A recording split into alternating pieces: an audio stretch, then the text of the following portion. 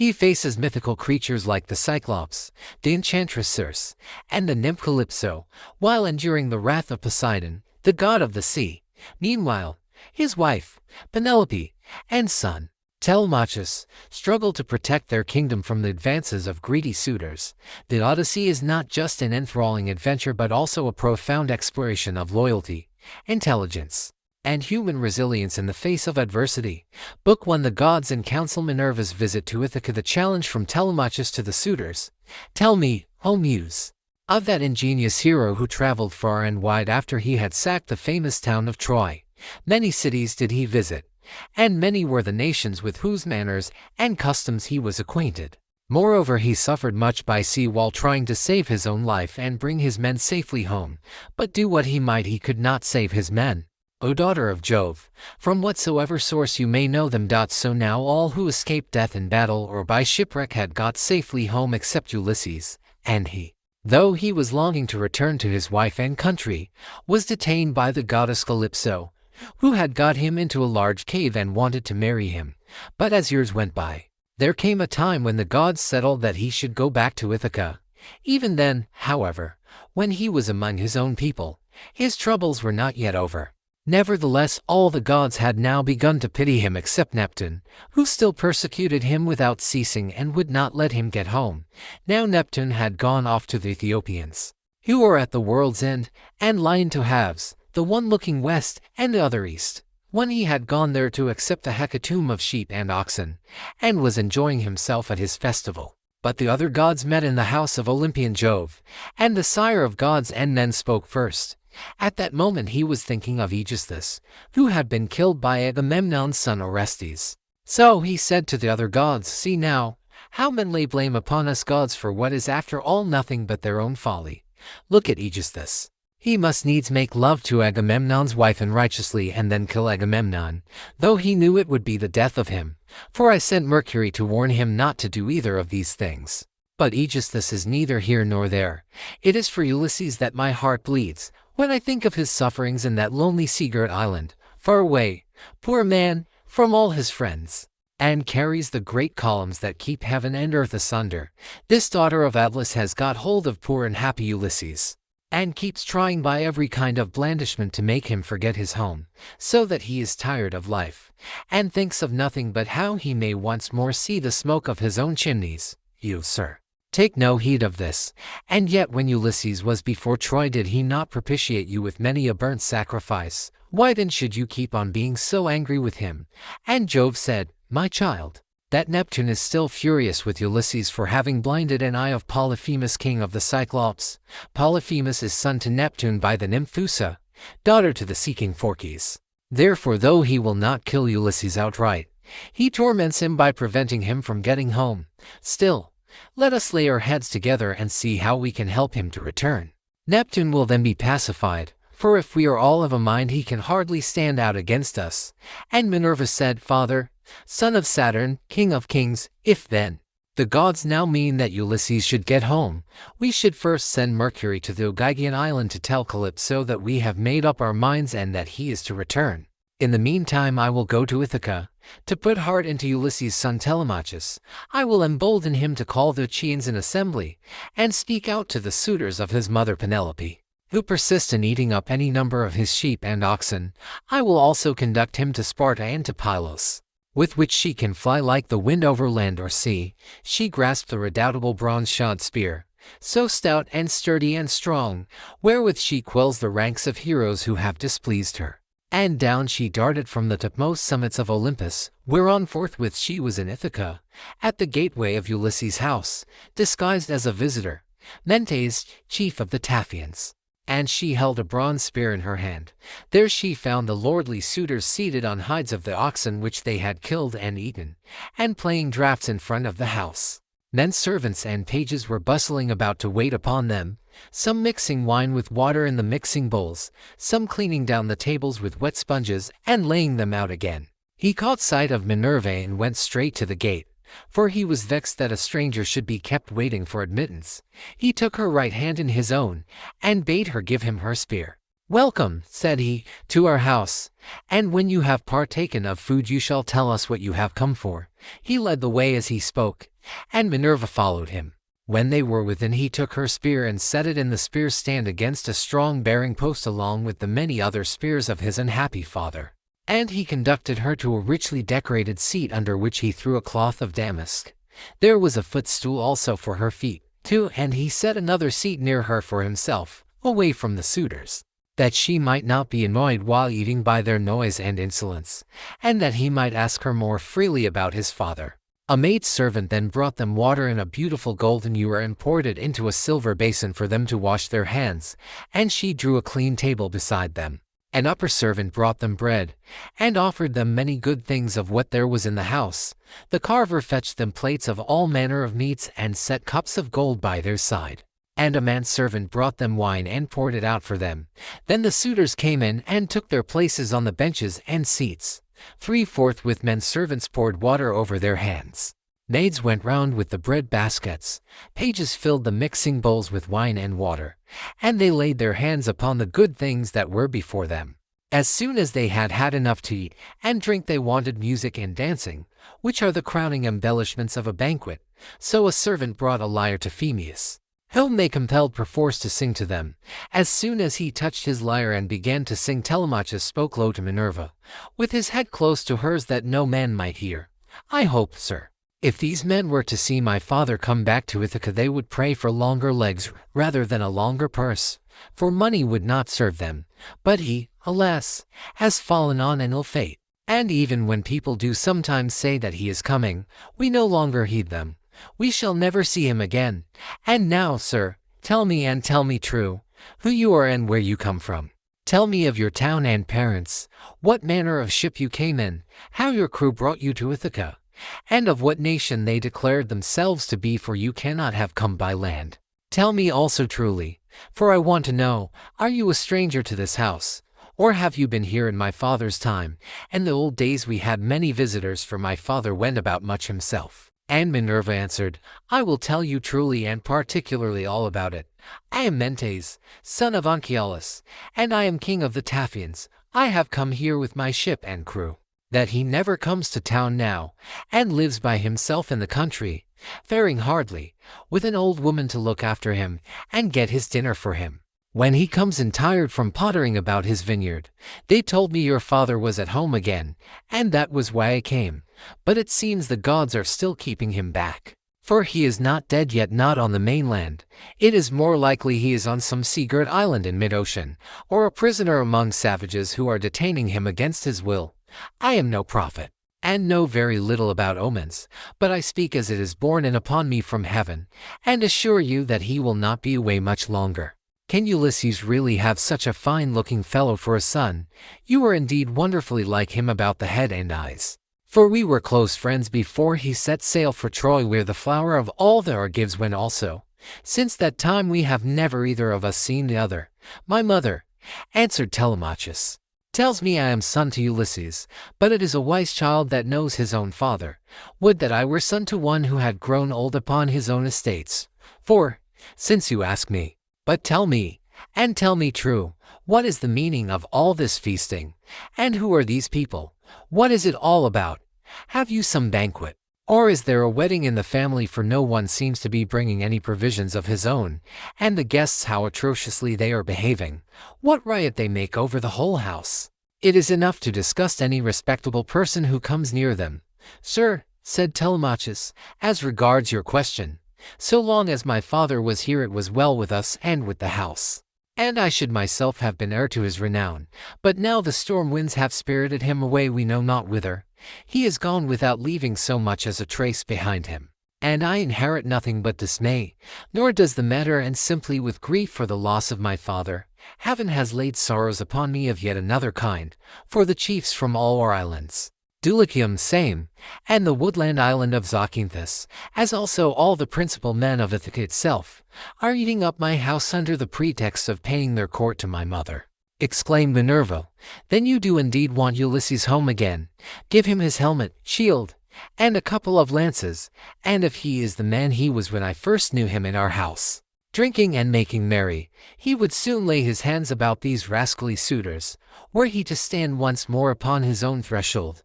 He was then coming from Ephyra, where he had been to beg poison for his arrows from Ilus, son of Murmurus.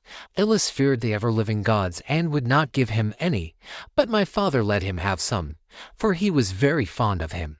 If Ulysses is the man he then was, these suitors will have a short shrift and a sorry wedding, but there, it rests with heaven to determine whether he is to return and take his revenge in his own house or no. I would, however, urge you to set about trying to get rid of these suitors at once. Take my advice. Call the Chian heroes in assembly tomorrow morning, lay your case before them, and call heaven to bear you witness. Bid the suitors take themselves off, each to his own place. As for yourself, let me prevail upon you to take the best ship you can get, with a crew of 20 men, and go in quest of your father, who has so long been missing. Someone may tell you something, and people often hear things in this way. Some heaven-sent message may direct you. First go to Palos and ask Nestor, thence go on to Sparta and visit Menelaus, for he got home last of all the Chians. If you hear that your father is alive and on his way home, you can put up with the waste these suitors will make for yet another 12 months. If on the other hand you hear of his death, come home at once, celebrate his funeral rites with all due pomp, build a barrow to his memory, and make your mother marry again. Then, and make yourself a name in story. Now, however, I must go back to my ship and to my crew, who will be impatient if I keep them waiting longer. Think the matter over for yourself, and remember what I have said to you. Sir, answered Telemachus, it has been very kind of you to talk to me in this way, as though I were your own son, and I will do all you tell me. I know you want to be getting on with your voyage, but stay a little longer till you have taken a bath and refreshed yourself. I will then give you a present, and you shall go on your way rejoicing. I will give you one of great beauty and value, a keepsake such as only dear friends give to one another. Minerva answered, do not try to keep me, for I would be on my way at once. With these words she flew away like a bird into the air, but she had given Telemachus courage, and had made him think more than ever about his father. He felt the change, wondered at it, and his hearers sat wrapped in silence as he told the sad tale of the return from Troy, and the ills Minerva had laid upon the Chians. Penelope, daughter of Icarius, heard his song from her room upstairs, and came down by the great staircase, not alone, but attended by 2 of her handmaids. When she reached the suitors, she stood by one of the bearing posts that supported the roof of the cloisters, 8 with a staid maiden on either side of her. She held a veil, moreover, before her face, and was weeping bitterly. Phemius, she cried, you know many another feat of gods and heroes, such as poets love to celebrate. Sing the suitors some one of these, and let them drink their wine in silence, but cease this sad tale, for it breaks my sorrowful heart, and reminds me of my lost husband whom I mourn ever without ceasing, and whose name was great over all Hellas and middle Argos. 9 Mother, answered Telemachus, let the bard sing what he has a mind to. Bards do not make the ills they sing of. It is Jove, not they, who makes them, and who sends well or woe upon mankind according to his own good pleasure. This fellow means no harm by singing the ill-fated return of the Danaans, for people always applaud the latest songs most warmly. Make up your mind to it, and bear it. Ulysses is not the only man who never came back from Troy, but many another went down as well as he. Go, then, within the house and busy yourself with your daily duties, your loom, your distaff, and the ordering of your servants, for speech is man's matter, and mine above all others 10, for it is I who am master here. She went wondering back into the house, and laid her son saying in her heart. Then, going upstairs with her handmaids into her room, she mourned her dear husband till Minerva shed sweet sleep over her eyes. But the suitors were clamorous throughout the covered cloisters 11, and prayed each one that he might be her bedfellow. Then Telemachus spoke. Shameless, he cried, and insolent suitors, let us feast at our pleasure now, and let there be no brawling. For it is a rare thing to hear a man with such a divine voice as Phemius has. But in the morning meet me in full assembly, that I may give you formal notice to depart, and feast at one another's houses, turn and turn about, at your own cost.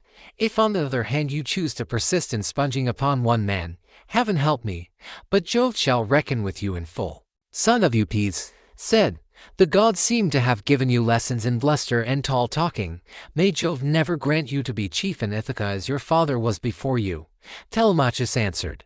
Antinous, do not chide with me, but, God willing, I will be chief too if I can. Is this the worst fate you can think of for me?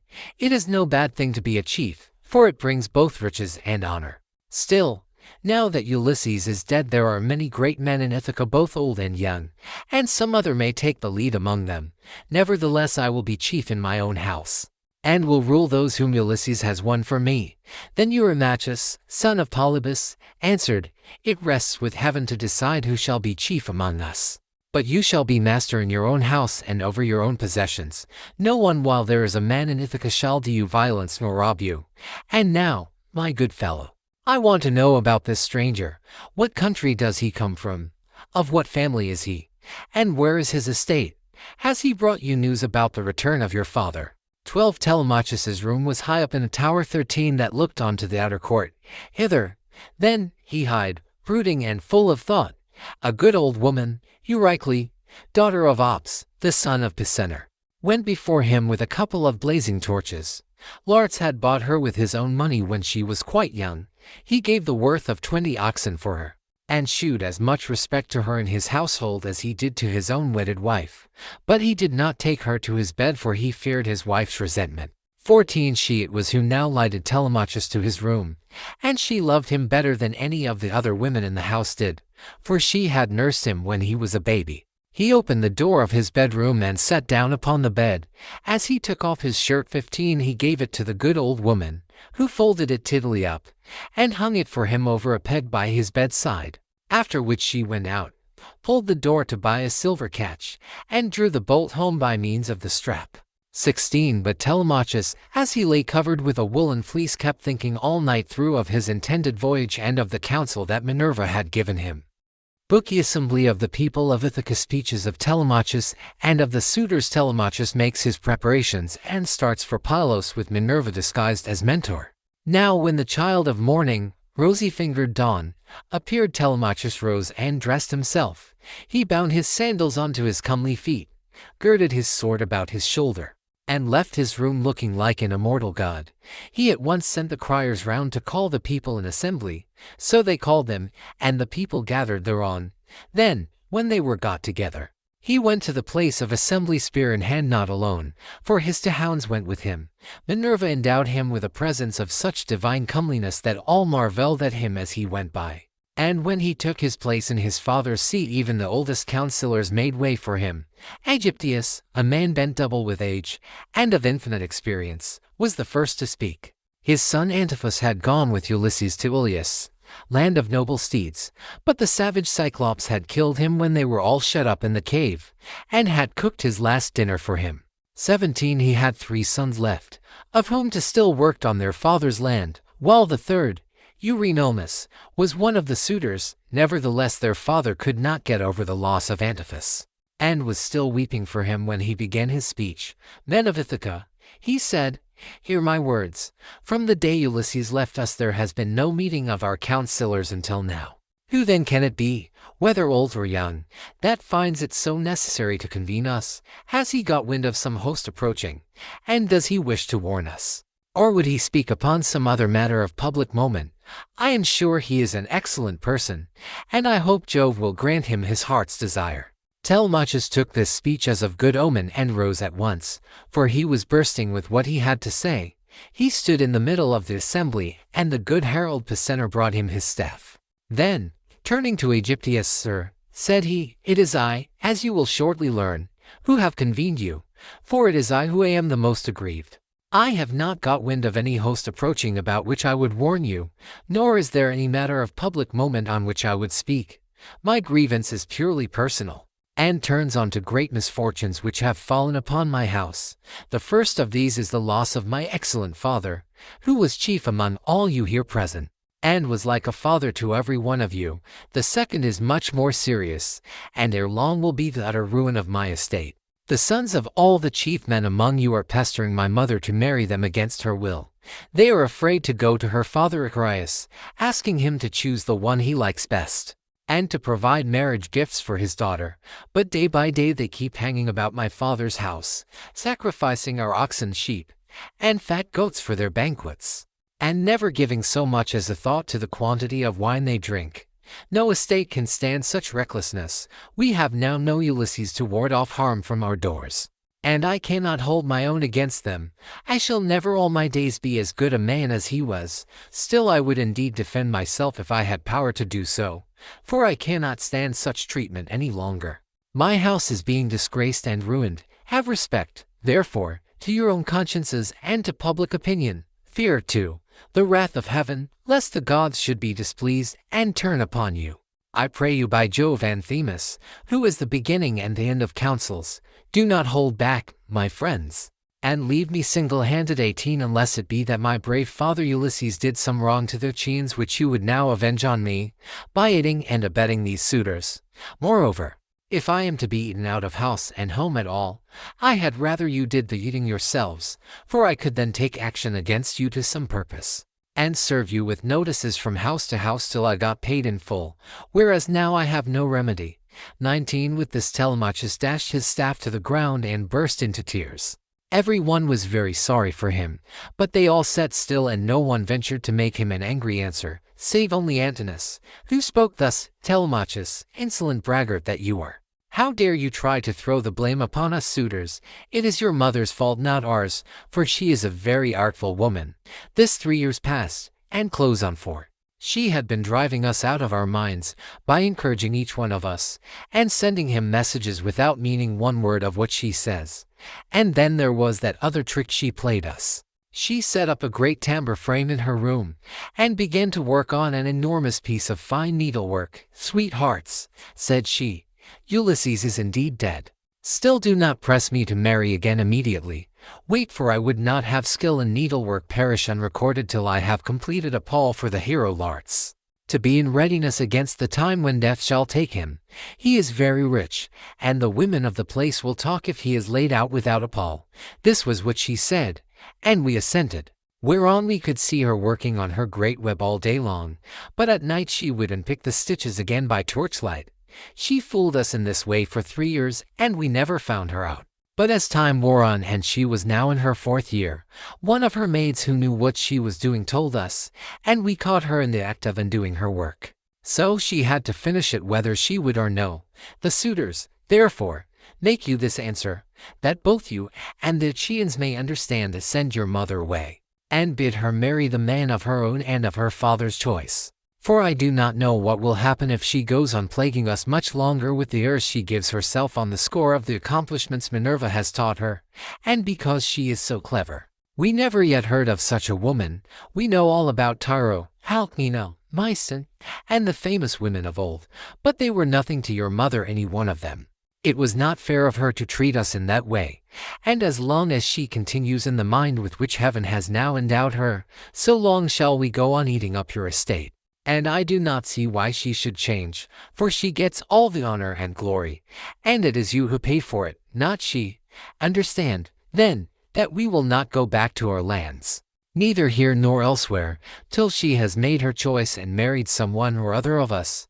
Telemachus answered, Antinous, how can I drive the mother who bore me from my father's house? My father is abroad, and we do not know whether he is alive or dead. It will be hard on me if I have to pay Icarus the large sum which I must give him if I insist on sending his daughter back to him. Not only will he deal rigorously with me, but heaven will also punish me, for my mother when she leaves the house will call on the Erinyes to avenge her. Besides, it would not be a creditable thing to do, and I will have nothing to say to it. If you choose to take offense at this, leave the house and feast elsewhere at one another's houses at your own cost, turn and turn about. If, on the other hand, you elect to persist in sponging upon one man, heaven help me, but Jove shall reckon with you in full, and when you fall in my father's house there shall be no man to avenge you. As he spoke, Jove sent 2 eagles from the top of the mountain, and they flew on and on with the wind, sailing side by side in their own lordly flight. When they were right over the middle of the assembly they wheeled and circled about, beating the air with their wings and glaring death into the eyes of them that were below. Then, fighting fiercely and tearing at one another, they flew off towards the right over the town. The people wondered as they saw them, and asked each other what all this might be, whereon Halitherses, who was the best prophet and reader of omens among them, spoke to them plainly and in all honesty, saying, "Hear me, men of Ithaca, and I speak more particularly to the suitors, for I see mischief brewing for them. Ulysses is not going to be away much longer. Indeed, he is close at hand to deal out death and destruction, not on them alone, but on many another of us who live in Ithaca. Let us then be wise in time, and put a stop to this wickedness before he comes. Let the suitors do so of their own accord. It will be better for them, for I am not prophesying without due knowledge. Everything has happened to Ulysses as I foretold when the Argives set out for Troy, and he with them. I said that after going through much hardship and losing all his men he should come home again in the 20th year and that no one would know him. And now all this is coming true." Eurymachus, son of Polybus, then said, "Go home, old man, and prophesy to your own children, or it may be worse for them. I can read these omens myself much better than you can. Birds are always flying about in the sunshine somewhere or other, but they seldom mean anything. Ulysses has died in a far country, and it is a pity you are not dead along with him."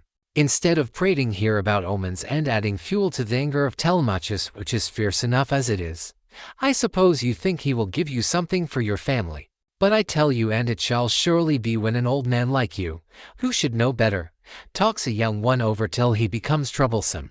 In the first place, his young friend will only fare so much the worse. He will take nothing by it, for the suitors will prevent the sand in the necks. We will lay a heavier fine, sir, upon yourself than you will at all like paying, for it will bear hardly upon you. As for Telemachus, I warn him in the presence of you all to send his mother back to her father, who will find her a husband and provide her with all the marriage gifts so dear a daughter may expect. Till then we shall go on harassing him with our suit, for we fear no man, and care neither for him, with all his fine speeches, nor for any fortune-telling of yours. You may preach as much as you please, but we shall only hate you the more. We shall go back and continue to eat up Telemachus's estate without paying him, till such time as his mother leaves off tormenting us by keeping us day after day on the tiptoe of expectation, each vying with the other in his suit for a prize of such rare perfection. Besides, we cannot go after the other women whom we should marry in due course, but for the way in which she treats us." Then Telemachus said, "Eurymachus, and you other suitors, I shall say no more, and entreat you no further, for the gods and the people of Ithaca now know my story. Give me, then, a ship and a crew of 20 men to take me hither and thither, and I will go to Sparta and to Pylos in quest of my father who has so long been missing. Someone may tell me something, and people often hear things in this way. Some heaven-sent message may direct me. If I can hear of him as alive and on his way home, I will put up with the waste you suitors will make for yet another 12 months. If on the other hand I hear of his death, I will return at once, celebrate his funeral rites with all due pomp, build a barrow to his memory, and make my mother marry again." With these words he sat down, and Mentor 20, who had been a friend of Ulysses, and had been left in charge of everything with full authority over the servants, rose to speak. He then, plainly and in all honesty, addressed them thus: "Hear me, men of Ithaca. I hope that you may never have a kind and well-disposed ruler any more, nor one who will govern you equitably. I hope that all your chiefs henceforward may be cruel and unjust. For there is not one of you but has forgotten Ulysses, who ruled you as though he were your father. I am not half so angry with the suitors, for if they choose to do violence in the naughtiness of their hearts, and wager their heads that Ulysses will not return, they can take the high hand and eat up his estate. But as for you others, I am shocked at the way in which you all sit still without even trying to stop such scandalous goings-on, which you could do if you chose, for you are many, and they are few." Leocritus, son of Evenor, answered him, saying, "Mentor, what folly is all this, that you should set the people to stay us? It is a hard thing for one man to fight with many about his victuals. Even though Ulysses himself were to set upon us while we are feasting in his house, and do his best to oust us, his wife, who wants him back so very badly, would have small cause for rejoicing, and his blood would be upon his own head if he fought against such great odds. There is no sense in what you have been saying. Now, therefore, do you people go about your business, and let his father's old friends, Mentor and Halitherses, feed this boy on his journey, if he goes at all, which I do not think he will. for he is more likely to stay where he is till someone comes and tells him something. On this he broke up the assembly, and every man went back to his own abode, while the suitors returned to the house of Ulysses. Then Telemachus went all alone by the seaside, washed his hands in the grey waves, and prayed to Minerva. "Hear me," he cried, "you god who visited me yesterday, and bade me sail the seas in search of my father who has so long been missing. I would obey you, but the Chians, and more particularly the wicked suitors, are hindering me that I cannot do so." As he thus prayed, Minerva came close up to him in the likeness and with the voice of Mentor. "Telemachus," said she, "if you are made of the same stuff as your father, you will be neither fool nor coward henceforward, for Ulysses never broke his word nor left his work half done. If, then, you take after him, your voyage will not be fruitless, but unless you have the blood of Ulysses and of Penelope in your veins, I see no likelihood of your succeeding. Sons are seldom as good men as their fathers. They are generally worse, not better. Still, as you are not going to be either fool or coward henceforward, and are not entirely without some share of your father's wise discernment, I look with hope upon your undertaking. But mind you never make common cause with any of those foolish suitors, for they have neither sense nor virtue, and give no thought to death and to the doom that will shortly fall on one and all of them, so that they shall perish on the same day. As for your voyage, it shall not be long delayed. Your father was such an old friend of mine that I will find you a ship, and will come with you myself. Now, however, return home, and go about among the suitors. Begin getting provisions ready for your voyage. See everything well stowed, the wine in jars, and the barley meal, which is the staff of life, in leathern bags, while I go round the town and beat up volunteers at once. There are many ships in Ithaca, both old and new. I will run my eye over them for you and will choose the best. We will get her ready and will put out to sea without delay." Thus spoke Minerva, daughter of Jove, and Telemachus lost no time in doing as the goddess told him. He went moodily home, and found the suitors flaying goats and singeing pigs in the outer court. Antinous came up to him at once and laughed as he took his hand in his own, saying, "Telemachus, my fine fire-eater, bear no moral blood neither in word nor deed, but eat and drink with us as you used to do. The Chians will find you in everything, a ship and a picked crew to boot, so that you can set sail for Pylos at once and get news of your noble father." "Antinous," answered Telemachus, "I cannot eat in peace, nor take pleasure of any kind with such men as you are. Was it not enough that you should waste so much good property of mine while I was yet a boy? Now that I am older and know more about it, I am also stronger, and whether here among this people, or by going to Pylos, I will do you all the harm I can. I shall go, and my going will not be in vain, though, thanks to you suitors, I have neither ship nor crew of my own, and must be passenger not captain." As he spoke he snatched his hand from that of Antinous. Meanwhile the others went on getting dinner ready about the buildings, 21 jeering at him tauntingly as they did so. "Telemachus," said one youngster, "means to be the death of us. I suppose he thinks he can bring friends to help him from Pylos, or again from Sparta, where he seems bent on going. Or will he go to a fire as well, for poison to put in our wine and kill us?"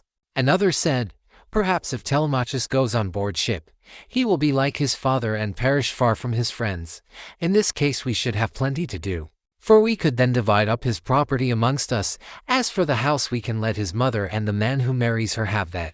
This was how they talked. But Telemachus went down into the lofty and spacious storeroom where his father's treasure of gold and bronze lay heaped up upon the floor, and where the linen and spare clothes were kept in open chests. Here, too, there was a store of fragrant olive oil, while casks of old, well-ripened wine, and blended and fit for a god to drink, were ranged against the wall in case Ulysses should come home again after all.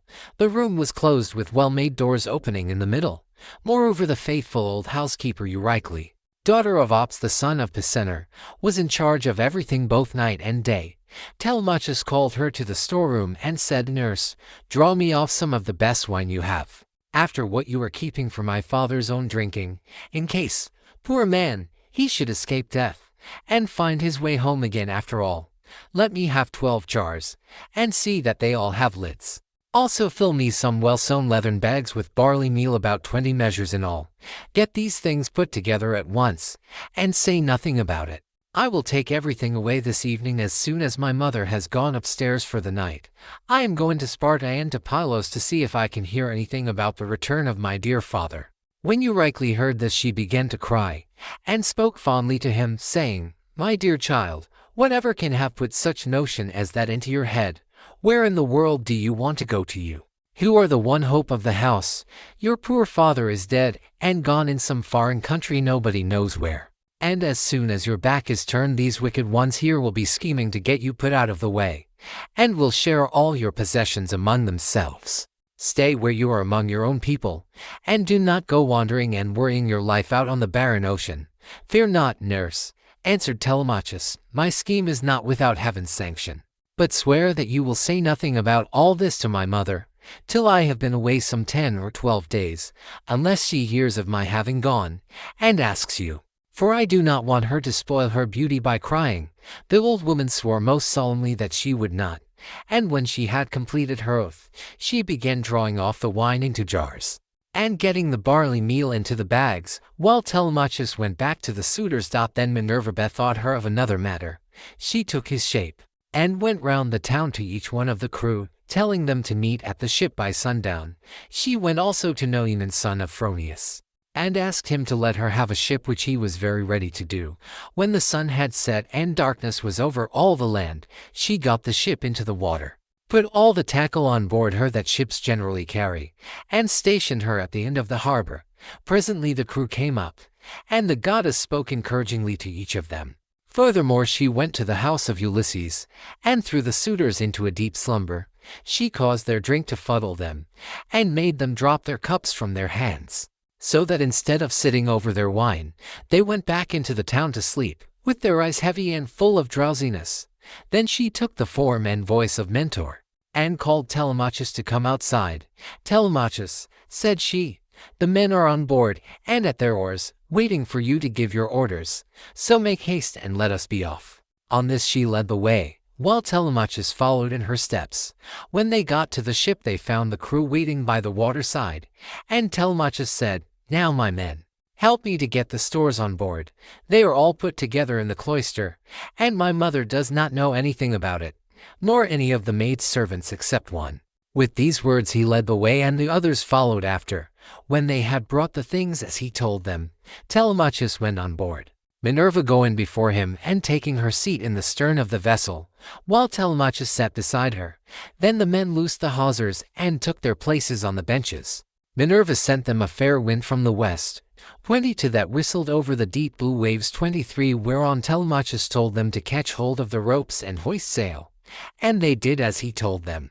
They set the mast in its socket in the cross plank, raised it, and made it fast with the forestays. Then they hoisted their white sails aloft with ropes of twisted ox hide. As the sail bellied out with the wind, the ship flew through the deep blue water, and the foam hissed against her bows as she sped onward. Then they made all fast throughout the ship, filled the mixing bowls to the brim, and made drink offerings to the immortal gods that are from everlasting, but more particularly to the great daughter of Jove. Thus, then, the ship sped on her way through the watches of the night from dark till dawn. Book Telemachus visits Nestor at Pylos.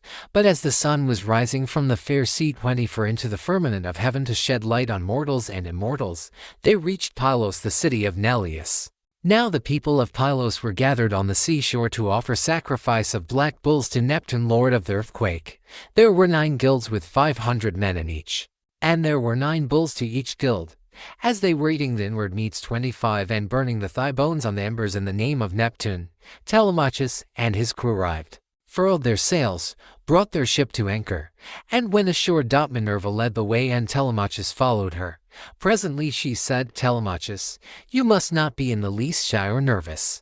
You have taken this voyage to try and find out where your father is buried and how he came by his end. So go straight up to Nestor that we may see what he has got to tell us. Beg of him to speak the truth, and he will tell no lies, for he is an excellent person." "But how, Mentor?" replied Telemachus. "Dare I go up to Nestor? And how am I to address him? I have never yet been used to holding long conversations with people, and am ashamed to begin questioning one who is so much older than myself." "Some things, Telemachus," answered Minerva, will be suggested to you by your own instinct, and heaven will prompt you further, for I am assured that the gods have been with you from the time of your birth until now." She then went quickly on, and Telemachus followed in her steps till they reached the place where the guilds of the Pylian people were assembled. There they found Nestor sitting with his sons, while his company round him were busy getting dinner ready, and putting pieces of meat onto the spits 26 while other pieces were cooking. When they saw the strangers they crowded round them, took them by the hand and bade them take their places. Nestor's son Pisistratus at once offered his hand to each of them, and seated them on some soft sheepskins that were lying on the sands near his father and his brother Thrasymedes. Then he gave them their portions of the inward meats and poured wine for them into a golden cup, handing it to Minerva first, and saluting her at the same time.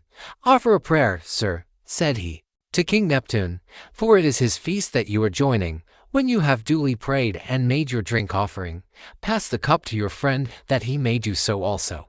I doubt not that he too lifts his hands in prayer, for man cannot live without God in the world. Still he is younger than you are, and is much of an age with myself, so I will give you the precedence." As he spoke he handed her the cup.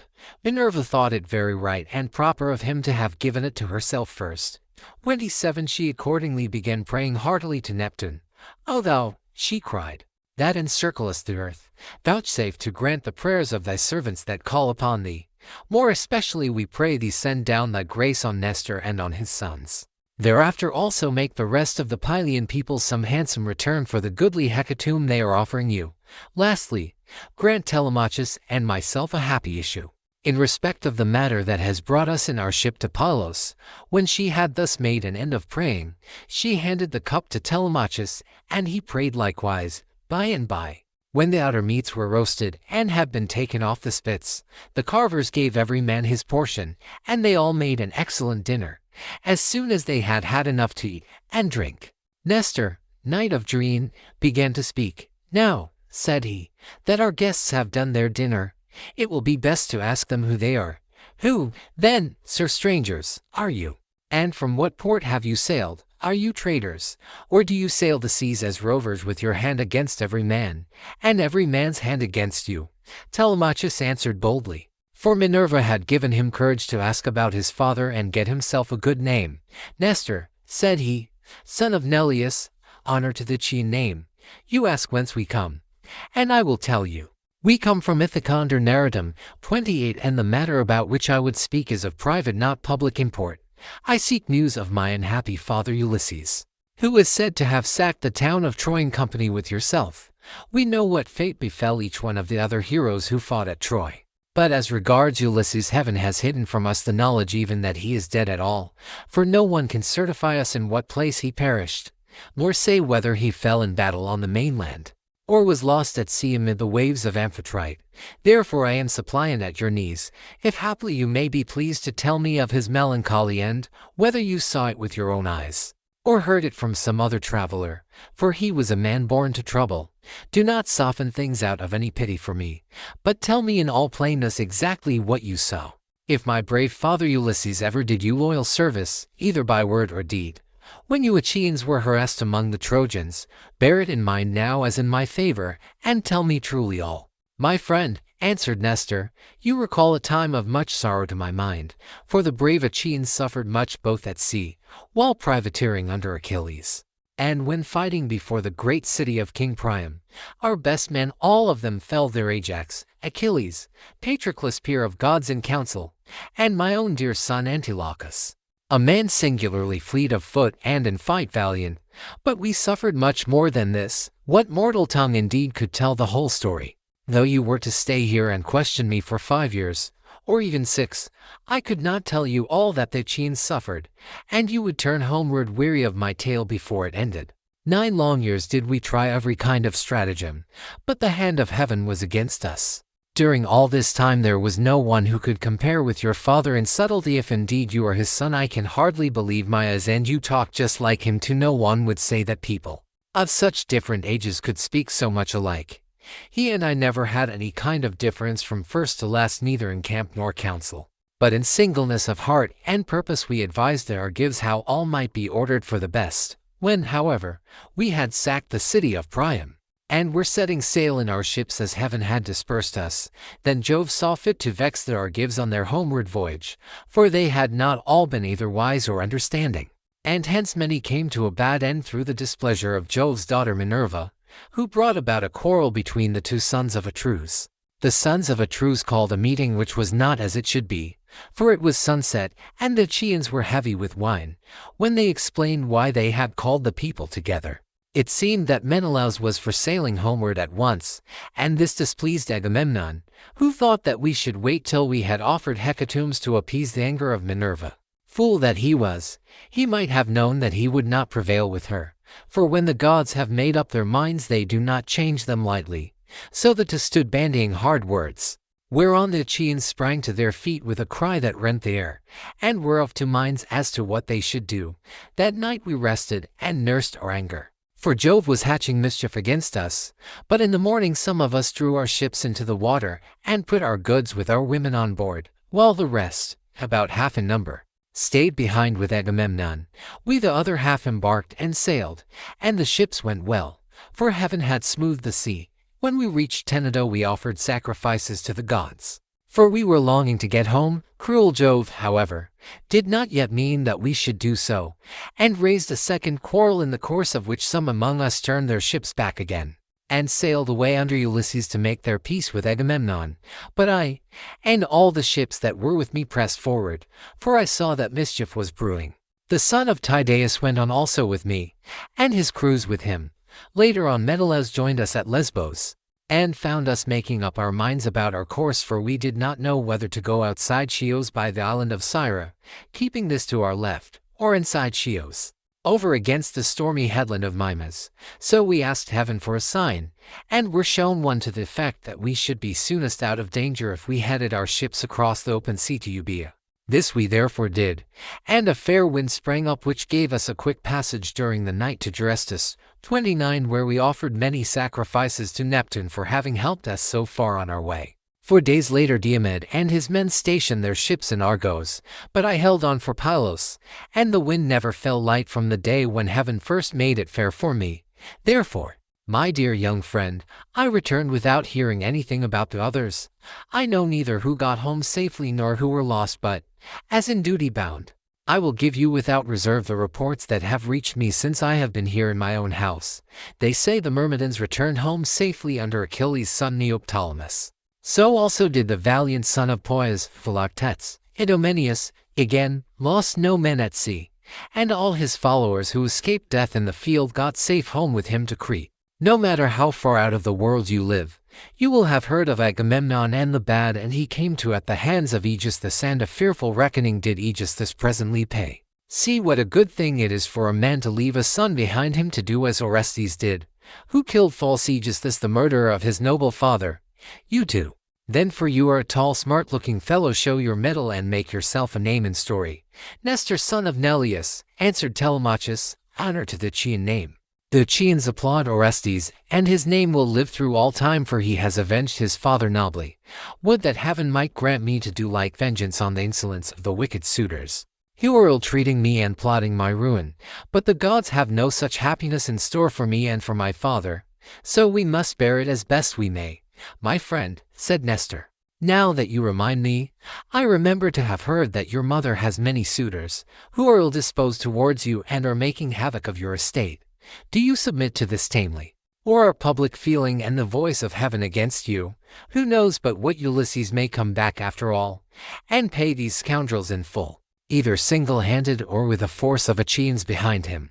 If Minerva were to take as great a liking to you as she did to Ulysses when we were fighting before Troy, for I never yet saw the gods so openly fond of any one as Minerva then was of your father, if she would take as good care of you as she did of him, these wooers would soon some of them forget their wooing. Telemachus answered, I can expect nothing of the kind. It would be far too much to hope for. I dare not let myself think of it, even though the gods themselves willed it no such good fortune could befall me. On this Minerva said, Telemachus, what are you talking about? Heaven has a long arm if it is minded to save a man, and if it were me, I should not care how much I suffered before getting home, provided I could be safe when I was once there. I would rather this, than get home quickly, and then be killed in my own house as Agamemnon was by the treachery of Aegisthus and his wife. Still, death is certain, and when a man's hour is come, not even the gods can save him, no matter how fond they are of him. Mentor, answered Telemachus, do not let us talk about it any more. There is no chance of my father's ever coming back. The gods have long since counseled his destruction.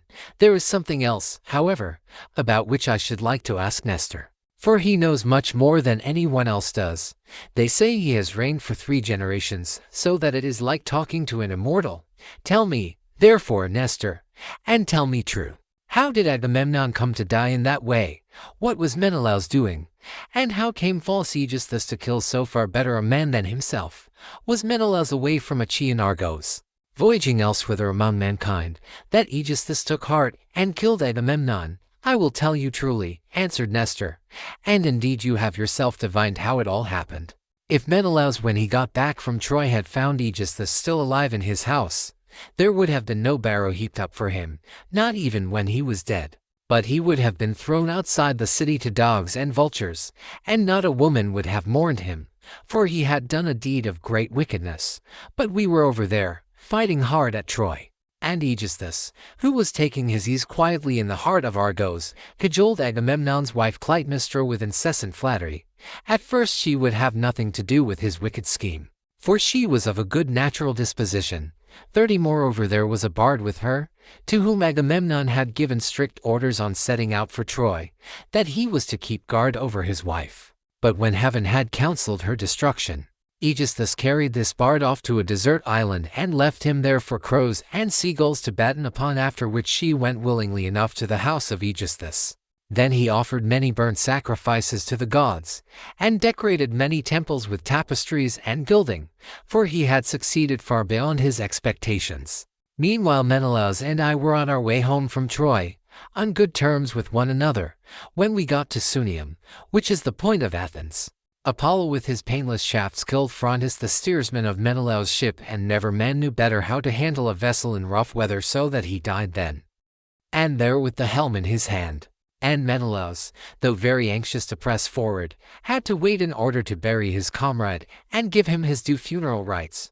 Presently, when he too could put to sea again, and had sailed on as far as the Malian heads, Jove counseled evil against him and made it blow hard till the waves ran mountains high. Here he divided his fleet, and took the one half towards Crete, where the Sidonians dwell round about the waters of the river Iardanus. There is a high headland hereabouts stretching out into the sea from a place called Gortyn.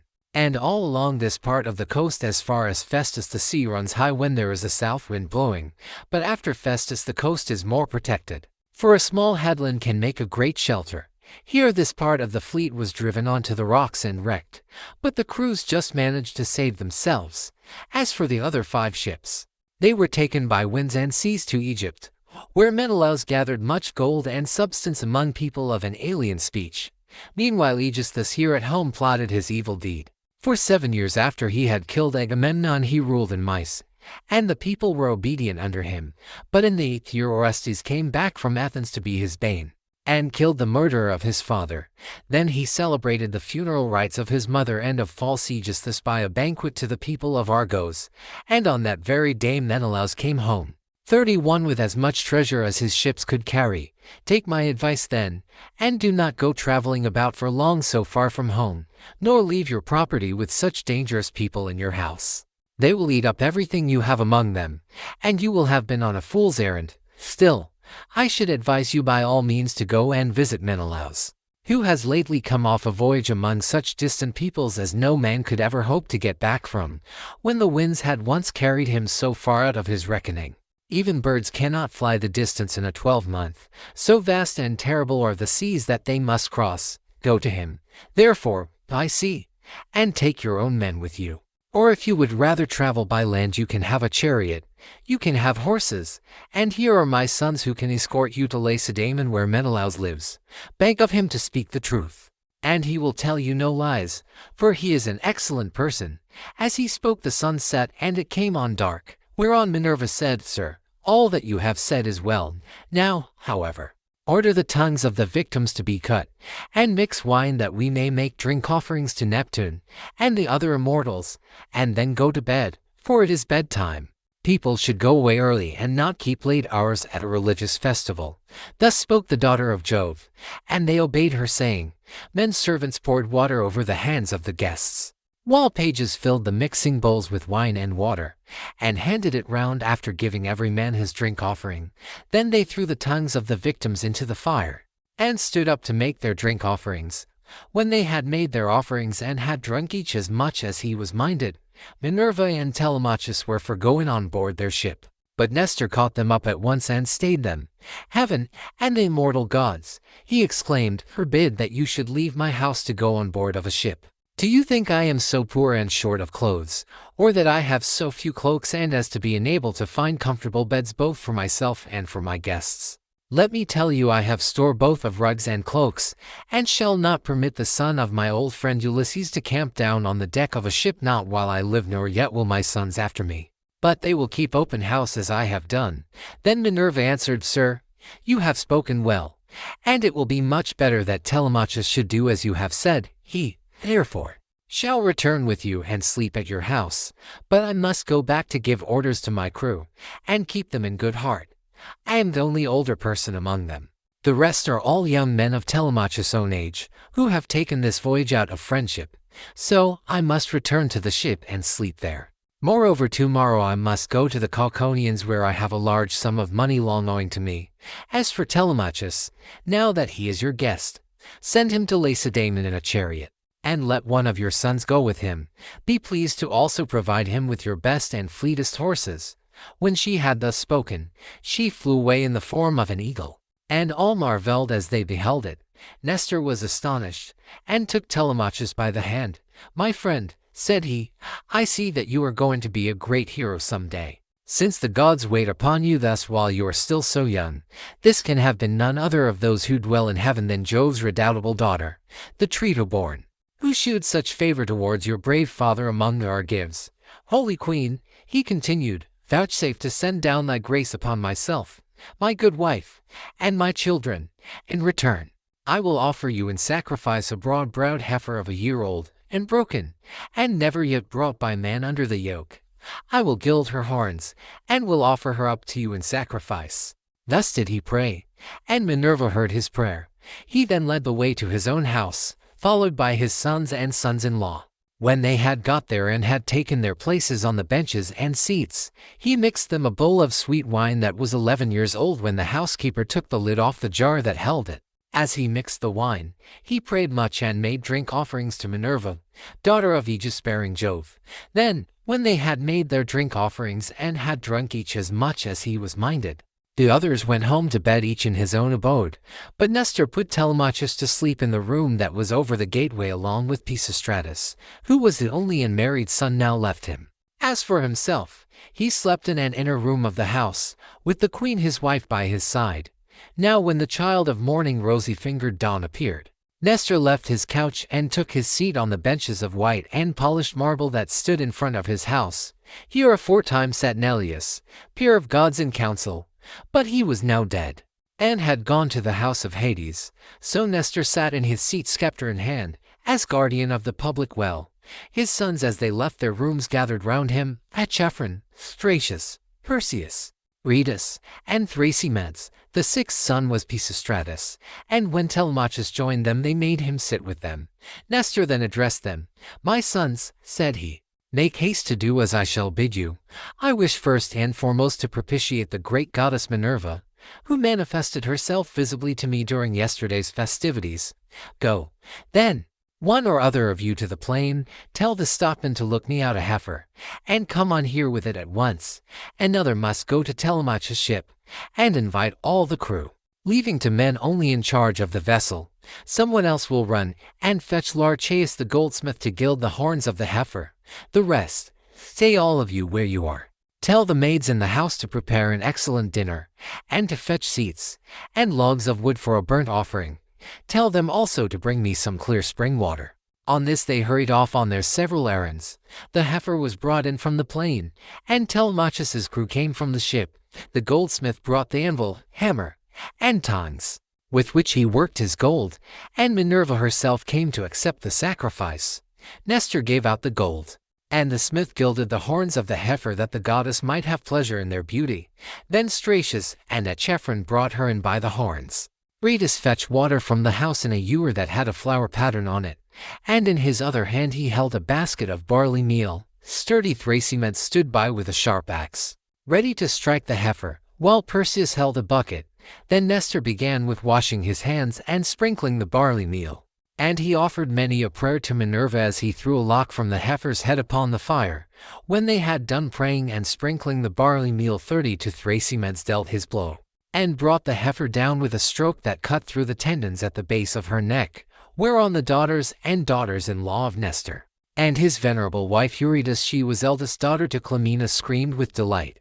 Then they lifted the heifer's head from off the ground, and Pisistratus cut her throat. When she had done bleeding and was quite dead, they cut her up.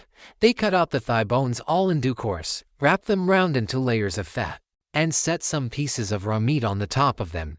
Then Nestor laid them upon the wood fire and poured wine over them, while the young men stood near him with 5 bronze spits in their hands.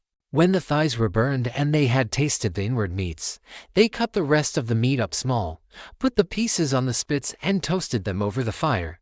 Meanwhile lovely Polycaste, Nestor's youngest daughter, washed Telemachus. When she had washed him and anointed him with oil, she brought him a fair mantle and shirt. 33 And he looked like a god as he came from the bath, and took his seat by the side of Nestor. When the outer meats were done, they drew them off the spits and sat down to dinner, where they were waited upon by some worthy henchmen, who kept pouring them out their wine in cups of gold.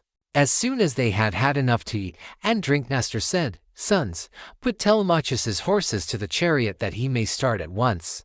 Thus did he speak, and they did even as he had said, and yoked the fleet horses to the chariot. The housekeeper packed them up a provision of bread, wine, and sweetmeats fit for the sons of princes. Then Telemachus got into the chariot, while Pisistratus gathered up the reins and took his seat beside him. He lashed the horses on, and they flew forward nothing loth into the open country, leaving the high citadel of Pylos behind them. All that day did they travel, swaying the yoke upon their necks till the sun went down and darkness was over all the land. Then they reached Pherae, where Diocles lived, who was son to Ortilochus and grandson to Alpheus. Here they passed the night, and Diocles entertained them hospitably. When the child of morning, rosy-fingered Dawn, appeared, they again yoked their horses and drove out through the gateway under the echoing gatehouse. 34 Pisistratus lashed the horses on, and they flew forward nothing loth. Presently they came to the corn lands of the open country, and in the course of time completed their journey. So well did their steeds take them. 35 Now when the sun had set and darkness was over the land, Book V Visit to King Menelaus, who tells his story. Meanwhile the suitors in Ithaca plot against Telemachus. They reached the low-lying city of Lacedaemon, where they drove straight to the abode of Menelaus. 36 And found him in his own house, feasting with his many clansmen in honor of the wedding of his son, and also of his daughter, whom he was marrying to the son of that valiant warrior Achilles.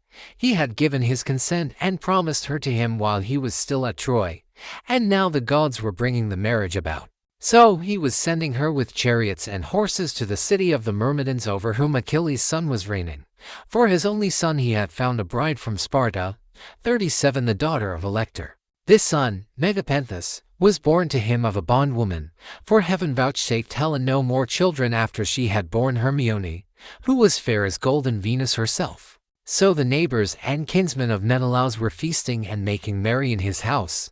There was a bard also to sing to them and play his lyre, while two tumblers went about performing in the midst of them, when the man struck up with his tune.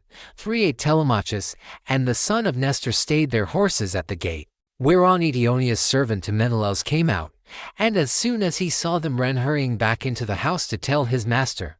He went close up to him and said, "Menelaus, there are some strangers come here, two men, who look like sons of Jove. What are we to do? Shall we take their horses out, or tell them to find friends elsewhere as they best can?" Menelaus was very angry and said, "Eteonius, son of both house, you never used to be a fool, but now you talk like a simpleton. Take their horses out, of course." and show the strangers in that they may have supper. You and I have stayed often enough at other people's houses before we got back here, where heaven grant that we may rest in peace henceforward." So Odysseus bustled back and bade the other servants come with him. They took their sweating steeds from under the yoke, made them fast to the mangers, and gave them a feed of oats and barley mix. Then they leaned the chariot against the end wall of the courtyard, and led the way into the house. Telemachus and Pisistratus were astonished when they saw it, for its splendor was as that of the sun and moon. Then, when they had admired everything to their heart's content, they went into the bathroom and washed themselves. When the servants had washed them and anointed them with oil, they brought them woolen cloaks and shirts. And the two took their seats by the side of Menelaus. A maidservant brought them water in a beautiful golden ewer, and poured it into a silver basin for them to wash their hands. And she drew a clean table beside them. An upper servant brought them bread, and offered them many good things of what there was in the house, while the carver fetched them plates of all manner of meats and set cups of gold by their side. Menelaus then greeted them, saying, "Fall to, and welcome. When you have done supper I shall ask who you are, for the lineage of such men as you cannot have been lost. You must be descended from a line of scepter-bearing kings, for poor people do not have such sons as you are." On this he handed them 39 a piece of fat roast loin, which had been set near him as being a prime part. And they laid their hands on the good things that were before them. As soon as they had had enough to eat and drink, Telemachus said to the son of Nestor, with his head so close that no one might hear, "Look, Pisistratus, man after my own heart, see the gleam of bronze and gold of amber, 40 ivory, and silver. Everything is so splendid that it is like seeing the palace of Olympian Jove. I am lost in admiration." Menelaus overheard him and said, "No one, my sons, can hold his own with Jove, for his house and everything about him is immortal. But among mortal men, well, there may be another who has as much wealth as I have, or there may not. But at all events I have traveled much and have undergone much hardship, for it was nearly 8 years before I could get home with my fleet. I went to Cyprus, Phoenicia, and the Egyptians. I went also to the Ethiopians, the Sidonians, and the Erembians, and to Libya, where the lambs have horns as soon as they are born, and the sheep lamb down 3 times a year. Every one in that country, whether master or man, has plenty of cheese, meat, and good milk, for the ewes yield all the year round. But while I was traveling and getting great riches among these people, my brother was secretly and shockingly murdered through the perfidy of his wicked wife. So that I have no pleasure in being lord of all this wealth. Whoever your parents may be, they must have told you about all this, and of my heavy loss in the ruin 41 of a stately mansion fully and magnificently furnished. Would that I had only a third of what I now have, so that I had stayed at home. And all those were living who perished on the plain of Troy, far from Argos. I often grieve, as I sit here in my house, for one and all of them. At times I cry aloud for sorrow, but presently I leave off again, for crying is cold comfort and one soon tires of it. Yet grieve for these as I may, I do so for one man more than for them all. I cannot even think of him without loathing both food and sleep. So miserable does he make me, for no one of all the Chians worked so hard or risked so much as he did. He took nothing by it, and has left a legacy of sorrow to myself, for he has been gone a long time, and we know not whether he is alive or dead. His old father, his long-suffering wife Penelope, and his son Telemachus, whom he left behind him an infant in arms, are plunged in grief on his account." Thus spoke Menelaus, and the heart of Telemachus yearned as he bethought him of his father. Tears fell from his eyes as he heard him thus mentioned, so that he held his cloak before his face with both hands. When Menelaus saw this, he doubted whether to let him choose his own time for speaking, or to ask him at once and find what it was all about. While he was thus in two minds, Helen came down from her high-vaulted and perfumed room, looking as lovely as Diana herself. Idris brought her a seat, Alcip a soft woolen rug, while Philo fetched her the silver workbox which Alcandra, wife of Polybus, had given her. Polybus lived in Egyptian Thebes, which is the richest city in the whole world. He gave Menelaus 2 baths, both of pure silver, 2 tripods, and 10 talents of gold. Besides all this, his wife gave Helen some beautiful presents, to wit, a golden distaff, and a silver workbox that ran on wheels, with a gold band round the top of it. Philo now placed this by her side, full of fine spun yarn.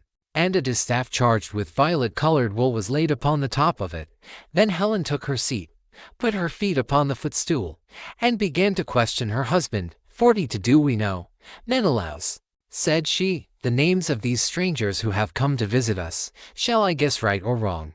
But I cannot help saying what I think. Never yet have I seen either man or woman so like somebody else. Indeed, when I look at him I hardly know what to think, as this young man is like Telemachus, whom Ulysses left as a baby behind him. When you Achaeans went to Troy with battle in your hearts, on account of my most shameless self, my dear wife, replied Menelaus, I see the likeness just as you do.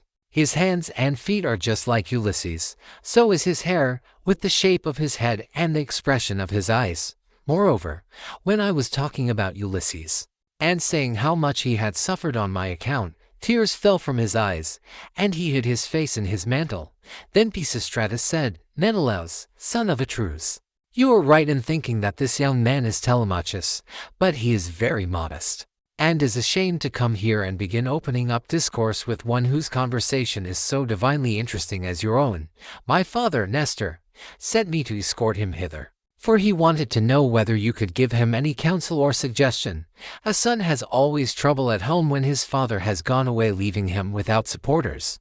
And this is how Telemachus is now placed, for his father is absent, and there is no one among his own people to stand by him. Bless my heart, replied Menelaus. Then I am receiving a visit from the son of a very dear friend, who suffered much hardship for my sake. I had always hoped to entertain him with most marked distinction when heaven had granted us a safe return from beyond the seas. I should have founded a city for him in Argos, and built him a house. I should have made him leave Ithaca with his goods, his son, and all his people, and should have sacked for them some one of the neighboring cities that are subject to me. We should thus have seen one another continually, and nothing but death could have interrupted so close and happy an intercourse. I suppose, however, that heaven grudged us such great good fortune, for it has prevented the poor fellow from ever getting home at all. Thus did he speak, and his words set them all a-weeping. Helen wept, Telemachus wept, and so did Menelaus. Nor could Pisistratus keep his eyes from filling, when he remembered his dear brother Antilochus, whom the son of bright dawn had killed. Thereon he said to Menelaus, Sir, my father Nestor, when we used to talk about you at home, told me you were a person of rare and excellent understanding. If, then, it be possible, do as I would urge you. I am not fond of crying while I am getting my supper. Morning will come in due course, and in the forenoon I care not how much I cry for those that are dead and gone. This is all we can do for the poor things. We can only shave our heads for them, and wring the tears from our cheeks. I had a brother who died at Troy. He was by no means the worst man there. You are sure to have known him. His name was Antilochus. I never set eyes upon him myself, but they say that he was singularly fleet of foot and in fight valiant. Your discretion, my friend, answered Menelaus, is beyond your years. It is plain you take after your father. One can soon see when a man is son to one whom heaven has blessed both as regards wife and offspring, and it has blessed Nestor from first to last all his days, giving him a green old age in his own house, with sons about him who are both well-disposed and valiant. We will put an end therefore to all this weeping, and attend to our supper again. Let water be poured over our hands. Telemachus and I can talk with one another fully in the morning. On this Asphalion, one of the servants, poured water over their hands, and they laid their hands on the good things that were before them. Then Jove's daughter Helen bethought her of another matter. She drugged the wine with an herb that banishes all care, sorrow, and ill humor. Whoever drinks wine thus drugged cannot shed a single tear all the rest of the day, not even though his father and mother both of them drop down dead, or he sees a brother or a son hewn in pieces before his very eyes. This drug, of such sovereign power and virtue, had been given to Helen by Polydamna, wife of Thon, a woman of Egypt, where there grow all sorts of herbs, some good to put into the mixing bowl and others poisonous. Moreover, every one in the whole country is a skilled physician, for they are of the race of Paeon. When Helen had put this drug in the bowl, and had told the servants to serve the wine round, she said, Menelaus, son of Atreus, and you my good friends, sons of honorable men, which is as Jove wills, for he is the giver both of good and evil, and can do what he chooses, feast here as you will, and listen while I tell you a tale in season. I cannot indeed name every single one of the exploits of Ulysses, but I can say what he did when he was before Troy. And you Achaeans were in all sorts of difficulties. He covered himself with wounds and bruises, dressed himself all in rags, and entered the enemy's city looking like a menial or a beggar. And quite different from what he did when he was among his own people. In this disguise he entered the city of Troy, and no one said anything to him.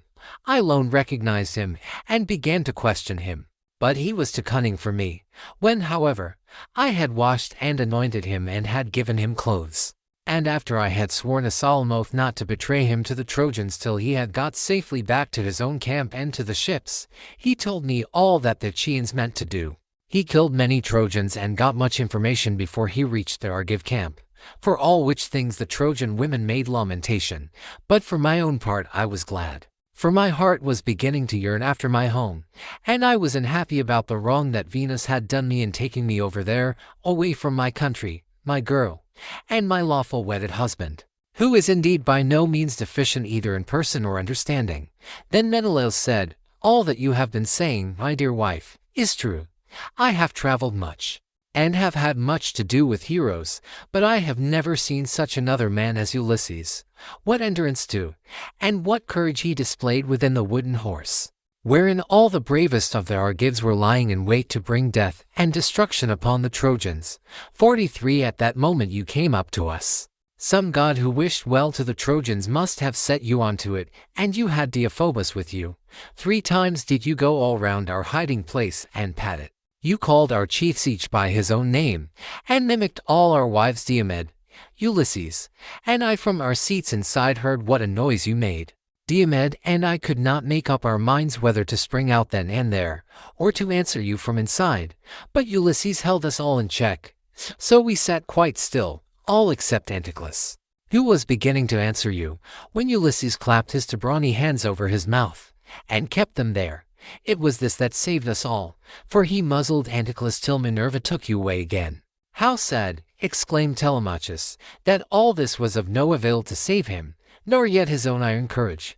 But now, sir, be pleased to send us all to bed, that we may lie down and enjoy the blessed boon of sleep." On this Helen told the maid servants to set beds in the room that was in the gatehouse, and to make them with good red rugs, and spread coverlets on the top of them with woolen cloaks for the guests to wear. So the maids went out, carrying a torch, and made the beds, to which a manservant presently conducted the strangers. Thus, then, did Telemachus and Pisistratus sleep there in the forecourt, while the son of Atreus lay in an inner room with lovely Helen by his side. When the child of morning, rosy-fingered Dawn, appeared, Menelaus rose and dressed himself. He bound his sandals onto his comely feet, girded his sword about his shoulders, and left his room looking like an immortal god. Then, taking a seat near Telemachus, he said, "And what, Telemachus, has led you to take this long sea voyage to Lacedaemon? Are you on public or private business? Tell me all about it." "I have come, sir," replied Telemachus, "to see if you can tell me anything about my father. I am being eaten out of house and home. My fair estate is being wasted, and my house is full of miscreants who keep killing great numbers of my sheep and oxen, on the pretense of paying their addresses to my mother. Therefore, I am suppliant at your knees if haply you may tell me about my father's melancholy, and whether you saw it with your own eyes, or heard it from some other traveler, for he was a man born to trouble. Do not soften things out of any pity for myself, but tell me in all plainness exactly what you saw. If my brave father Ulysses ever did you loyal service either by word or deed, when you Achaeans were harassed by the Trojans, bear it in mind now as in my favor, and tell me truly all." Menelaus on hearing this was very much shocked. "So," he exclaimed, "these cowards would usurp a brave man's bed. A hind might as well lay her newborn young in the lair of a lion, and then go off to feed in the forest or in some grassy dell. The lion, when he comes back to his lair, will make short work with the pair of them, and so will Ulysses with these suitors, by Father Jove, Minerva, and Apollo. If Ulysses is still the man that he was when he wrestled with Philomelides in Lesbos, and threw him so heavily that all the Achaeans cheered him, if he is still such and were to come near these suitors, they would have a short shrift and a sorry wedding. As regards your questions, However, I will not prevaricate nor deceive you, but will tell you without concealment all that the old man of the sea told me. I was trying to come on here, but the gods detained me in Egypt. For my hecatombs had not given them full satisfaction, and the gods are very strict about having their dues. Now of Egypt, about as far as a ship can sail in a day with a good stiff breeze behind her.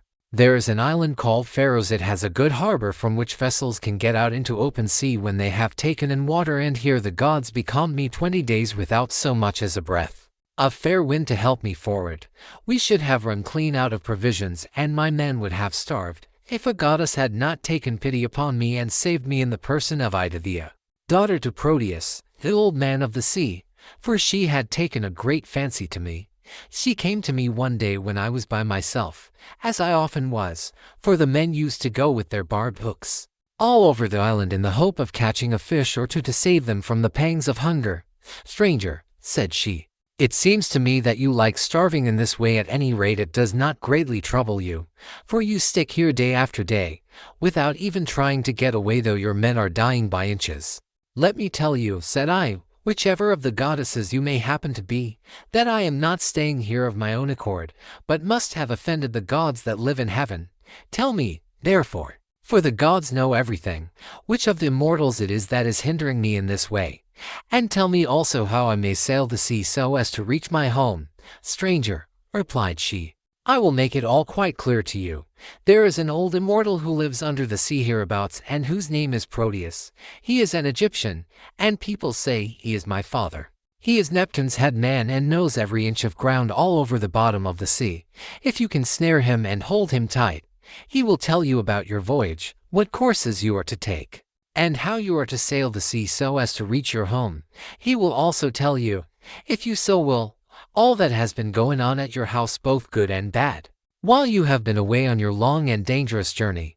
Can you show me," said I, "some stratagem by means of which I may catch this old god without his suspecting it and finding me out? For a god is not easily caught, not by a mortal man." "Stranger," said she, "I will make it all quite clear to you. About the time when the sun shall have reached mid-heaven, the old man of the sea comes up from under the waves, heralded by the west wind that furs the water over his head. As soon as he has come up, he lies down and goes to sleep in a great sea cave, where the seals, Hello Sydney's chickens as they call them, come up also from the grey sea, and go to sleep in shoals all round him, and a very strong and fish-like smell do they bring with them. 40 for early tomorrow morning I will take you to this place, and will lay you in ambush.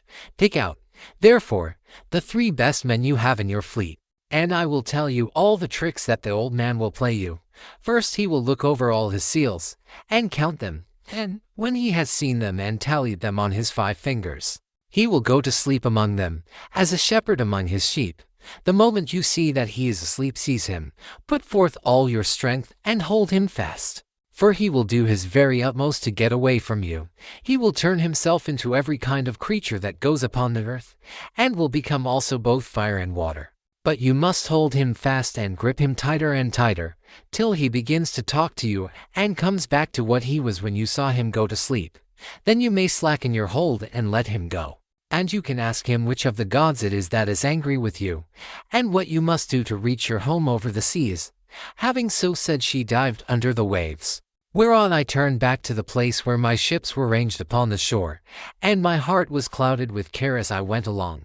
When I reached my ship, we got supper ready, for night was falling, and camped down upon the beach. When the child of morning, rosy-fingered dawn, appeared, I took the 3 men on whose prowess of all kinds I could most rely, and went along by the seaside, praying heartily to heaven.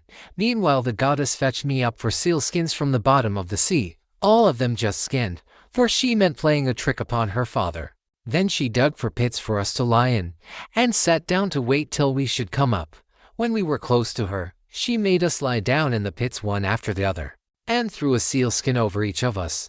Our ambuscade would have been intolerable, for the stench of the fishy seals was most distressing. 45 who would go to bed with a sea monster if he could help it. But here, too, the goddess helped us, and thought of something that gave us great relief. For she put some ambrosia under each man's nostrils, which was so fragrant that it killed the smell of the seals. 46 we waited the whole morning and made the best of it.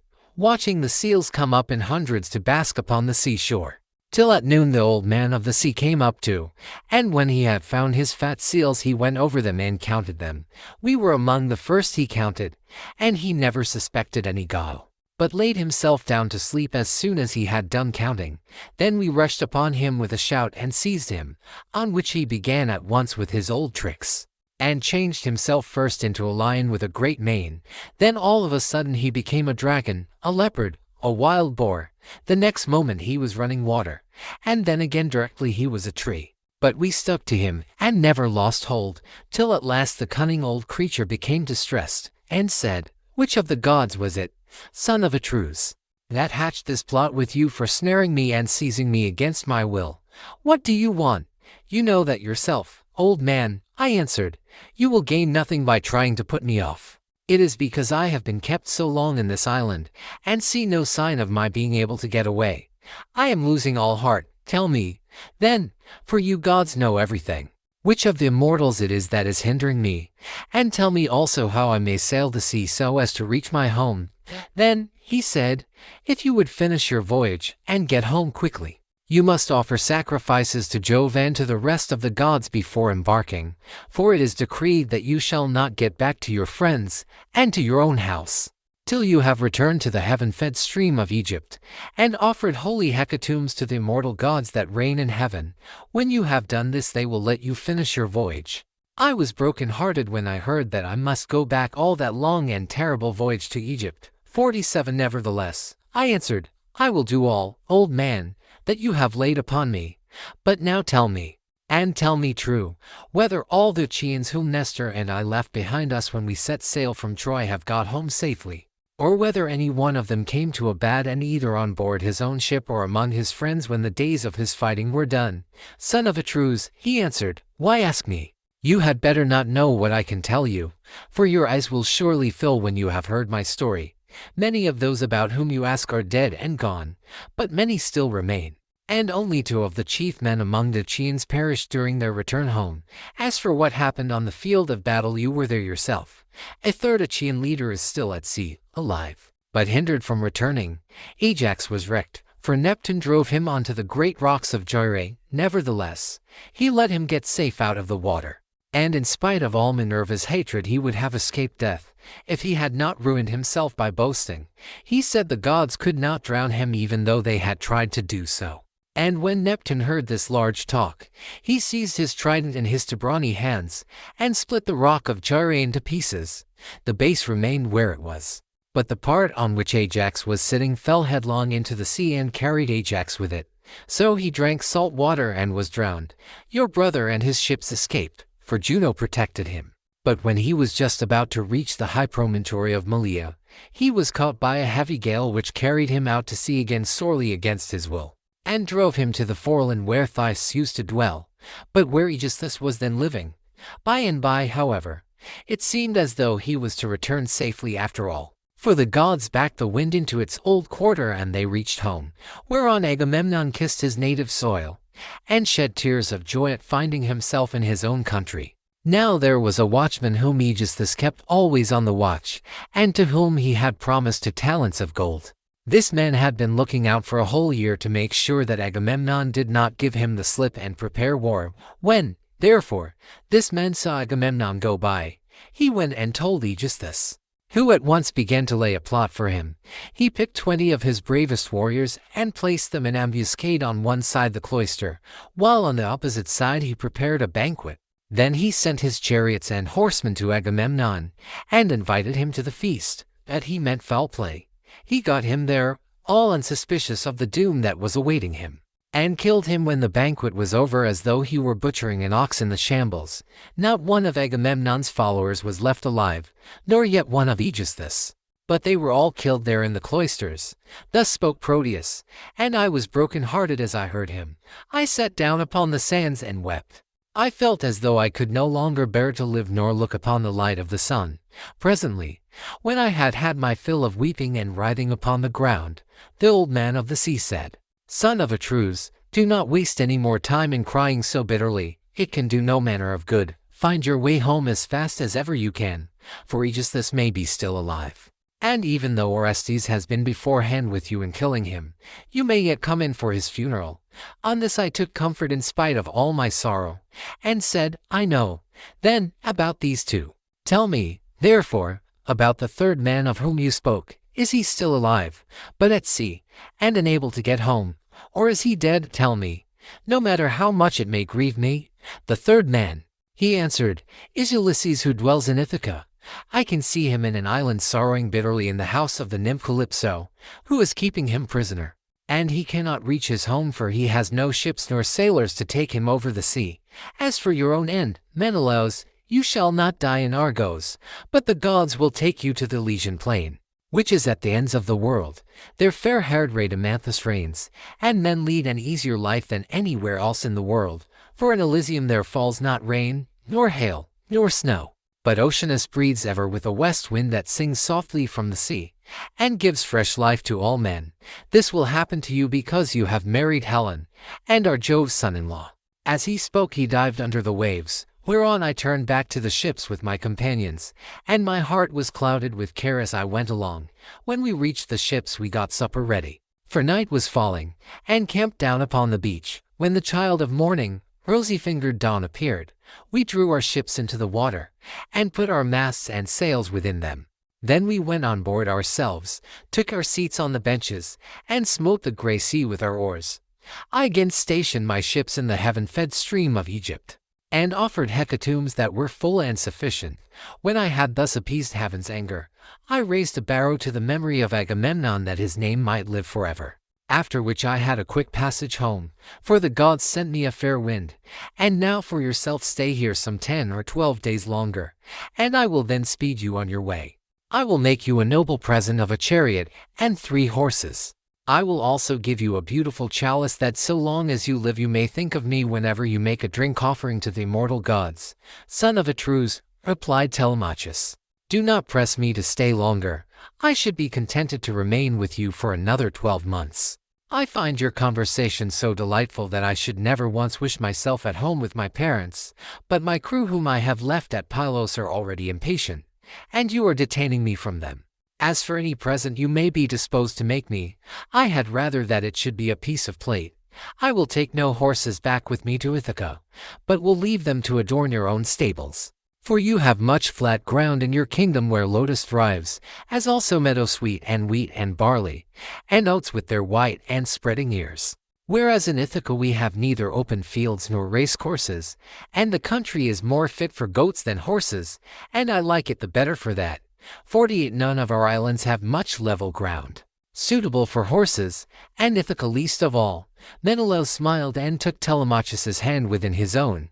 What you say, said he, shows that you come of good family. I both can, and will, make this exchange for you, by giving you the finest and most precious piece of plate in all my house.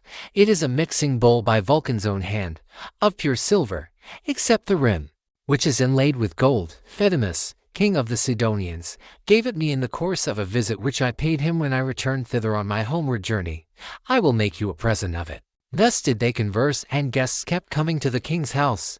They brought sheep and wine, while their wives had put up bread for them to take with them. So they were busy cooking their dinners in the courts.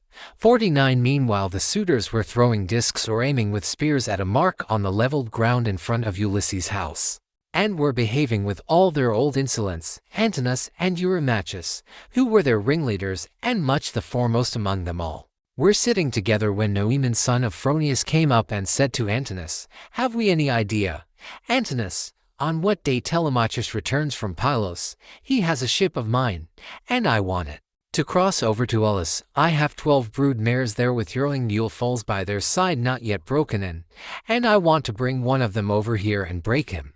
They were astounded when they heard this, for they had made sure that Telemachus had not gone to the city of Neleus. They thought he was only away somewhere on the farms, and was with the sheep, or with the swineherd. So Antinous said, when did he go? Tell me truly. And what young men did he take with him? Were they freemen or his own bondsmen? For he might manage that too. Tell me also, did you let him have the ship of your own free will because he asked you, or did he take it without your leave? I lent it him, answered Noemon. What else could I do when a man of his position said he was in a difficulty and asked me to oblige him?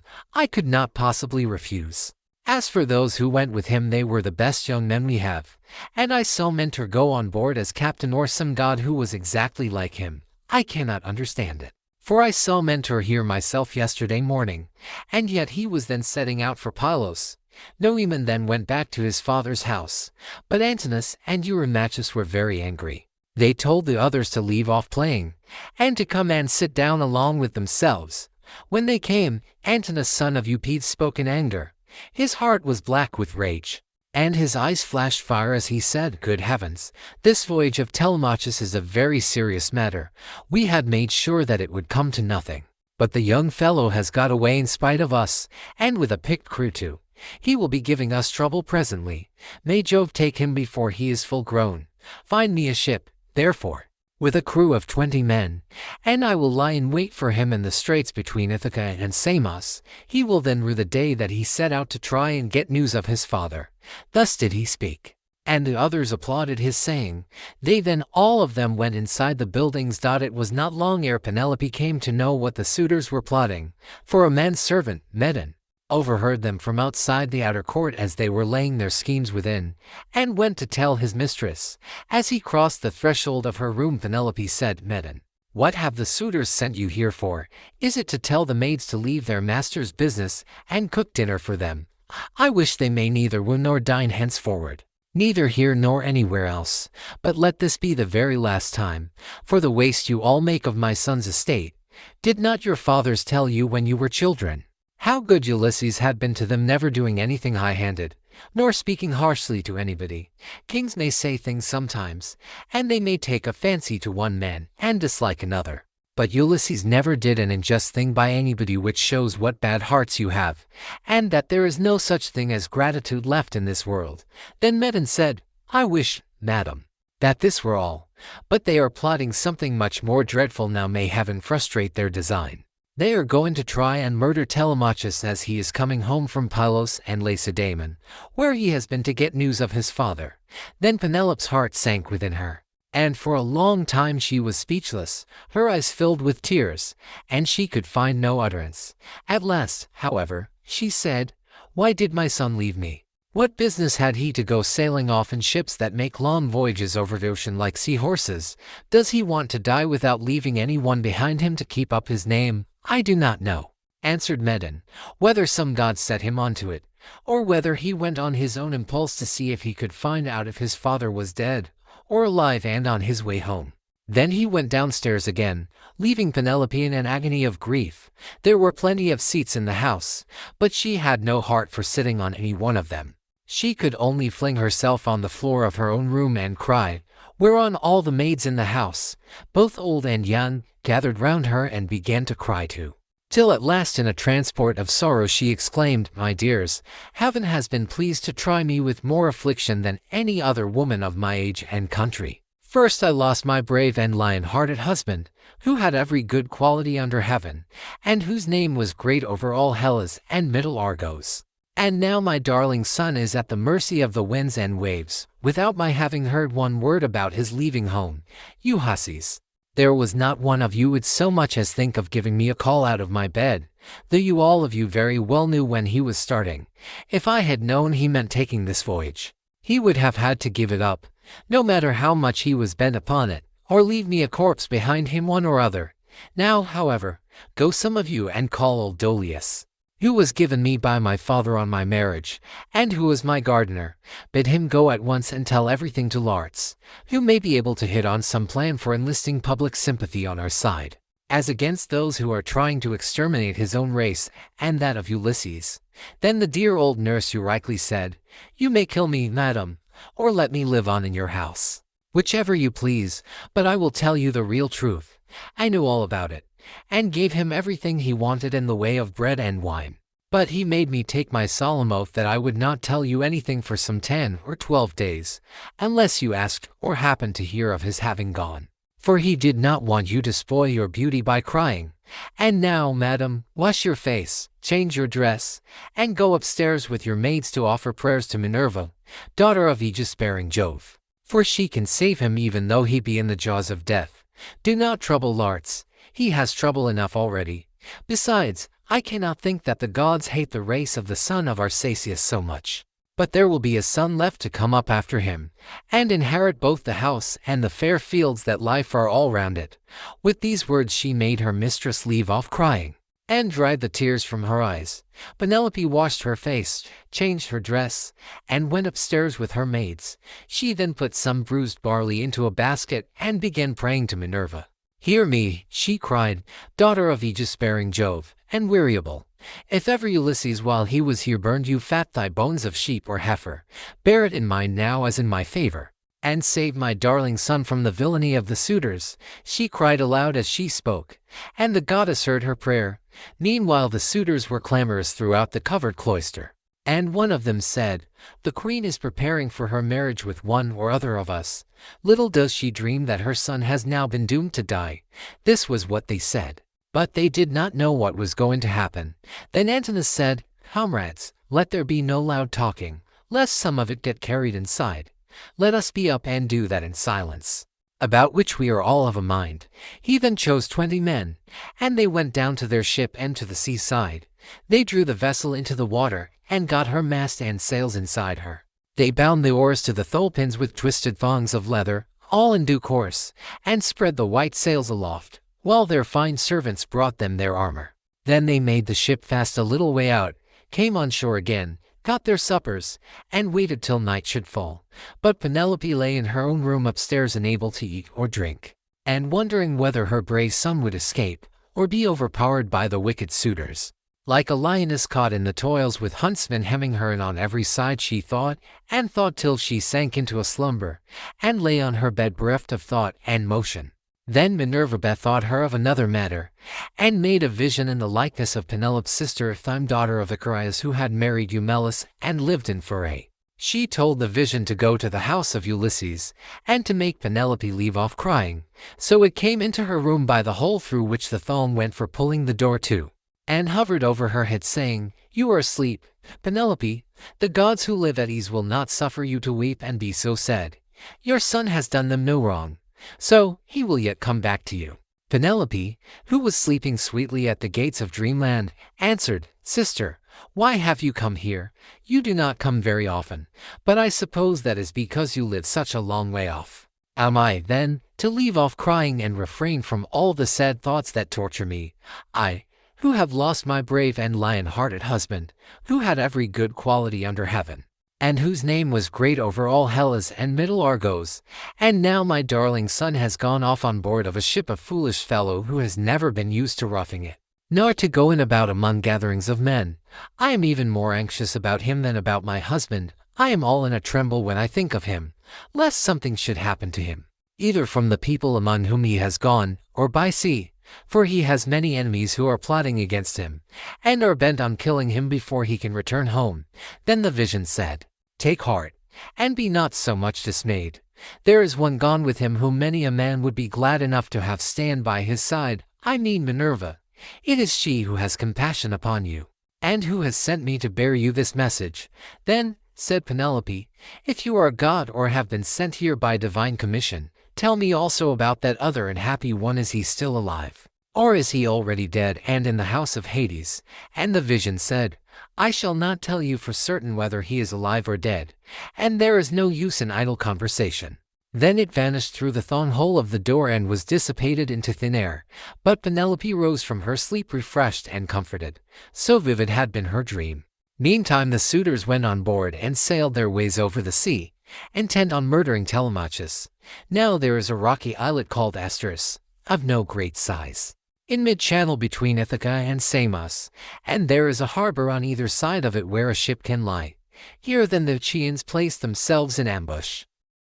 Jove, the Lord of Thunder, who is their king, thereon Minerva began to tell them of the many sufferings of Ulysses, for she pitied him away there in the house of the nymph Calypso. "Father Jove," said she, "and all you other gods that live in everlasting bliss, I hope there may never be such a thing as a kind and well-disposed ruler any more, nor one who will govern equitably. I hope they will be all henceforth cruel and unjust.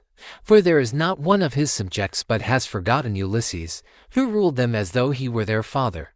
There he is, lying in great pain in an island where dwells the nymph Calypso, who will not let him go, and he cannot get back to his own country, for he can find neither ships nor sailors to take him over the sea. Furthermore, wicked people are now trying to murder his only son Telemachus, who is coming home from Pylos and Lacedaemon, where he has been to see if he can get news of his father.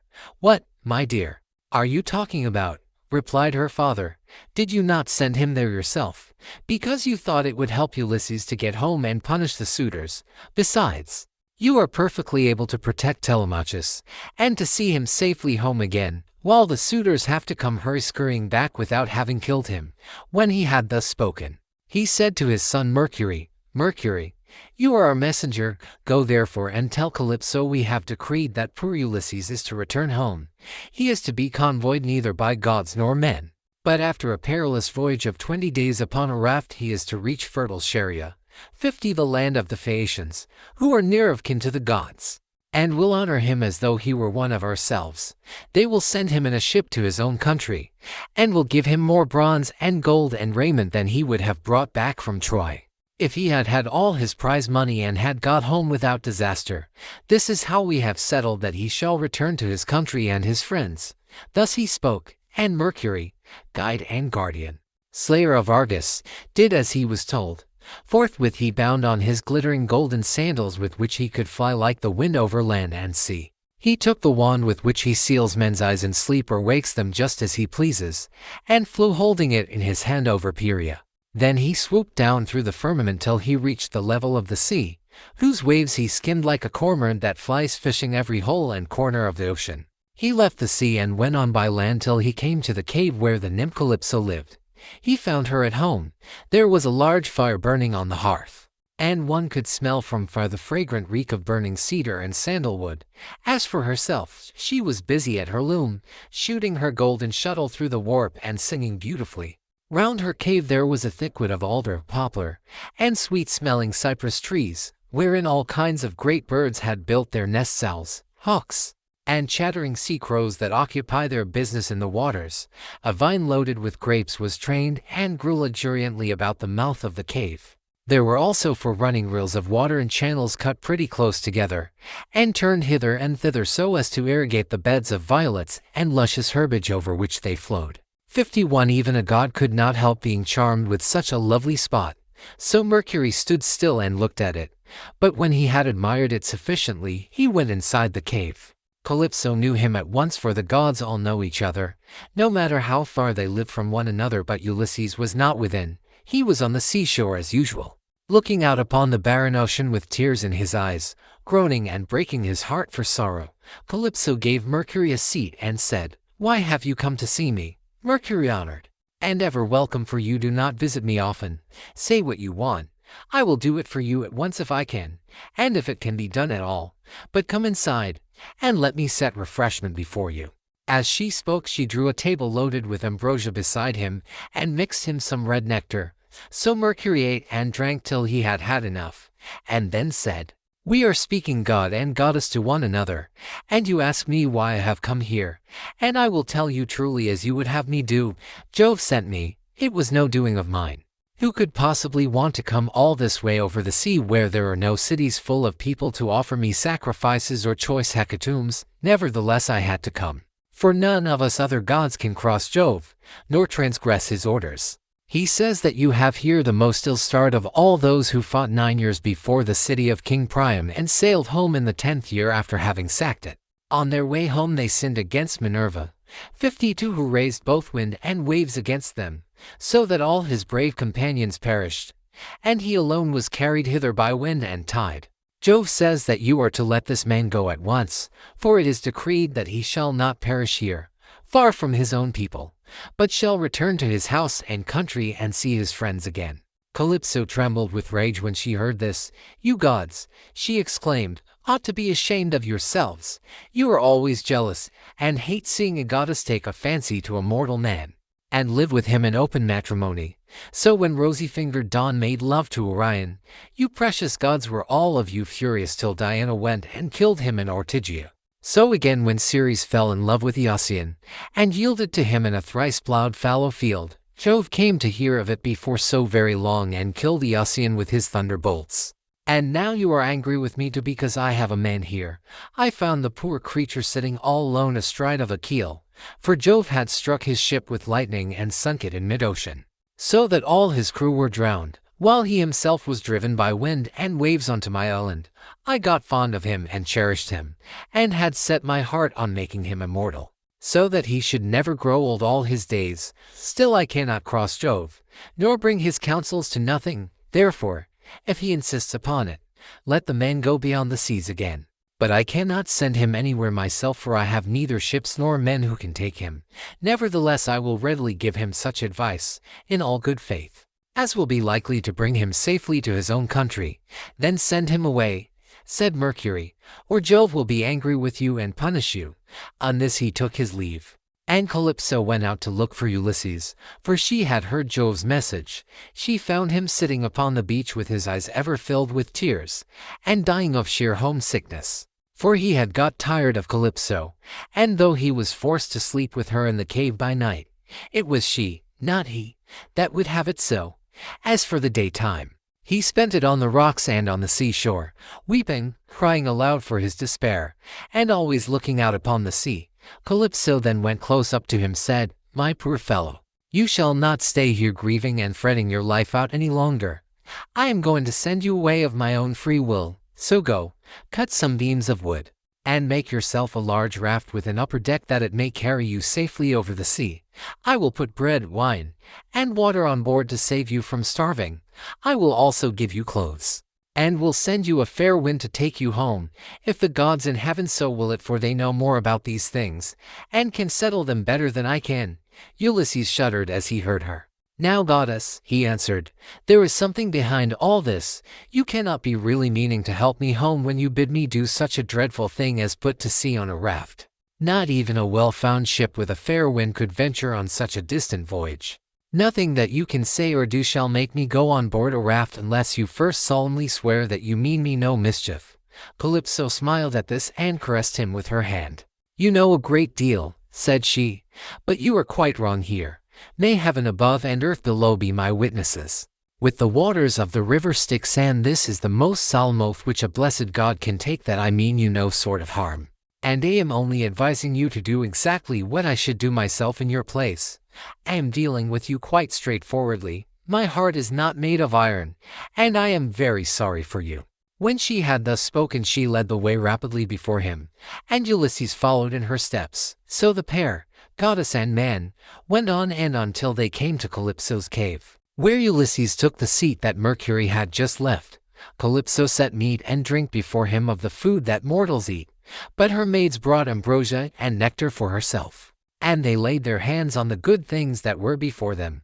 When they had satisfied themselves with meat and drink, Calypso spoke, saying, "Ulysses, noble son of Larts, so you would start home to your own land at once. Good luck go with you.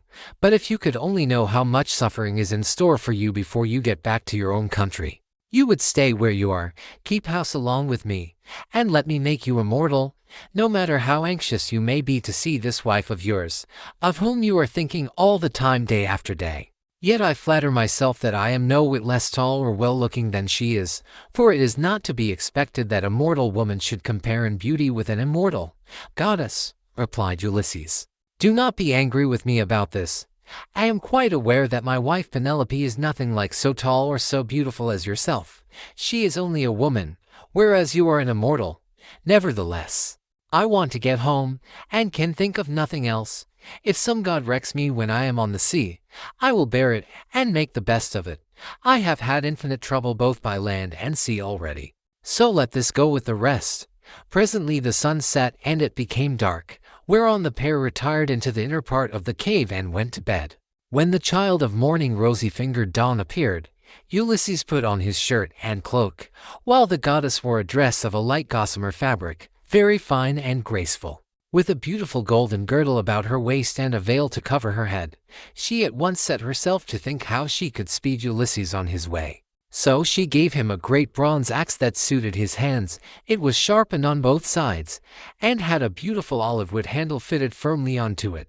She also gave him a sharp adze, and then led the way to the far end of the island where the largest trees grew, alder, poplar and pine, that reached the sky, very dry and well seasoned, so as to sail light for him in the water. 53 Then, when she had shown him where the best trees grew, Calypso went home, leaving him to cut them, which he soon finished doing. He cut down 20 trees in all and adds them smooth, squaring them by rule in good workmanlike fashion. Meanwhile Calypso came back with some augers, so he bored holes with them and fitted the timbers together with bolts and rivets.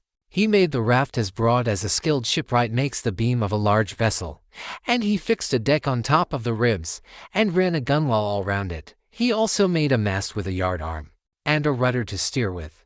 He fenced the raft all round with wicker hurdles as a protection against the waves, and then he threw on a quantity of wood. By and by Calypso brought him some linen to make the sails, and he made these too, excellently, making them fast with braces and sheets. Last of all, with the help of levers, he drew the raft down into the water. In 4 days he had completed the whole work, and on the 5th Calypso sent him from the island after washing him and giving him some clean clothes. She gave him a goatskin full of black wine, and another larger one of water. She also gave him a wallet full of provisions, and found him in much good meat. Moreover, she made the wind fair and warm for him, and gladly did Ulysses spread his sail before it, while he sat and guided the raft skillfully by means of the rudder. He never closed his eyes, but kept them fixed on the Pleiads, on late-setting boots, and on the bear which men also call the wain, and which turns round and round where it is, facing Orion, and alone never dipping into the stream of Oceanus, for Calypso had told him to keep this to his left. Days 7 and 10 did he sail over the sea, and on the 18th the dim outlines of the mountains on the nearest part of the Phaeacian coast appeared, rising like a shield on the horizon. But King Neptune, who was returning from the Ethiopians, caught sight of Ulysses a long way off from the mountains of the Solymi. He could see him sailing upon the sea, and it made him very angry. So he wagged his head and muttered to himself, saying, "Good heavens! So the gods have been changing their minds about Ulysses while I was away in Ethiopia. And now he is close to the land of the Phaeacians, where it is decreed that he shall escape from the calamities that have befallen him. Still, he shall have plenty of hardship yet before he has done with it." Thereon he gathered his clouds together, grasped his trident, stirred it round in the sea, and roused the rage of every wind that blows till earth, sea, and sky were hidden in cloud, and night sprang forth out of the heavens. Winds from east, south, north, and west fell upon him all at the same time, and a tremendous sea got up, so that Ulysses' heart began to fail him. "Alas," he said to himself in his dismay, "whatever will become of me? I am afraid Calypso was right when she said I should have trouble by sea before I got back home. It is all coming true. How black is Jove making heaven with his clouds! And what a sea the winds are raising from every quarter at once! I am now safe to perish. Blessed and thrice blessed were those Danaans who fell before Troy in the cause of the sons of Atreus.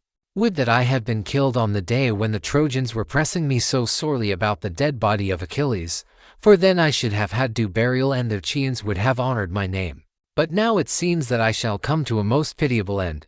As he spoke, a sea broke over him with such terrific fury that the raft reeled again, and he was carried overboard a long way off. He let go the helm, and the force of the hurricane was so great that it broke the mast halfway up, and both sail and yard went over into the sea. For a long time Ulysses was under water, and it was all he could do to rise to the surface again, for the clothes Calypso had given him weighed him down. But at last he got his head above water and spat out the bitter brine that was running down his face in streams. In spite of all this, however, he did not lose sight of his raft, but swam as fast as he could towards it, got hold of it, and climbed on board again so as to escape drowning. The sea took the raft and tossed it about as autumn winds whirl thistledown round and round upon a road. It was as though the south, north, east, and west winds were all playing battledore and shuttlecock with it at once. When he was in this plight, Ino, daughter of Cadmus, also called Leucothea, saw him. She had formerly been a mere mortal, but had been since raised to the rank of a marine goddess.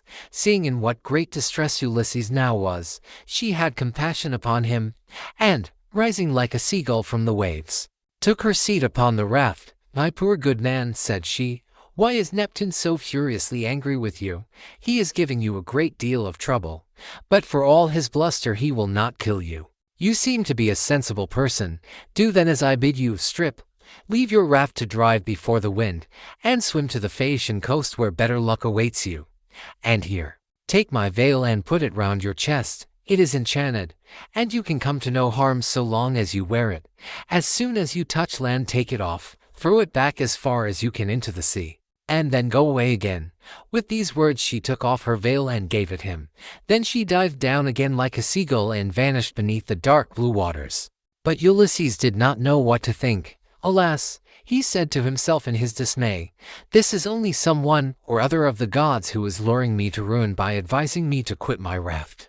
At any rate I will not do so at present, for the land where she said I should be quit of all troubles seemed to be still a good way off. I know what I will do. I am sure it will be best. No matter what happens, I will stick to the raft as long as her timbers hold together, but when the sea breaks her up I will swim for it. I do not see how I can do any better than this." While he was thus in two minds, Neptune sent a terrible great wave that seemed to rear itself above his head till it broke right over the raft, which then went to pieces as though it were a heap of dry chaff tossed about by a whirlwind. Ulysses got astride of one plank and rode upon it as if he were on horseback. He then took off the clothes Calypso had given him, bound Ino's veil under his arms, and plunged into the sea, meaning to swim on shore. King Neptune watched him as he did so, and wagged his head, muttering to himself and saying, "There now, swim up and down as you best can till you fall in with well-to-do people. I do not think you will be able to say that I have let you off too lightly." On this he lashed his horses and drove to Aegea where his palace is, but Minerva resolved to help Ulysses. So she bound the ways of all the winds except one, and made them lie quite still. But she roused a good stiff breeze from the north that should lay the waters till Ulysses reached the land of the Phaeacians where he would be safe. Thereon he floated about for 2 nights and 2 days in the water, with a heavy swell on the sea and death staring him in the face. But when the 3rd day broke, the wind fell and there was a dead calm without so much as a breath of air stirring. As he rose on the swell he looked eagerly ahead, and could see land quite near. Then, as children rejoice when their dear father begins to get better after having for a long time borne sore affliction sent him by some angry spirit, but the gods deliver him from evil, so was Ulysses thankful when he again saw land and trees, and swam on with all his strength that he might once more set foot upon dry ground. When, however, he got within earshot, he began to hear the surf thundering up against the rocks, for the swell still broke against them with a terrific roar. Everything was enveloped in spray. There were no harbors where a ship might ride, nor shelter of any kind, but only headlands, low-lying rocks, and mountain tops. Ulysses' heart now began to fail him, and he said despairingly to himself, "Alas, Jove has let me see land after swimming so far that I had given up all hope, but I can find no landing place, for the coast is rocky and surf-beaten. The rocks are smooth and rise sheer from the sea, with deep water close under them so that I cannot climb out for want of foothold. I am afraid some great wave will lift me off my legs and dash me against the rocks as I leave the water, which would give me a sorry landing. If, on the other hand, I swim further in search of some shelving beach or harbor, a hurricane may carry me out to sea again sorely against my will, or heaven may send some great monster of the deep to attack me, for Amphitrite breeds many such, and I know that Neptune is very angry with me." While he was thus in two minds, a wave caught him and took him with such force against the rocks that he would have been smashed and torn to pieces if Minerva had not shown him what to do. He caught hold of the rock with both hands and clung to it, groaning with pain till the wave retired. So he was saved that time.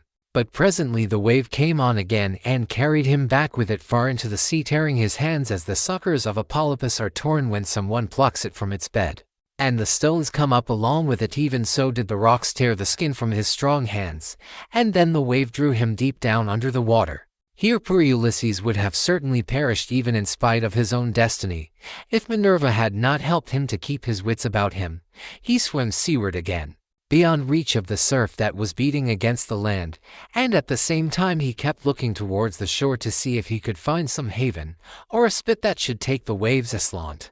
By and by, as he swam on, he came to the mouth of a river, and here he thought would be the best place, for there were no rocks, and it afforded shelter from the wind. He felt that there was a current, so he prayed inwardly and said, "Hear me, O king, whoever you may be, and save me from the anger of the sea god Neptune, for I approach you prayerfully. Anyone who has lost his way has at all times a claim even upon the gods. Wherefore in my distress I draw near to your stream, and cling to the knees of your river hood. Have mercy upon me, O king, for I declare myself your suppliant." Then the god stayed his stream and stilled the waves, making all calm before him, and bringing him safely into the mouth of the river. Here at last Ulysses' knees and strong hands failed him, for the sea had completely broken him. His body was all swollen, and his mouth and nostrils ran down like a river with sea water, so that he could neither breathe nor speak, and lay swooning from sheer exhaustion. Presently, when he had got his breath and came to himself again, he took off the scarf that Ino had given him and threw it back into the salt 50-foot stream of the river, whereon Ino received it into her hands from the wave that bore it towards her. Then he left the river, laid himself down among the rushes, and kissed the bounteous earth. Alas, he cried to himself in his dismay, "Whatever will become of me? And how is it all to end, if I stay here upon the river bed through the long watches of the night? I am so exhausted that the bitter cold and damp may make an end of me, for towards sunrise there will be a keen wind blowing from off the river. If, on the other hand, I climb the hillside, find shelter in the woods, and sleep in some thicket, I may escape the cold and have a good night's rest, but some savage beast may take advantage of me and devour me." In the end he deemed it best to take to the woods, and he found one upon some high ground not far from the water. There he crept beneath 2 shoots of olive that grew from a single stalk, the one an engrafted sucker, while the other had been grafted. No wind, however squally, could break through the cover they afforded, nor could the sun's rays pierce them, nor the rain get through them, so closely did they grow into one another. Ulysses crept under these and began to make himself a bed to lie on, for there was a great litter of dead leaves lying about, enough to make a covering for 2 or 3 men even in hard winter weather. He was glad enough to see this, so he laid himself down and heaped the leaves all round him. Then, as one who lives alone in the country, far from any neighbor, hides a brand as fire seed in the ashes to save himself from having to get a light elsewhere, even so did Ulysses cover himself up with leaves, and Minerva shed a sweet sleep upon his eyes, closed his eyelids, and made him lose all memories of his sorrows. Book 5. Meeting between Nausicaa and Ulysses. So here Ulysses slept, overcome by sleep and toil. But Minerva went off to the country and city of the Phaeacians, a people who used to live in the fair town of Hypereia, near the lawless Cyclops. Now the Cyclops were stronger than they and plundered them, so their king Nausithous moved them thence and settled them in Scheria, far from all other people. He surrounded the city with a wall, built houses and temples, and divided the lands among his people. But he was dead and gone to the house of Hades, and King Alcinous, whose counsels were inspired of heaven, was now reigning. To his house, then, did Minerva hie in furtherance of the return of Ulysses. She went straight to the beautifully decorated bedroom in which there slept a girl who was as lovely as a goddess. Nausicaa, daughter to King Alcinous, 2 maidservants were sleeping near her, both very pretty, one on either side of the doorway, which was closed with well-made folding doors. Minerva took the form of the famous sea captain Dymas' daughter, who was a bosom friend of Nausicaa and just her own age, then, coming up to the girl's bedside like a breath of wind, "Yet you are going to be married almost immediately, and should not only be well dressed yourself, but should find good clothes for those who attend you.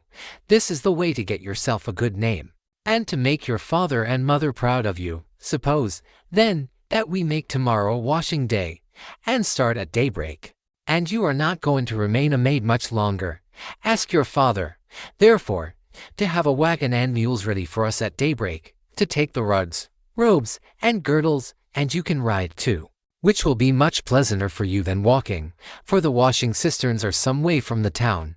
When she had said this, Minerva went away to Olympus, which they say is the everlasting home of the gods. Here no wind beats roughly, and neither rain nor snow can fall, but it abides in everlasting sunshine and in a great peacefulness of light. wherein the blessed gods are illumined forever and ever. This was the place to which the goddess went when she had given instructions to the girl. By morning came and woke Nausicaa, who began wondering about her dream.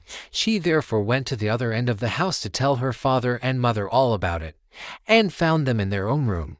Her mother was sitting by the fireside spinning her purple yarn with her maids around her, and she happened to catch her father just as he was going out to attend a meeting of the town council, which the Phaeacian alderman had convened. She stopped him and said, "Papa dear, could you manage to let me have a good big wagon?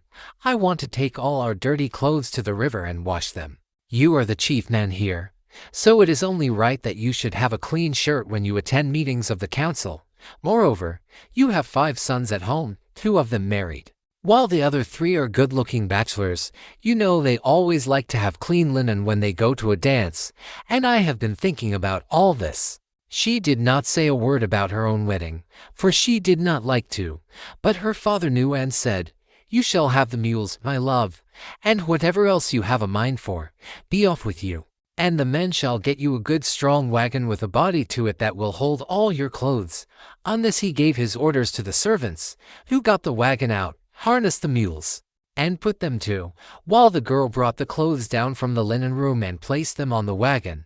Her mother prepared her a basket of provisions with all sorts of good things, and a goatskin full of wine. The girl now got into the wagon, and her mother gave her also a golden cruse of oil, that she and her women might anoint themselves. Then she took the whip and reins and lashed the mules on, whereon they set off, and their hoofs clattered on the road. They pulled without flagging, and carried not only Nausicaa and her wash of clothes, but the maids also who were with her. When they reached the water side they went to the washing cisterns, through which there ran at all times enough pure water to wash any quantity of linen, no matter how dirty. Here they unharnessed the mules and turned them out to feed on the sweet juicy herbage that grew by the waterside. They took the clothes out of the wagon, put them in the water, and vied with one another in treading them in the pits to get the dirt out. After they had washed them and got them quite clean, they laid them out by the seaside, where the waves had raised a high beach of shingle, and set about washing themselves and anointing themselves with olive oil. Then they got their dinner by the side of the stream, and waited for the sun to finish drying the clothes. When they had done dinner they threw off the veils that covered their heads and began to play at ball, while Nausicaa sang for them.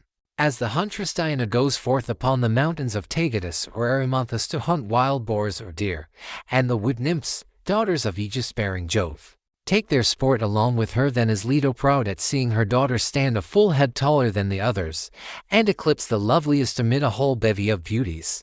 Even so did the girl outshine her handmaids, when it was time for them to start home, and they were folding the clothes and putting them into the wagon. Minerva began to consider how Ulysses should wake up and see the handsome girl who was to conduct him to the city of the Phaeacians.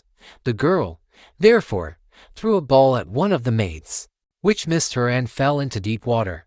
On this they all shouted, and the noise they made woke Ulysses, who sat up in his bed of leaves and began to wonder what it might all be. "Alas," said he to himself, "what kind of people have I come amongst? Are they cruel, savage, and uncivilized, or hospitable and humane? I seem to hear the voices of young women, and they sound like those of the nymphs that haunt mountain tops, or springs of rivers and meadows of green grass. At any rate, I am among a race of men and women. Let me try if I cannot manage to get a look at them." As he said this he crept from under his bush, and broke off a bough covered with thick leaves to hide his nakedness. He looked like some lion of the wilderness that stalks about exulting in his strength and defying both wind and rain. His eyes glare as he prowls in quest of oxen, sheep, or deer, for he is famished, and will dare break even into a well-fenced homestead, trying to get at the sheep. Even such did Ulysses seem to the young women, as he drew near to them, all naked as he was, for he was in great want. On seeing one so unkempt and so begrimed with salt water, the others scampered off along the spits that jutted out into the sea. But the daughter of Alcinous stood firm, for Minerva put courage into her heart and took away all fear from her. She stood right in front of Ulysses, and he doubted whether he should go up to her, throw himself at her feet, and embrace her knees as a suppliant, or stay where he was and entreat her to give him some clothes and show him the way to the town. In the end he deemed it best to entreat her from a distance in case the girl should take offense at his coming near enough to clasp her knees. So he addressed her in honeyed and persuasive language. "O Queen," he said, "I implore your aid, but tell me, are you a goddess or are you a mortal woman? If you are a goddess and dwell in heaven, I can only conjecture that you are Jove's daughter Diana, for your face and figure resemble none but hers. If on the other hand you are a mortal and live on earth, thrice happy are your father and mother, thrice happy, too, are your brothers and sisters. How proud and delighted they must feel when they see so fair a scion as yourself going out to a dance. Most happy, however, of all will he be whose wedding gifts have been the richest, and who takes you to his own home. I never yet saw any one so beautiful, neither man nor woman, and I am lost in admiration as I behold you. I can only compare you to a young palm tree which I saw when I was at Delos growing near the altar of Apollo, for I was there too, with much people after me, when I was on that journey which has been the source of all my troubles. Never yet did such a young plant shoot out of the ground as that was, and I admired and wondered at it exactly as I now admire and wonder at yourself. I dare not clasp your knees, but I am in great distress. Yesterday made the 20th day that I had been tossing about upon the sea. The winds and waves have taken me all the way from the Gygaean island. 55, and now fate has flung me upon this coast that I may endure still further suffering, for I do not think that I have yet come to the end of it, but rather that heaven has still much evil in store for me. And now, O Queen, have pity upon me, for you are the first person I have met, and I know no one else in this country. Show me the way to your town, and let me have anything that you may have brought hither to wrap your clothes in. May heaven grant you in all things your heart's desire, husband, house, and a happy, peaceful home, for there is nothing better in this world than that man and wife should be of one mind in a house. It discomfits their enemies, makes the hearts of their friends glad, and they themselves know more about it than any one." To this Nausicaa answered, "Stranger, you appear to be a sensible, well-disposed person. There is no accounting for luck. Jove gives prosperity to rich and poor just as he chooses, so you must take what he has seen fit to send you, and make the best of it. Now, however, that you have come to this our country, you shall not want for clothes nor for anything else that a foreigner in distress may reasonably look for. I will show you the way to the town, and will tell you the name of our people. We are called Phaeacians, and I am daughter to Alcinous, in whom the whole power of the state is vested." Then she called her maids and said, "Stay where you are, you girls. Can you not see a man without running away from him? Do you take him for a robber or a murderer? Neither he nor anyone else can come here to do us Phaeacians any harm, for we are dear to the gods, and live apart on a land's end that juts into the sounding sea, and have nothing to do with any other people. This is only some poor man who has lost his way, and we must be kind to him, for strangers and foreigners in distress are under Jove's protection, and will take what they can get and be thankful. So, girls, give the poor fellow something to eat and drink, and wash him in the stream at some place that is sheltered from the wind." On this the maids left off running away and began calling one another back. They made Ulysses sit down in the shelter as Nausicaa had told them, and brought him a shirt and cloak. They also brought him the little golden cruse of oil, and told him to go and wash in the stream. But Ulysses said, "Young women, please to stand a little on one side that I may wash the brine from my shoulders and anoint myself with oil. For it is long enough since my skin has had a drop of oil upon it. I cannot wash as long as you all keep standing there. I am ashamed to strip 56 before a number of good-looking young women." Then they stood on one side and went to tell the girl, while Ulysses washed himself in the stream and scrubbed the brine from his back and from his broad shoulders. When he had thoroughly washed himself, and had got the brine out of his hair, he anointed himself with oil, and put on the clothes which the girl had given him. Minerva then made him look taller and stronger than before. She also made the hair grow thick on the top of his head, and flow down in curls like hyacinth blossoms. She glorified him about the head and shoulders as a skillful workman who has studied art of all kinds under Vulcan, and Minerva enriches a piece of silver plate by gilding it, and his work is full of beauty. Then he went and sat down a little way off upon the beach, looking quite young and handsome, and the girl gazed on him with admiration. Then she said to her maids, "Hush, my dears, for I want to say something. I believe the gods who live in heaven have sent this man to the Phaeacians. When I first saw him I thought him plain, But now his appearance is like that of the gods who dwell in heaven. I should like my future husband to be just such another as he is, if he would only stay here and not want to go away. However, give him something to eat and drink." They did as they were told, and set food before Ulysses, who ate and drank ravenously, for it was long since he had had food of any kind. Meanwhile, Nausicaa bethought her of another matter.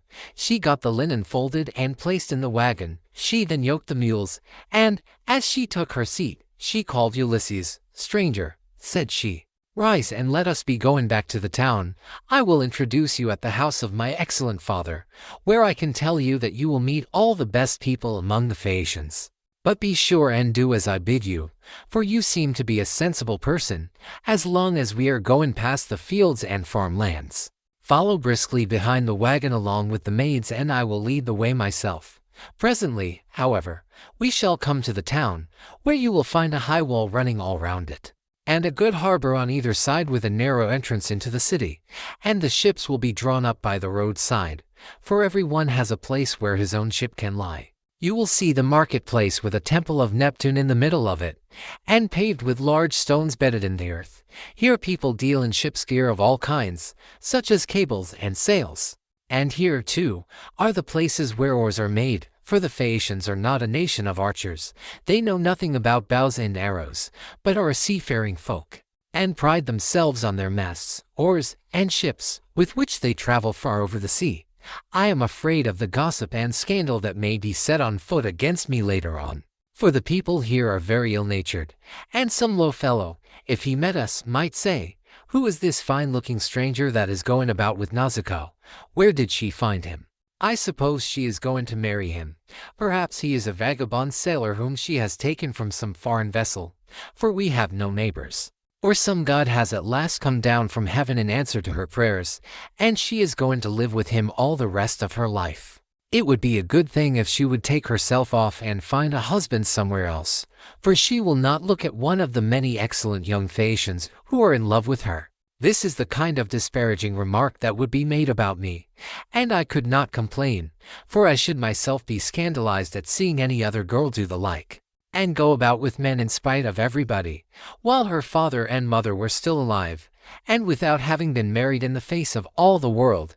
If, therefore, you want my father to give you an escort and to help you home, do as I bid you.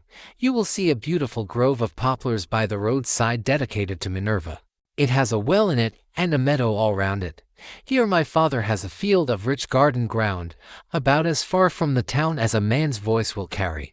Sit down there and wait for a while till the rest of us can get into the town and reach my father's house. Then, when you think we must have done this, come into the town and ask the way to the house of my father Alcinous. You will have no difficulty in finding it. Any child will point it out to you, for no one else in the whole town has anything like such a fine house as he has. When you have got past the gates and through the outer court, go right across the inner court till you come to my mother. You will find her sitting by the fire and spinning her purple wool by firelight. It is a fine sight to see her as she leans back against one of the bearing posts with her maids all ranged behind her. Close to her seat stands that of my father, on which he sits and topes like an immortal god. Never mind him, but go up to my mother, and lay your hands upon her knees if you would get home quickly. If you can gain her over, you may hope to see your own country again, no matter how distant it may be." So saying, she lashed the mules with her whip, and they left the river. The mules drew well, and their hoofs went up and down upon the road. She was careful not to go too fast for Ulysses and the maids who were following on foot along with the wagon, so she plied her whip with judgment. As the sun was going down, they came to the sacred grove of Minerva, and there Ulysses sat down and prayed to the mighty daughter of Jove. "Hear me," he cried, "daughter of aegis-bearing Jove, unweariable, hear me now, for you gave no heed to my prayers when Neptune was wrecking me. Now, therefore, have pity upon me and grant that I may find friends and be hospitably received by the Phaeacians." Thus did he pray, and Minerva heard his prayer, but she would not show herself to him openly, for she was afraid of her uncle Neptune, who was still furious in his endeavors to prevent Ulysses from getting home. Book by reception of Ulysses at the palace of King Alcinous. Thus, then, did Ulysses wait and pray. But the girl drove on to the town. When she reached her father's house, she drew up at the gateway. Eurymedusa of Epera lit the fire for her. This old woman had been brought by sea from Epera, and had been chosen as a prize for Alcinous because he was king over the Phaeacians. And the people obeyed him as though he were a god. 57 She had been nurse to Nausicaa, and had now lit the fire for her, and brought her supper for her into her own room. Then, as he was just entering the town, she came towards him in the likeness of a little girl carrying a pitcher. She stood right in front of him, and Ulysses said, "My dear, I will show you the house you want, for Alcinous lives quite close to my own father. I will go before you and show the way, but say not a word as you go, and do not look at any man, nor ask him questions, for the people here cannot abide strangers, and do not like men who come from some other place. They are a seafaring folk, and sail the seas by the grace of Neptune in ships that glide along like thought, or as a bird in the air." On this she led the way, and Ulysses followed in her steps. But not one of the Phaeacians could see him as he passed through the city in the midst of them, for the great goddess Minerva in her goodwill towards him had hidden him in a thick cloud of darkness. He admired their harbors, ships, places of assembly, and the lofty walls of the city, which, with the palisade on top of them, were very striking. And when they reached the king's house, Minerva said, "This is the house, Father Stranger, which you would have me show you. You will find a number of great people sitting at table. But do not be afraid, go straight in. For the bolder a man is, the more likely he is to carry his point, even though he is a stranger. First find the queen. Her name is Arete, and she comes of the same family as her husband Alcinous. They both descend originally from Neptune, who was father to Nausithous by Peribea, a woman of great beauty. Peribea was the youngest daughter of Eurymedon, who at one time reigned over the giants. But he ruined his ill-fated people and lost his own life to boot. Neptune, however, lay with his daughter, and she had a son by him, the great Nausithous, who reigned over the Phaeacians. Nausithous had two sons, Rhexenor and Alcinous. 58 Apollo killed the first of them while he was still a bridegroom and without male issue, but he left a daughter Arete, whom Alcinous married, and honors as no other woman is honored of all those that keep house along with their husbands. Thus she both was, and still is, respected beyond measure by her children, by Alcinous himself. And when any women are friends of hers, she will help their husbands also to settle their disputes.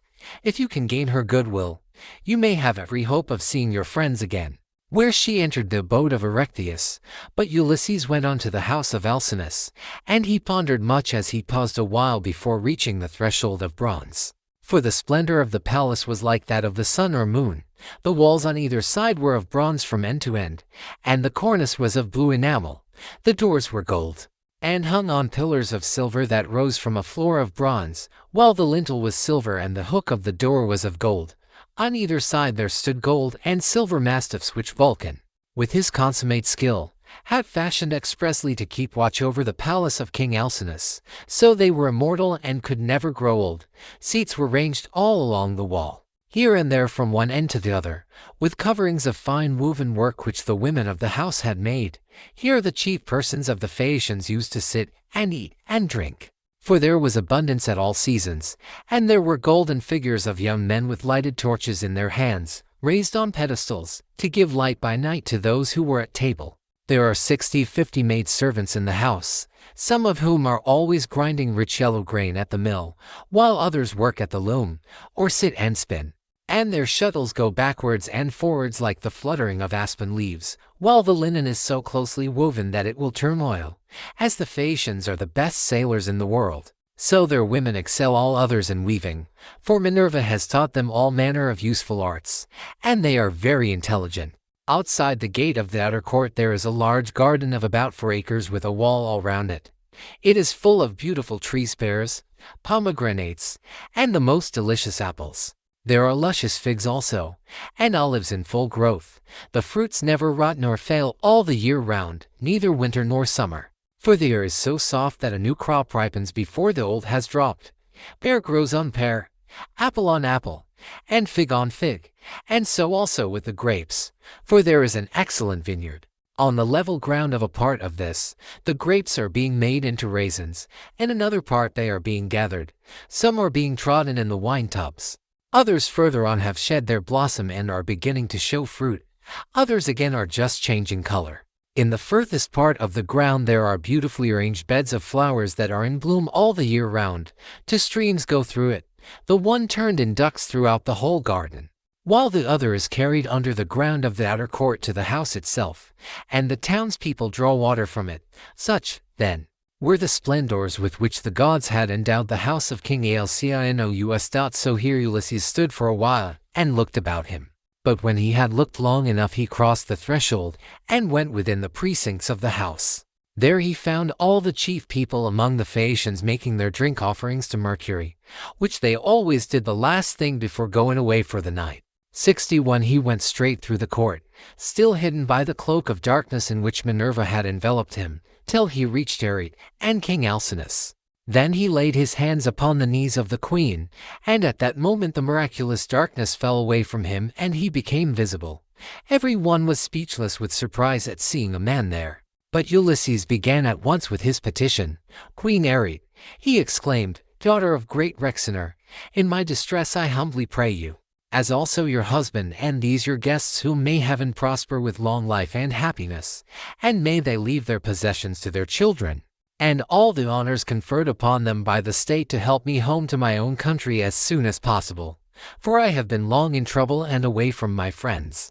Then he sat down on the hearth among the ashes, and they all held their peace, till presently the old hero Aeneas, who was an excellent speaker and an elder among the Phaeacians, plainly and in all honesty addressed them thus. "Alcinous," said he, "it is not creditable to you that a stranger should be seen sitting among the ashes of your hearth. Every one is waiting to hear what you are about to say. Tell him, then, to rise and take a seat on a stool inlaid with silver, and bid your servants mix some wine and water, that we may make a drink offering to Jove the Lord of Thunder, who takes all well-disposed suppliants under his protection. And let the housekeeper give him some supper, of whatever there may be in the house." When Alcinous heard this he took Ulysses by the hand, raised him from the hearth, and bade him take the seat of Laodamas, who had been sitting beside him, and was his favorite son. A maidservant then brought him water in a beautiful golden ewer and poured it into a silver basin for him to wash his hands, and she drew a clean table beside him. An upper servant brought him bread and offered him many good things of what there was in the house, and Ulysses ate and drank. Then Alcinous said to one of the servants, "Pontonous, mix a cup of wine and hand it round, that we may make drink offerings to Jove the Lord of Thunder, who is the protector of all well-disposed suppliants." Pontonous then mixed wine and water, and handed it round, after giving every man his drink offering. When they had made their offerings, and had drunk each as much as he was minded, Alcinous said, "Aldermen and town councillors of the Phaeacians, hear my words. You have had your supper, so now go home to bed. Tomorrow morning I shall invite a still larger number of aldermen, and will give a sacrificial banquet in honor of our guest. We can then discuss the question of his escort, and consider how we may at once send him back rejoicing to his own country without trouble or inconvenience to himself, no matter how distant it may be. We must see that he comes to no harm while on his homeward journey, but when he is once at home he will have to take the luck he was born with, for better or worse, like other people. It is possible, however, that the stranger is one of the immortals who has come down from heaven to visit us, but in this case the gods are departing from their usual practice. For hitherto they have made themselves perfectly clear to us when we have been offering them hecatombs. They come and sit at our feasts just like one of ourselves.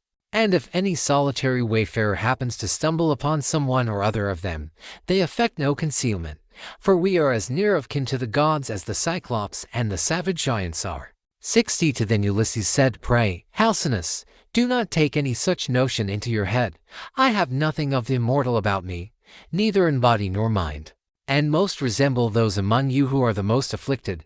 Indeed, were I to tell you all that heaven has seen fit to lay upon me, you would say that I was still worse off than they are. Nevertheless, let me sup in spite of sorrow, for an empty stomach is a very importunate thing, and thrusts itself on a man's notice no matter how dire is his distress. I am in great trouble, yet it insists that I shall eat and drink, bids me lay aside all memory of my sorrows and dwell only on the due replenishing of itself. As for yourselves, do as you propose, and at break of day set about helping me to get home. I shall be content to die if I may first once more behold my property, my bondsmen, and all the greatness of my house. 63 Thus did he speak. Every one approved his saying, and agreed that he should have his escort inasmuch as he had spoken reasonably. Then when they had made their drink offerings, and had drunk each as much as he was minded, they went home to bed every man in his own abode, leaving Ulysses in the cloister with Arete and Alcinous while the servants were taking the things away after supper. Arete was the first to speak, for she recognized the shirt, cloak, and good clothes that Ulysses was wearing, as the work of herself and of her maids. So she said, "Stranger, before we go any further, there is a question I should like to ask you. Oh, and whence are you? And who gave you those clothes? Did you not say you had come here from beyond the sea?" And Ulysses answered, "It would be a long story, madam, were I to relate in full the tale of my misfortunes, for the hand of heaven has been laid heavy upon me. But as regards your question, there is an island far away in the sea which is called the Ogygian. Here dwells the cunning and powerful goddess Calypso, daughter of Atlas. She lives by herself far from all neighbors human or divine. Fortune, however, brought me to her hearth all desolate and alone, for Jove struck my ship with his thunderbolts, and broke it up in mid-ocean. My brave comrades were drowned every man of them, but I stuck to the keel and was carried hither and thither for the space of 9 days, till at last during the darkness of the 10th night the gods brought me to the Ogygian island where the great goddess Calypso lives. She took me in and treated me with the utmost kindness. Indeed, she wanted to make me immortal that I might never grow old, but she could not persuade me to let her do so. I stayed with Calypso 7 years straight on end, and watered the good clothes she gave me with my tears during the whole time. But at last when the 8th year came round she bade me depart of her own free will, either because Jove had told her she must, or because she had changed her mind. She sent me from her island on a raft, which she provisioned with abundance of bread and wine. Moreover, she gave me good stout clothing, and sent me a wind that blew both warm and fair. Days 7 and 10 did I sail over the sea, and on the 18th I caught sight of the first outlines of the mountains upon your coast, and glad indeed was I to set eyes upon them. Nevertheless, there was still much trouble in store for me, for at this point Neptune would let me go no further, and raised a great storm against me. The sea was so terribly high that I could no longer keep to my raft, which went to pieces under the fury of the gale, and I had to swim for it, till wind and current brought me to your shores. There I tried to land, but could not, for it was a bad place, and the waves dashed me against the rocks. So I again took to the sea and swam until I came to a river that seemed the most likely landing place, for there were no rocks and it was sheltered from the wind. Here, then, I got out of the water and gathered my senses together again. Night was coming on, so I left the river, and went into a thicket, where I covered myself all over with leaves, and presently heaven sent me off into a very deep sleep. Sick and sorry as I was, I slept among the leaves all night, and through the next day till afternoon, when I woke as the sun was westering, and saw your daughter's maid servants playing upon the beach, and your daughter among them looking like a goddess. I besought her aid, and she proved to be of an excellent disposition, much more so than could be expected from so young a person, for young people are apt to be thoughtless. She gave me plenty of bread and wine, and when she had had me washed in the river she also gave me the clothes in which you see me. Now, therefore, though it has pained me to do so, I have told you the whole truth." Then Alcinous said, "Stranger, it was very wrong of my daughter not to bring you on at once to my house along with the maids, seeing that she was the first person whose aid you asked." "Pray do not scold her," replied Ulysses. "She is not to blame. She did tell me to follow along with the maids, but I was ashamed and afraid, for I thought you might perhaps be displeased if you saw me. Every human being is sometimes a little suspicious and irritable." "Stranger," replied Alcinous, "I am not the kind of man to get angry about nothing. It is always better to be reasonable. But by Father Jove, Minerva, and Apollo, now that I see what kind of person you are, and how much you think as I do, I wish you would stay here, marry my daughter, and become my son-in-law. If you will stay, I will give you a house and an estate. But no one, heaven forbid, shall keep you here against your own wish, and that you may be sure of this, I will attend tomorrow to the matter of your escort. You can sleep 60 for during the whole voyage if you like, and the men shall sail you over smooth waters either to your own home, or wherever you please." even though it be a long way further off than Euboea, which those of my people who saw it when they took yellow-haired Rhadamanthus to see Tycheus the son of Gaia, tell me is the furthest of any place, and yet they did the whole voyage in a single day without distressing themselves, and came back again afterwards.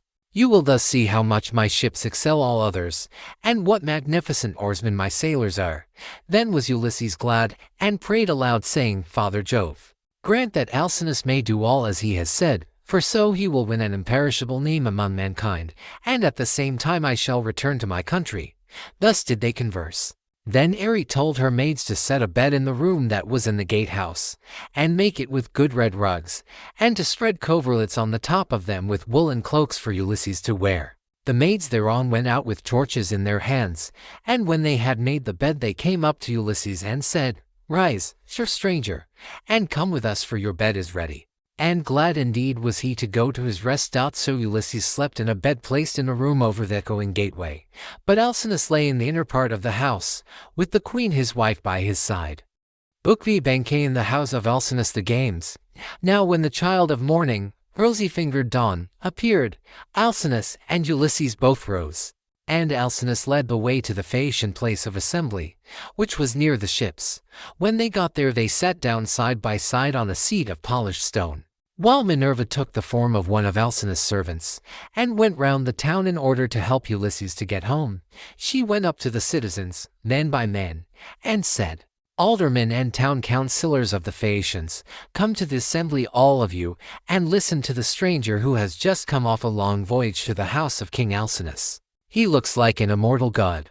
With these words she made them all want to come, and they flocked to the assembly till seats and standing room were alike crowded. Every one was struck with the appearance of Ulysses, for Minerva had beautified him about the head and shoulders, making him look taller and stouter than he really was, that he might impress the Phaeacians favorably as being a very remarkable man, and might come off well in the many trials of skill to which they would challenge him.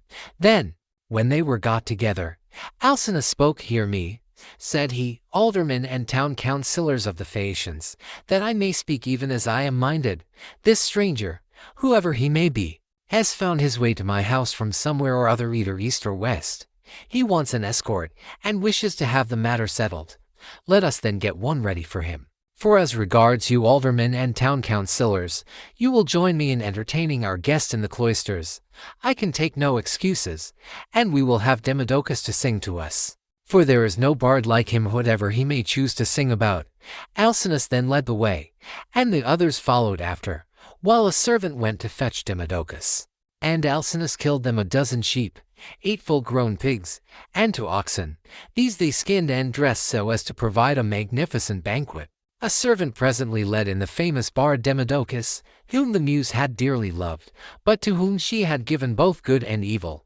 For though she had endowed him with a divine gift of song, she had robbed him of his eyesight. Pontonous set a seat for him among the guests, leaning it up against a bearing post. He hung the lyre for him on a peg over his head, and showed him where he was to feel for it with his hands. He also set a fair table with a basket of victuals by his side, and a cup of wine from which he might drink whenever he was so disposed. The company then laid their hands upon the good things that were before them, but as soon as they had had enough to eat and drink, the muse inspired Demodocus to sing the feats of heroes, and more especially a matter that was then in the mouths of all men, to wit, the quarrel between Ulysses and Achilles, and the fierce words that they heaped on one another as they sat together at a banquet.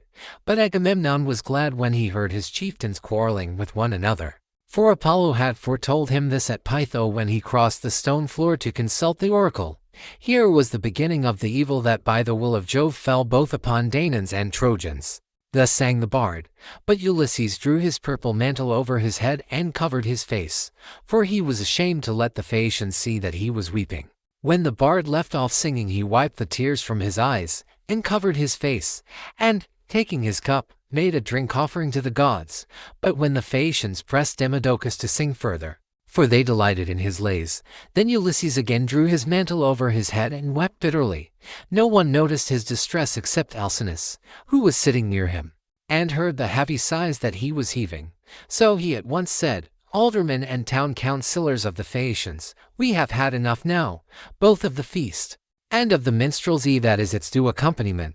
Let us proceed therefore to the athletic sports, so that our guest on his return home may be able to tell his friends how much we surpass all other nations as boxers, wrestlers, jumpers, and runners." With these words he led the way, and the others followed after. A servant hung Demodocus's lyre on its peg for him, led him out of the cloister, and set him on the same way as that along which all the chief men of the Phaeacians were going to see the sports.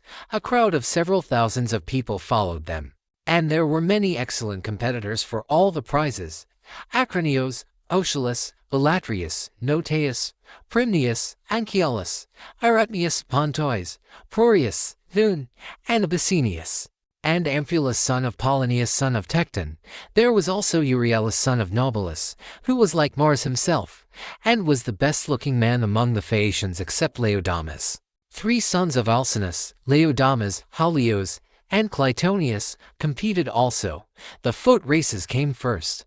The course was set out for them from the starting post, and they raised a dust upon the plain as they all flew forward at the same moment. Clytonius came in first by a long way. He left every one else behind him by the length of the furrow that a couple of mules can plow in a fallow field. 67 They then turned to the painful art of wrestling, and here Euryalus proved to be the best man. Amphilus excelled all the others in jumping, while at throwing the disc there was no one who could approach Elatrius. Alcinous's son Laodamas was the best boxer, and he it was who presently said, when they had all been diverted with the games, "Let us ask the stranger whether he excels in any of these sports. He seems very powerfully built. His thighs, calves, hands, and neck are of prodigious strength, nor is he at all old. But he has suffered much lately, and there is nothing like the sea for making havoc with a man, no matter how strong he is." "You are quite right, Laodamas," replied Euryalus. "Go up to your guest and speak to him about it yourself." When Laodamas heard this, he made his way into the middle of the crowd and said to Ulysses, "I hope, sir, that you will enter yourself for some one or other of our competitions if you are skilled in any of them, and you must have gone in for many a one before now. There is nothing that does any one so much credit all his life long as the showing himself a proper man with his hands and feet. Have a try therefore at something, and banish all sorrow from your mind. Your return home will not be long delayed, for the ship is already drawn into the water, and the crew is found." Ulysses answered, "Laodamas, why do you taunt me in this way? My mind is set rather on cares than contests. I have been through infinite trouble, and am come among you now as a suppliant, praying your king and people to further me on my return home." Then Euryalus reviled him outright, and said, "I gather, then, that you are unskilled in any of the many sports that men generally delight in. I suppose you are one of those grasping traders that go about in ships as captains or merchants, and who think of nothing but of their outward freights and homeward cargoes. There does not seem to be much of the athlete about you." "For shame, sir," answered Ulysses, fiercely. "You are an insolent fellow. So true is it that the gods do not grace all men alike in speech, person, and understanding. One man may be of weak presence, but heaven has adorned this with such a good conversation that he charms every one who sees him. His honeyed moderation carries his hearers with him, so that he is leader in all assemblies of his fellows, and wherever he goes he is looked up to. Another may be as handsome as a god, but his good looks are not crowned with discretion. This is your case. No god could make a finer-looking fellow than you are, but you are a fool. Your ill-judged remarks have made me exceedingly angry, and you are quite mistaken, for I excel in a great many athletic exercises. Indeed, so long as I had youth and strength, I was among the first athletes of the age. Now, however, I am worn out by labor and sorrow, for I have gone through much both on the field of battle and by the waves of the weary sea. Still, in spite of all this I will compete, for your taunts have stung me to the quick." So he hurried up without even taking his cloak off, and seized a disc, larger, more massive and much heavier than those used by the Phaeacians when disc-throwing among themselves. 68 Then, swinging it back, he threw it from his brawny hand, and it made a humming sound in the air as he did so. The Phaeacians quailed beneath the rushing of its flight as it sped gracefully from his hand, and flew beyond any mark that had been made yet. Minerva, in the form of a man, came and marked the place where it had fallen. "The blind man, sir," said she, "could easily tell your mark by groping for it. It is so far ahead of any other." You may make your mind easy about this contest, for no Phaeacian can come near to such a throw as yours." Ulysses was glad when he found he had a friend among the lookers-on. So he began to speak more pleasantly. "Young men," said he, "come up to that throw if you can, and I will throw another disc as heavy or even heavier. But not with him, because I am his guest, and one cannot compete with one's own personal friend. At least I do not think it a prudent or a sensible thing for a guest to challenge his host's family at any game, especially when he is in a foreign country. He will cut the ground from under his own feet if he does, but I make no exception as regards anyone else, for I want to have the matter out and know which is the best man.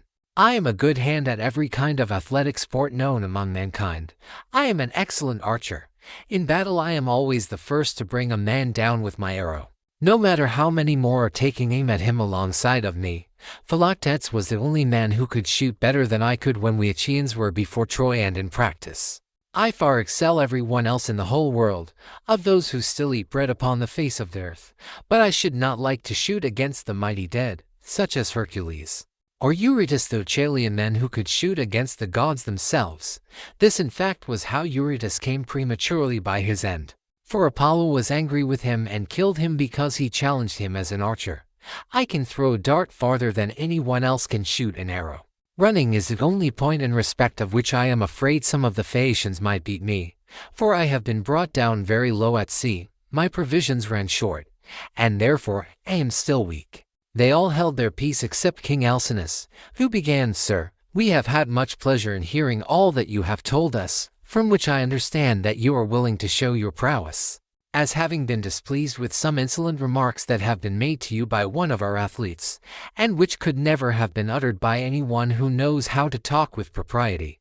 I hope you will apprehend my meaning, and will explain to any one of your chief men who may be dining with yourself and your family when you get home, that we have an hereditary aptitude for accomplishments of all kinds.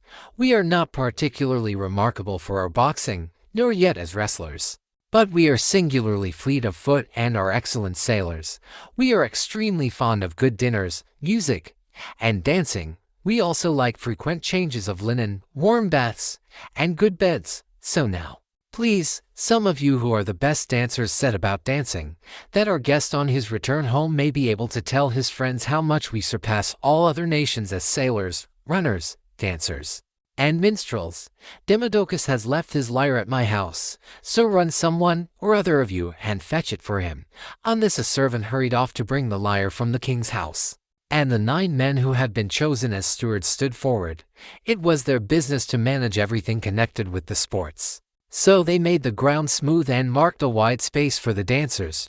Presently the servant came back with Demodocus's lyre, and he took his place in the midst of them, whereon the best young dancers in the town began to foot and trip it so nimbly that Ulysses was delighted with the merry twinkling of their feet. Meanwhile the bard began to sing the loves of Mars and Venus, and how they first began their intrigue in the house of Vulcan.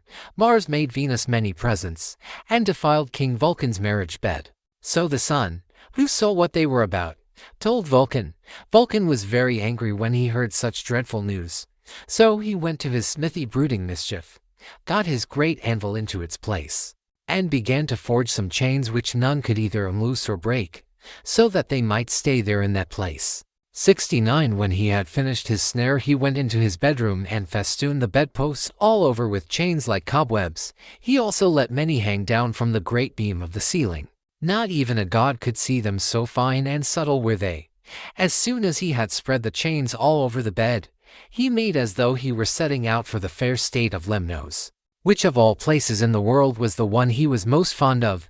But Mars kept no blind lookout, and as soon as he saw him start, hurried off to his house, burning with love for Venus. Now Venus was just come in from a visit to her father Jove, and was about sitting down when Mars came inside the house, and said as he took her hand in his own, "Let us go to the couch of Vulcan. He is not at home, but is gone off to Lemnos among the Sintians, whose speech is barbarous." She was nothing loth, so they went to the couch to take their rest, whereon they were caught in the toils which cunning Vulcan had spread for them, and could neither get up nor stir hand or foot, but found too late that they were in a trap. Then Vulcan came up to them, for he had turned back before reaching Lemnos. When his scout the sun told him what was going on, He was in a furious passion, and stood in the vestibule making a dreadful noise as he shouted to all the gods. "Father Jove," he cried, "and all you other blessed gods who live forever, come here and see the ridiculous and disgraceful sight that I will show you. Jove's daughter Venus is always dishonoring me because I am lame. She is in love with Mars, who is handsome and clean-built, whereas I am a cripple, but my parents are to blame for that, not I. They ought never to have begotten me. Come and see the pair together asleep on my bed. It makes me furious to look at them. They are very fond of one another, but I do not think they will lie there longer than they can help, nor do I think that they will sleep much there, however. They shall stay till her father has repaid me the sum I gave him for his baggage of a daughter, who is fair but not honest." On this the gods gathered to the house of Vulcan. Earth encircling Neptune came, and Mercury the bringer of luck, and King Apollo, but the goddesses stayed at home, all of them for shame. Then the givers of all good things stood in the doorway, and the blessed gods roared with inextinguishable laughter, as they saw how cunning Vulcan had been, whereon one would turn towards his neighbor saying, "Ill deeds do not prosper, and the weak confound the strong. See how limping Vulcan, lame as he is, has caught Mars, who is the fleetest god in heaven, and now Mars will be cast in heavy damages." Thus did they converse. But King Apollo said to Mercury, "Messenger Mercury, giver of good things, you would not care how strong the chains were, would you, if you could sleep with Venus?" "King Apollo," answered Mercury, "I only wish I might get the chance, though there were 3 times as many chains and you might look on, all of you, gods and goddesses, but I would sleep with her if I could." The immortal gods burst out laughing as they heard him, but Neptune took it all seriously, and kept on imploring Vulcan to set Mars free again. "Let him go," he cried, "and I will undertake, as you require, that he shall pay you all the damages that are held reasonable among the immortal gods." "Do not," replied Vulcan, "ask me to do this. A bad man's bond is bad security. What remedy could I enforce against you if Mars should go away and leave his debts behind him along with his chains?" "Vulcan," said Neptune, "if Mars goes away without paying his damages, I will pay you myself." So Vulcan answered, "In this case I cannot and must not refuse you." Thereon he loosed the bonds that bound them, and as soon as they were free they scampered off. Mars to Thrace, and laughter-loving Venus to Cyprus and to Paphos, where is her grove and her altar fragrant with burnt offerings. Here the Graces bathed her, and anointed her with oil of ambrosia such as the immortal gods make use of, and they clothed her in raiment of the most enchanting beauty.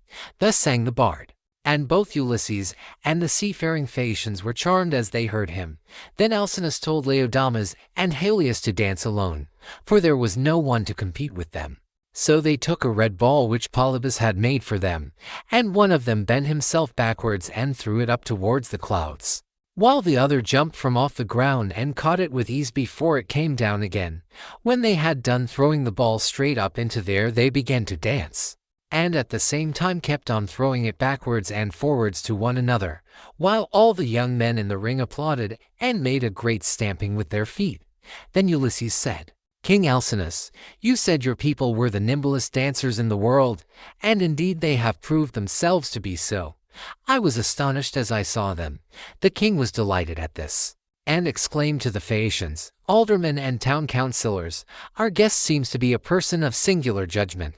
Let us give him such proof of our hospitality as he may reasonably expect. There are 12 chief men among you, and counting myself there are 13. Contribute, each of you, a clean cloak, a shirt, and a talent of fine gold. Let us give him all this in a lump down at once, so that when he gets his supper he may do so with a light heart. As for Euryalus, he will have to make a formal apology and a present too, for he has been rude." Thus did he speak. The others all of them applauded his saying, and sent their servants to fetch the presents. Then Euryalus said, "King Alcinous, I will give the stranger all the satisfaction you require. He shall have my sword, which is of bronze, all but the hilt, which is of silver. I will also give him the scabbard of newly sawn ivory into which it fits. It will be worth a great deal to him." As he spoke he placed the sword in the hands of Ulysses and said, "Good luck to you, father stranger. If anything has been said amiss, may the winds blow it away with them, and may heaven grant you a safe return, for I understand you have been long away from home, and have gone through much hardship. To which Ulysses answered, "Good luck to you, my friend, and may the gods grant you every happiness. I hope you will not miss the sword you have given me along with your apology." With these words he girded the sword about his shoulders, and towards sundown the presents began to make their appearance. As the servants of the donors kept bringing them to the house of King Alcinous, here his sons received them, and placed them under their mother's charge. Then Alcinous led the way to the house and bade his guests take their seats. "Wife," said he, turning to Queen Arete, "go, fetch the best chest we have, and put a clean cloak and shirt in it. Also, set a copper on the fire and heat some water.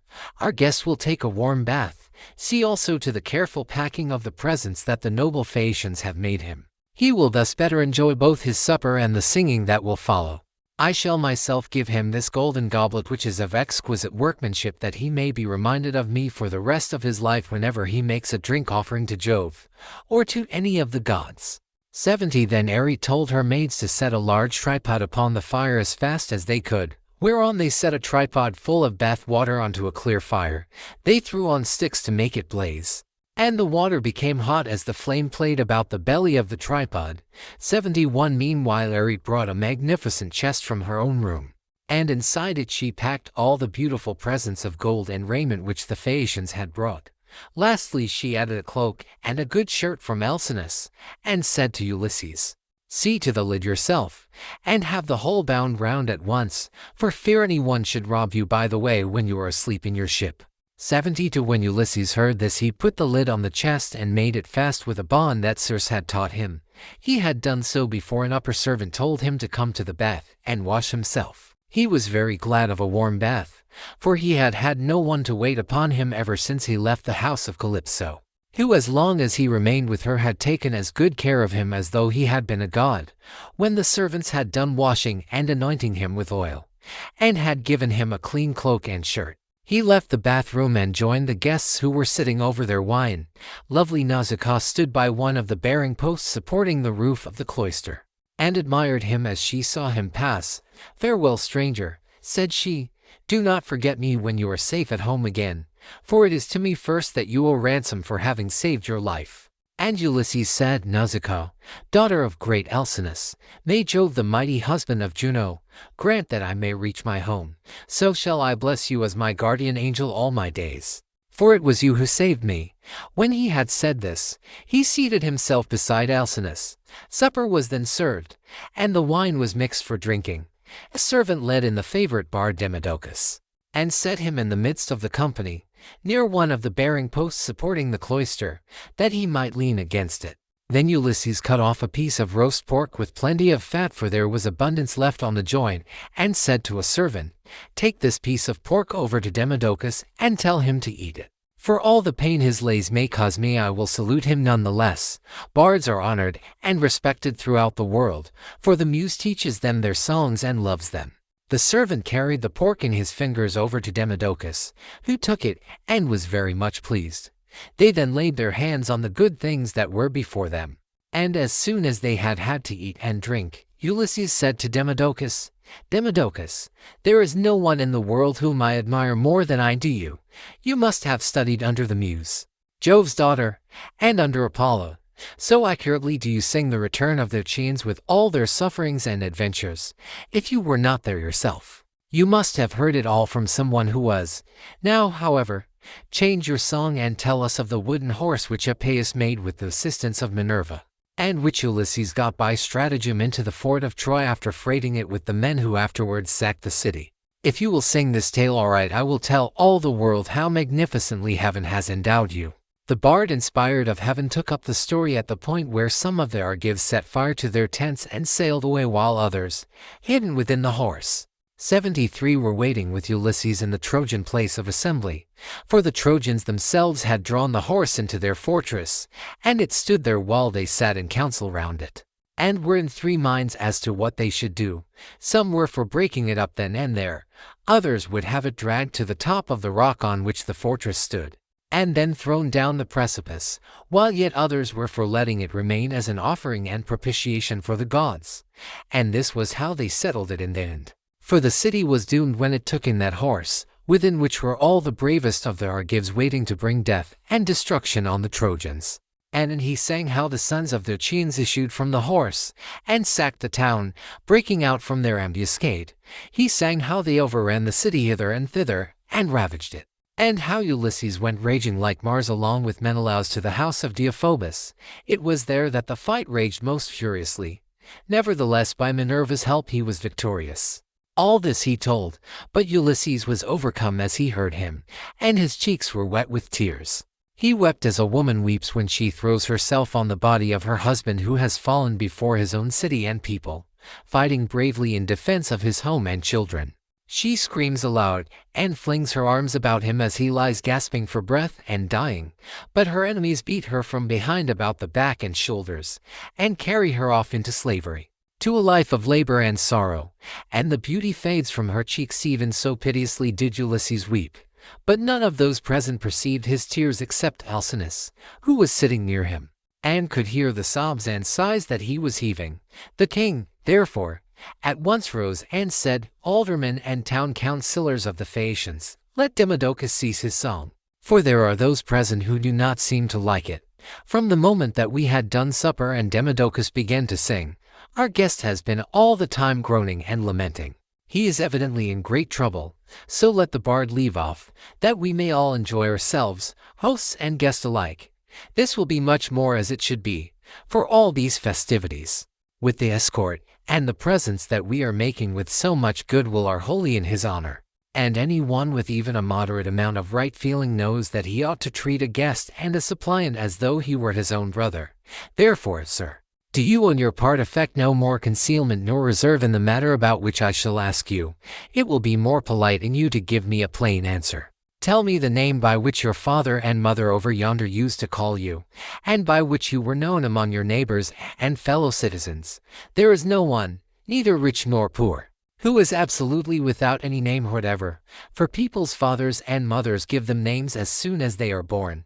Tell me also your country, nation, and city, that our ships may shape their purpose accordingly and take you there. For the Phaeacians have no pilots, their vessels have no rudders as those of other nations have. But the ships themselves understand what it is that we are thinking about and want. They know all the cities and countries in the whole world, and can traverse the sea just as well even when it is covered with mist and cloud, so that there is no danger of being wrecked or coming to any harm.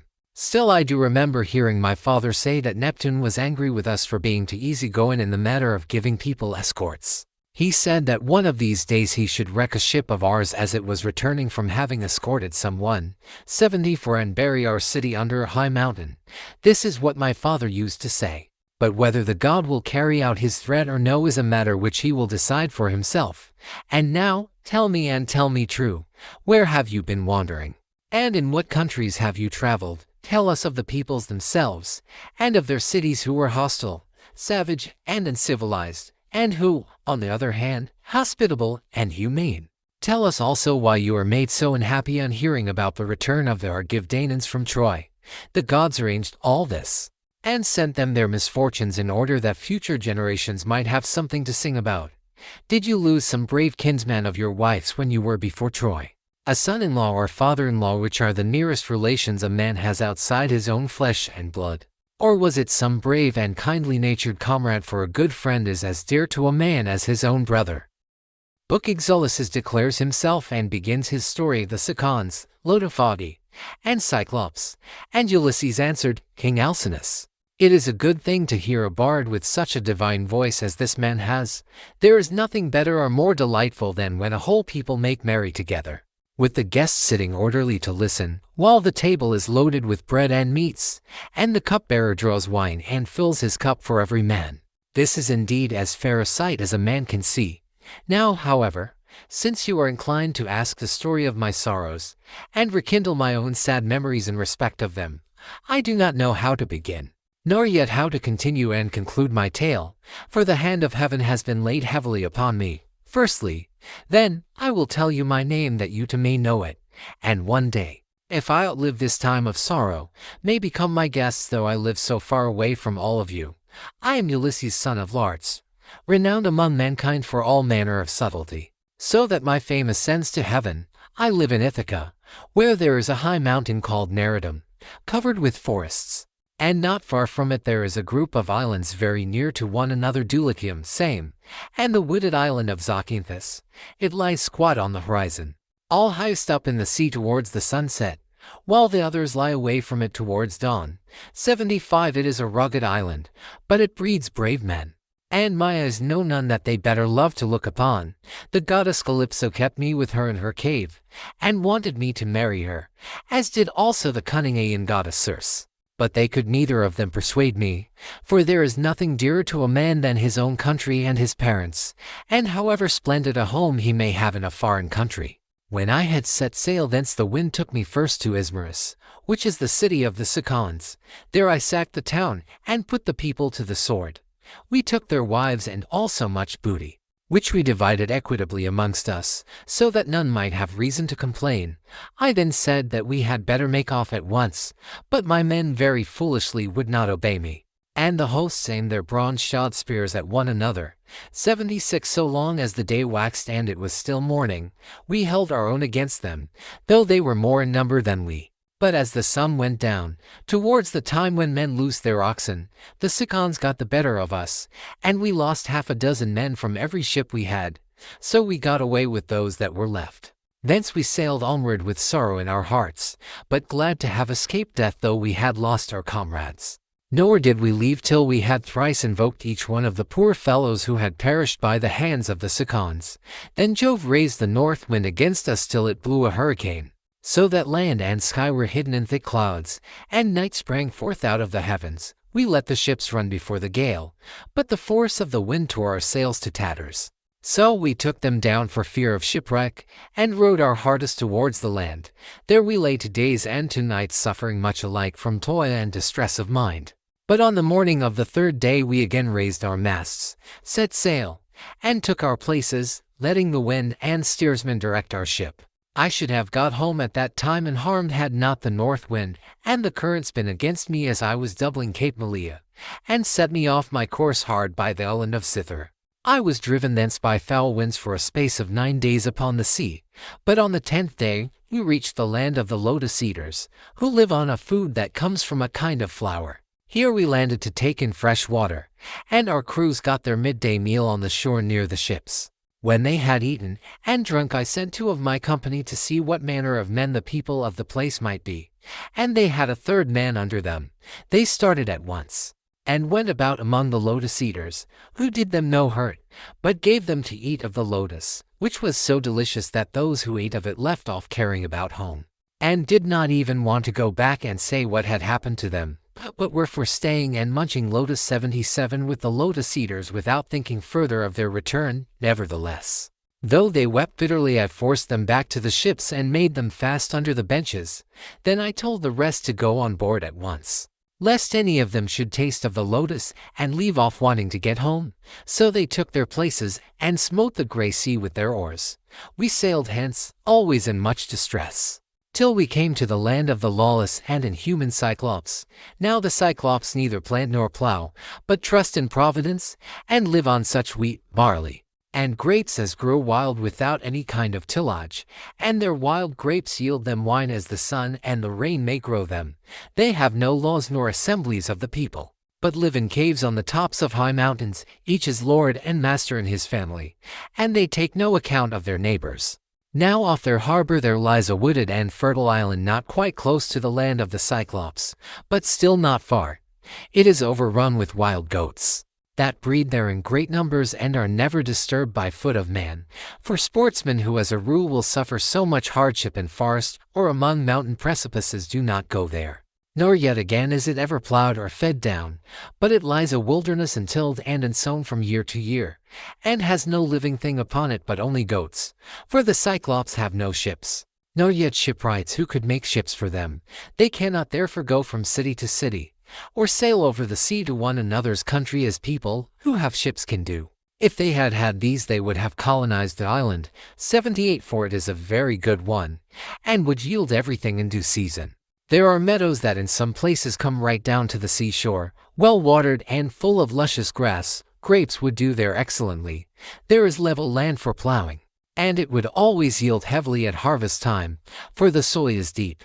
There is a good harbor where no cables are wanted, nor yet anchors, nor need a ship be moored. But all one has to do is to beach one's vessel and stay there till the wind becomes fair for putting out to sea again. At the head of the harbor there is a spring of clear water coming out of a cave, and there are poplars growing all round it. Here we entered, but so dark was the night that some god must have brought us in, for there was nothing whatever to be seen. A thick mist hung all round our ships. 79 The moon was hidden behind a mass of clouds, so that no one could have seen the island if he had looked for it. Nor were there any breakers to tell us we were close inshore before we found ourselves upon the land itself. When, however, we had beached the ships, we took down the sails, went ashore and camped upon the beach till daybreak. When the child of morning, rosy-fingered dawn appeared, we admired the island and wandered all over it, while the nymph Jove's daughters roused the wild goats that we might get some meat for our dinner. On this we fetched our spears and bows and arrows from the ships, and dividing ourselves into 3 bands began to shoot the goats. Heaven sent us excellent sport. I had 12 ships with me, and each ship got 9 goats, while my own ship had 10. Thus through the livelong day to the going down of the sun we ate and drank our fill, and we had plenty of wine left, for each one of us had taken many jars full when we sacked the city of the Cicons, and this had not yet run out. While we were feasting we kept turning our eyes towards the land of the Cyclops, which was hard by, and saw the smoke of their stubble fires. We could almost fancy we heard their voices and the bleating of their sheep and goats, but when the sun went down and it came on dark, we camped down upon the beach. And next morning I called a council.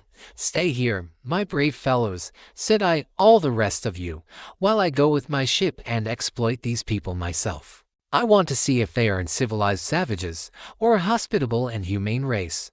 I went on board, bidding my men to do so also, and loose the hawsers. So they took their places, and smote the grey sea with their oars. When we got to the land, which was not far, there, on the face of a cliff near the sea, we saw a great cave overhung with laurels. It was a station for a great many sheep and goats, and outside there was a large yard, with a high wall round it made of stones built into the ground and of trees both pine and oak.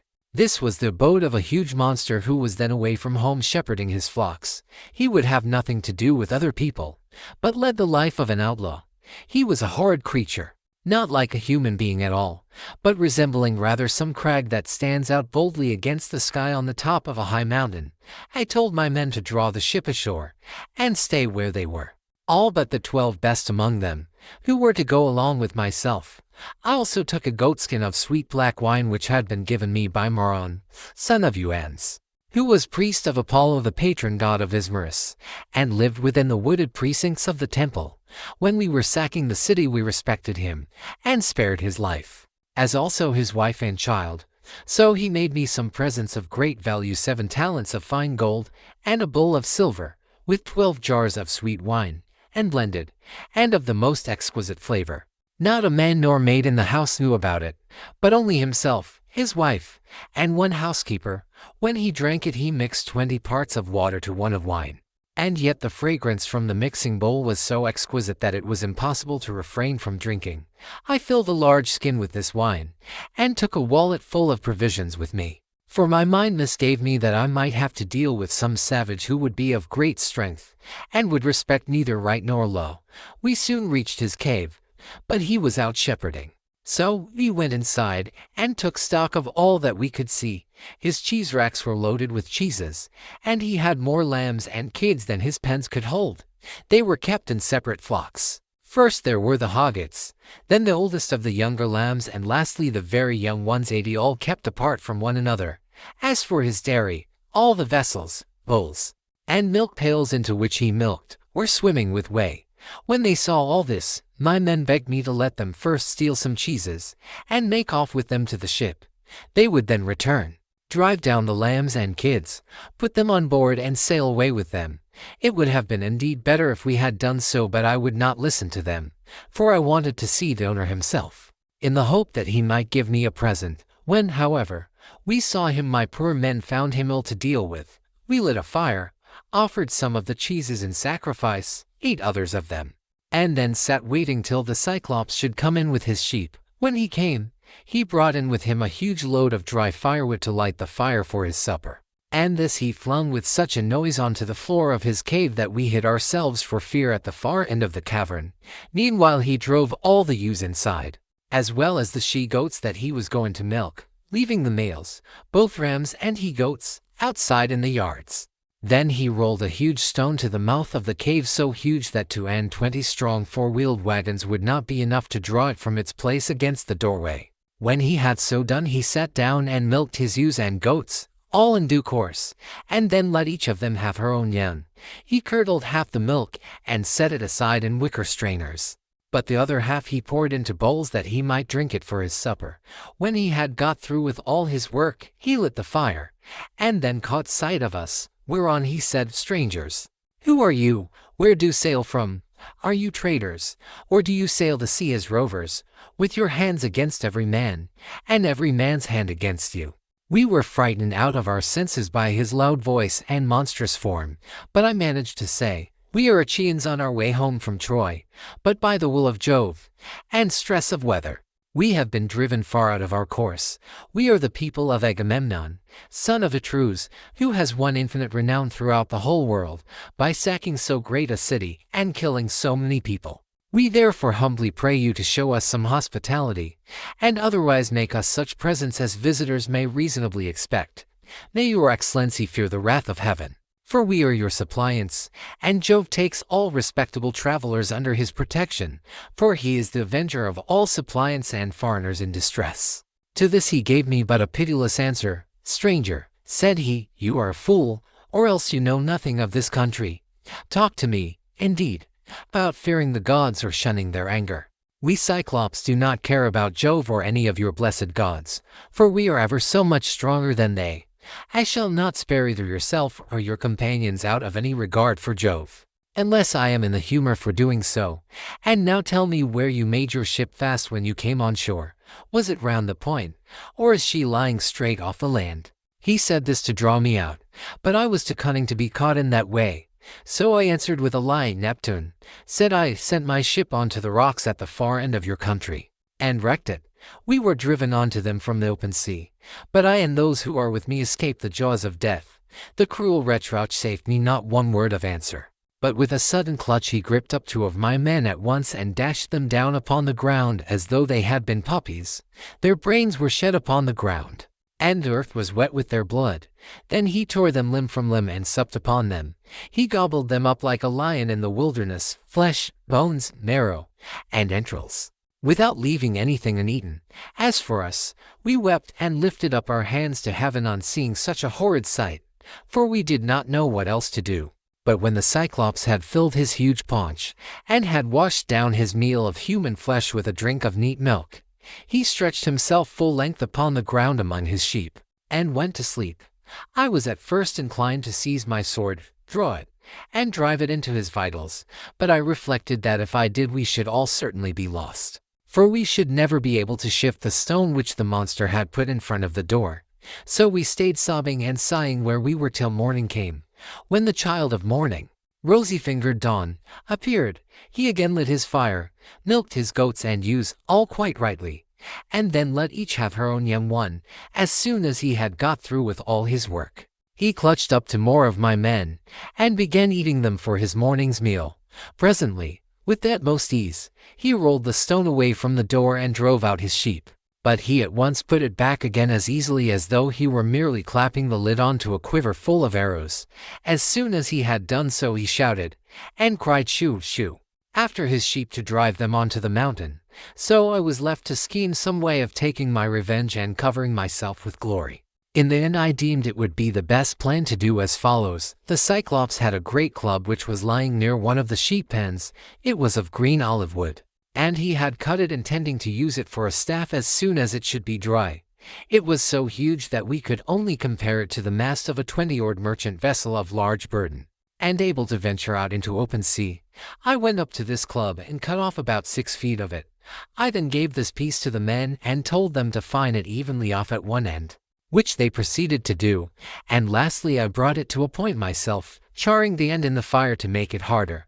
When I had done this I hid it under dung, which was lying about all over the cave, and told the men to cast lots which of them should venture along with myself to lift it, and bore it into the monster's eye while he was asleep. The lot fell upon the very for whom I should have chosen, and I myself made 5.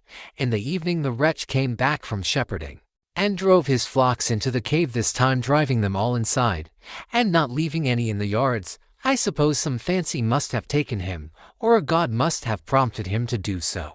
As soon as he had put the stone back to its place against the door, he sat down, milked his ewes and his goats all quite rightly, and then let each have her own young one. When he had got through with all this work, he gripped up to more of my men, and made his supper off them. So I went up to him with an ivywood bowl of black wine in my hands. "Look here, Cyclops," said I, "you have been eating a great deal of man's flesh, so take this and drink some wine, that you may see what kind of liquor we had on board my ship. I was bringing it to you as a drink offering, in the hope that you would take compassion upon me and further me on my way home, whereas all you do is to go on ramping and raving most intolerably. You ought to be ashamed of yourself. How can you expect people to come see you any more if you treat them in this way?" He then took the cup and drank. He was so delighted with the taste of the wine that he begged me for another bowl full. "Be so kind," he said, "as to give me some more, and tell me your name at once. I want to make you a present that you will be glad to have. We have wine even in this country, for our soil grows grapes and the sun ripens them, but this drinks like nectar and ambrosia all in one." I then gave him some more. 3 times did I fill the bowl for him, and 3 times did he drain it without thought or heed. Then, when I saw that the wine had got into his head, I said to him as plausibly as I could, "Cyclops, you ask my name and I will tell it you. Give me, therefore, the present you promised me. My name is No Man. This is what my father and mother and my friends have always called me." But the cruel wretch said, "Then I will eat all No Man's comrades before No Man himself, and will keep No Man for the last. This is the present that I will make him." As he spoke he reeled, and fell sprawling face upwards on the ground. His great neck hung heavily backwards, and a deep sleep took hold upon him. Presently he turned sick, and threw up both wine and the gobbets of human flesh on which he had been gorging, for he was very drunk. Then I thrust the beam of wood far into the embers to heat it, and encouraged my men lest any of them should turn faint-hearted. When the wood, green though it was about to blaze, I drew it out of the fire glowing with heat, and my men gathered round me, for heaven had filled their hearts with courage. We drove the sharp end of the beam into the monster's eye, and bearing upon it with all my weight I kept turning it round and round as though I were boring a hole in a ship's plank with an auger, which 2 men with a wheel and strap can keep on turning as long as they choose. Even thus did we bore the red-hot beam into his eye, till the boiling blood bubbled all over it as we worked it round and round, so that the steam from the burning eyeball scalded his eyelids and eyebrows, and the roots of the eye sputtered in the fire, as a blacksmith plunges an axe or hatchet into cold water to temper it, for it is this that gives strength to the iron, and it makes a great hiss as he does so. Even thus did the Cyclops' eye hiss round the beam of olive wood, and his hideous yells made the cave ring again. We ran away in a fright, but he plucked the beam all besmirched with gore from his eye, and hurled it from him in a frenzy of rage and pain, shouting as he did so to the other Cyclops who lived on the bleak headlands near him. So they gathered from all quarters round his cave when they heard him crying, and asked what was the matter with him. "What ails you, Polyphemus," said they, "that you make such a noise, breaking the stillness of the night, and preventing us from being able to sleep? Surely no man is carrying off your sheep. Surely no man is trying to kill you either by fraud or by force." But Polyphemus shouted to them from inside the cave, "No man is killing me by fraud. No man is killing me by force." "Then," said they, "if no man is attacking you, you must be ill. When Jove makes people ill, there is no help for it, and you had better pray to your father Neptune." Then they went away, and I laughed inwardly at the success of my clever stratagem. But the Cyclops, groaning and in an agony of pain, felt about with his hands till he found the stone and took it from the door. Then he sat in the doorway and stretched his hands in front of it to catch anyone going out with the sheep, for he thought I might be foolish enough to attempt this. As for myself, I kept on puzzling to think how I could best save my own life and those of my companions. I schemed and schemed, as one who knows that his life depends upon it, for the danger was very great. In the end I deemed that this plan would be the best. The male sheep were well grown, and carried a heavy black fleece. So I bound them noiselessly in threes together, with some of the withies on which the wicked monster used to sleep. There was to be a man under the middle sheep, and the two on either side were to cover him, so that there were 3 sheep to each man. As for myself, there was a ram finer than any of the others, so I caught hold of him by the back, ensconced myself in the thick wool under his belly, and hung on patiently to his fleece, face upwards, keeping a firm hold on it all the time.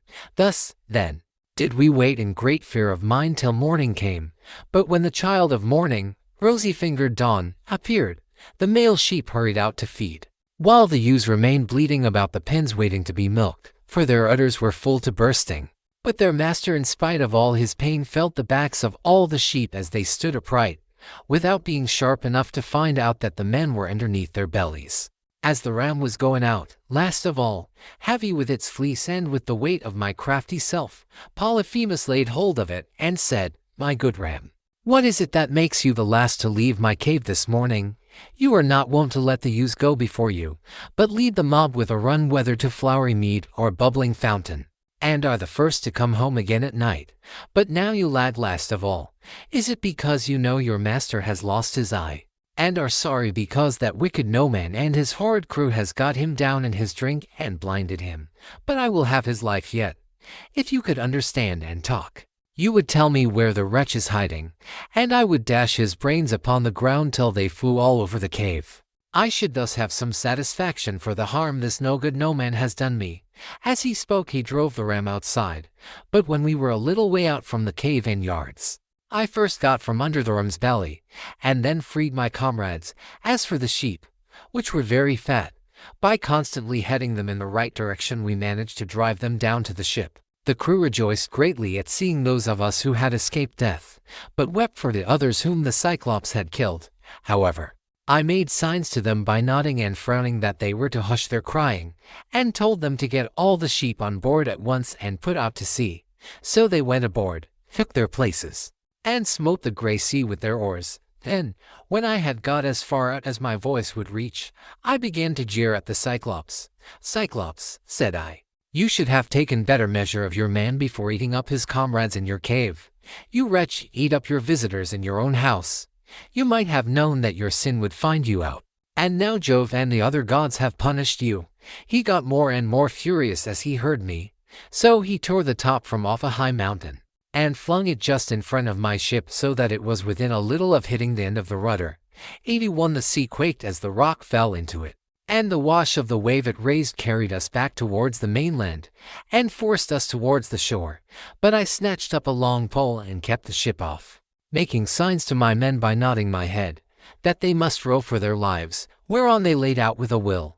When we had got twice as far as we were before, I was for jeering at the Cyclops again, but the men begged and prayed of me to hold my tongue.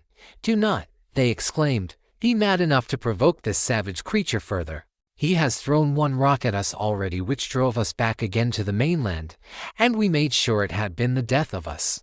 If he had then heard any further sound of voices he would have pounded our heads and our ship's timbers into a jelly with the rugged rocks he would have heaved at us, for he can throw them a long way." But I would not listen to them, and shouted out to him in my rage, "Cyclops, if any one asks you who it was that put you out and spoiled your beauty, say it was the valiant warrior Ulysses, son of Laertes, who lives in Ithaca."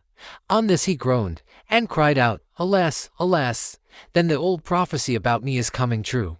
There was a prophet here, at one time, a man both brave and of great stature, Telemus son of Eurymus, who was an excellent seer, and did all the prophesying for the Cyclops till he grew old. He told me that all this would happen to me some day, and said I should lose my sight by the hand of Ulysses. I have been all along expecting someone of imposing presence and superhuman strength, whereas he turns out to be a little insignificant weakling, who has managed to blind Maia by taking advantage of me in my drink. Come here, then, Ulysses, that I may make you presents to show my hospitality, and urge Neptune to help you forward on your journey, for Neptune and I are father and son. He, if he so will, shall heal me, which no one else, neither god nor man, can do." Then I said, I wish I could be as sure of killing you outright and sending you down to the house of Hades, as I am that it will take more than Neptune to cure that eye of yours." On this he lifted up his hands to the firmament of heaven and prayed, saying, "Hear me, great Neptune. If I am indeed your own true begotten son, grant that Ulysses may never reach his home alive, or if he must get back to his friends at last, let him do so late and in sore plight after losing all his men. Let him reach his home in another man's ship and find trouble in his house." 82 Thus did he pray, and Neptune heard his prayer. Then he picked up a rock much larger than the first, swung it aloft, and hurled it with prodigious force. It fell just short of the ship, but was within a little of hitting the end of the rudder. The sea quaked as the rock fell into it, and the wash of the wave it raised drove us onwards on our way towards the shore of the island. When at last we got to the island where we had left the rest of our ships, we found our comrades lamenting us, and anxiously awaiting our return. We ran our vessel upon the sands and got out of her onto the seashore. We also landed the Cyclops sheep, and divided them equitably amongst us so that none might have reason to complain. As for the ram, my companions agreed that I should have it as an extra share, so I sacrificed it on the seashore, and burned its thigh bones to Jove, who is the Lord of all. But he heeded not my sacrifice, and only thought how he might destroy both my ships and my comrades. Thus through the livelong day to the going down of the sun we feasted our fill on meat and drink. But when the sun went down and it came on dark, we camped upon the beach. When the child of morning rosy-fingered dawn appeared, I bade my men on board and loosed the hawsers. Then they took their places and smote the grey sea with their oars. So we sailed on with sorrow in our hearts, but glad to have escaped death though we had lost our comrades. Book Aeolus, the Laestrygones, Circe. Thence we went on to the Iolian island where lives Aeolus son of Hippotas, dear to the immortal gods. It is an island that floats as it were upon the sea, 83 iron bound with a wall that girds it. Now, Aeolus had 6 daughters and 6 lusty sons, so he made the sons marry the daughters, and they all live with their dear father and mother, feasting and enjoying every conceivable kind of luxury. All day long the atmosphere of the house is loaded with the savor of roasting meats till it groans again, yard and all. But by night they sleep on their well-made bedsteads, each with his own wife between the blankets. These were the people among whom we had now come. Aeolus entertained me for a whole month, asking me questions all the time about Troy, their Argive fleet, and the return of the Chians. I told him exactly how everything had happened, and when I said I must go, and asked him to further me on my way, he made no sort of difficulty, but set about doing so at once.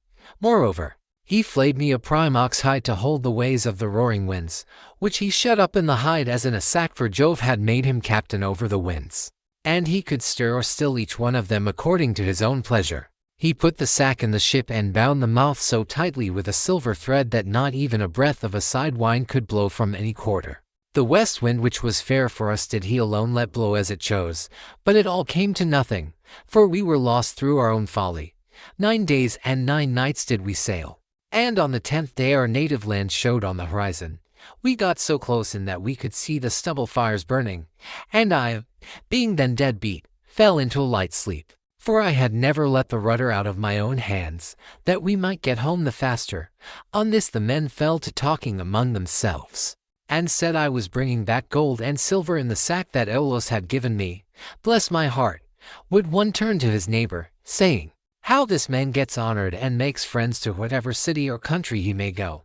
See what fine prizes he is taking home from Troy, while we, who have traveled just as far as he has." While the men lamented bitterly as the fierce winds bore our fleet back to the Iolian island, when we reached it we went ashore to take in water, and dined hard by the ships.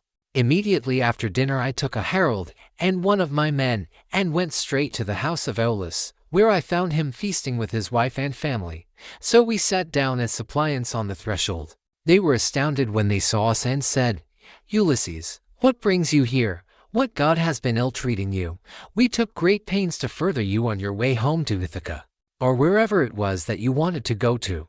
Thus did they speak, but I answered sorrowfully, "My men have undone me. They, and cruel sleep, have ruined me. My friends, mend me this mischief, for you can if you will." I spoke as movingly as I could, but they said nothing, till their father answered, "Vilest of mankind, get you gone at once out of the island. Him whom heaven hates will I in no wise help, Eof, for you come here as one abhorred of heaven.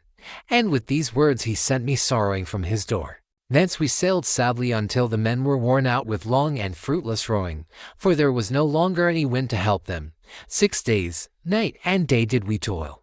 And on the 7th day we reached the rocky stronghold of Lamistelopolis, the city of the Laestrygonians, where the shepherd who was driving in his sheep and goats to be milked salutes him who is driving out his flock to feed, and this last answers the salute. In that country a man who could do without sleep might earn double wages, one as a herdsman of cattle, and another as a shepherd, for they work much the same by night as they do by day. 84 When we reached the harbor we found it landlocked under steep cliffs, with a narrow entrance between two headlands. My captains took all their ships inside, and made them fast close to one another, for there was never so much as a breath of wind inside, but it was always dead calm. I kept my own ship outside, and moored it to a rock at the very end of the point. Then I climbed a high rock to reconnoiter, but could see no sign neither of man nor cattle, only some smoke rising from the ground. So I sent 2 of my company with an attendant to find out what sort of people the inhabitants were. The men, when they got on shore, followed a level road by which the people draw their firewood from the mountains into the town, till presently they met a young woman who had come outside to fetch water, and who was daughter to a Laestrygonian named Antiphates. She was going to the fountain Artacha from which the people bring in their water, and when my men had come close up to her, they asked her who the king of that country might be, and over what kind of people he ruled. So she directed them to her father's house, but when they got there they found his wife to be a giantess as huge as a mountain, and they were horrified at the sight of her. She at once called her husband Antiphates from the place of assembly, and forthwith he set about killing my men. He snatched up one of them, and began to make his dinner off him then and there, whereon the other 2 ran back to the ships as fast as ever they could. But Antiphates raised a hue and cry after them, and thousands of sturdy Laestrygonians sprang up from every quarter, ogres, not men. They threw vast rocks at us from the cliffs as though they had been mere stones. And I heard the horrid sound of the ships crunching up against one another, and the death cries of my men, as the Laestrygonians speared them like fishes, and took them home to eat them. While they were thus killing my men within the harbor, I drew my sword, cut the cable of my own ship, and told my men to row with all their might if they too would not fare like the rest. So they laid out for their lives, and we were thankful enough when we got into open water out of reach of the rocks they hurled at us. As for the others, there was not one of them left. Thence we sailed sadly on, glad to have escaped death, though we had lost our comrades, and came to the Aeaean island, where Circe lives, a great and cunning goddess, who is own sister to the magician Ates, for they are both children of the sun by Perse, who is daughter to Oceanus. We brought our ship into a safe harbor without a word, for some god guided us thither, and having landed we lay there for 2 days and 2 nights, worn out in body and mind. When the morning of the 3rd day came, I took my spear and my sword, and went away from the ship to reconnoiter, and see if I could discover signs of human handiwork, or hear the sound of voices.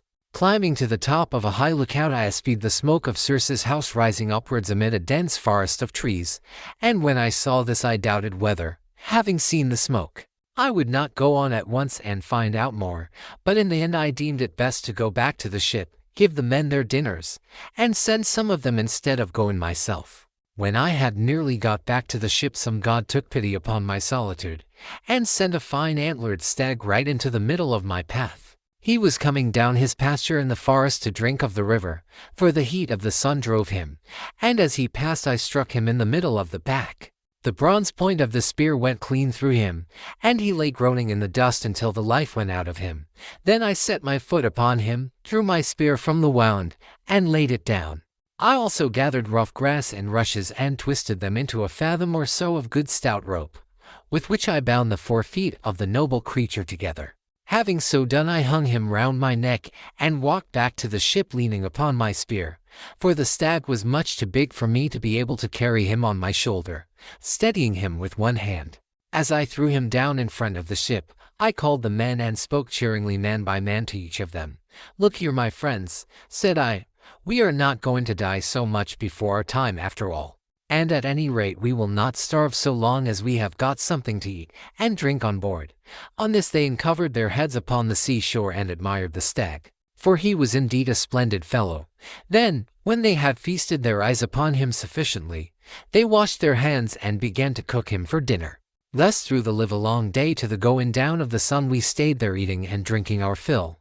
But when the sun went down and it came on dark, we camped upon the seashore. When the child of morning, rosy-fingered dawn, appeared, I called a council and said, "My friends, we are in very great difficulties. Listen therefore to me. We have no idea where the sun either sets or rises, 85 so that we do not even know east from west. I see no way out of it, nevertheless. We must try and find one. We are certainly on an island. For I went as high as I could this morning, and saw the sea reaching all round it to the horizon. It lies low, but towards the middle I saw smoke rising from out of a thick forest of trees." Their hearts sank as they heard me, for they remembered how they had been treated by the Laestrygonian Antiphates, and by the savage ogre Polyphemus.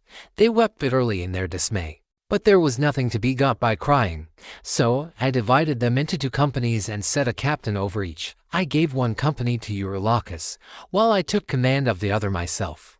Then we cast lots in a helmet, and the lot fell upon Eurylochus. So he set out with his 22 men, and they wept, as also did we who were left behind. When they reached Circe's house they found it built of cut stones, on a site that could be seen from far, in the middle of the forest. There were wild mountain wolves and lions prowling all round it, poor bewitched creatures whom she had tamed by her enchantments and drugged into subjection. They did not attack my men, but wagged their great tails, fawned upon them, and rubbed their noses lovingly against them. 86 As hounds crowd round their master when they see him coming from dinner, for they know he will bring them something, even so did these wolves and lions with their great claws fawn upon my men. But the men were terribly frightened at seeing such strange creatures. Presently they reached the gates of the goddess's house, and as they stood there they could hear Circe within, singing most beautifully as she worked at her loom, making a web so fine, so soft, and of such dazzling colors as no one but a goddess could weave. Anispolites, whom I valued and trusted more than any other of my men, said, "There is someone inside working at a loom and singing most beautifully. The whole place resounds with it. Let us call her and see whether she is woman or goddess." They called her, and she came down, and fastened the door, and bade them enter.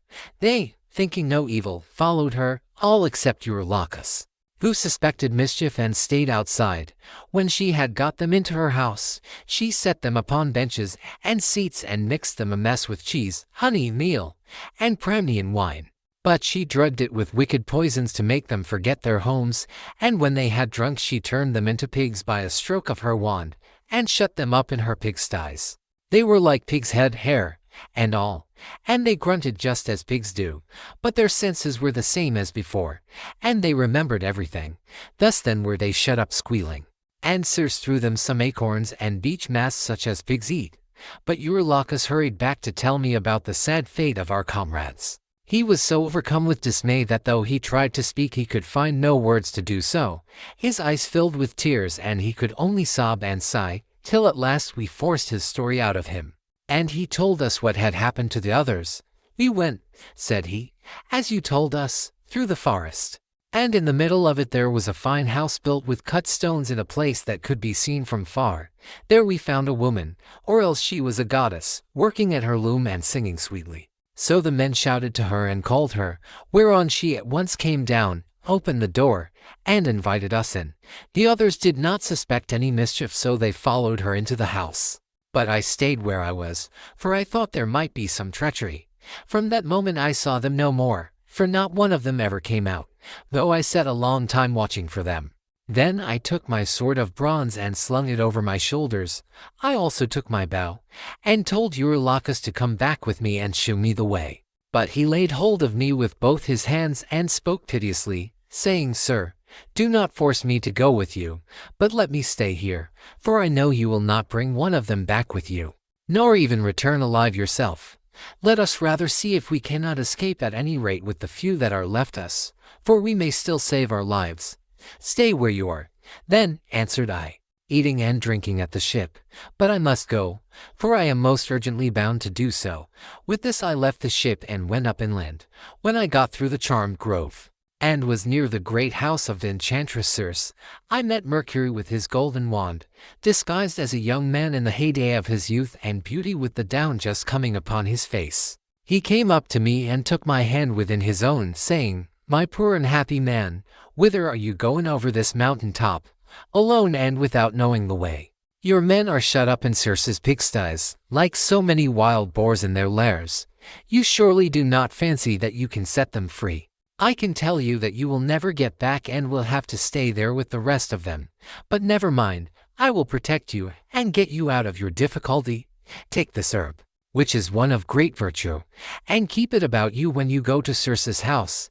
It will be a talisman to you against every kind of mischief. And I will tell you of all the wicked witchcraft that Circe will try to practice upon you. She will mix a mess for you to drink, and she will drug the meal with which she makes it. But she will not be able to charm you, for the virtue of the herb that I shall give you will prevent her spells from working. I will tell you all about it. When Circe strikes you with her wand, draw your sword and spring upon her as though you were going to kill her. She will then be frightened, and will desire you to go to bed with her. On this you must not point-blank refuse her, for you want her to set your companions free, and to take good care also of yourself. But you must make her swear solemnly by all the blessed gods that she will plot no further mischief against you. Or else when she has got you naked she will unman you and make you fit for nothing." As he spoke he pulled the herb out of the ground and shewed me what it was like. The root was black, while the flower was as white as milk. The gods call it moly, and mortal men cannot uproot it, but the gods can do whatever they like. Then Mercury went back to high Olympus, passing over the wooded island, but I fared onward to the house of Circe, and my heart was clouded with care as I walked along. When I got to the gates I stood there and called the goddess, and as soon as she heard me she came down, opened the door, and asked me to come in. So I followed her, much troubled in my mind. She set me on a richly decorated seat inlaid with silver. There was a footstool also under my feet, and she mixed a mess in a golden goblet for me to drink. But she drugged it, for she meant me mischief. When she had given it me, and I had drunk it without its charming me, she struck me with her wand.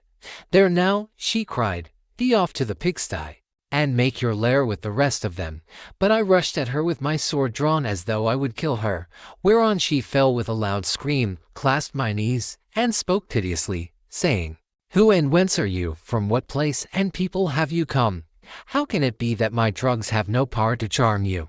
Never yet was any man able to stand so much as a taste of the herb I gave you. You must be spell-proof. Surely you can be none other than the bold hero Ulysses, who Mercury always said would come here some day with his ship while on his way home from Troy.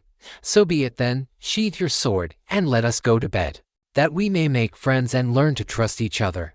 And I answered, "Circe, how can you expect me to be friendly with you when you have just been turning all my men into pigs?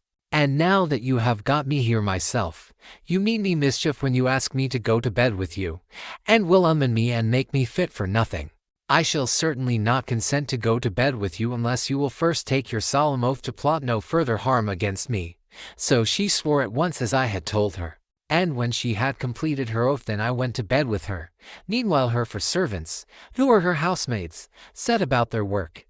They are the children of the groves and fountains, and of the holy waters that run down into the sea. One of them spread a fair purple cloth over a seat, and laid a carpet underneath it. Another brought tables of silver up to the seats, and set them with baskets of gold. A third mixed some sweet wine with water in a silver bowl and put golden cups upon the tables, while the fourth brought in water and set it to boil in a large cauldron over a good fire which she had lighted. When the water in the cauldron was boiling, 87 she poured cold into it till it was just as I liked it, and then she set me in a bath, and began washing me from the cauldron about the head and shoulders, to take the tire and stiffness out of my limbs. As soon as she had done washing me and anointing me with oil, she arrayed me in a good cloak and shirt, and led me to a richly decorated seat inlaid with silver. There was a footstool also under my feet. A maidservant then brought me water in a beautiful golden ewer and poured it into a silver basin for me to wash my hands, and she drew a clean table beside me. An upper servant brought me bread and offered me many things of what there was in the house, and then Circe bade me eat, but I would not, and sat without heeding what was before me.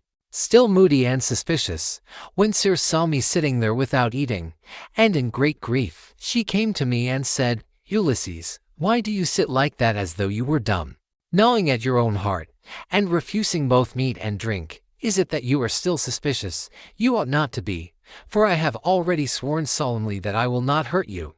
And I said, "Circe, no man with any sense of what is right can think of either eating or drinking in your house until you have set his friends free and let him see them. If you want me to eat and drink, you must free my men and bring them to me that I may see them with my own eyes." When I had said this, she went straight through the court with her wand in her hand and opened the pigsty doors. My men came out like so many prime hogs and stood looking at her, but she went about among them and anointed each with a second drug, whereon the bristles that the bad drug had given them fell off, and they became men again, younger than they were before, and much taller and better looking. They knew me at once, seized me each of them by the hand, and wept for joy till the whole house was filled with the sound of their hullabalooing.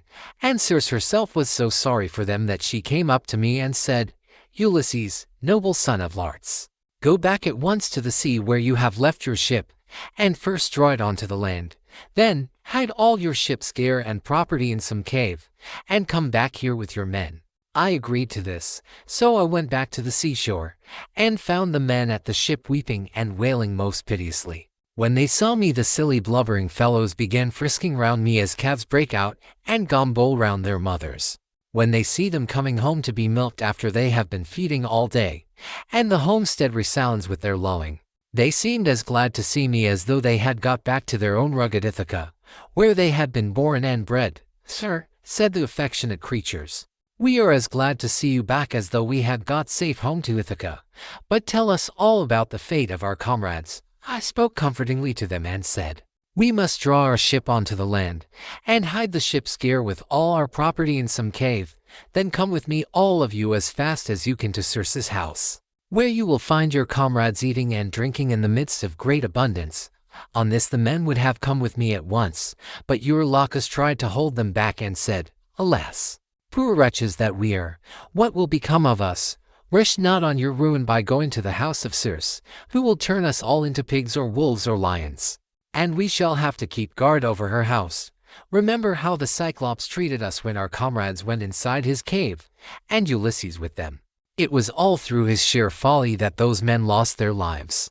When I heard him, I was in two minds whether or no to draw the keen blade that hung by my sturdy thigh and cut his head off, in spite of his being a near relation of my own. But the men interceded for him and said, "Sir, if it may so be, let this fellow stay here and mind the ship, but take the rest of us with you to Circe's house." On this we all went inland, and Eurylochus was not left behind after all, but came on too, for he was frightened by the severe reprimand that I had given him. Meanwhile Circe had been seeing that the men who had been left behind were washed and anointed with olive oil. She had also given them woolen cloaks and shirts. And when we came, we found them all comfortably at dinner in her house. As soon as the men saw each other face to face and knew one another, they wept for joy and cried aloud till the whole palace rang again. Thereon Circe came up to me and said, "Ulysses, noble son of Larts, tell your men to leave off crying. I know how much you have all of you suffered at sea, and how you have fared among cruel savages on the mainland, but that is over now, so stay here, and eat and drink till you are once more as strong and hearty as you were when you left Ithaca, for at present you are weakened both in body and mind. You keep all the time thinking of the hardships you have suffered during your travels, so that you have no more cheerfulness left in you." Thus did she speak, and we assented. We stayed with Circe for a whole 12-month, feasting upon an untold quantity both of meat and wine. But when the year had passed in the waning of moons, and the long days had come round, my men called me apart and said, "Sir, it is time you began to think about going home, if so be you are to be spared to see your house and native country at all." Thus did they speak, and I assented. Thereon through the livelong day to the going down of the sun we feasted our fill on meat and wine. But when the sun went down and it came on dark, the men laid themselves down to sleep in the covered cloisters. I, however, after I had got into bed with Circe, besought her by her knees, and the goddess listened to what I had got to say. "Circe," said I, "please to keep the promise you made me about furthering me on my homeward voyage. I want to get back, and so do my men. They are always pestering me with their complaints as soon as ever your back is turned. And the goddess answered, Ulysses, noble son of Larts, you shall none of you stay here any longer if you do not want to. But there is another journey which you have got to take before you can sail homewards. You must go to the house of Hades and of dread Proserpine to consult the ghost of the blind Theban prophet Odysseus, whose reason is still unshaken. To him alone has Proserpine left his understanding even in death, but the other ghosts flit about aimlessly. I was dismayed when I heard this. I sat up in bed and wept, and would gladly have lived no longer to see the light of the sun.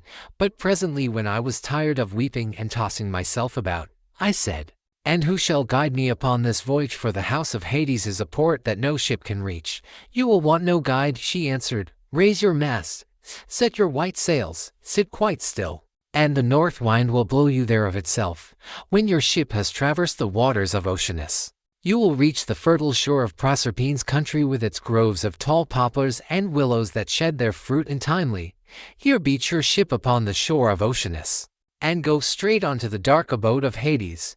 You will find it near the place where the rivers Pyrophlegeton and Cocytus, which is a branch of the river Styx, flow into a Charon. And you will see a rock near it, just where the two roaring rivers run into one another. When you have reached this spot, as I now tell you, dig a trench a cubit or so in length, breadth, and depth, and pour into it as a drink offering to all the dead, first, honey mixed with milk, then wine, and in the third place water sprinkling white barley meal over the whole. Moreover, you must offer many prayers to the poor feeble ghosts, and promise them that when you get back to Ithaca you will sacrifice a barren heifer to them, the best you have, and will load the pyre with good things.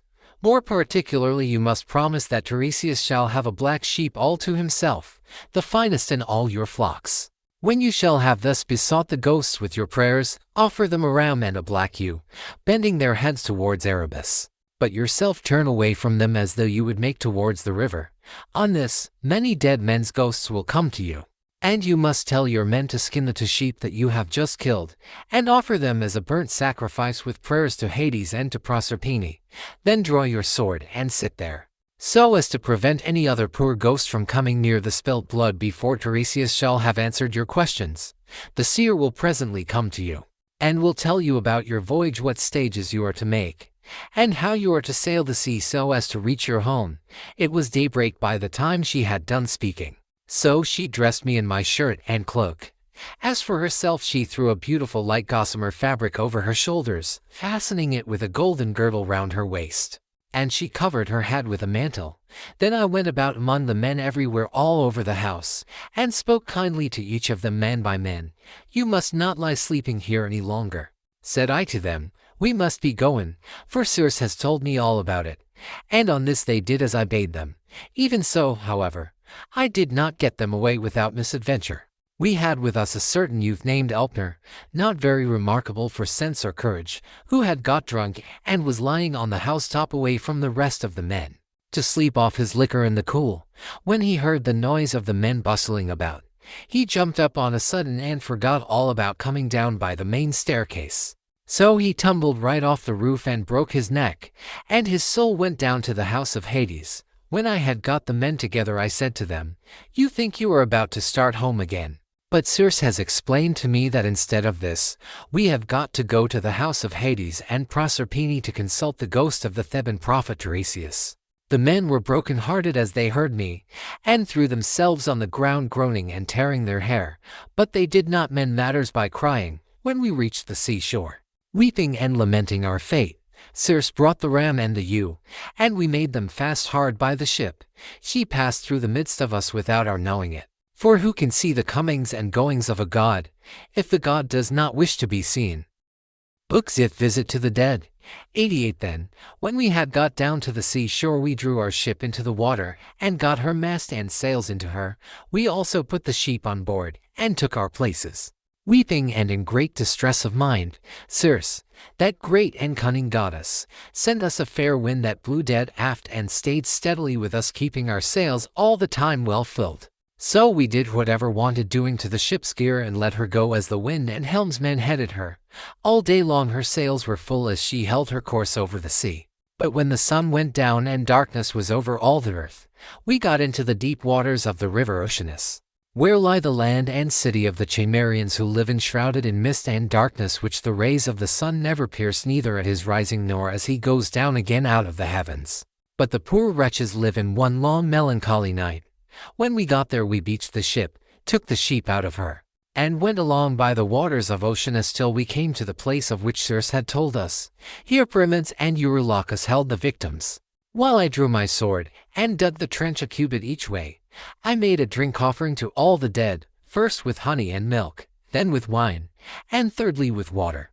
And I sprinkled white barley meal over the whole, praying earnestly to the poor feckless ghosts, and promising them that when I got back to Ithaca I would sacrifice a barren heifer for them, the best I had, and would load the pyre with good things. I also particularly promised that Tiresias should have a black sheep to himself, the best in all my flocks. When I had prayed sufficiently to the dead, I cut the throats of the 2 sheep and let the blood run into the trench, whereon the ghosts came trooping up from Erebus brides, 89 young bachelors, old men worn out with toil, maids who had been crossed in love, and brave men who had been killed in battle, with their armor still smirched with blood.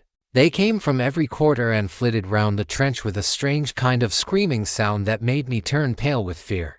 When I saw them coming I told the men to be quick and flay the carcasses of the 2 dead sheep and make burnt offerings of them, and at the same time to repeat prayers to Hades and to Proserpine. But I sat where I was with my sword drawn and would not let the poor feckless ghosts come near the blood till Tiresias should have answered my questions.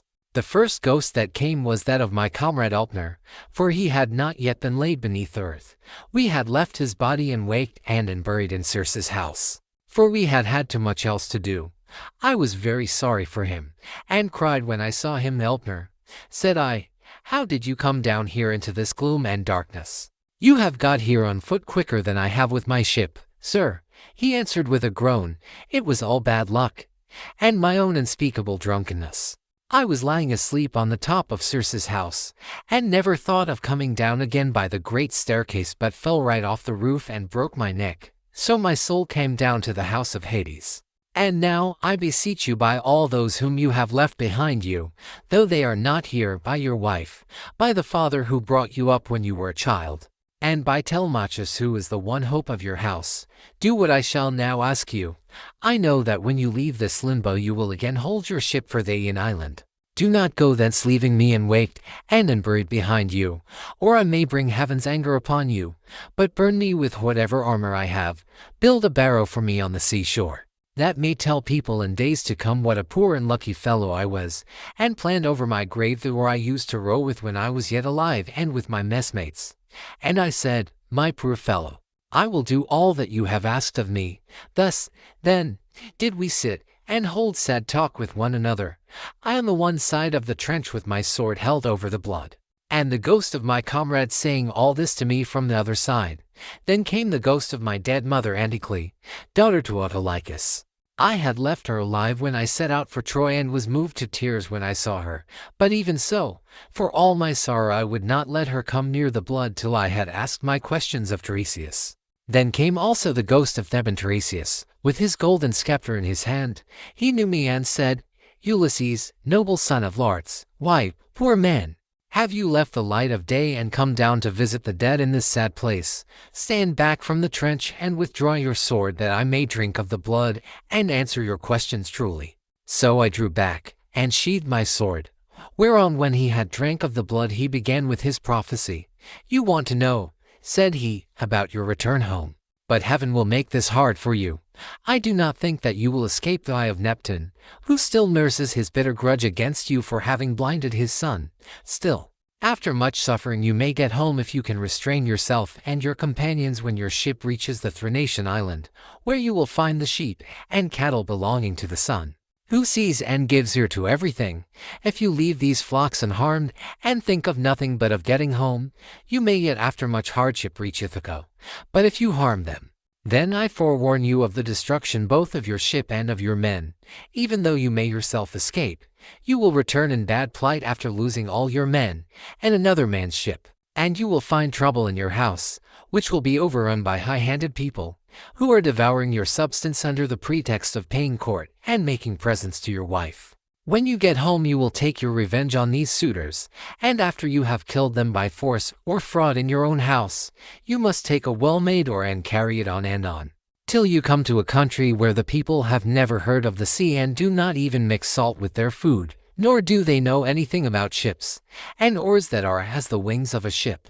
I will give you this certain token which cannot escape your notice. A wayfarer will meet you and will say it must be a winnowing shovel that you have got upon your shoulder. On this you must fix the oar in the ground and sacrifice a ram, bull, and a boar to Neptune. 90 Then go home and offer hecatombs to all the gods in heaven one after the other. As for yourself, death shall come to you from the sea, and your life shall ebb away very gently when you are full of yours and peace of mind, and your people shall bless you. All that I have said will come true. 91 This, I answered, must be as it may please heaven, but tell me and tell me and tell me true. I see my poor mother's ghost close by us. She is sitting by the blood without saying a word. And though I am her own son she does not remember me and speak to me. Tell me, sir, how I can make her know me. That, said he, I can soon do. Any ghost that you let taste of the blood will talk with you like a reasonable being, but if you do not let them have any blood they will go away again. On this the ghost of Odysseus went back to the house of Hades, for his prophesyings had now been spoken, but I sat still where I was until my mother came up and tasted the blood. Then she knew me at once and spoke fondly to me, saying, My son, how did you come down to this abode of darkness while you are still alive? It is a hard thing for the living to see these places, for between us and them there are great and terrible waters, and there is Oceanus, which no man can cross on foot, but he must have a good ship to take him. Are you all this time trying to find your way home from Troy? And have you never yet got back to Ithaca nor seen your wife in your own house? Mother, said I was forced to come here to consult the ghost of the Theban prophet Odysseus. I have never yet been near the Chian land nor set foot on my native country. And I have had nothing but one long series of misfortunes from the very first day that I set out with Agamemnon for Ilius, the land of noble steeds, to fight the Trojans. But tell me, and tell me true, in what way did you die? Did you have a long illness, or did heaven vouchsafe you a gentle easy passage to eternity? Tell me also about my father, and the son whom I left behind me. Is my property still in their hands, or has someone else got hold of it? Who thinks that I shall not return to claim it? Tell me again what my wife intends doing, and in what mind she is. Does she live with my son and guard my estate securely, or has she made the best match she could and married again? My mother answered, Your wife still remains in your house, but she is in great distress of mind and spends her whole time in tears both night and day. No one as yet has got possession of your fine property, and Telemachus still holds your lands undisturbed. He has to entertain largely, as of course he must, considering his position as a magistrate. 92 And how everyone invites him. Your father remains at his old place in the country and never goes near the town. He has no comfortable bed nor bedding. In the winter he sleeps on the floor in front of the fire with the men and goes about all in rags. But in summer, when the warm weather comes on again, he lies out in the vineyard on a bed of vine leaves thrown anyhow upon the ground. He grieves continually about your never having come home, and suffers more and more as he grows older. As for my own end, it was in this wise. Heaven did not take me swiftly and painlessly in my own house, nor was I attacked by any illness such as those that generally wear people out and kill them. But my longing to know what you were doing and the force of my affection for you, this it was that was the death of me. 93 Then I tried to find some way of embracing my poor mother's ghost. Thrice I sprang towards her and tried to clasp her in my arms, but each time she flitted from my embrace as it were a dream or phantom, and being touched to the quick I said to her, Mother, why do you not stay still when I would embrace you? If we could throw our arms around one another we might find sad comfort in the sharing of our sorrows even in the house of Hades. Does Proserpine want to lay a still further load of grief upon me by mocking me with a phantom only? My son, she answered, most ill-fated of all mankind. It is not Proserpine that is beguiling you, but all people are like this when they are dead. The sinews no longer hold the flesh and bones together. These perish in the fierceness of consuming fire as soon as life has left the body, and the soul flits away as though it were a dream. Now, however, go back to the light of day as soon as you can, And note all these things that you may tell them to your wife hereafter.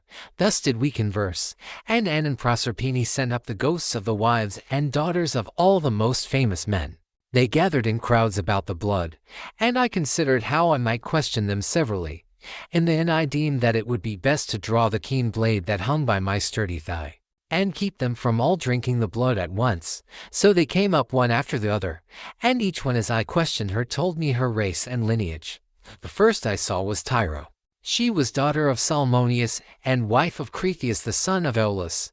90 For she fell in love with the river Enipeus, who is much the most beautiful river in the whole world. Once when she was taking a walk by his side as usual, Neptune, disguised as her lover, lay with her at the mouth of the river, and a huge blue wave arched itself like a mountain over them to hide both woman and god, whereon he loosed her virgin girdle and laid her in a deep slumber. When the god had accomplished the deed of love, he took her hand in his own and said, Tyro, rejoice in all good will. The embraces of the gods are not fruitless, and you will have fine twins about this time 12 months. Take great care of them. I am Neptune, so now go home, but hold your tongue and do not tell anyone. Then he dived under the sea. And she in due course bore Peleus and Neleus, who both of them served Jove with all their might. Peleus was a great breeder of sheep and lived in Iolcus, but the other lived in Pylos. The rest of her children were by Cretheus, namely, Aeson, Pheres, and Amythaon, who was a mighty warrior and charioteer. Next to her I saw Antiope, daughter to Asopus, who could boast of having slept in the arms of even Jove himself, and who bore him to sons Amphion and Zethus. These founded Thebes with its 7 gates, and built a wall all round it. For strong though they were, they could not hold Thebes till they had walled it. Then I saw Alcmena, the wife of Amphitryon, who also bore to Jove indomitable Hercules, and Megara, who was daughter to great King Creon, and married the redoubtable son of Amphitryon. I also saw fair Epicase, mother of King Oedipus, whose awful lot it was to marry her own son without suspecting it. He married her after having killed his father. But the gods proclaimed the whole story to the world, whereon he remained king of Thebes, in great grief for the spite the gods had borne him. But Epicase went to the house of the mighty jailer Hades, having hanged herself for grief, and the avenging spirits haunted him as for an outraged mother to his ruin bitterly thereafter. Then I saw Chloris, whom Neleus married for her beauty, having given priceless presents for her. She was youngest daughter to Amphion son of Iasus and king of Minion Orchomenus, and was queen in Pylos. She bore Nestor, Chromius, and Periclymenus, and she also bore that marvelously lovely woman Pero, who was wooed by all the country round. But Neleus would only give her to him who should raid the cattle of Iphicles from the grazing grounds of Phyllis, and this was a hard task. The only man who would undertake to raid them was a certain excellent seer, 95, but the will of heaven was against him, for the rangers of the cattle caught him and put him in prison. Nevertheless, when a full year had passed and the same season came round again, Iphicles set him at liberty, after he had expounded all the oracles of heaven. Thus, then, was the will of Jove accomplished, and I saw Leda the wife of Tyndarus, who bore him to famous sons, Castor breaker of horses, and Pollux the mighty boxer. Both these heroes are lying under the earth, though they are still alive, for by a special dispensation of Jove, they die and come to life again, each one of them every other day throughout all time. And they have the rank of gods. After her I saw Iphimedia, wife of Aloeus, who boasted the embrace of Neptune. She bore 2 sons, Odysseus and Ephialtes, but both were short-lived. They were the finest children that were ever born in this world, and the best looking, Orion only excepted, for at 9 years old they were 9 fathoms high, and measured 9 cubits round the chest. They threatened to make war with the gods in Olympus, and tried to set Mount Ossa on the top of Mount Olympus, and Mount Pelion on the top of Ossa, that they might scale heaven itself. And they would have done it too if they had been grown up.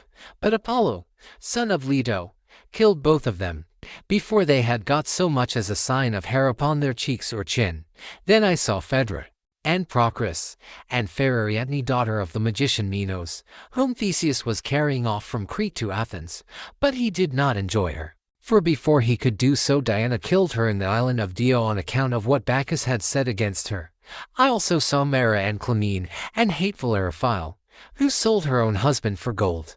but it would take me all night if I were to name every single one of the wives and daughters of heroes whom I saw, and it is time for me to go to bed either on board ship with my crew, or here. As for my escort, heaven and yourselves will see to it."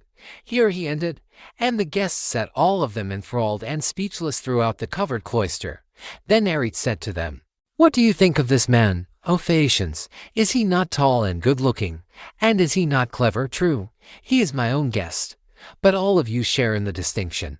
Do not be in a hurry to send him away, nor niggardly in the presents you make to one who is in such great need, for heaven has blessed all of you with great abundance." Then spoke the aged hero Achenius, who was one of the oldest men among them. "My friends," said he, "what our august queen has just said to us is both reasonable and to the purpose. Therefore be persuaded by it. But the decision whether in word or deed rests ultimately with King Alcinous." "The thing shall be done," exclaimed Alcinous. "As surely as I still live and reign over the Phaeacians. Our guest is indeed very anxious to get home. Still we must persuade him to remain with us until tomorrow, by which time I shall be able to get together the whole sum that I mean to give him. As regards his escort, it will be a matter for you all, and mine above all others as the chief person among you." And Ulysses answered, "King Alcinous, if you were to bid me to stay here for a whole 12 months, and then speed me on my way, loaded with your noble gifts, I should obey you gladly, and it would redound greatly to my advantage, for I should return fuller-handed to my own people, and should thus be more respected and beloved by all who see me when I get back to Ithaca." "Ulysses," replied Alcinous, "not one of us who sees you has any idea that you are a charlatan or a swindler. I know there are many people going about who tell such plausible stories that it is very hard to see through them. But there is a style about your language which assures me of your good disposition. Moreover, you have told the story of your own misfortunes, and those of the Argives, as though you were a practiced bard. But tell me, and tell me true, whether you saw any of the mighty heroes who went to Troy at the same time with yourself, and perished there. The evenings are still at their longest, and it is not yet bedtime. Go on, therefore, with your divine story, for I could stay here listening till tomorrow morning, so long as you will continue to tell us of your adventures." "Alcinous," answered Ulysses, "there is a time for making speeches, and a time for going to bed. Nevertheless, since you so desire, I will not refrain from telling you the still sadder tale of those of my comrades who did not fall fighting with the Trojans, but perished on their return, through the treachery of a wicked woman. When Proserpine had dismissed the female ghosts in all directions, the ghost of Agamemnon son of Atreus came sadly up to me, surrounded by those who had perished with him in the house of Aegisthus. As soon as he had tasted the blood, he knew me, and weeping bitterly stretched out his arms towards me to embrace me, but he had no strength nor substance any more. And I too wept and pitied him as I beheld him. 'How did you come by your death?' said I, 'King Agamemnon. Did Neptune raise his winds and waves against you when you were at sea? Or did your enemies make an end of you on the mainland when you were cattle lifting or sheep stealing, or while they were fighting in defense of their wives and city?' Ulysses, he answered, 'Noble son of Laertes, I was not lost at sea in any storm of Neptune's raising, nor did my foes dispatch me upon the mainland, but Aegisthus and my wicked wife were the death of me between them. He asked me to his house, feasted me, and then butchered me most miserably as though I were a fat beast in a slaughter-house, while all around me my comrades were slain like sheep or pigs for the wedding breakfast, or picnic, or gorgeous banquet of some great nobleman. You must have seen numbers of men killed either in a general engagement, or in single combat, but you never saw anything so truly pitiable as the way in which we fell in that cloister, with the mixing bowl and the loaded tables lying all about, and the ground reeking with our blood. I heard Priam's daughter Cassandra scream as Clytemnestra killed her close beside me. I lay dying upon the earth with the sword in my body, and raised my hands to kill the slut of a murderess, but she slipped away from me. She would not even close my lips nor my eyes when I was dying. For there is nothing in this world so cruel and so shameless as a woman when she has fallen into such guilt as hers was. Fancy murdering her own husband. I thought I was going to be welcomed home by my children and my servants, but her abominable crime has brought disgrace on herself and all women who shall come after, even on the good ones." And I said, "In truth Jove has hated the house of Atreus from first to last in the matter of their women's counsels. See how many of us fell for Helen's sake." And now it seems that Clytemnestra hatched mischief against you during your absence. Be sure, therefore, continued Agamemnon, and not be too friendly even with your own wife. Do not tell her all that you know perfectly well yourself. Tell her a part only, and keep your own counsel about the rest, not that your wife, Ulysses, is likely to murder you. For Penelope is a very admirable woman, and has an excellent nature. We left her a young bride with an infant at her breast when we set out for Troy. This child no doubt is now grown up happily to man's estate. 96, and he and his father will have a joyful meeting and embrace one another as it is right they should do. Whereas my wicked wife did not even allow me the happiness of looking upon my son, but killed me ere I could do so. Furthermore, I say and lay my saying to your heart, do not tell people when you are bringing your ship to Ithaca, but steal a march upon them, for after all this there is no trust in women. But now tell me, and tell me true, can you give me any news of my son Orestes? Is he in Orchomenus, or at Pylos, or is he at Sparta with Menelaus, for I presume that he is still living? And I said, Agamemnon, why do you ask me? I do not know whether your son is alive or dead, and it is not right to talk when one does not know. As we two sat weeping and talking thus sadly with one another, the ghost of Achilles came up to us with Patroclus, Antilochus, and Ajax, who was the finest and goodliest man of all the Danaans after the son of Peleus, the fleet descendant of Aeacus, knew me and spoke piteously, saying, Ulysses, noble son of Larts, what deed of daring will you undertake next, that you venture down to the house of Hades among us silly dead, who are but the ghosts of them that can labor no more? And I said, Achilles, son of Peleus, foremost champion of the Achaeans, I came to consult Tiresias, and see if he could advise me about my return home to Ithaca. For I have never yet been able to get near the Achaean land, nor to set foot in my own country, but have been in trouble all the time. As for you, Achilles, no one was ever yet so fortunate as you have been, nor ever will be, for you were adored by all us Argives as long as you were alive, and now that you are here you are a great prince among the dead. Do not, therefore, take it so much to heart even if you are dead. Say not a word, he answered, in death's favor. I would rather be a paid servant in a poor man's house and be above ground than king of kings among the dead. But give me news about my son. Is he gone to the wars, and will he be a great soldier? Or is this not so? Tell me also if you have heard anything about my father Peleus. Does he still rule among the Myrmidons? Or do they show him no respect throughout Hellas and Phthia now that he is old and his limbs fail him? Could I but stand by his side, in the light of day, with the same strength that I had when I killed the bravest of our foes upon the plain of Troy, could I but be as I then was, and go even for a short time to my father's house. Any one who tried to do him violence or supersede him would soon rue it. I have heard nothing, I answered, of Peleus, but I can tell you all about your son Neoptolemus. For I took him in my own ship from Scyros with the Achaeans. In our councils of war before Troy he was always first to speak, and his judgment was unerring.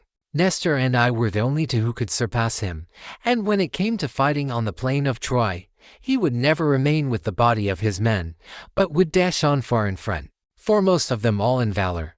Many a man did he kill in battle. I cannot name every single one of those whom he slew while fighting on the side of the Argives, but will only say how he killed that valiant hero Eurypylus, son of Telephus, who was the handsomest man I ever saw except Memnon. Many others also of the Ceteans fell around him by reason of a woman's bribes.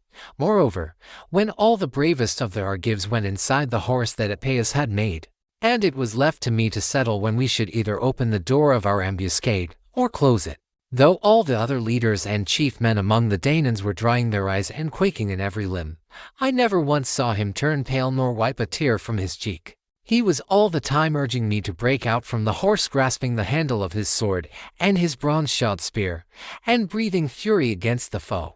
Yet when we had sacked the city of Priam he got his handsome share of the prize money and went on board. Such is the fortune of war without a wound upon him, neither from a thrown spear nor in close combat, for the rage of Mars is a matter of great chance. When I had told him this, the ghost of Achilles strode off across a meadow full of asphodel. Exulting over what I had said concerning the prowess of his son, the ghosts of other dead men stood near me and told me each his own melancholy tale.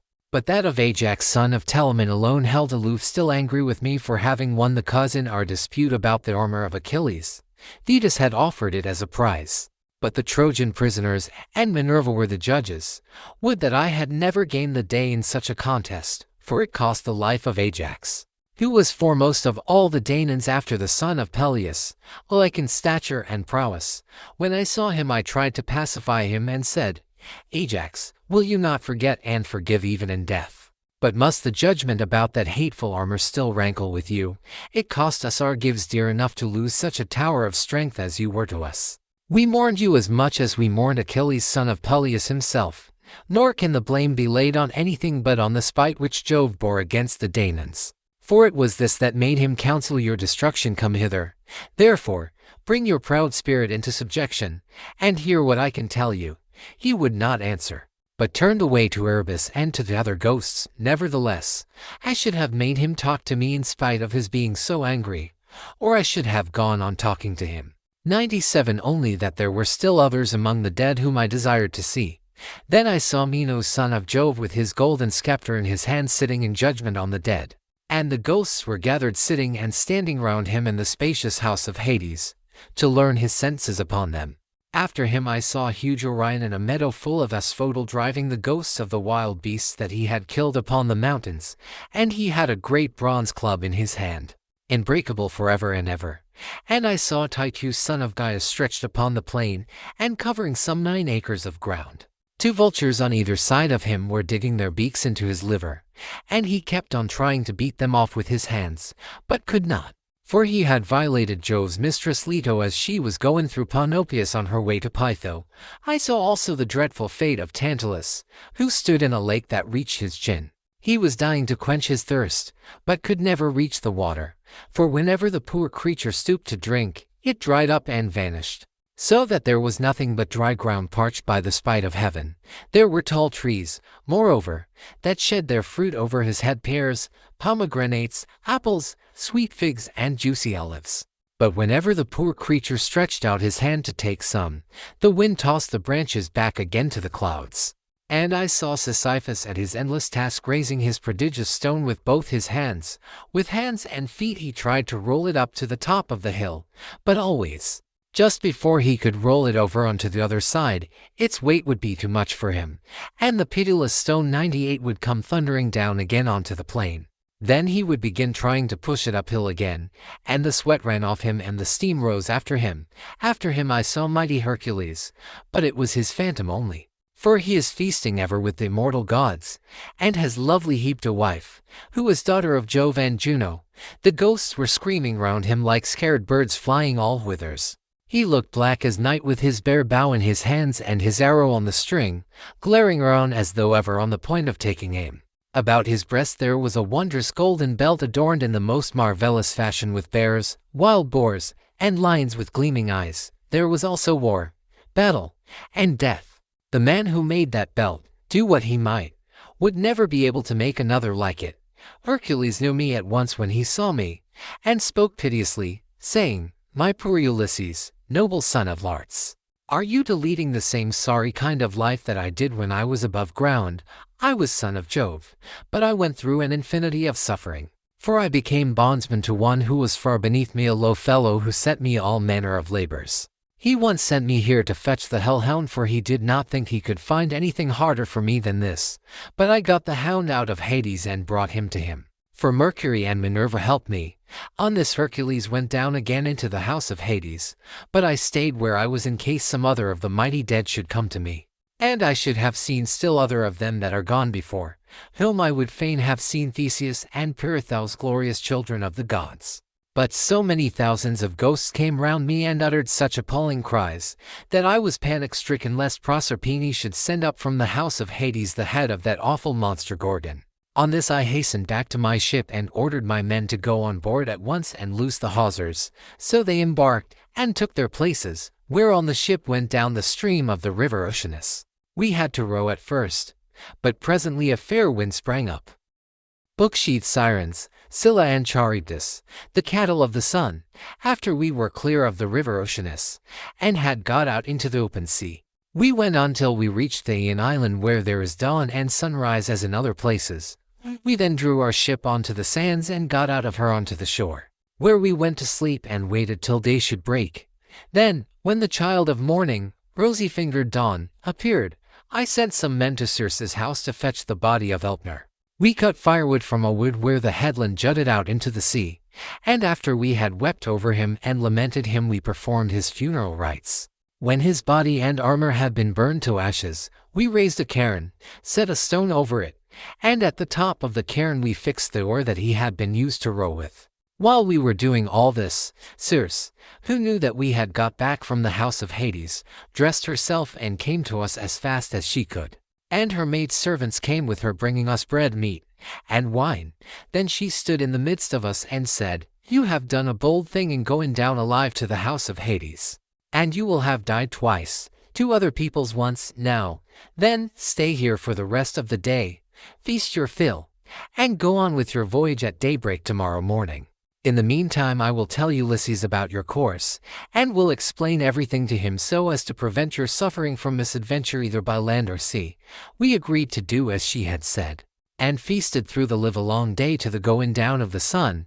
But when the sun had set and it came on dark, the men laid themselves down to sleep by the stern cables of the ship. Then Circe took me by the hand and bade me be seated away from the others, while she reclined by my side and asked me all about our adventures. "So far so good," said she, when I had ended my story. "And now pay attention to what I am about to tell you. Heaven itself, indeed, will recall it to your recollection.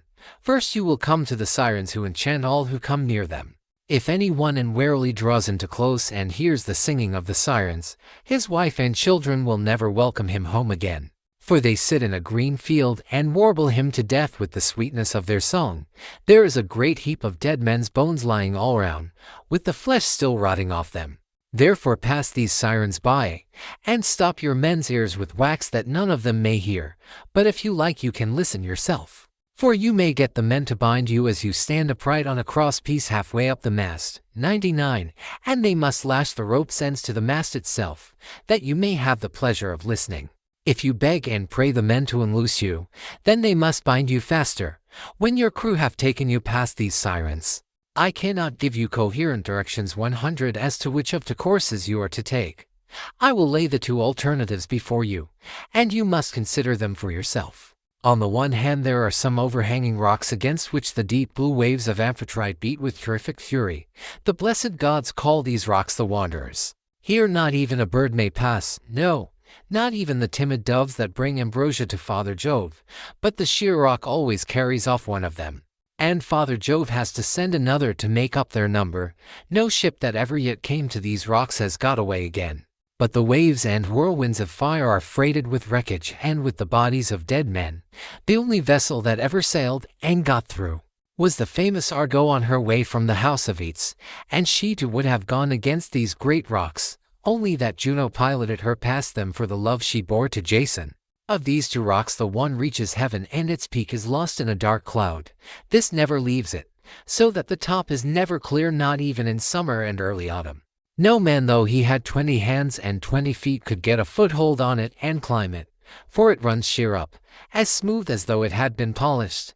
In the middle of it there is a large cavern. Looking west and turn towards Erebus, you must take your ship this way, but the cave is so high up that not even the stoutest archer could send an arrow into it. Inside it Scylla sits and yelps with a voice that you might take to be that of a young hound. But in truth she is a dreadful monster, and no one, not even a god, could face her without being terror-struck. She has 12 misshapen feet, and 6 necks of the most prodigious length. And at the end of each neck she has a frightful head with 3 rows of teeth in each, all set very close together, so that they would crunch any one to death in a moment. And she sits deep within her shady cell, thrusting out her heads and peering all round the rock, fishing for dolphins or dogfish or any larger monster that she can catch. Of the thousands with which Amphitrite teems, no ship ever yet got past her without losing some men, for she shoots out all her heads at once, and carries off a man in each mouth. You will find the other rock lie lower, but they are so close together that there is not more than a bowshot between them. A large fig tree in full leaf 101 grows upon it, and under it lies the sucking whirlpool of Charybdis. 3 times in the day does she vomit forth her waters, and 3 times she sucks them down again. See that you be not there when she is sucking. For if you are, Neptune himself could not save you. You must hug the Scylla side and drive ship by as fast as you can, for you had better lose 6 men than your whole crew." "Is there no way," said I, "of escaping Charybdis, and at the same time keeping Scylla off when she is trying to harm my men?" "You daredevil," replied the goddess. "You are always wanting to fight somebody or something. You will not let yourself be beaten even by the immortals, for Scylla is not mortal. Moreover, she is savage, extreme, rude, cruel, and invincible. There is no help for it. Your best chance will be to get by her as fast as ever you can, for if you dawdle about her rock while you are putting on your armor, she may catch you with a second cast of her 6 heads, and snap up another half-dozen of your men. So drive your ship past her at full speed, and roar out lustily to Crate, who is Scylla's dam. Bad luck to her. She will then stop her from making a second raid upon you. You will now come to the Thrinacian island, and here you will see many herds of cattle and flocks of sheep belonging to the sun god, 7 herds of cattle and 7 flocks of sheep, with 50 head in each flock.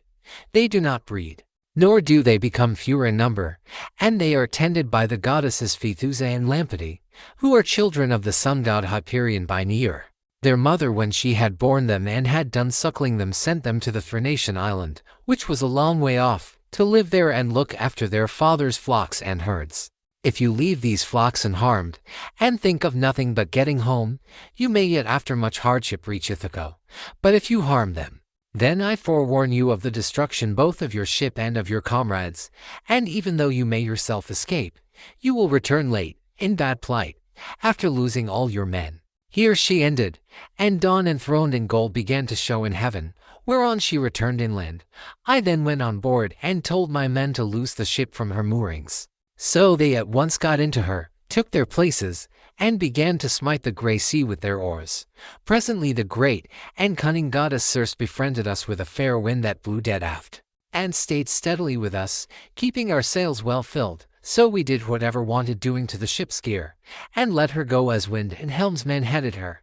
Then, being much troubled in mind, I said to my men, "My friends, it is not right that 1 or 2 of us alone should know the prophecies that Circe has made me. I will therefore tell you about them, so that whether we live or die we may do so with our eyes open." First she said we were to keep clear of the sirens, who sit and sing most beautifully in a field of flowers. But she said I might hear them myself so long as no one else did. Therefore, take me and bind me to the crosspiece halfway up the mast. Bind me as I stand upright, with the bonds so fast that I cannot possibly break away, and lash the rope's ends to the mast itself. If I beg and pray you to set me free, then bind me more tightly still. I had hardly finished telling everything to the men before we reached the island of the 2 sirens, 100 to, for the wind had been very favorable. Then all of a sudden it fell dead calm. There was not a breath of wind nor a ripple upon the water, so the men furled the sails and stowed them. Then taking to their oars they whitened the water with the foam they raised in rowing. Meanwhile I took a large wheel of wax and cut it up small with my sword. Then I kneaded the wax in my strong hands till it became soft, which it soon did between the kneading and the rays of the sun god, son of Hyperion. Then I stopped the ears of all my men, and they bound me hands and feet to the mast as I stood upright on the crosspiece. But they went on rowing themselves. When we had got within earshot of the land, and the ship was going at a good rate, the sirens saw that we were getting inshore and began with their singing. "Come here," they sang, "renowned Ulysses, honor to the Chian name, and listen to our 2 voices. No one ever sailed past us without staying to hear the enchanting sweetness of our song, and he who listens will go on his way not only charmed, but wiser. For we know all the ills that the gods laid upon the Argives and Trojans before Troy, and can tell you everything that is going to happen over the whole world." They sang these words most musically, and as I longed to hear them further I made signs by frowning to my men that they should set me free. But they quickened their stroke, and Eurylochus and Perimedes bound me with still stronger bonds till we had got out of hearing of the sirens' voices. Then my men took the wax from their ears and unbound me. Immediately after we had got past the island I saw a great wave from which spray was rising, and I heard a loud roaring sound. The men were so frightened that they loosed hold of their oars, for the whole sea resounded with the rushing of the waters. 103 But the ship stayed where it was, for the men had left off rowing. I went round, therefore, and exhorted them man by man not to lose heart. "My friends," said I, "this is not the first time that we have been in danger. And we are in nothing like so bad a case as when the Cyclops shut us up in his cave. Nevertheless, my courage and wise counsel saved us then, and we shall live to look back on all this as well. Now, therefore, let us all do as I say, trust in Jove and row on with might and main.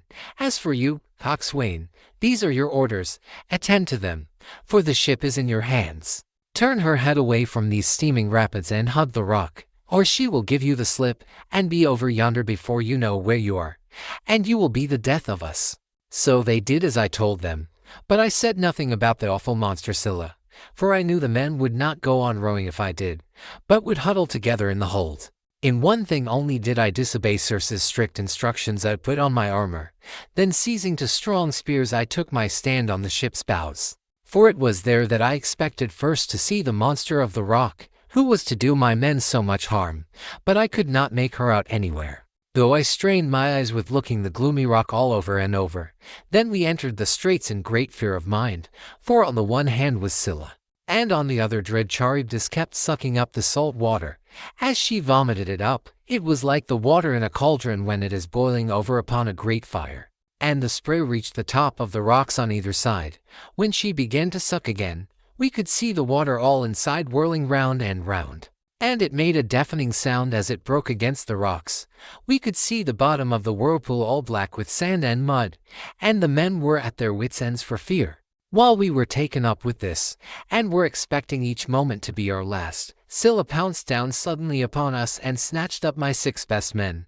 I was looking at once after both ship and men, and in a moment I saw their hands and feet ever so high above me, struggling in the air as Scylla was carrying them off, and I heard them call out my name in one last despairing cry. As a fisherman, seated, spear in hand, upon some jutting rock 100 for throws bait into the water to deceive the poor little fishes, and spears them with the ox's horn with which his spear is shod, throwing them gasping onto the land as he catches them one by one, even so did Scylla land these panting creatures on her rock and munch them up at the mouth of her den, while they screamed and stretched out their hands to me in their mortal agony. This was the most sickening sight that I saw throughout all my voyages. When we had passed the wandering rocks, with Scylla and terrible Charybdis, we reached the noble island of the sun god, where were the goodly cattle and sheep belonging to the son Hyperion. While still at sea in my ship I could bear the cattle lowing as they came home to the yards, and the sheep bleating. Then I remembered what the blind Theban prophet Odysseus had told me, and how carefully Aeneas Circe had warned me to shun the island of the blessed sun god. So being much troubled I said to the men, "My men, I know you are hard pressed, but listen while I tell you the prophecy that Tiresias made me, and how carefully Aeneas Circe warned me to shun the island of the blessed sun god. For it was here," she said, "that our worst danger would lie. Hid the ship, therefore, away from the island." The men were in despair at this, and Eurylochus at once gave me an insolent answer. "Ulysses," said he, "you are cruel. You are very strong yourself and never get worn out. You seem to be made of iron, and now, though your men are exhausted with toil and want of sleep, you will not let them land and cook themselves a good supper upon this island, but bid them put out to sea and go faring fruitlessly on through the watches of the flying night. It is by night that the winds blow hardest and do so much damage.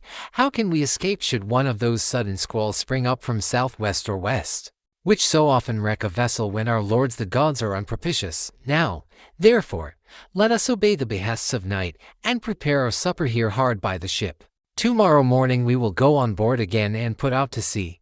Thus spoke Eurylochus, and the men approved his words. I saw that heaven meant us a mischief and said, "You force me to yield, for you are many against one, but at any rate each one of you must take his solemn oath that if he meet with a herd of cattle or a large flock of sheep, he will not be so mad as to kill a single head of either, but will be satisfied with the food that Circe has given us." They all swore as I bade them, and when they had completed their oath we made the ship fast in a harbor that was near a stream of fresh water, and the men went ashore and cooked their suppers. As soon as they had had enough to eat and drink, they began talking about their poor comrades whom Scylla had snatched up and eaten. This set them weeping, and they went on crying till they fell off into a sound sleep. In the third watch of the night, when the stars had shifted their places, Jove raised a great gale of wind that flew a hurricane so that land and sea were covered with thick clouds, and night sprang forth out of the heavens. When the child of morning, rosy-fingered dawn, appeared, we brought the ship to land and drew her into a cave wherein the sea nymphs hold their courts and dances, and I called the men together in council. My friends, said I, we have meat and drink in the ship. Let us mind, therefore, and not touch the cattle, or we shall suffer for it. For these cattle and sheep belong to the mighty Sun, who sees and gives ear to everything. And again they promised that they would obey. For a whole month the wind blew steadily from the south, and there was no other wind, but only south and east. 105 As long as corn and wine held out, the men did not touch the cattle when they were hungry. When, however, they had eaten all there was in the ship, they were forced to go further afield, with hook and line catching birds, and taking whatever they could lay their hands on, for they were starving. One day, therefore, I went up inland that I might pray heaven to show me some means of getting away. When I had gone far enough to be clear of all my men, and had found a place that was well sheltered from the wind, I washed my hands and prayed to all the gods in Olympus till by and by they sent me off into a sweet sleep. Meanwhile Eurylochus had been giving evil counsel to the men. Listen to me, said he. My poor comrades, all deaths are bad enough, but there is none so bad as famine. Why should not we drive in the best of these cows and offer them in sacrifice to the immortal gods? If we ever get back to Ithaca, we can build a fine temple to the sun god and enrich it with every kind of ornament. If, however, he is determined to sink our ship out of revenge for these home cattle, and the other gods are of the same mind, I for one would rather drink salt water once for all and have done with it, than be starved to death by inches in such a desert island as this is. Thus spoke Eurylochus, and the men approved his words. Now the cattle, so fair and goodly, were feeding not far from the ship. The men, therefore, drove in the best of them, and they all stood round them saying their prayers, and using young oak shoots instead of barley meal, for there was no barley left. When they had done praying they killed the cows and dressed their carcasses. They cut out the thigh bones, wrapped them round into layers of fat, and set some pieces of raw meat on top of them. They had no wine with which to make drink offerings over the sacrifice while it was cooking, so they kept pouring on a little water from time to time while the inward meats were being grilled. Then, when the thigh bones were burned and they had tasted the inward meats, they cut the rest up small and put the pieces upon the spits. By this time my deep sleep had left me, and I turned back to the ship and to the seashore. As I drew near I began to smell hot roast meat, so I groaned out a prayer to the immortal gods. Father Jove, I exclaimed, and all you other gods who live in everlasting bliss, you have done me a cruel mischief by the sleep into which you have sent me. See what fine work these men of mine have been making in my absence. Meanwhile Lampeter went straight off to the sun and told him we had been killing his cows, whereon he flew into a great rage, and said to the immortals, Father Jove, and all you other gods who live in everlasting bliss, I must have vengeance on the crew of Ulysses' ship. They have had the insolence to kill my cows, which were the one thing I loved to look upon, whether I was going up heaven or down again. If they do not square accounts with me about my cows, I will go down to Hades and shine there among the dead. Sun, said Jove, go on shining upon us gods and upon mankind over the fruitful earth. I will shiver their ship into little pieces with a bolt of white lightning as soon as they get out to sea. I was told all this by Calypso, who said she had heard it from the mouth of Mercury. As soon as I got down to my ship and to the seashore I rebuked each one of the men separately, but we could see no way out of it, for the cows were dead already. And indeed the gods began at once to show signs and wonders among us, for the hides of the cattle crawled about, and the joints upon the spits began to low like cows, and the meat, whether cooked or raw, kept on making a noise just as cows do. For 6 days my men kept driving in the best cows and feasting upon them, but when Jove the son of Saturn had added a 7th day, the fury of the gale abated. We therefore went on board, raised our masts, spread sail, and put out to sea. As soon as we were well away from the island, and could see nothing but sky and sea, the son of Saturn raised a black cloud over our ship, and the sea grew dark beneath it. We did not get on much further, for in another moment we were caught by a terrific squall from the west that snapped the forestays of the masts so that it fell aft. While all the ship's gear tumbled about at the bottom of the vessel, the mast fell upon the head of the helmsman in the ship's stern, so that the bones of his head were crushed to pieces. And he fell overboard as though he were diving, with no more life left in him. Then Jove let fly with his thunderbolts, and the ship went round and round, and was filled with fire and brimstone as the lightning struck it. The men all fell into the sea. They were carried about in the water round the ship, looking like so many seagulls. But the god presently deprived them of all chance of getting home again. I stuck to the ship till the sea knocked her sides from her keel, which drifted about by itself and struck the mast out of her in the direction of the keel. But there was a backstay of stout ox thongs still hanging about it, and with this I lashed the mast and keel together, and getting astride of them was carried wherever the winds chose to take me. The gale from the west had now spent its force, and the wind got into the south again, which frightened me lest I should be taken back to the terrible whirlpool of Charybdis. This indeed was what actually happened, for I was borne along by the waves all night, and by sunrise had reached the rock of Scylla, and the whirlpool. She was then sucking down the salt sea water. 106 But I was carried aloft toward the fig tree, which I caught hold of and clung onto like a bat. I could not plant my feet anywhere so as to stand securely, for the roots were a long way off and the boughs that overshadowed the whole pool were too high, too vast, and too far apart for me to reach them. So I hung patiently on, waiting till the pool should discharge my mast and raft again, and a very long while it seemed. A juryman is not more glad to get home to supper, after having been long detained in court by troublesome cases, than I was to see my raft beginning to work its way out of the whirlpool again. At last I let go with my hands and feet, and fell heavily into the sea, hard by my raft, onto which I then got, and began to row with my hands. As for Scylla, the father of gods and men would not let her get further sight of me, otherwise I should have certainly been lost. 107 Hence I was carried along for 9 days, till on the 10th night the gods stranded me on the Ogygian island, where dwells the great and powerful goddess Calypso. She took me in and was kind to me, but I need say no more about this, for I told you and your noble wife all about it yesterday, and I hate saying the same thing over and over again.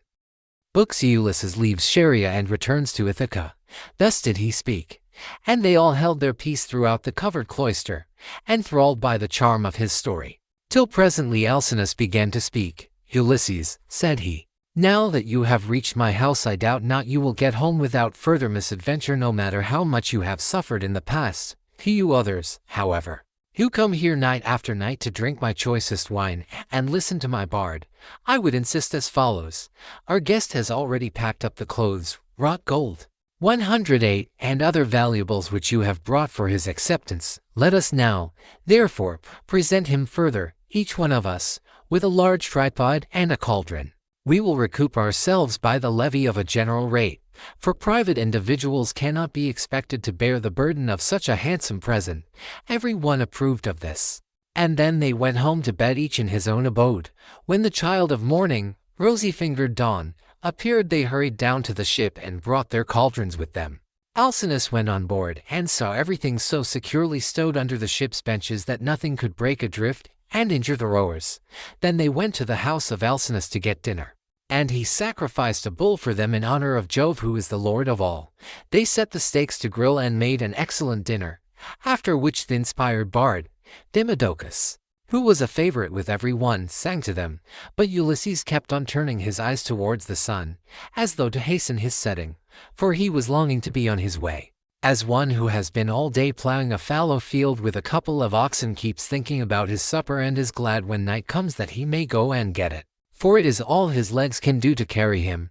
Even so did Ulysses rejoice when the sun went down, and he at once said to the Phaeacians, addressing himself more particularly to King Alcinous, Sir, and all of you, farewell.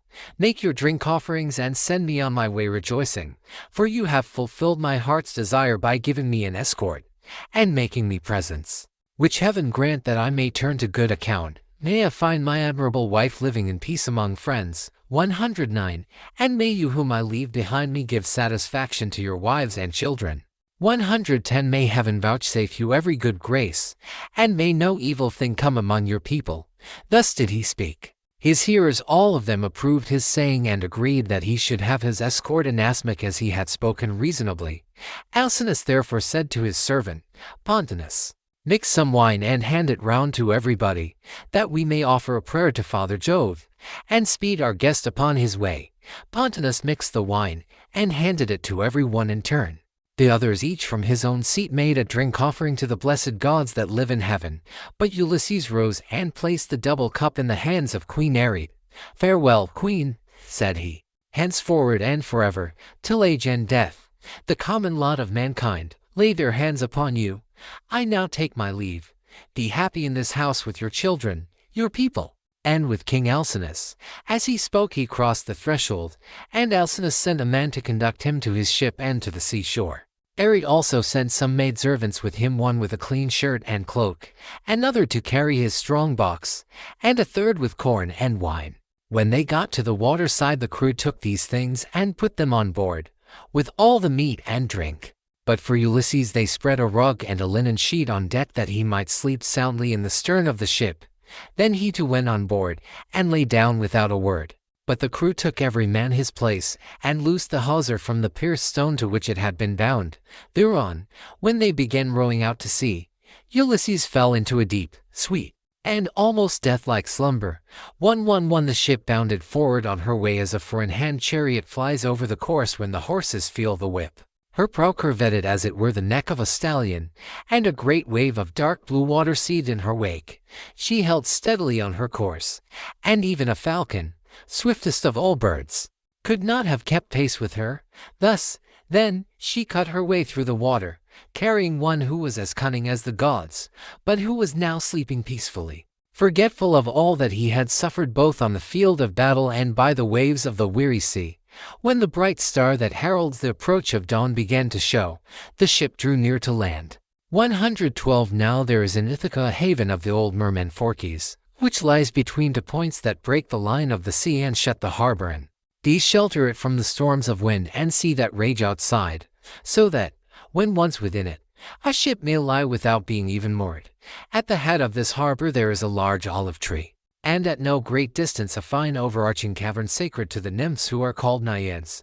113 There are mixing bowls within it and wine jars of stone, and the bees hive there. Moreover, there are great looms of stone on which the nymphs weave their robes of sea purple, very curious to see, and at all times there is water within it. It has two entrances, one facing north by which mortals can go down into the cave, while the other comes from the south and is more mysterious. Mortals cannot possibly get in by it. It is the way taken by the gods. Into this harbor, then, they took their ship, for they knew the place. 114 She had so much way upon her that she ran half her own length onto the shore. 115 When, however, they had landed, the first thing they did was to lift Ulysses with his rug and linen sheet out of the ship, and lay him down upon the sand still fast asleep. Then they took out the presents which Minerva had persuaded the Phaeacians to give him when he was setting out on his voyage homewards. They put these all together by the root of the olive tree, away from the road, for fear some passer-by. 116 might come and steal them before Ulysses awoke. And then they made the best of their way home again. But Neptune did not forget the threats with which he had already threatened Ulysses. So he took counsel with Jove. Father Jove, said he, I shall no longer be held in any sort of respect among you gods, if mortals like the Phaeacians, who are my own flesh and blood, show such small regard for me. I said I would let Ulysses get home when he had suffered sufficiently.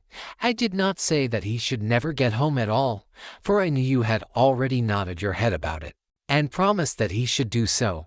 But now they have brought him in a ship fast asleep, and have landed him in Ithaca after loading him with more magnificent presents of bronze, gold, and raiment than he would ever have brought back from Troy, if he had had his share of the spoil and got home without misadventure. And Jove answered, What, O Lord of the earthquake, are you talking about? The gods are by no means wanting in respect for you. It would be monstrous were they to insult one so old and honored as you are. As regards mortals, however, if any of them is indulging in insolence and treating you disrespectfully, it will always rest with yourself to deal with him as you may think proper. So do just as you please. I should have done so at once, replied Neptune, if I were not anxious to avoid anything that might displease you. Now, therefore, I should like to wreck the Phaeacian ship as it is returning from its escort. This will stop them from escorting people in future, and I should also like to bury their city under a huge mountain." "My good friend," answered Jove, "I should recommend you at the very moment when the people from the city are watching the ship on her way, to turn it into a rock near the land and looking like a ship. This will astonish everybody, and you can then bury their city under the mountain." When earth-encircling Neptune heard this, he went to Scheria where the Phaeacians live, and stayed there till the ship, which was making rapid way, had got close in. Then he went up to it, turned it into stone, and drove it down with the flat of his hand so as to root it in the ground. After this he went away. The Phaeacians then began talking among themselves, and one would turn towards his neighbor, saying, "Bless my heart, who is it that can have rooted the ship in the sea just as she was getting into port? We could see the whole of her only a moment ago." This was how they talked, but they knew nothing about it. And Alcinous said, "I remember now the old prophecy of my father. He said that Neptune would be angry with us for taking every one so safely over the sea, and would one day wreck a Phaeacian ship as it was returning from an escort, and bury our city under a high mountain. This was what my old father used to say, and now it is all coming true." 117 Now therefore let us all do as I say. In the first place we must leave off giving people escorts when they come here, and in the next let us sacrifice 12 picked bulls to Neptune that he may have mercy upon us, and not bury our city under the high mountain. When the people heard this they were afraid and got ready the bulls. Thus did the chiefs and rulers of the Phaeacians pray to King Neptune, standing round his altar, and at the same time 118 Ulysses woke up once more upon his own soil. He had been so long away that he did not know it again. Moreover, Jove's daughter Minerva had made it a foggy day, so that people might not know of his having come, and that she might tell him everything without either his wife or his fellow citizens and friends recognizing him. 119 Until he had taken his revenge upon the wicked suitors. Everything, therefore, seemed quite different to him. The long straight tracks, the harbors, the precipices, and the goodly trees appeared all changed as he started up and looked upon his native land. So he smote his thighs with the flat of his hands and cried aloud despairingly. "Alas," he exclaimed, "among what manner of people am I fallen? Are they savage and uncivilized, or hospitable and humane? Where shall I put all this treasure, and which way shall I go? I wish I had stayed over there with the Phaeacians. Or I could have gone to some other great chief who would have been good to me and given me an escort. As it is, I do not know where to put my treasure, and I cannot leave it here for fear somebody else should get hold of it. In good truth, the chiefs and rulers of the Phaeacians have not been dealing fairly by me, and have left me in the wrong country. They said they would take me back to Ithaca, and they have not done so. May Jove, the protector of suppliants, chastise them, for he watches over everybody and punishes those who do wrong. Still, I suppose I must count my goods and see if the crew have gone off with any of them." He counted his goodly coppers and cauldrons, his gold and all his clothes, but there was nothing missing. Still he kept grieving about not being in his own country, and wandered up and down by the shore of the sounding sea bewailing his hard fate. Then Minerva came up to him disguised as a young shepherd of delicate and princely mien, with a good cloak folded double about her shoulders. She had sandals on her comely feet, and held a javelin in her hand. Ulysses was glad when he saw her, and went straight up to her. "My friend," said he, "you are the first person whom I have met with in this country. I salute you, therefore, and beg you to be well disposed towards me. Protect these my goods, and myself too, for I embrace your knees and pray to you as though you were a god. Tell me, then, and tell me truly, what land and country is this? Who are its inhabitants? Am I on an island, or is this the seaboard of some continent?" Minerva answered, "Stranger, you must be very simple, or must have come from somewhere a long way off, not to know what country this is. It is a very celebrated place, and everybody knows it east and west. It is rugged, and not a good driving country, but it is by no means a bad island for what there is of it. It grows any quantity of corn and also wine, for it is watered both by rain and dew. It breeds cattle also, and goats. All kinds of timber grow here, and there are watering places where the water never runs dry. So, sir, the name of Ithaca is known even as far as Troy, which I understand to be a long way off from this Achaean country." Ulysses was glad at finding himself as Minerva told him, in his own country, and he began to answer, but he did not speak the truth, and made up a lying story in the instinctive willingness of his heart. "I heard of Ithaca," said he, "when I was in Crete beyond the seas, and now it seems I have reached it with all these treasures. I have left as much more behind me for my children, but I am flying because I killed Orsilochus, son of Idomeneus, the fleetest runner in Crete. I killed him because he wanted to rob me of the spoils I had got from Troy with so much trouble and danger, both on the field of battle and by the waves of the weary sea. He said I had not served his father loyally at Troy as vassal, but had set myself up as an independent ruler. So I lay in wait for him with one of my followers by the roadside, and speared him as he was coming into town from the country. It was a very dark night, and nobody saw us. It was not known, therefore, that I had killed him. But as soon as I had done so, I went to a ship and besought the owners, who were Phoenicians, to take me on board, and set me in Pylos or in Elis where the Paeans rule. Giving them as much spoil as satisfied them, they meant no guile, but the wind drove them off their course, and we sailed on till we came hither by night. It was all we could do to get inside the harbor, and none of us said a word about supper, though we wanted it badly, but we all went on shore and lay down just as we were. I was very tired and fell asleep directly, so they took my goods out of the ship, and placed them beside me where I was lying upon the sand. Then they sailed away to Sidonia, and I was left here in great distress of mind." Such was his story, but Minerva smiled and caressed him with her hand. Then she took the form of a woman, fair, stately, and wise. "He must be indeed a shifty lying fellow," said she, "who could surpass you in all manner of craft, even though you had a god for your antagonist.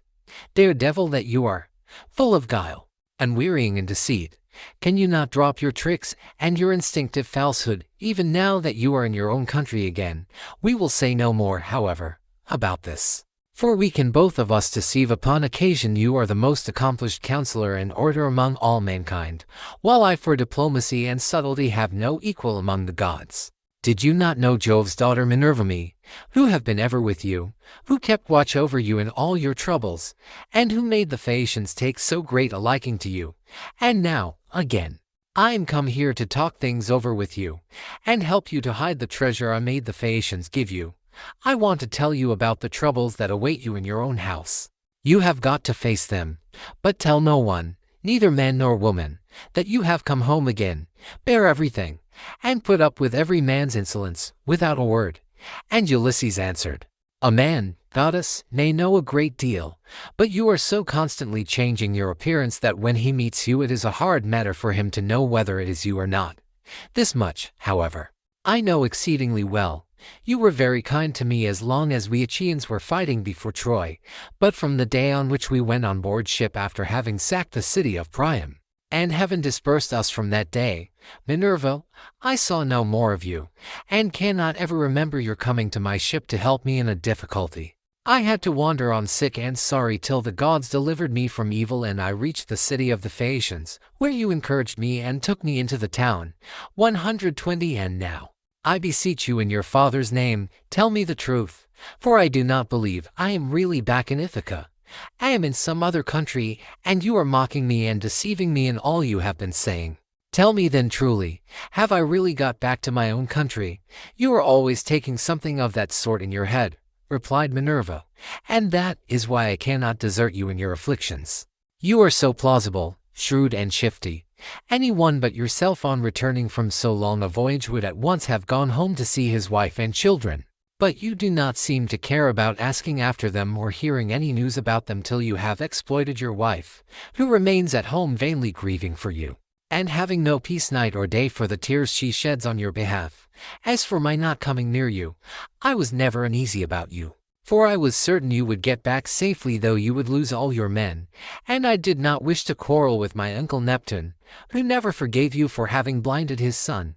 121 I will now, however, point out to you the lie of the land, and you will then perhaps believe me.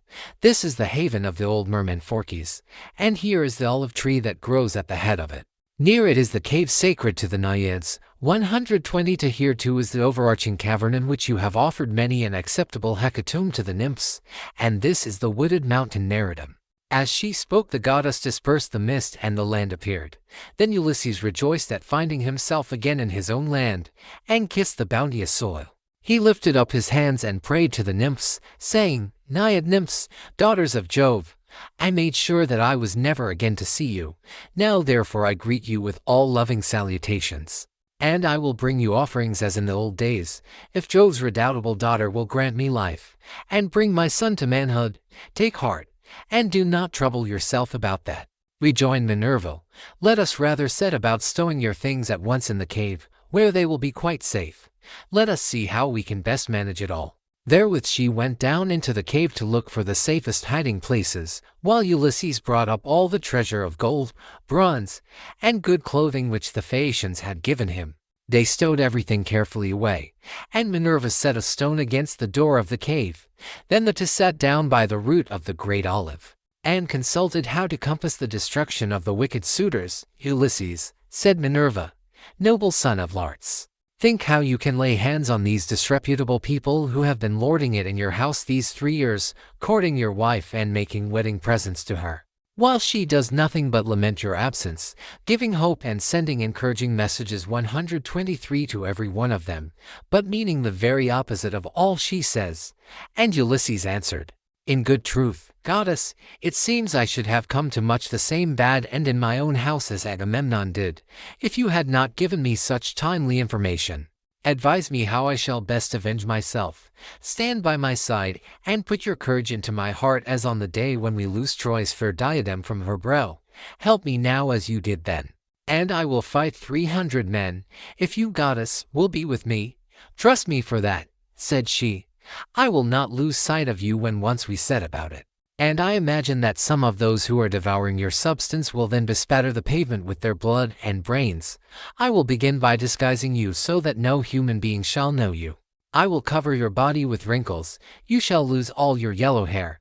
I will clothe you in a garment that shall fill all who see it with loathing. I will blear your fine eyes for you, and make you an unseemly object in the sight of the suitors, of your wife, and of the son whom you left behind you. Then go at once to the swineherd who is in charge of your pigs. He has been always well affected towards you, and is devoted to Penelope and your son. You will find him feeding his pigs near the rock that is called Raven 124 by the fountain Rethusa, where they are fattening on beech mast and spring water after their manner. Stay with him and find out how things are going, while I proceed to Sparta and see your son, who is with Menelaus at Lacedaemon, where he has gone to try and find out whether you are still alive." 125 "But why," said Ulysses, "did you not tell him? For you know all about it. Did you want him to go sailing about amid all kinds of hardship while others are eating up his estate?" Minerva answered, "Never mind about him. I sent him that he might be well spoken of for having gone. He is in no sort of difficulty, but is staying quite comfortably with Menelaus, and is surrounded with abundance of every kind. The suitors have put out to sea and are lying in wait for him, for they mean to kill him before he can get home. I do not much think they will succeed, but rather that some of those who are now eating up your estate will first find a grave themselves." As she spoke, Minerva touched him with her wand and covered him with wrinkles, took away all his yellow hair, and withered the flesh over his whole body. She bleared his eyes, which were naturally very fine ones. She changed his clothes and threw an old rag of a wrap about him, and a tunic, tattered, filthy, and begrimed with smoke. She also gave him an undressed deer skin as an outer garment, and furnished him with a staff and a wallet all in hulls, with a twisted thong for him to sling it over his shoulder. When the pair had thus laid their plans, they parted, and the goddess went straight to Lacedaemon to fetch Telemachus. Book 5 Ulysses in the hut with the UMAUS. Ulysses now left the haven, and took the rough track up through the wooded country and over the crest of the mountain till he reached the place where Minerva had said that he would find the swineherd, who was the most thrifty servant he had. He found him sitting in front of his hut, which was by the yards that he had built on a site which could be seen from far. He had made them spacious 126 and fair to see, with a free run for the pigs all round them. He had built them during his master's absence, of stones which he had gathered out of the ground, without saying anything to Penelope or Larts, and he had fenced them on top with thorn bushes. Outside the yard he had run a strong fence of oaken posts, split, and set pretty close together. While inside he had built 12 sties near one another for the sows to lie in. There were 50 pigs wallowing in each sty, all of them breeding sows. But the boars slept outside and were much fewer in number, for the suitors kept on eating them, and the swineherd had to send them the best he had continually. There were 360 boar pigs, and the herdsmen's for hounds, which were as fierce as wolves, slept always with them. The swineherd was at that moment cutting out a pair of sandals 127 from a good stout ox hide. 3 of his men were out herding the pigs in one place or another, and he had sent the 4th to town with a boar that he had been forced to send the suitors that they might sacrifice it and have their fill of meat. When the hounds saw Ulysses, they set up a furious barking and flew at him, but Ulysses was cunning enough to sit down and loose his hold of the stick that he had in his hand. Still, he would have been torn by them in his own homestead had not the swineherd dropped his ox hide, rushed full speed through the gate of the yard, and driven the dogs off by shouting and throwing stones at them. Then he said to Ulysses, "Old man, the dogs were likely to have made short work of you, and then you would have got me into trouble. The gods have given me quite enough worries without that, for I have lost the best of masters, and am in continual grief on his account. I have to attend swine for other people to eat, while he, if he yet lives to see the light of day, is starving in some distant land. But come inside, and when you have had your fill of bread and wine, tell me where you come from, and all about your misfortunes." On this the swineherd led the way into the hut and bade him sit down. He strewed a good thick bed of rushes upon the floor, and on the top of this he threw the shaggy chamois skin, a great thick one, on which he used to sleep by night. Ulysses was pleased at being made thus welcome, and said, "May Jove, sir, and the rest of the gods grant you your heart's desire in return for the kind way in which you have received me." To this you answered, "O swineherd Eumaeus, stranger, though a still poorer man should come here, it would not be right for me to insult him, for all strangers and beggars are from Jove.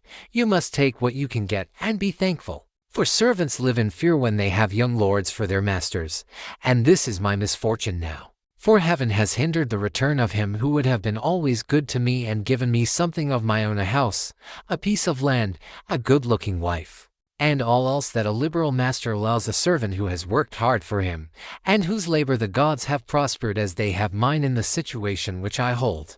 If my master had grown old here he would have done great things by me, but he is gone, and I wish that Helen's whole race were utterly destroyed, for she has been the death of many a good man. It was this matter that took my master to Ilius, the land of noble steeds, to fight the Trojans in the cause of King Agamemnon." As he spoke he bound his girdle round him and went to the sties where the young sucking pigs were penned. He picked out to which he brought back with him and sacrificed. He singed them, cut them up, and spitted them. When the meat was cooked he brought it all in and set it before Ulysses, hot and still on the spit, whereon Ulysses sprinkled it over with white barley meal. The swineherd then mixed wine in a bowl of ivy wood, and taking the seat opposite Ulysses told him to begin. "Fall to, stranger," said he, "on a dish of servant's pork. The fat pigs have to go to the suitors, who eat them up without shame or scruple. But the blessed gods love not such shameful doings, and respect those who do what is lawful and right, even the fierce freebooters who go raiding on other people's land, and Jove gives them their spoil. Even they, when they have filled their ships and got home again, live conscience-stricken, and look fearfully for judgment. But some god seems to have told these people that Ulysses is dead and gone. They will not, therefore, go back to their own homes and make their offers of marriage in the usual way, but waste his estate by force, without fear or stint. Not a day or night comes out of heaven, but they sacrifice not one victim nor two only, and they take the run of his wine, for he was exceedingly rich. No other great man either in Ithaca or on the mainland is as rich as he was. He had as much as 20 men put together. I will tell you what he had. There are 12 herds of cattle upon the mainland, and as many flocks of sheep. There are also 12 droves of pigs, while his own men and hired strangers feed him 12 widely spreading herds of goats. Here in Ithaca he runs even large flocks of goats on the far end of the island, and they are in the charge of excellent goat herds. Each one of these sends the suitors the best goat in the flock every day. As for myself, I am in charge of the pigs that you see here, and I have to keep picking out the best I have and sending it to them." This was his story, but Ulysses went on eating and drinking ravenously without a word, brooding his revenge. When he had eaten enough and was satisfied, the swineherd took the bowl from which he usually drank, filled it with wine, and gave it to Ulysses, who was pleased, and said as he took it in his hands, "My friend, who was this master of yours that bought you and paid for you, so rich and so powerful as you tell me? You say he perished in the cause of King Agamemnon. Tell me who he was, in case I may have met with such a person. Jove and the other gods know, but I may be able to give you news of him, for I have traveled much." Eumaeus answered, "Old man, no traveler who comes here with news will get Ulysses' wife and son to believe his story. Nevertheless, tramps in want of a lodging keep coming with their mouths full of lies, and not a word of truth. Everyone who finds his way to Ithaca goes to my mistress and tells her falsehoods, whereon she takes them in, makes much of them, and asks them all manner of questions, crying all the time as women will when they have lost their husbands. And you too, old man, for a shirt and a cloak would doubtless make up a very pretty story. But the wolves and birds of prey have long since torn Ulysses to pieces, or the fishes of the sea have eaten him, and his bones are lying buried deep in sand upon some foreign shore. He is dead and gone, and a bad business it is for all his friends, for me especially. Go where I may, I shall never find so good a master. Not even if I were to go home to my mother and father where I was bred and born. I do not so much care, however, about my parents now, though I should dearly like to see them again in my own country. It is the loss of Ulysses that grieves me most. I cannot speak of him without reverence, though he is here no longer, for he was very fond of me, and took such care of me that wherever he may be I shall always honor his memory." "My friend," replied Ulysses, "you are very positive, and very hard of belief about your master's coming home again. Nevertheless, I will not merely say, but will swear, that he is coming. Do not give me anything for my news till he has actually come. You may then give me a shirt and cloak of good wear if you will. I am in great want, but I will not take anything at all till then, for I hate a man, even as I hate hellfire, who lets his poverty tempt him into lying. I swear by King Jove, by the rites of hospitality, and by that hearth of Ulysses to which I have now come, that all will surely happen as I have said it will. Ulysses will return in this self-same year. With the end of this moon and the beginning of the next he will be here to do vengeance on all those who are ill-treating his wife and son."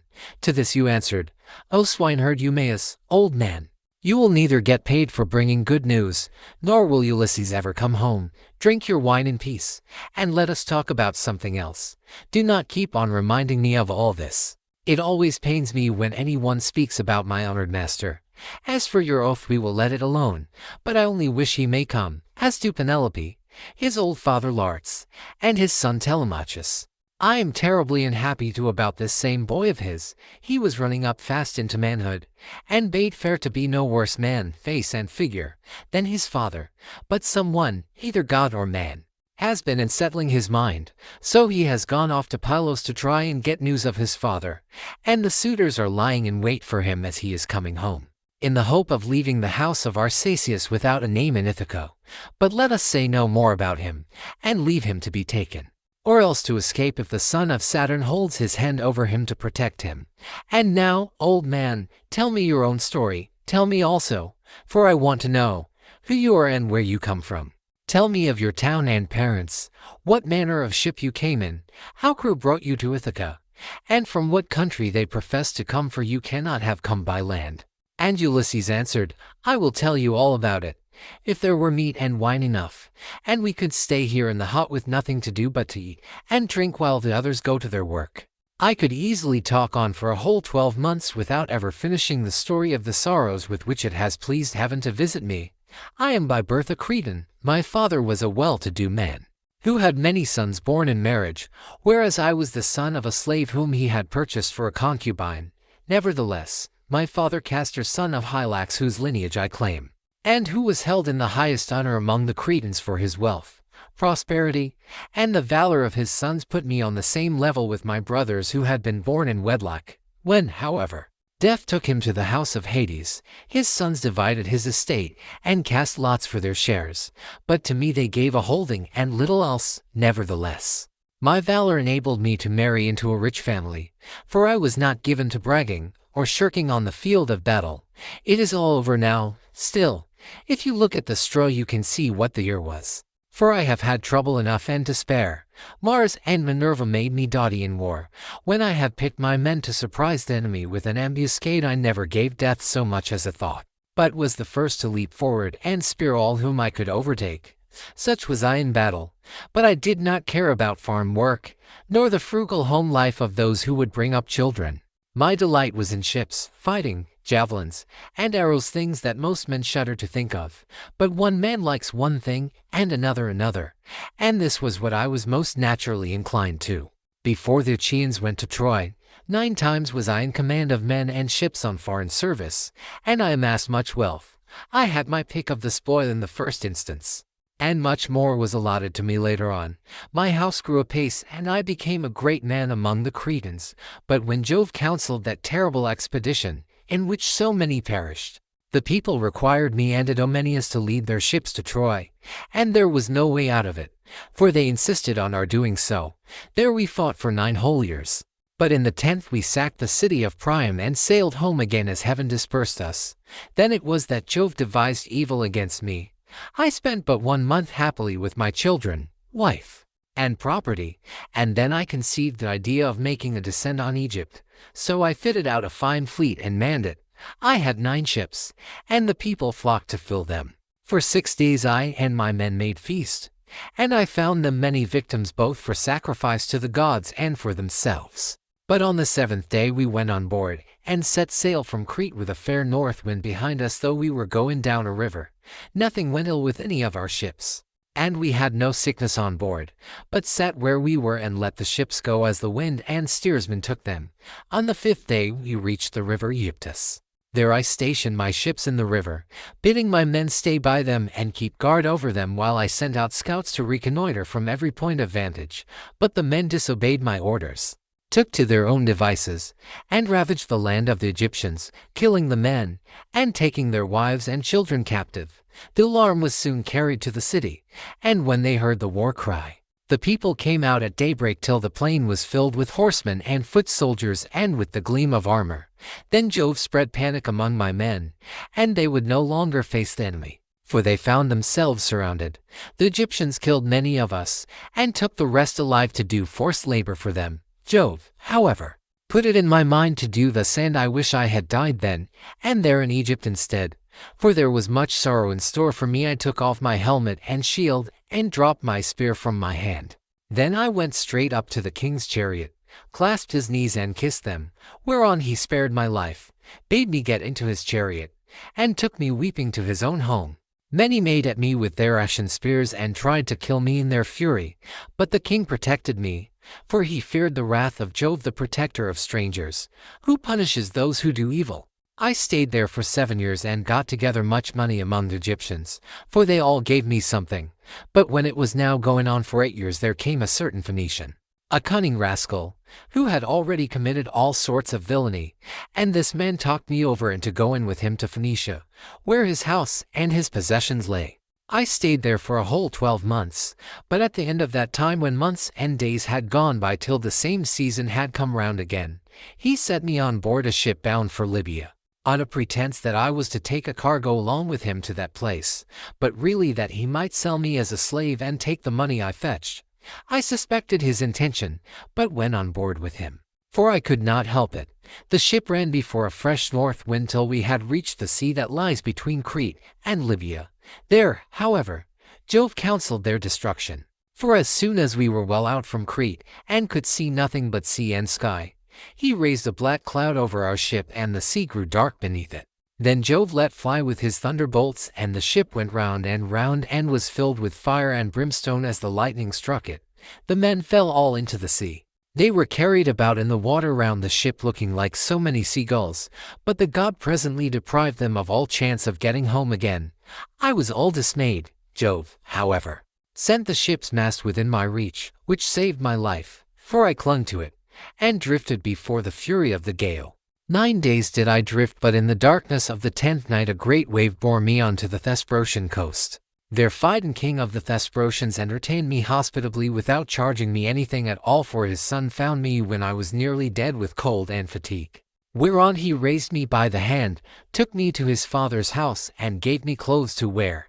There it was that I heard news of Ulysses, for the king told me he had entertained him, and shown him much hospitality while he was on his homeward journey.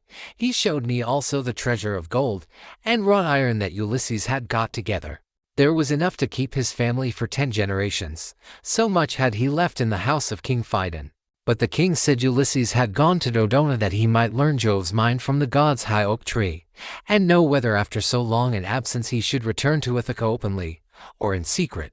Moreover the king swore in my presence, making drink offerings in his own house as he did so, that the ship was by the water side, and the crew found, that should take him to his own country. He sent me off, however, before Ulysses returned, for there happened to be a Thesprotian ship sailing for the wheat-growing island of Dulichium.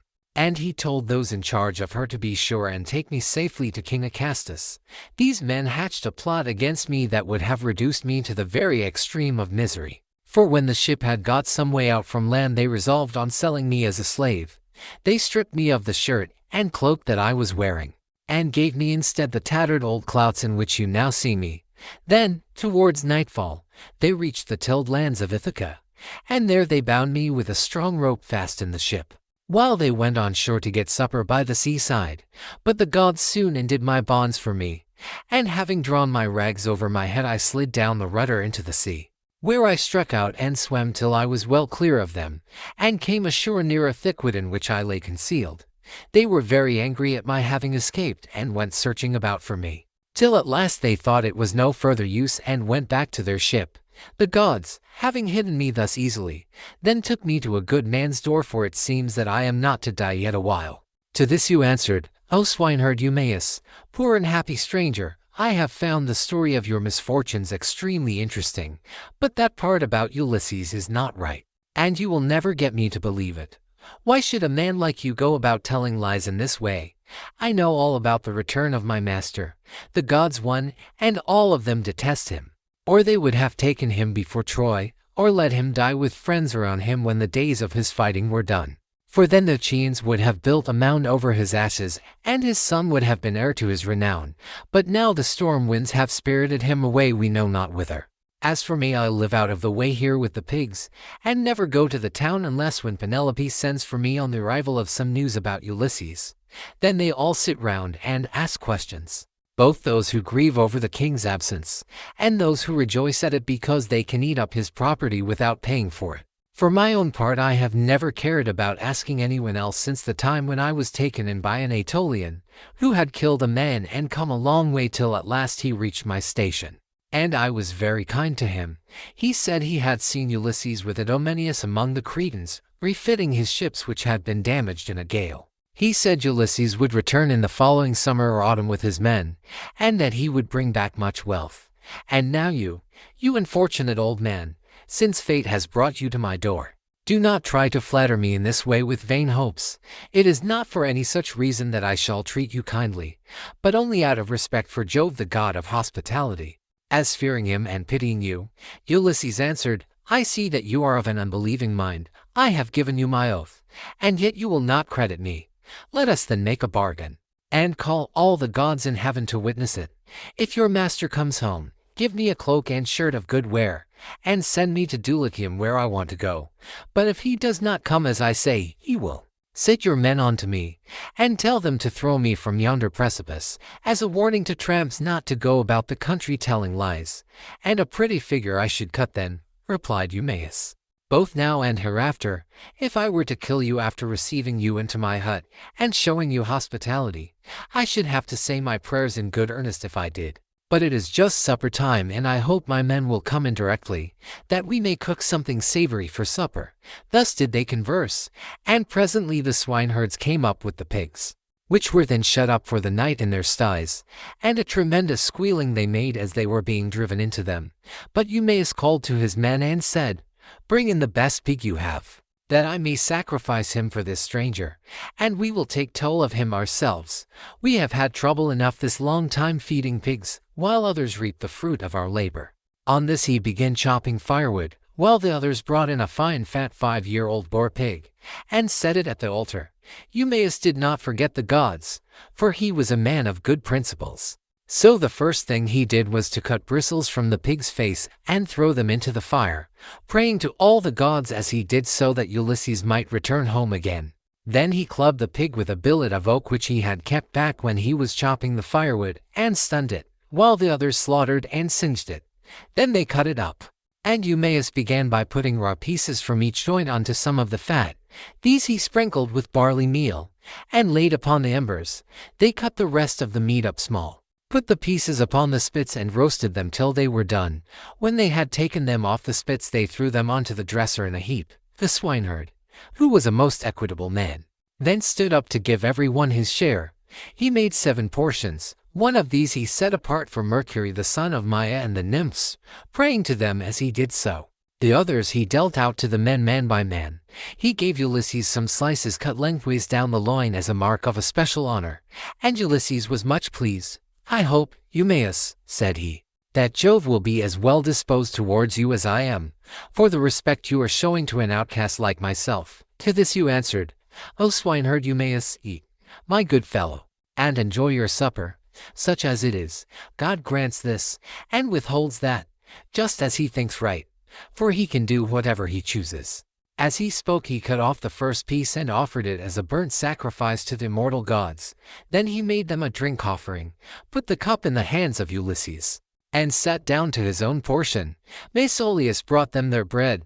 The swineherd had brought this man on his own account from among the Taphians during his master's absence, and had paid for him with his own money without saying anything either to his mistress or Larts.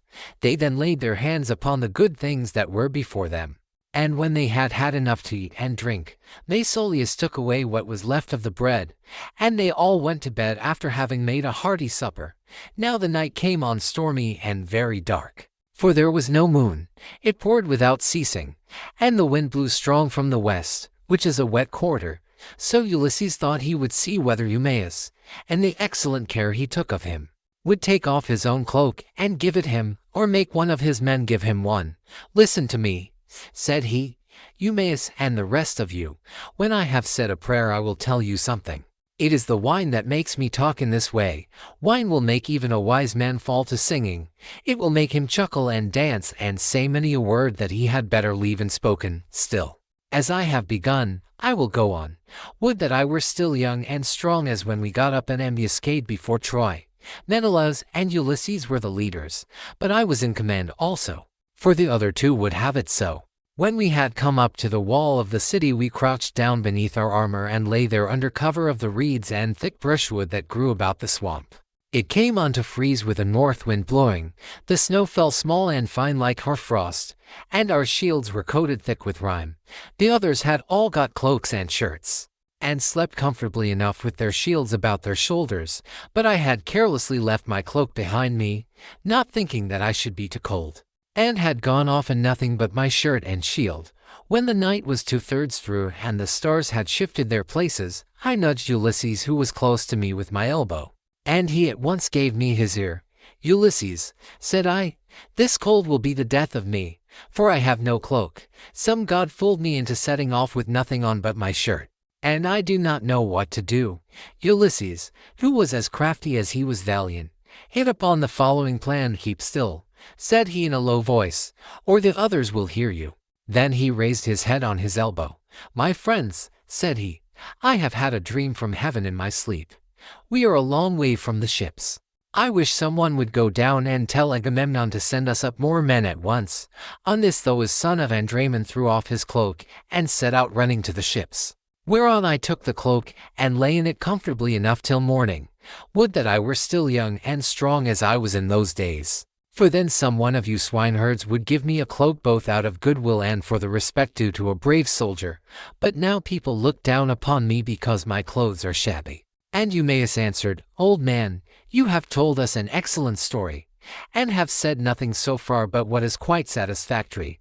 For the present, therefore, you shall want neither clothing nor anything else that a stranger in distress may reasonably expect. But tomorrow morning you have to shake your own old rags about your body again. For we have not many spare cloaks nor shirts up here, but every man has only one. When Ulysses' son comes home again he will give you both cloak and shirt, and send you wherever you may want to go." With this he got up and made a bed for Ulysses by throwing some goatskins and sheepskins on the ground in front of the fire. Here Ulysses lay down, and Eumaeus covered him over with a great heavy cloak that he kept for a change in case of extraordinarily bad weather. Thus did Ulysses sleep, and the young men slept beside him. But the swineherd did not like sleeping away from his pigs, so he got ready to go outside, and Ulysses was glad to see that he looked after his property during his master's absence. First he slung his sword over his brawny shoulders and put on a thick cloak to keep out the wind. He also took the skin of a large and well-fed goat, and a javelin in case of attack from men or dogs. Thus equipped he went to his rest where the pigs were camping under an overhanging rock that gave them shelter from the north wind. Books. Minerva summons Telemachus from Lacedaemon. He meets with Theoclymenus at Pylos and brings him to Ithaca. On landing he goes to the hut of Eumaeus.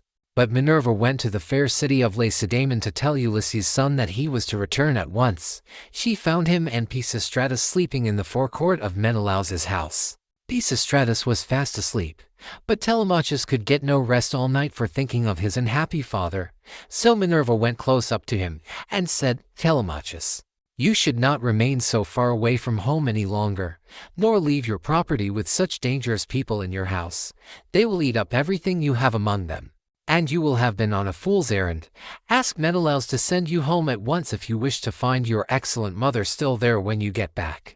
Her father and brothers are already urging her to marry Eurymachus, who has given her more than any of the others, and has been greatly increasing his wedding presents.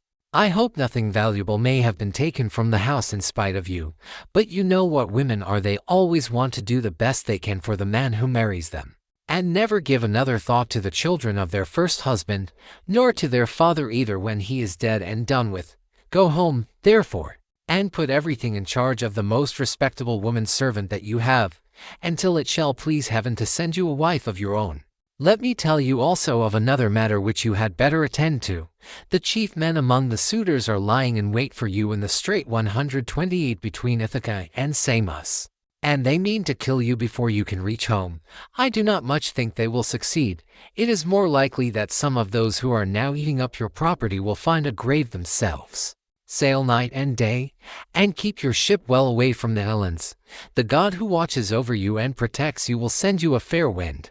As soon as you get to Ithaca, send your ship and men on to the town, but yourself go straight to the swineherd who has charge of your pigs. He is well disposed towards you. Stay with him, therefore, for the night, and then send him to Penelope to tell her that you have got back safe from Pylos."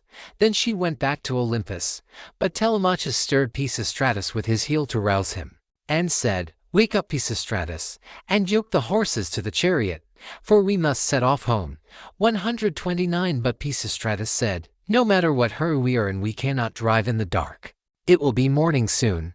Wait till Menelaus has brought his presents and put them in the chariot for us, and let him say goodbye to us in the usual way. So long as he lives, a guest should never forget a host who has shown him kindness." As he spoke, day began to break, and Menelaus, who had already risen, leaving Helen in bed, came towards them.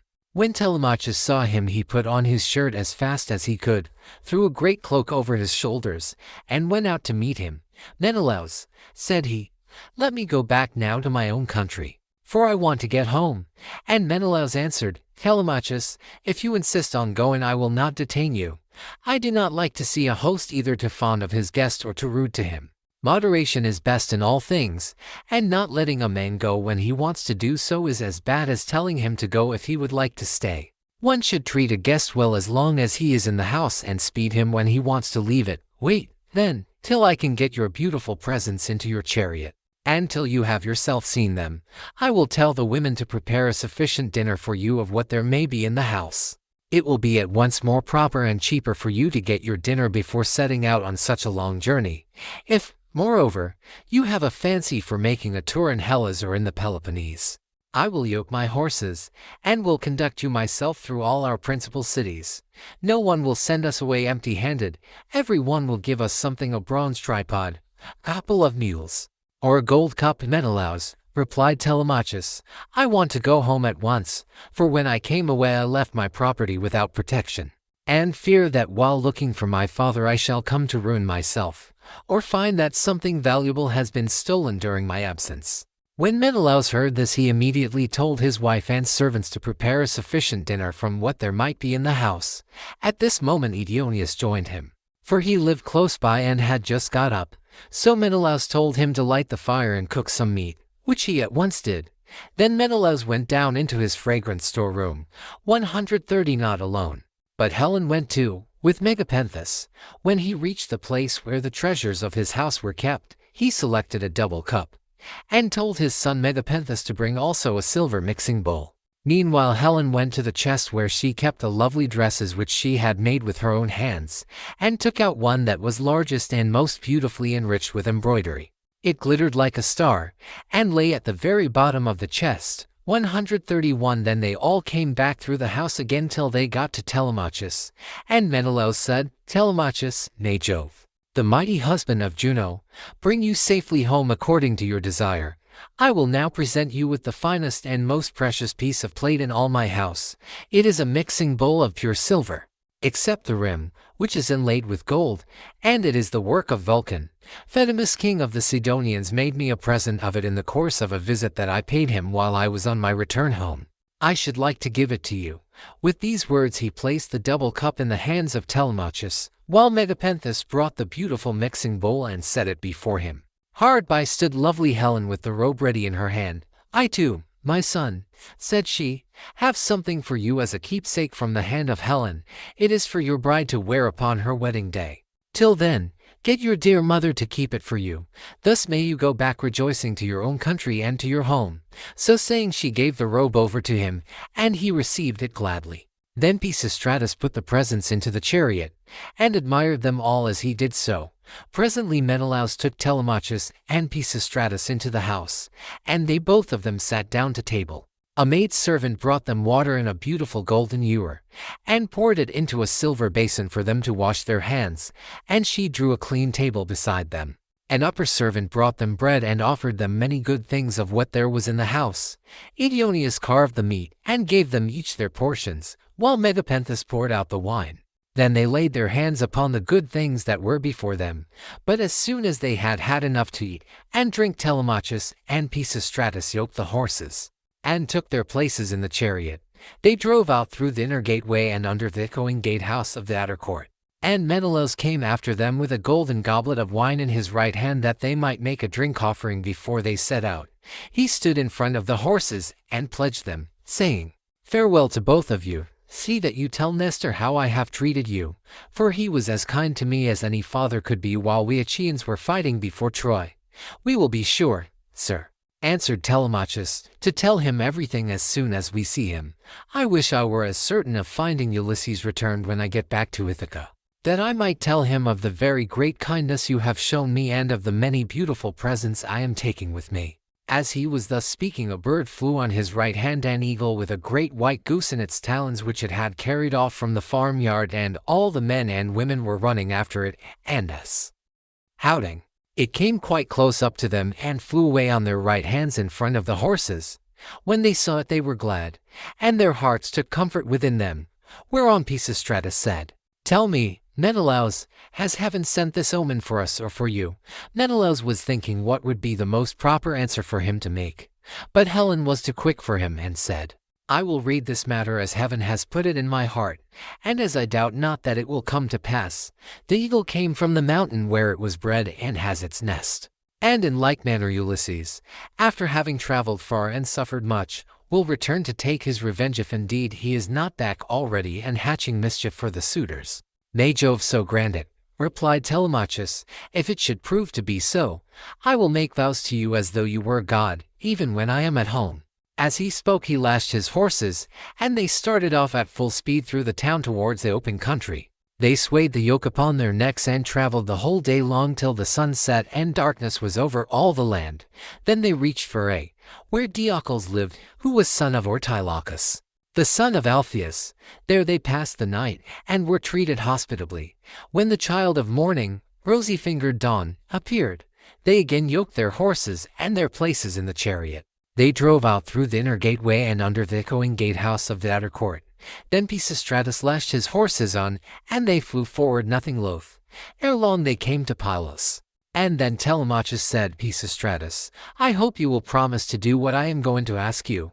You know our fathers were old friends before us. Moreover, we are both of an age, and this journey has brought us together still more closely. Do not, therefore, take me past my ship, but leave me there. For if I go to your father's house, he will try to keep me in the warmth of his goodwill towards me, and I must go home at once.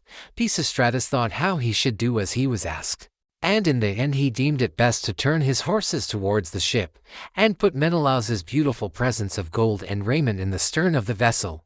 Then he said, Go on board at once and tell your men to do so also before I can reach home to tell my father. I know how obstinate he is, and I am sure he will not let you go. He will come down here to fetch you, and he will not go back without you, but he will be very angry. With this he drove his goodly steeds back to the city of the Pylians, and soon reached his home. But Telemachus called the men together and gave his orders. Now, my men, said he, get everything in order on board the ship, and let us set out home. Thus did he speak.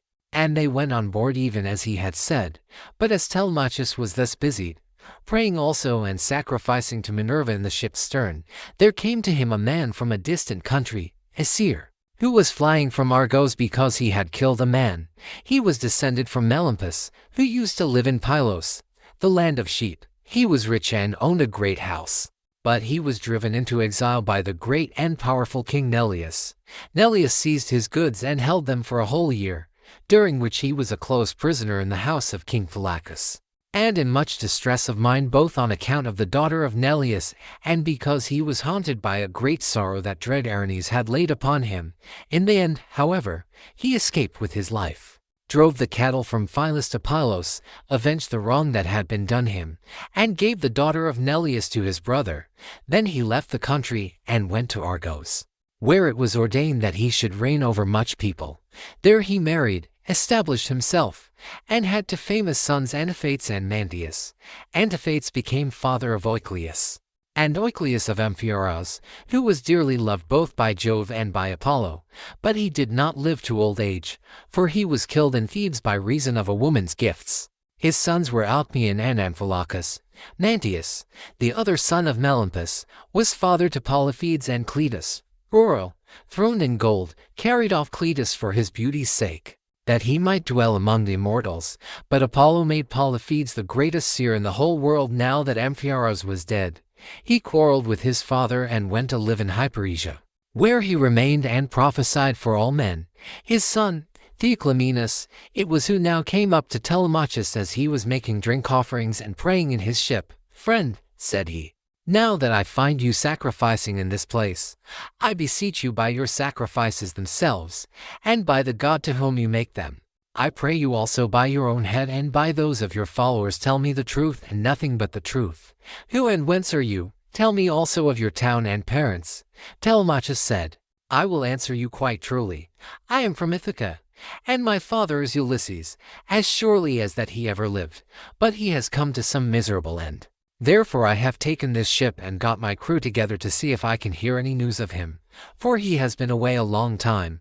I too, answered Theoclymenus, am in exile, for I have killed a man of my own race. He has many brothers and kinsmen in Argos, and they have great power among the Argives. I am flying to escape death at their hands, and am thus doomed to be a wanderer on the face of the earth. I am your suppliant, take me, therefore, on board your ship that they may not kill me, for I know they are in pursuit. I will not refuse you, replied Telemachus, if you wish to join us. Come, therefore, and in Ithaca we will treat you hospitably according to what we have. On this he received Theoclymenus' spear and laid it down on the deck of the ship.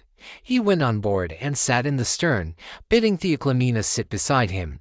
Then the men let go the hawsers. Telemachus told them to catch hold of the ropes, and they made all haste to do so. They set the mast in its socket in the cross plank, raised it and made it fast with the forestays, and they hoisted their white sails with sheets of twisted ox hide. Minerva sent them a fair wind that blew fresh and strong to take the ship on her course as fast as possible. Thus then they passed by Crony and Chalcis. Presently the sun set and darkness was over all the land. The vessel made a quick passage to Phae and thence on to Ullus, where the Paeans rule. Telemachus then headed her for the flying islands, 132, wondering within himself whether he should escape death or should be taken prisoner.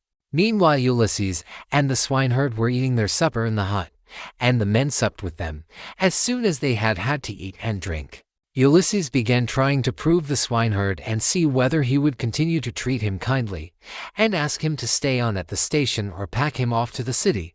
So he said, Eumaeus, and all of you, tomorrow I want to go away and begin begging about the town, so as to be no more trouble to you or to your men. Give me your advice therefore, and let me have a good guide to go with me and show me the way. I will go the round of the city begging as I needs must, to see if any one will give me a drink and a piece of bread. I should like also to go to the house of Ulysses and bring news of her husband to Queen Penelope. I could then go about among the suitors and see if out of all their abundance they will give me a dinner. I should soon make them an excellent servant in all sorts of ways. Listen and believe when I tell you that by the blessing of Mercury, who gives grace and good name to the works of all men, there is no one living who would make a more handy servant than I should to put fresh wood on the fire, chop fuel, carve, cook, pour out wine, and do all those services that poor men have to do for their betters. The swineherd was very much disturbed when he heard this. Heaven help me, he exclaimed. Whatever can have put such a notion as that into your head? If you go near the suitors you will be undone to a certainty, for their pride and insolence reach the very heavens.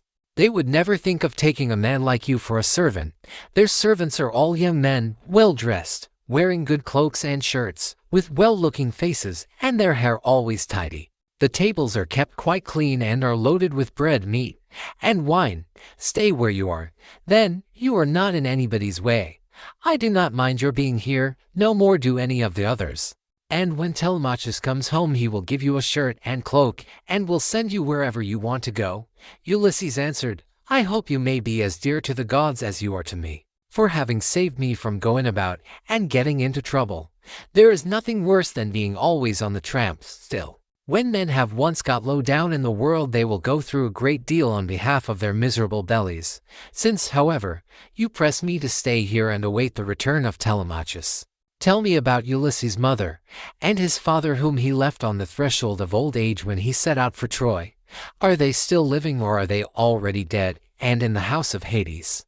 I will tell you all about them, replied Eumaeus. Laertes is still living, and praise heaven to let him depart peacefully in his own house.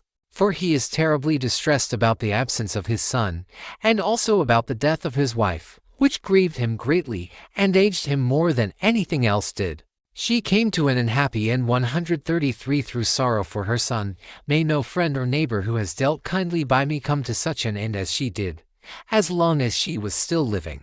Though she was always grieving, I used to like seeing her and asking her how she did, for she brought me up along with her daughter Timene, the youngest of her children.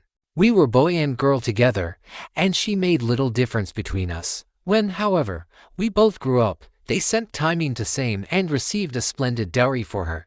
As for me, my mistress gave me a good shirt and cloak with a pair of sandals for my feet, and sent me off into the country. But she was just as fond of me as ever. This is all over now. Still, it has pleased heaven to prosper my work in the situation which I now hold. I have enough to eat and drink, and can find something for any respectable stranger who comes here. But there is no getting a kind word or deed out of my mistress, for the house has fallen into the hands of wicked people. Servants want sometimes to see their mistress and have a talk with her. They like to have something to eat and drink at the house, and something to take back with them into the country. This is what will keep servants in a good humor. Ulysses answered, Then you must have been a very little fellow, Eumaeus, when you were taken so far away from your home and parents. Tell me, and tell me true. Was the city in which your father and mother lived sacked and pillaged, or did some enemies carry you off when you were alone tending sheep or cattle, ship you off here, and sell you for whatever your master gave them? Stranger, replied Eumaeus, as regards your question, sit still, make yourself comfortable, drink your wine, and listen to me. The nights are now at their longest. There is plenty of time both for sleeping and sitting up talking together. You ought not to go to bed till bedtime. Too much sleep is as bad as too little. If any one of the others wishes to go to bed, let him leave us and do so. He can then take my master's pigs out when he has done breakfast in the morning. We two will sit here eating and drinking in the hut, and telling one another stories about our misfortunes, for when a man has suffered much, and been buffeted about in the world, he takes pleasure in recalling the memory of sorrows that have long gone by. As regards your question, then, my tale is as follows. You may have heard of an island called Syra that lies over above Ortigio, 130 for where the land begins to turn round and look in another direction. 135 it is not very thickly peopled, but the soil is good, with much pasture fit for cattle and sheep, and it abounds with wine and wheat. Dearth never comes there, nor are the people plagued by any sickness. But when they grow old, Apollo comes with Diana and kills them with his painless shafts. It contains two communities, and the whole country is divided between these two.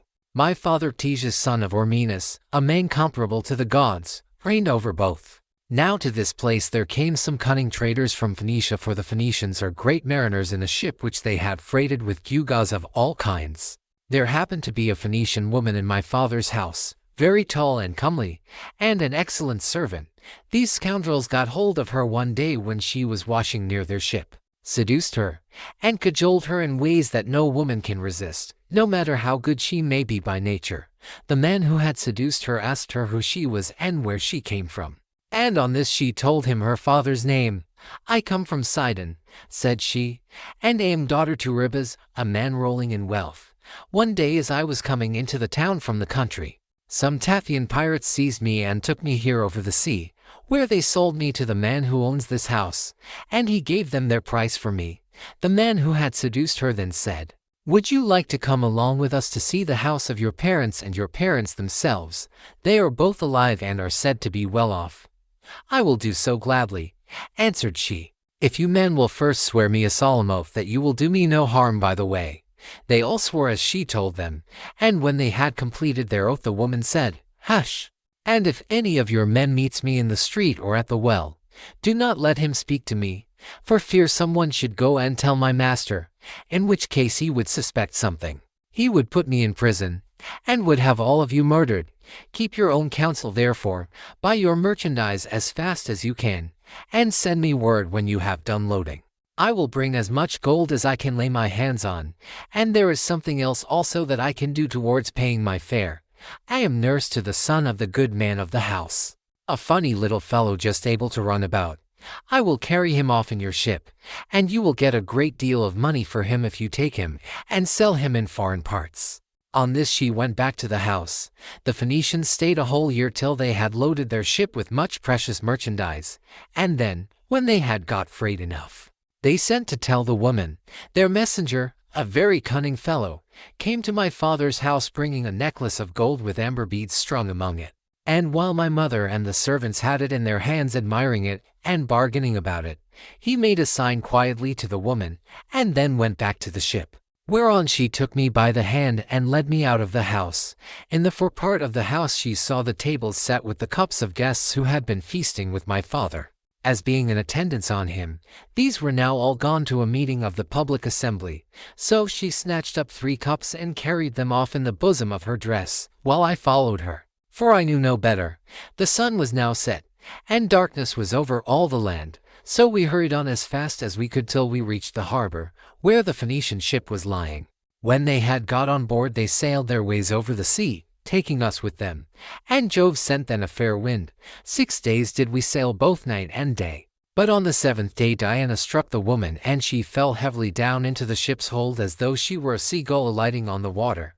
So they threw her overboard to the seals and fishes, and I was left all sorrowful and alone. Presently the winds and waves took the ship to Ithaca, where Laertes gave sundry of his chattels for me. And thus it was that ever I came to set eyes upon this country. Ulysses answered, "Eumaeus, I have heard the story of your misfortunes with the most lively interest and pity. But Jove has given you good as well as evil, for in spite of everything you have a good master, who sees that you always have enough to eat and drink, and you lead a good life, whereas I am still going about begging my way from city to city." Thus did they converse, and they had only a very little time left for sleep, for it was soon daybreak. In the meantime Telemachus and his crew were nearing land, so they loosed the sails, took down the mast, and rowed the ship into the harbor. 136 They cast out their mooring stones and made fast the hawsers. They then got out upon the seashore, mixed their wine, and got dinner ready. As soon as they had had enough to eat and drink, Telemachus said, "Take the ship on to the town, but leave me here, for I want to look after the herdsmen on one of my farms. In the evening, when I have seen all I want, I will come down to the city, and tomorrow morning in return for your trouble, I will give you all a good dinner with meat and wine." 137 Then Theoclymenus said, "And what, my dear young friend, is to become of me, to whose house, among all your chief men, am I to repair, or shall I go straight to your own house and to your mother, at any other time?" Replied Telemachus, "I should have bidden you go to my own house, for you would find no want of hospitality. At the present moment, however, you would not be comfortable there, for I shall be away, and my mother will not see you.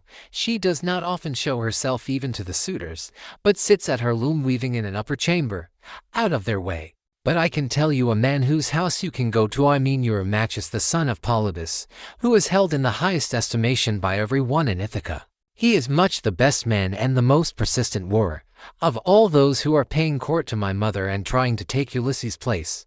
Jove, however, in heaven alone knows whether or no they will come to a bad end before the marriage takes place." As he was speaking, a bird flew by upon his right hand, a hawk, Apollo's messenger. It held a dove in its talons, and the feathers, as it tore them off, 138 fell to the ground midway between Telemachus and the ship.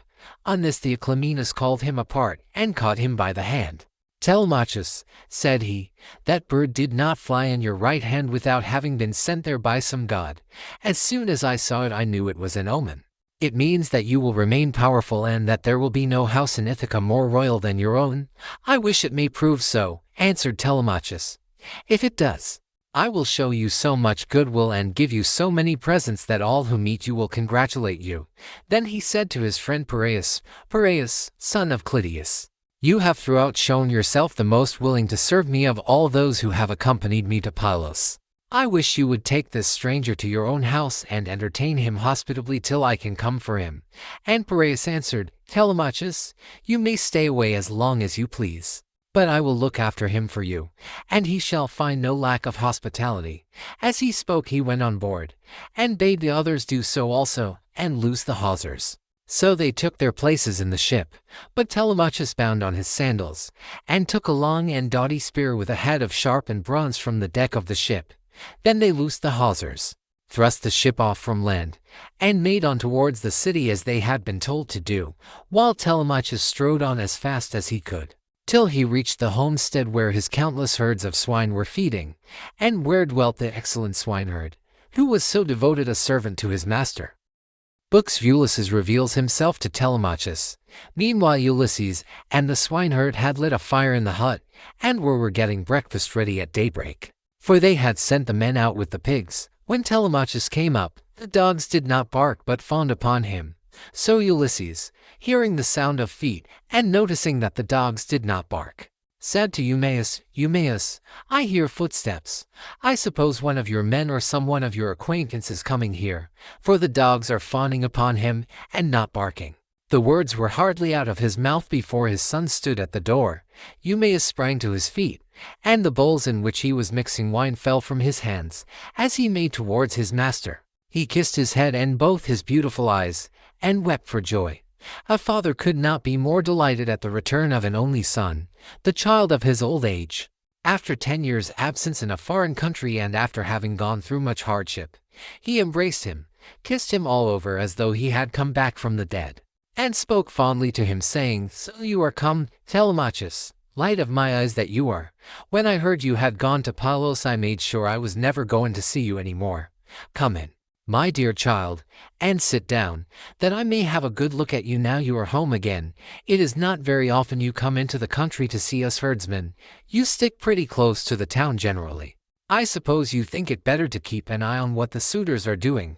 "So be it, old friend," answered Telemachus, "but I am come now because I want to see you, and to learn whether my mother is still at her old home or whether someone else has married her, so that the bed of Ulysses is without bedding and covered with cobwebs. She is still at the house," replied Eumaeus, grieving and breaking her heart, and doing nothing but weep.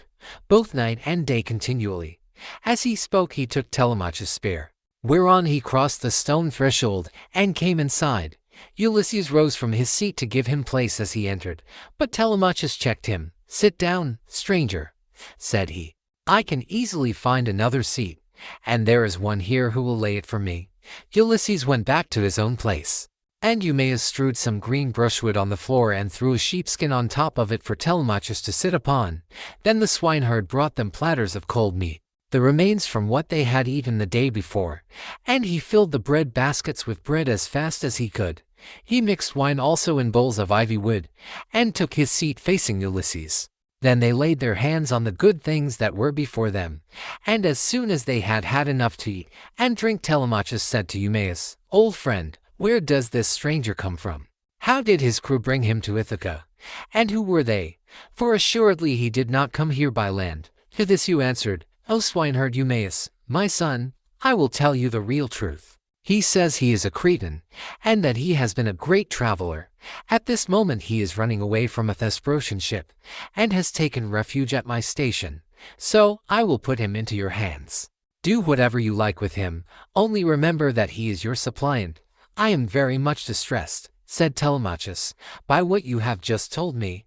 How can I take this stranger into my house? I am as yet young, and I am not strong enough to hold my own if any man attacks me. My mother cannot make up her mind whether to stay where she is and look after the house out of respect for public opinion and the memory of her husband, or whether the time is now come for her to take the best man of those who are wooing her, and the one who will make her the most advantageous offer. Still, as the stranger has come to your station, I will find him a cloak and shirt of good wear, with a sword and sandals, and will send him wherever he wants to go. Or if you like, you can keep him here at the station, and I will send him clothes and food that he may be no burden on you and on your men. But I will not have him go near the suitors, for they are very insolent, and are sure to ill-treat him in a way that would greatly grieve me. No matter how valiant a man may be, he can do nothing against numbers, for they will be too strong for him." Then Ulysses said, "Sir, it is right that I should say something myself. I am much shocked about what you have said about the insolent way in which the suitors are behaving in despite of such a man as you are. Tell me, do you submit to such treatment tamely? Or has some god set your people against you? May you not complain of your brothers, for it is to these that a man may look for support, however great his quarrel may be. I wish I were as young as you are, and in my present mind, if I were son to Ulysses, or indeed Ulysses himself, I would rather someone came and cut my head off. But I would go to the house and be the bane of every one of these men.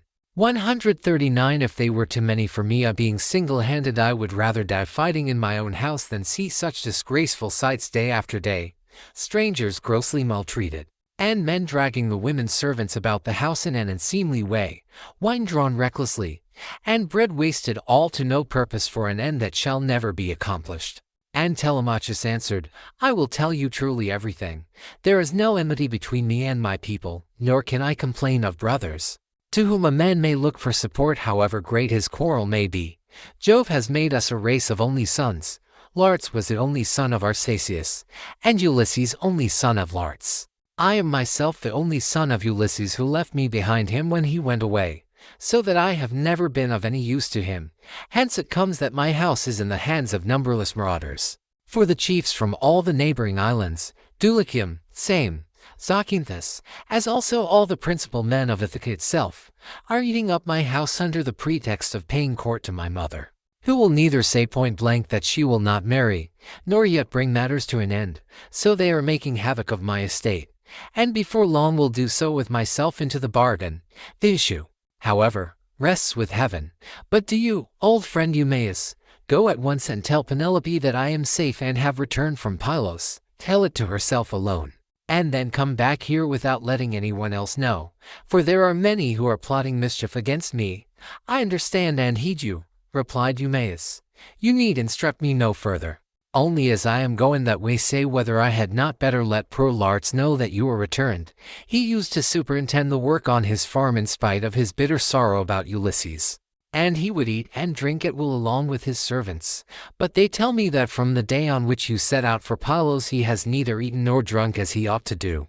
nor does he look after his farm, but sits weeping and wasting the flesh from off his bones. More's the pity, answered Telemachus. I am sorry for him, but we must leave him to himself just now. If people could have everything their own way, the first thing I should choose would be the return of my father. But go, and give your message, then make haste back again. And do not turn out of your way to tell Larts. Tell my mother to send one of her women secretly with the news at once, and let him hear it from her. Thus did he urge the swineherd, Eumaeus. Therefore took his sandals, bound them to his feet, and started for the town. Minerva watched him well off the station, and then came up to it in the form of a woman fair, stately, and wise. She stood against the side of the entry, and revealed herself to Ulysses, but Telemachus could not see her, and knew not that she was there, for the gods do not let themselves be seen by everybody.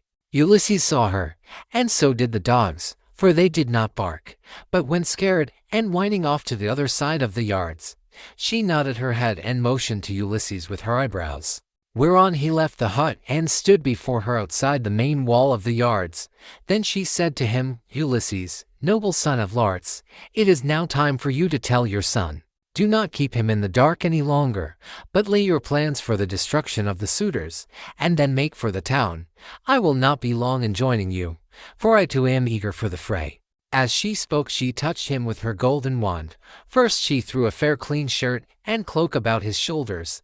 Then she made him younger and of more imposing presence. She gave him back his color, filled out his cheeks, and let his beard become dark again. Then she went away and Ulysses came back inside the hut. His son was astounded when he saw him, and turned his eyes away for fear he might be looking upon a god. Stranger, said he, how suddenly you have changed from what you were a moment or two ago. You are dressed differently and your color is not the same. Are you someone or other of the gods that live in heaven? If so, be propitious to me till I can make you do sacrifice and offerings of wrought gold. Have mercy upon me. And Ulysses said, I am no god. Why should you take me for one? I am your father, on whose account you grieve and suffer so much at the hands of lawless men. As he spoke he kissed his son, and a tear fell from his cheek onto the ground, for he had restrained all tears till now. But Telemachus could not yet believe that it was his father, and said, You are not my father, but some god is flattering me with vain hopes that I may grieve the more hereafter. No mortal man could of himself contrive to do as you have been doing, and make yourself old and young at a moment's notice, unless a god were with him. A second ago you were old and all in rags, and now you are like some god come down from heaven. Ulysses answered, Telemachus, you ought not to be so immeasurably astonished at my being really here. There is no other Ulysses who will come hereafter, such as I am. It is I, who after long wandering and much hardship have got home in the 20th year to my own country. What you wonder at is the work of the redoubtable goddess Minerva, who does with me whatever she will, for she can do what she pleases. At one moment she makes me like a beggar, and the next I am a young man with good clothes on my back. It is an easy matter for the gods who live in heaven to make any man look either rich or poor. As he spoke he sat down, and Telemachus threw his arms about his father and wept. They were both so much moved that they cried aloud like eagles or vultures with crooked talons that have been robbed of their half-fledged young by peasants. Thus piteously did they weep. And the sun would have gone down upon their mourning if Telemachus had not suddenly said, And what ship, my dear father, did your crew bring you to Ithaca? Of what nation did they declare themselves to be? For you cannot have come by land. I will tell you the truth, my son, replied Ulysses. It was the Phaeacians who brought me here. They are great sailors, and are in the habit of giving escorts to anyone who reaches their coasts. They took me over the sea while I was fast asleep, and landed me in Ithaca, after giving me many presents in bronze, gold, and raiment. These things by heaven's mercy are lying concealed in a cave. And I am now come here on the suggestion of Minerva that we may consult about killing our enemies. First, therefore, give me a list of the suitors, with their number, that I may learn who and how many they are. I can then turn the matter over in my mind, and see whether we can fight the whole body of them ourselves, or whether we must find others to help us. To this Telemachus answered, Father, I have always heard of your renown both in the field and in council, but the task you talk of is a very great one. I am awed at the mere thought of it. Two men cannot stand against many and brave ones. There are not 10 suitors only, nor twice 10, but 10 many times over. You shall learn their number at once. There are 52 chosen youths from Dulichium, and they have 6 servants. From Same there are 24, 20 young Achaeans from Zacynthus, and 12 from Ithaca itself. All of them well born. They have with them a servant maid and a bard, and 2 men who can carve at table. If we face such numbers as this, you may have better cause to rue your coming, and your revenge. See whether you cannot think of someone who would be willing to come and help us. Listen to me, replied Ulysses, and think whether Minerva and her father Jove may seem sufficient, or whether I am to try and find someone else as well. Those whom you have named, answered Telemachus, are a couple of good allies. For though they dwell high up among the clouds, they have power over both gods and men. These two, continued Ulysses, will not keep long out of the fray. When the suitors and we join fight in my house, now, therefore, return home early tomorrow morning, and go about among the suitors as before. Later on the swineherd will bring me to the city disguised as a miserable old beggar. If you see them ill-treating me, steel your heart against my sufferings. Even though they drag me feet foremost out of the house, or throw things at me, look on and do nothing beyond gently trying to make them behave more reasonably, but they will not listen to you. For the day of their reckoning is at hand. Furthermore I say, and lay my saying to your heart, when Minerva shall put it in my mind, I will nod my head to you. And on seeing me do this you must collect all the armor that is in the house, and hide it in the strong storeroom. Make some excuse when the suitors ask you why you are removing it. Say that you have taken it to be out of the way of the smoke, inasmuch as it is no longer what it was when Ulysses went away, but has become soiled and begrimed with soot.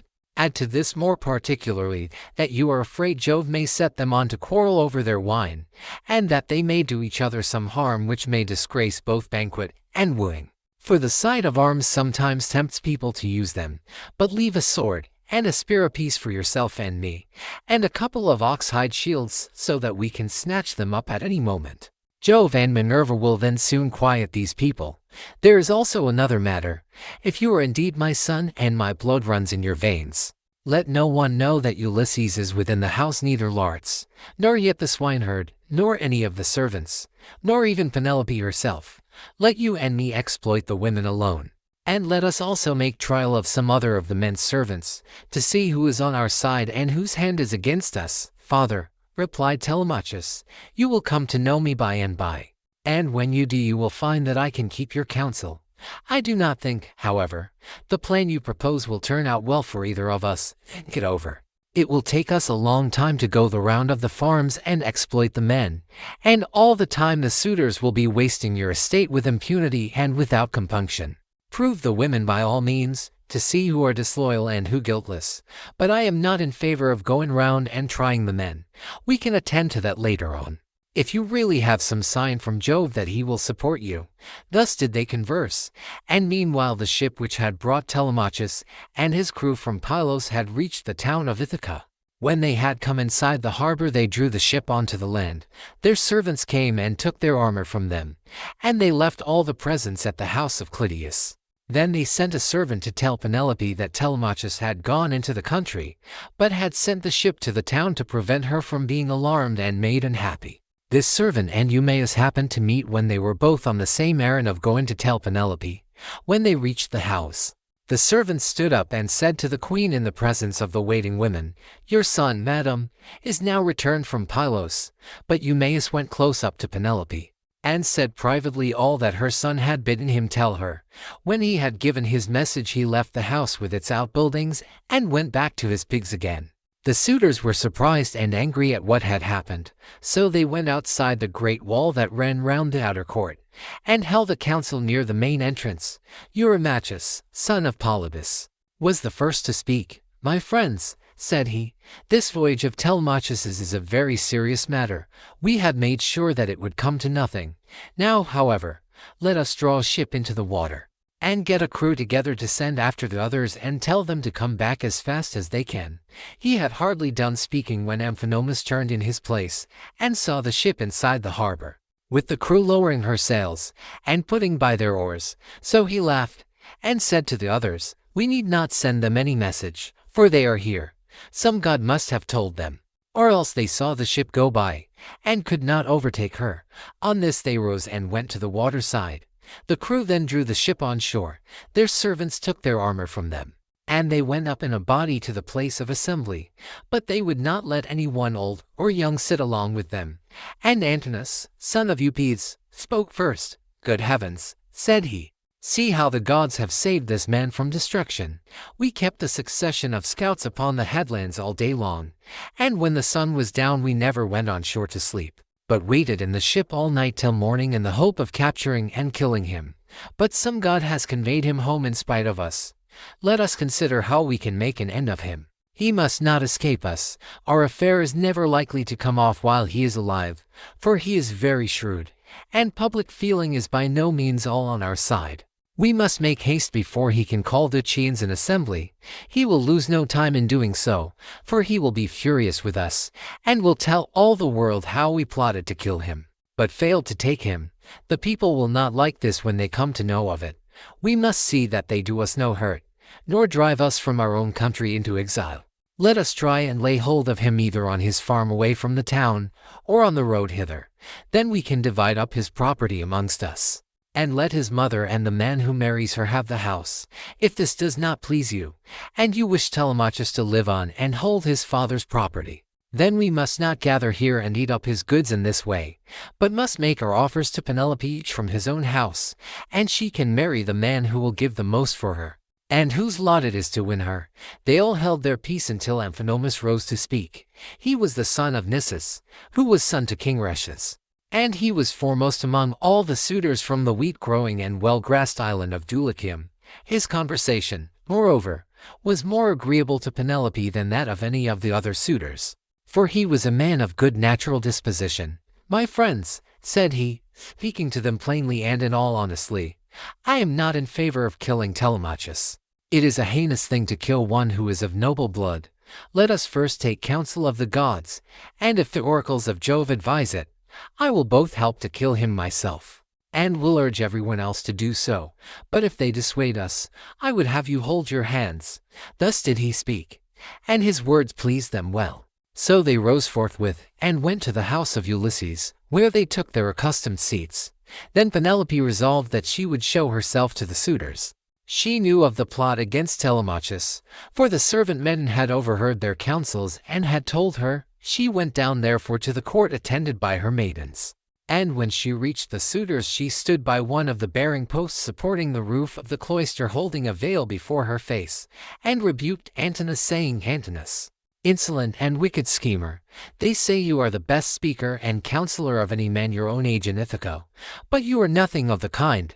Madman, why should you try to compass the death of Telemachus, and take no heed of suppliants, whose witness is Jove himself?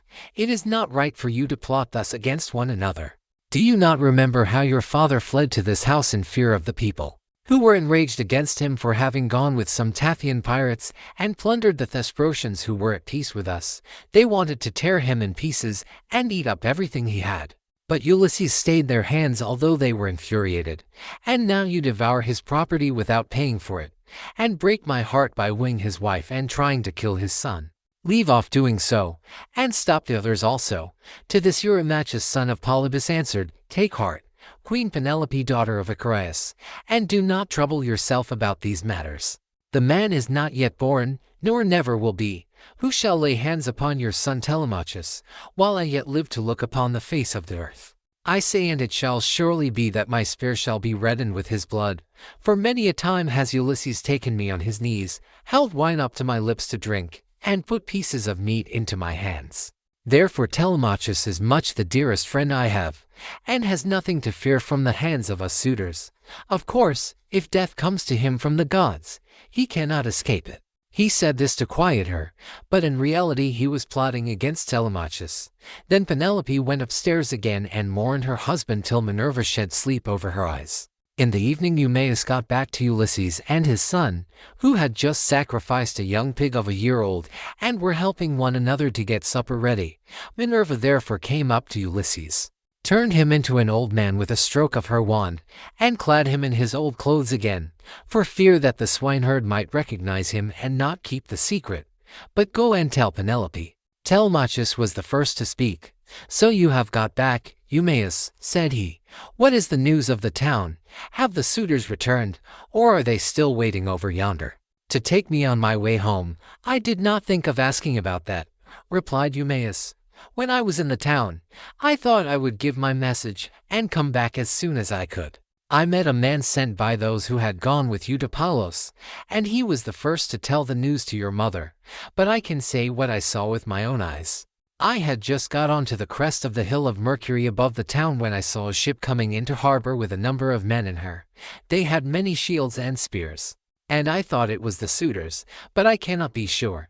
On hearing this, Telemachus smiled to his father, but so that Eumaeus could not see him. Then, when they had finished their work and the meal was ready, they ate it, and every man had his full share, so that all were satisfied. As soon as they had had enough to eat and drink, they laid down to rest and enjoyed the boon of sleep. Book 5. Telemachus and his mother meet Ulysses, and Eumaeus come down to the town.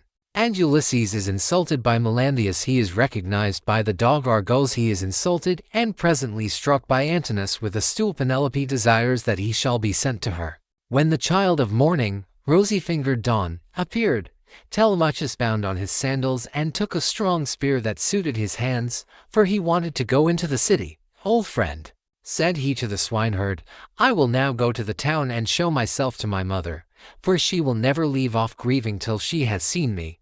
As for this unfortunate stranger, take him to the town, and let him beg there of anyone who will give him a drink and a piece of bread.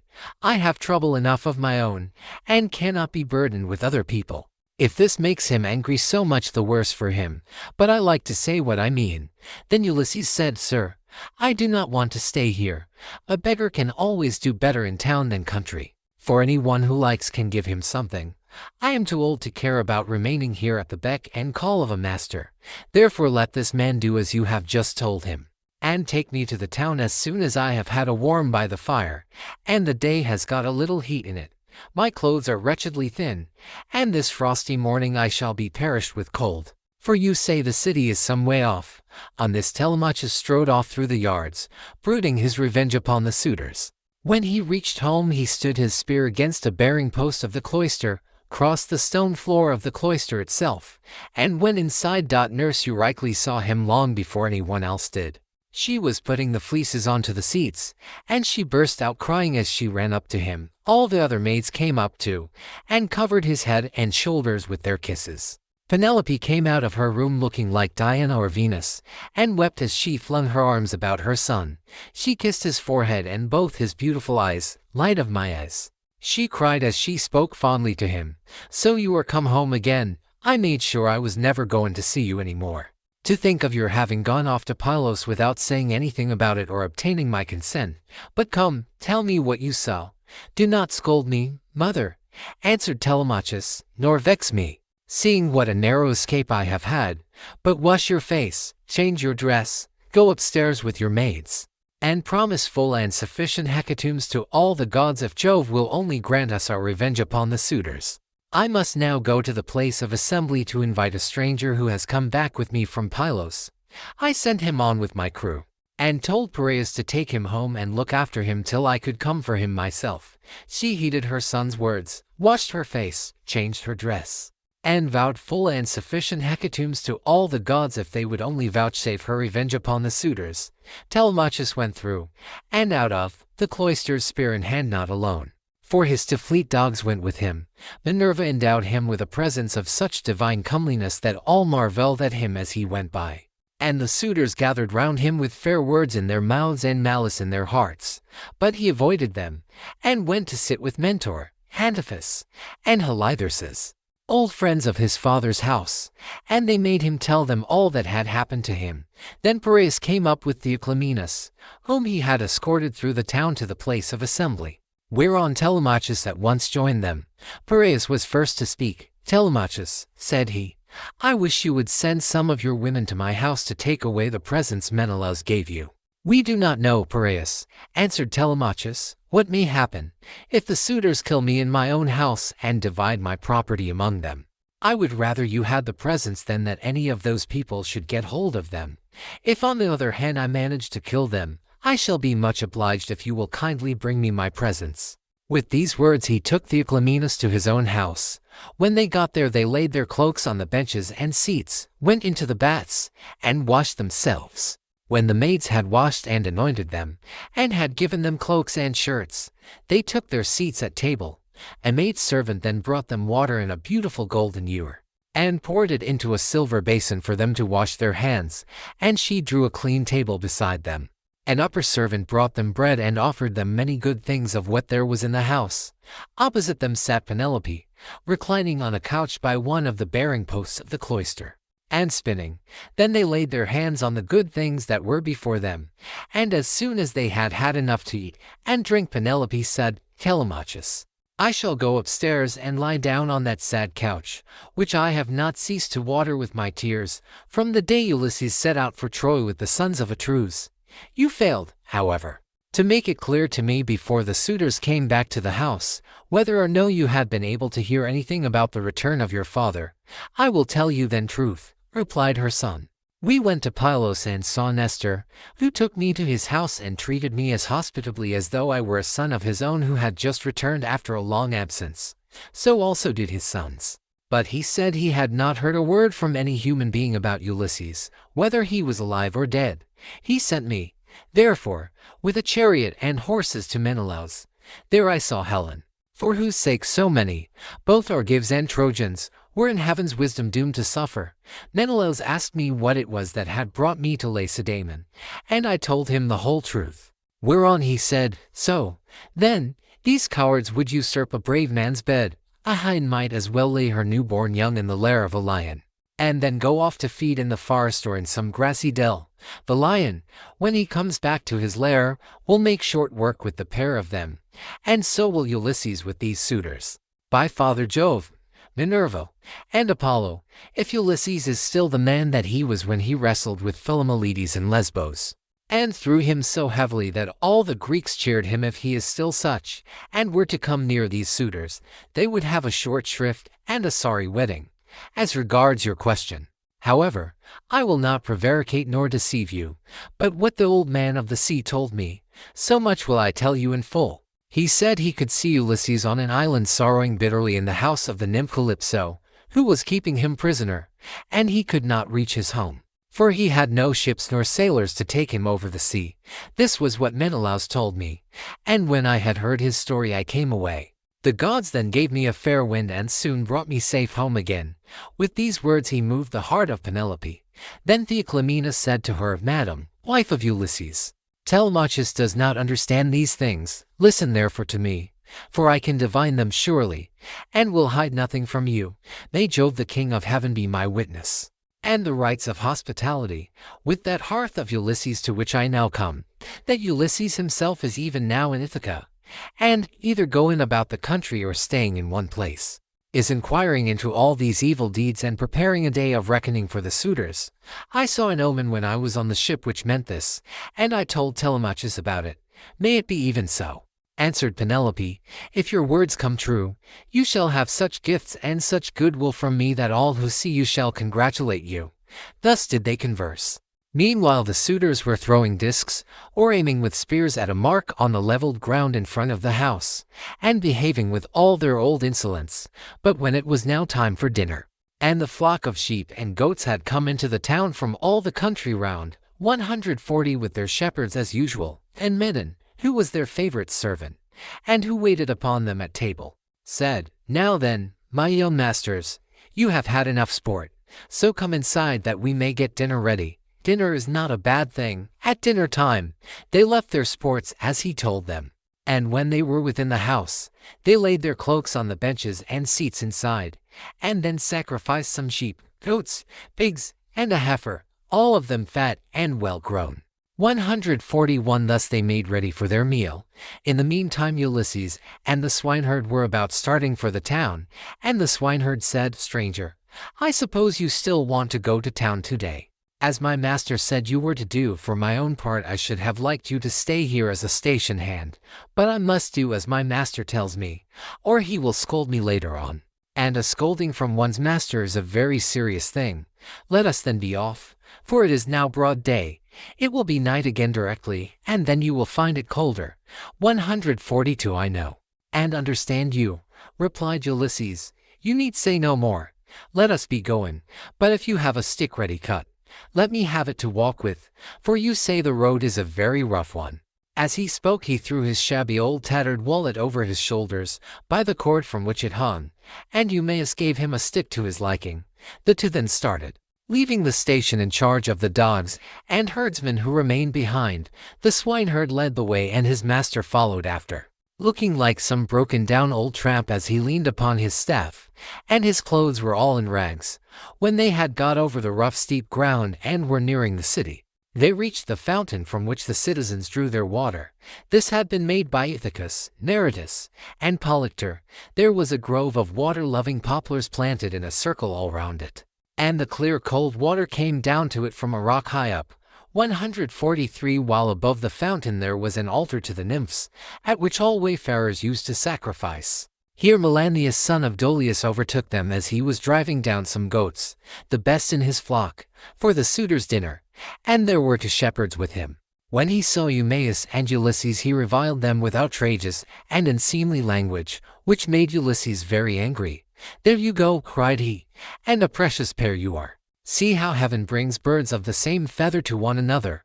Where, pray, master swineherd, are you taking this poor miserable object? It would make any one sick to see such a creature at table. A fellow like this never won a prize for anything in his life, but will go about rubbing his shoulders against every man's doorpost, and begging, not for swords and cauldrons 140 for like a man, but only for a few scraps not worth begging for.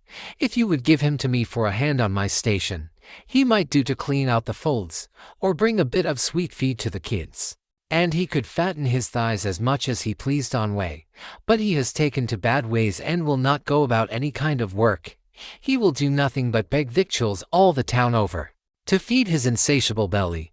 I say, therefore, and it shall surely be, if he goes near Ulysses' house he will get his head broken by the stools they will fling at him, till they turn him out. On this, as he passed, he gave Ulysses a kick on the hip out of pure wantonness, but Ulysses stood firm, and did not budge from the path. For a moment he doubted whether or no to fly at Melanthius and kill him with his staff, or fling him to the ground and beat his brains out. He resolved, however, to endure it and keep himself in check.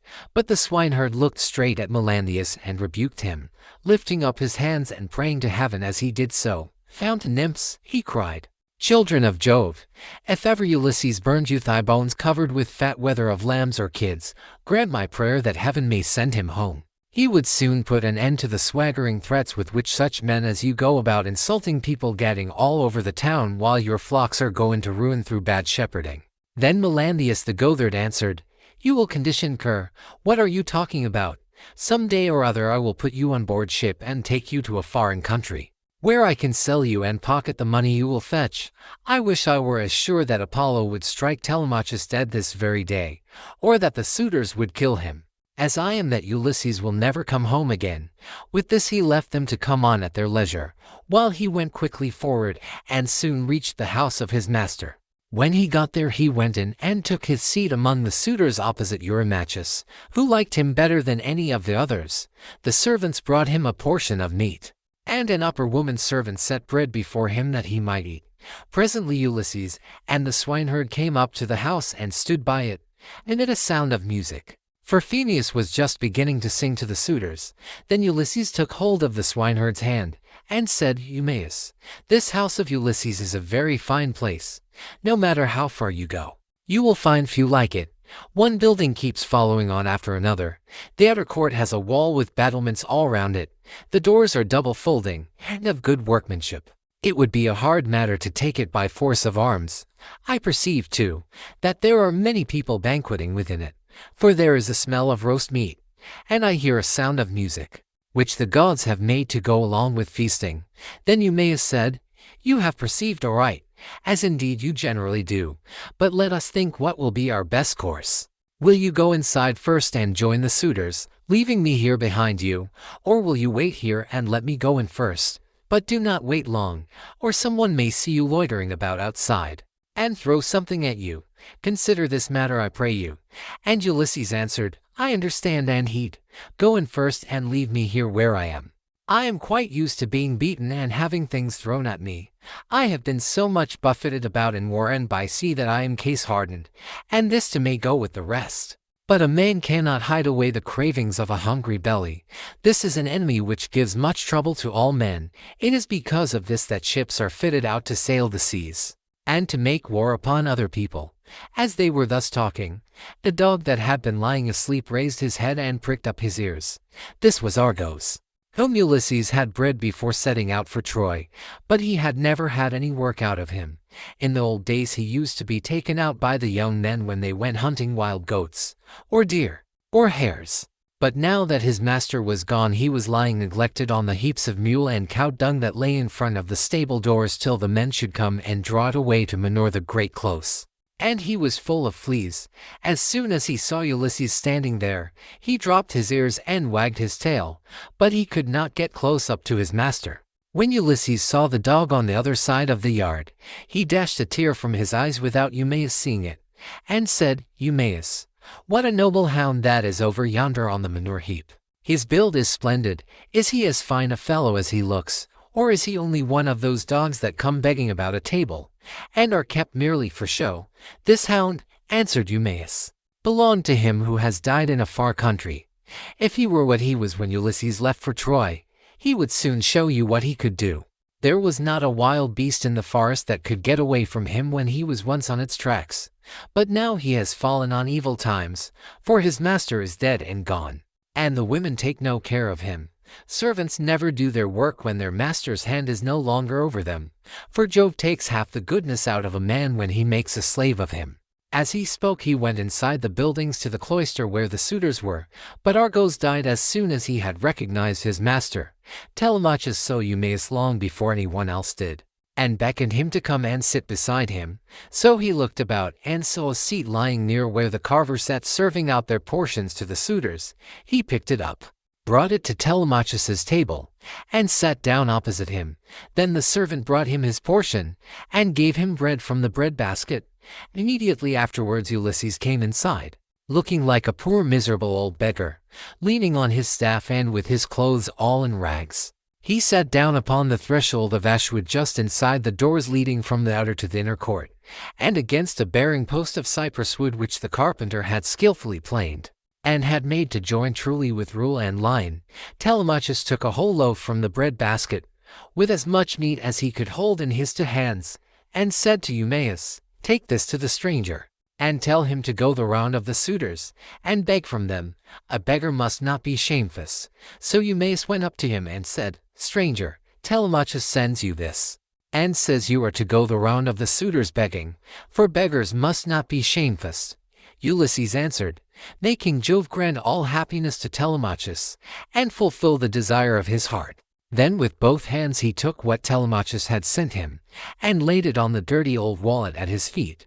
He went on eating it while the bard was singing, and had just finished his dinner as he left off. The suitors applauded the bard, whereon Minerva went up to Ulysses and prompted him to beg pieces of bread from each one of the suitors, that he might see what kind of people they were, and tell the good from the bad. But come what might, she was not going to save a single one of them. Ulysses, therefore, went on his round, going from left to right, and stretched out his hands to beg as though he were a real beggar. Some of them pitied him, and were curious about him, asking one another who he was and where he came from. Whereon the goatherd Melanthius said, "Suitors of my noble mistress, I can tell you something about him, for I have seen him before. The swineherd brought him here. But I know nothing about the man himself, nor where he comes from." On this Antinous began to abuse the swineherd.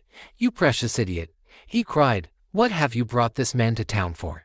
Have we not tramps and beggars enough already to pester us as we sit at meat? Do you think it a small thing that such people gather here to waste your master's property, and must you needs bring this man as well?" And Eumaeus answered, "Antinous, your birth is good but your words evil. It was no doing of mine that he came here.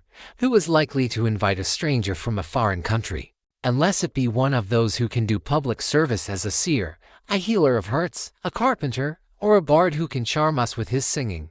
Such men are welcome all the world over." But no one is likely to ask a beggar who will only worry him. You are always harder on Ulysses' servants than any of the other suitors are, and above all on me. But I do not care so long as Telemachus and Penelope are alive and here." But Telemachus said, "Hush, do not answer him. Antinous has the bitterest tongue of all the suitors, and he makes the others worse." Then turning to Antinous he said, "Antinous, you take as much care of my interests as though I were your son. Why should you want to see this stranger turned out of the house? Heaven forbid. Take something and give it him yourself. I do not grudge it. I bid you take it. Never mind my mother, nor any of the other servants in the house. But I know you will not do what I say, for you are more fond of eating things yourself than of giving them to other people." "What do you mean, Telemachus?" replied Antinous, "by this swaggering talk? If all the suitors were to give him as much as I will, he would not come here again for another 3 months." As he spoke he drew the stool on which he rested his dainty feet from under the table, and made as though he would throw it at Ulysses. But the other suitors all gave him something, and filled his wallet with bread and meat. He was about, therefore, to go back to the threshold and eat what the suitors had given him. But he first went up to Antinous and said, "Sir, give me something. You are not, surely, the poorest man here. You seem to be a chief, foremost among them all. Therefore you should be the better giver, and I will tell far and wide of your bounty. I too was a rich man once, and had a fine house of my own. In those days I gave to many a tramp such as I now am, no matter who he might be nor what he wanted.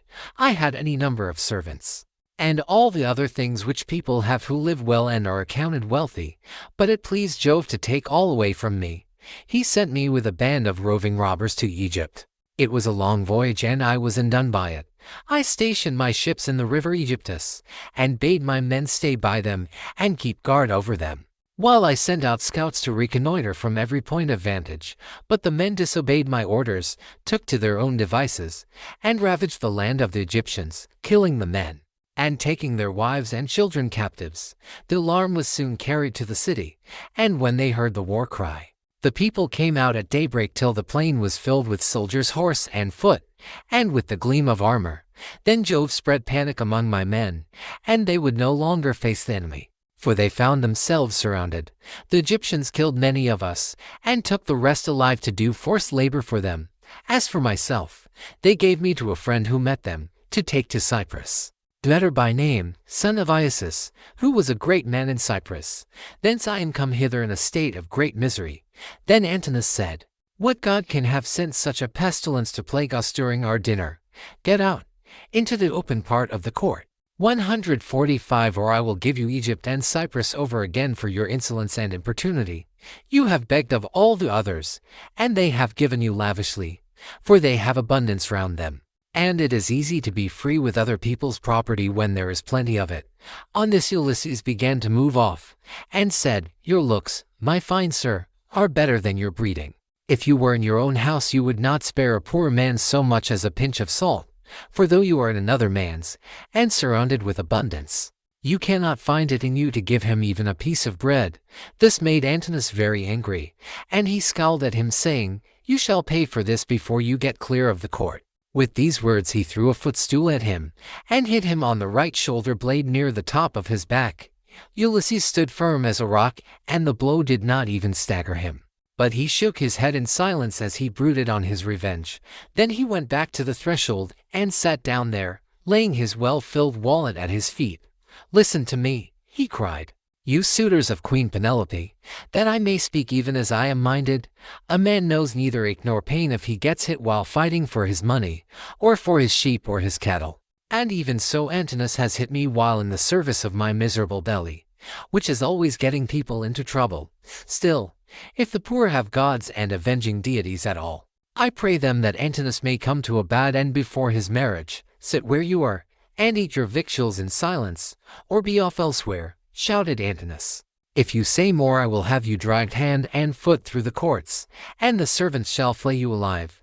The other suitors were much displeased at this, and one of the young men said, "Antinous, you did ill in striking that poor wretch of a tramp. It will be worse for you if he should turn out to be some god, and we know the gods go about disguised in all sorts of ways as people from foreign countries. and travel about the world to see who do amiss and who righteously. 146 Thus said the suitors, but Antinous paid them no heed.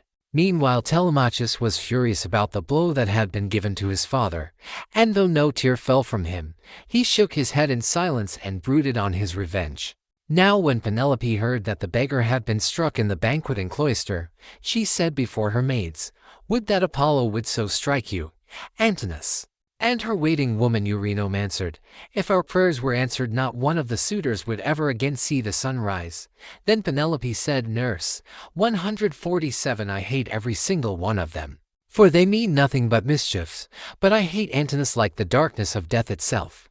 The poor unfortunate tramp has come begging about the house for sheer want.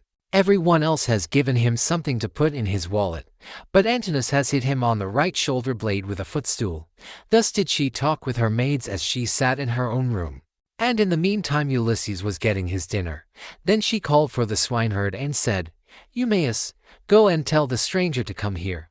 I want to see him and ask him some questions. He seems to have traveled much, and he may have seen or heard something of my unhappy husband." To this you answered, "O swineherd Eumaeus, if these Achaeans, madam, would only keep quiet, you would be charmed with the history of his adventures. I had him 3 days and 3 nights with me in my hut, which was the first place he reached after running away from his ship. And he has not yet completed the story of his misfortunes. If he had been the most heaven-taught minstrel in the whole world, on whose lips all hearers hang entranced, I could not have been more charmed as I sat in my hut and listened to him. He says there is an old friendship between his house and that of Ulysses, and that he comes from Crete where the descendants of Minos live, after having been driven hither and thither by every kind of misfortune. He also declares that he has heard of Ulysses as being alive and near at hand among the Thesprotians, and that he is bringing great wealth home with him. Call him here, then," said Penelope, "that I too may hear his story. As for the suitors, let them take their pleasure indoors or out as they will, for they have nothing to fret about. Their corn and wine remain unwasted in their houses with none but servants to consume them, while they keep hanging about our house day after day sacrificing our oxen, sheep, and fat goats for their banquets, and never giving so much as a thought to the quantity of wine they drink. No estate can stand such recklessness, for we have now no Ulysses to protect us. If he were to come again, he and his son would soon have their revenge." As she spoke, Telemachus sneezed so loudly that the whole house resounded with it. Penelope laughed when she heard this, and said to Eumaeus, "Go and call the stranger. Did you not hear how my son sneezed just as I was speaking? This can only mean that all the suitors are going to be killed, and that not one of them shall escape. Furthermore I say, and lay my saying to your heart, if I am satisfied that the stranger is speaking the truth, I shall give him a shirt and cloak of good wear." When Eumaeus heard this, he went straight to Ulysses and said, "Father stranger, my mistress Penelope, mother of Telemachus, has sent for you. She is in great grief, but she wishes to hear anything you can tell her about her husband, and if she is satisfied that you are speaking the truth, she will give you a shirt and cloak, which are the very things that you are most in want of. As for bread, you can get enough of that to fill your belly, by begging about the town, and letting those give that will." "I will tell Penelope," answered Ulysses, "nothing but what is strictly true. I know all about her husband, and have been partner with him in affliction. But I am afraid of passing through this crowd of cruel suitors, for their pride and insolence reach heaven. Just now, moreover, as I was going about the house without doing any harm, a man gave me a blow that hurt me very much, but neither Telemachus nor anyone else defended me. Tell Penelope, therefore, to be patient and wait till sundown. Let her give me a seat close up to the fire, for my clothes are worn very thin, you know they are. For you have seen them ever since I first asked you to help me. She can then ask me about the return of her husband." The swineherd went back when he heard this, and Penelope said as she saw him cross the threshold, "Why do you not bring him here, Eumaeus? Is he afraid that someone will ill-treat him, or is he shy of coming inside the house at all? Beggars should not be shamefaced." To this you answered, "O swineherd Eumaeus, the stranger is quite reasonable. He is avoiding the suitors, and is only doing what anyone else would do. He asks you to wait till sundown, and it will be much better, madam, that you should have him all to yourself, when you can hear him and talk to him as you will. The man is no fool," answered Penelope. It would very likely be as he says, for there are no such abominable people in the whole world as these men are. When she had done speaking, Eumaeus went back to the suitors, for he had explained everything. Then he went up to Telemachus and said in his ear so that none could overhear him, "My dear sir, I will now go back to the pigs to see after your property and my own business. You will look to what is going on here, but above all be careful to keep out of danger, for there are many who bear you ill will. May Jove bring them to a bad end before they do us a mischief." "Very well," replied Telemachus, "go home when you have had your dinner, and in the morning come here with the victims we are to sacrifice for the day. Leave the rest to heaven and me." On this Eumaeus took his seat again, and when he had finished his dinner he left the courts and the cloister with the men at table, and went back to his pigs. As for the suitors, they presently began to amuse themselves with singing and dancing, for it was now getting on towards evening. Book 5 Fight with Iris. Ulysses warns Amphinomus. Penelope gets presents from the suitors. The braziers. Ulysses rebukes Eurymachus. Now there came a certain common tramp who used to go begging all over the city of Ithaca, and was notorious as an incorrigible glutton and drunkard. This man had no strength nor stay in him, but he was a great hulking fellow to look at. His real name, the one his mother gave him, was Orneus, but the young men of the place called him Iris. 148 Because he used to run errands for anyone who would send him. As soon as he came he began to insult Ulysses, and to try and drive him out of his own house. "Be off, old man," he cried, "from the doorway, or you shall be dragged out neck and heels. Do you not see that they are all giving me the wink, and wanting me to turn you out by force? Only I do not like to do so. Get up then, and go of yourself, or we shall come to blows." Ulysses frowned on him and said, "My friend, I do you no manner of harm. People give you a great deal, but I am not jealous. There is room enough in this doorway for the pair of us, and you need not grudge me things that are not yours to give. You seem to be just such another tramp as myself, but perhaps the gods will give us better luck by and by.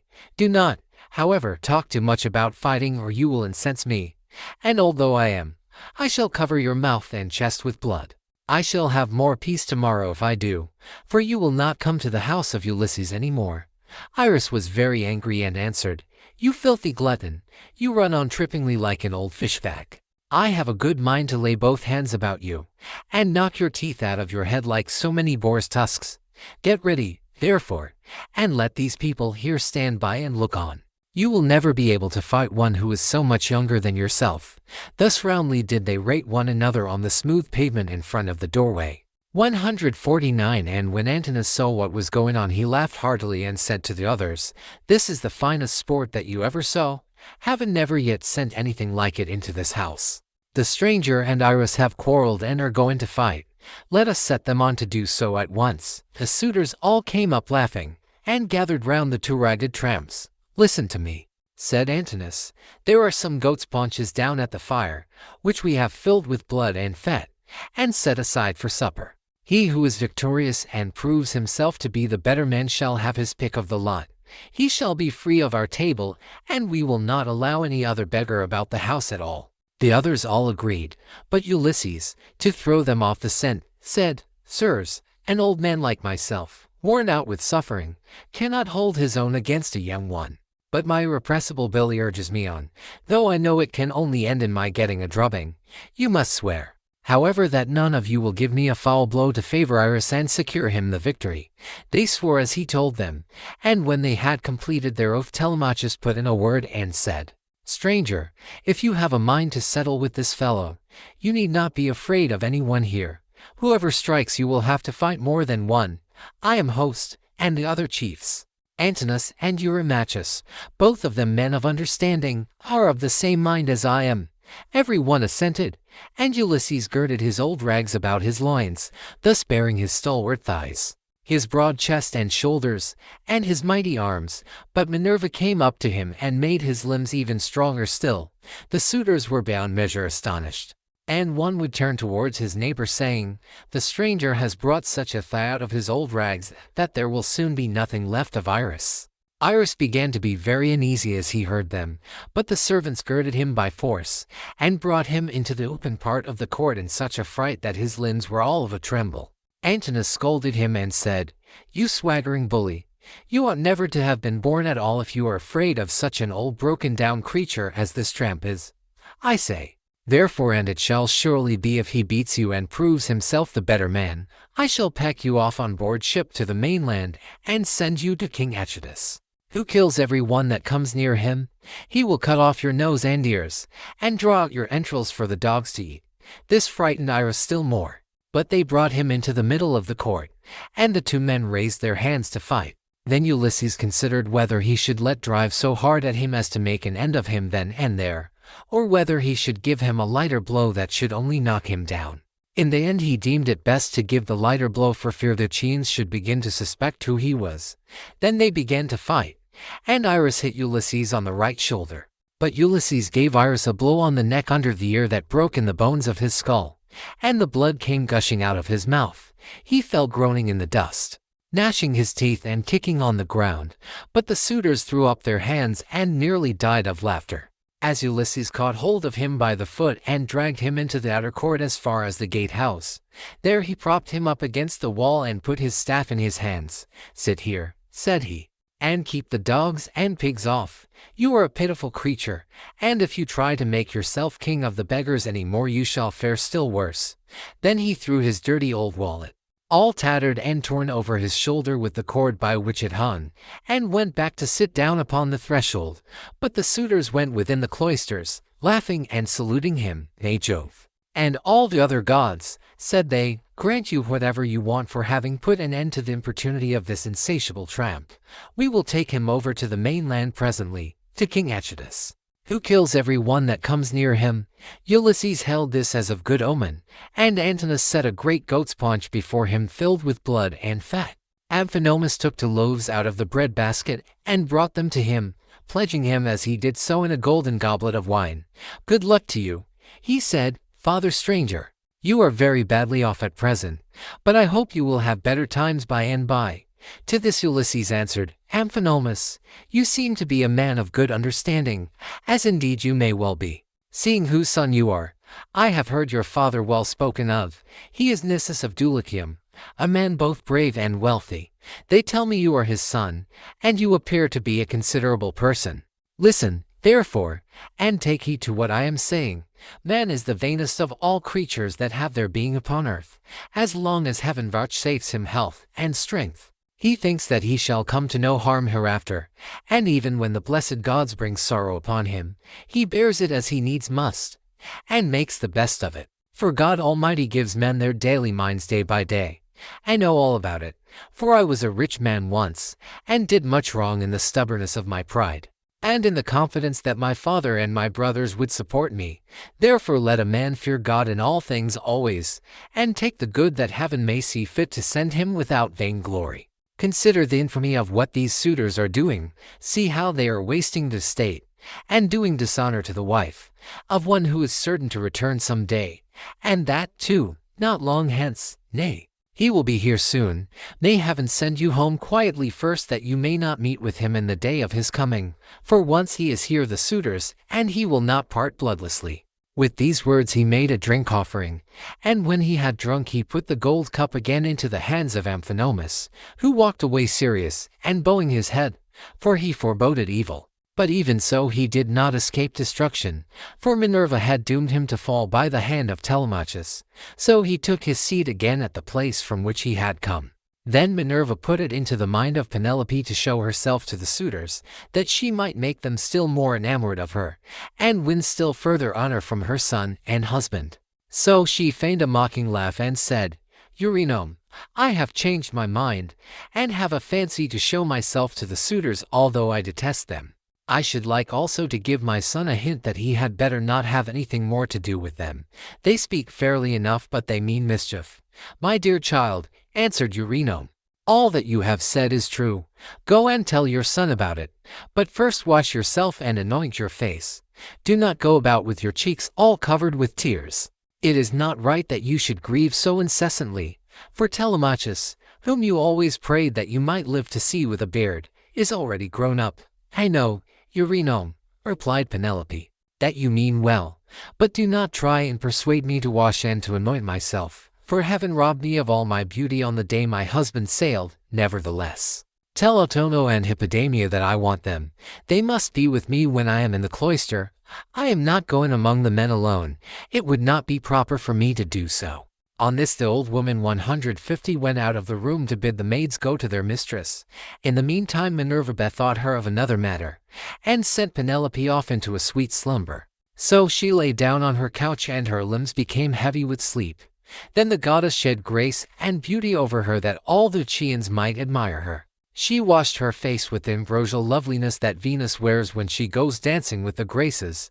She made her taller and of a more commanding figure, while as for her complexion it was whiter than sawn ivory. When Minerva had done all this she went away. Whereon the maids came in from the women's room, and woke Penelope with the sound of their talking. "What an exquisitely delicious sleep I have been having," said she, as she passed her hands over her face. "In spite of all my misery, I wish Diana would let me die so sweetly now at this very moment, that I might no longer waste in despair for the loss of my dear husband, who possessed every kind of good quality and was the most distinguished man among the Chians." With these words she came down from her upper room, not alone but attended by 2 of her maidens.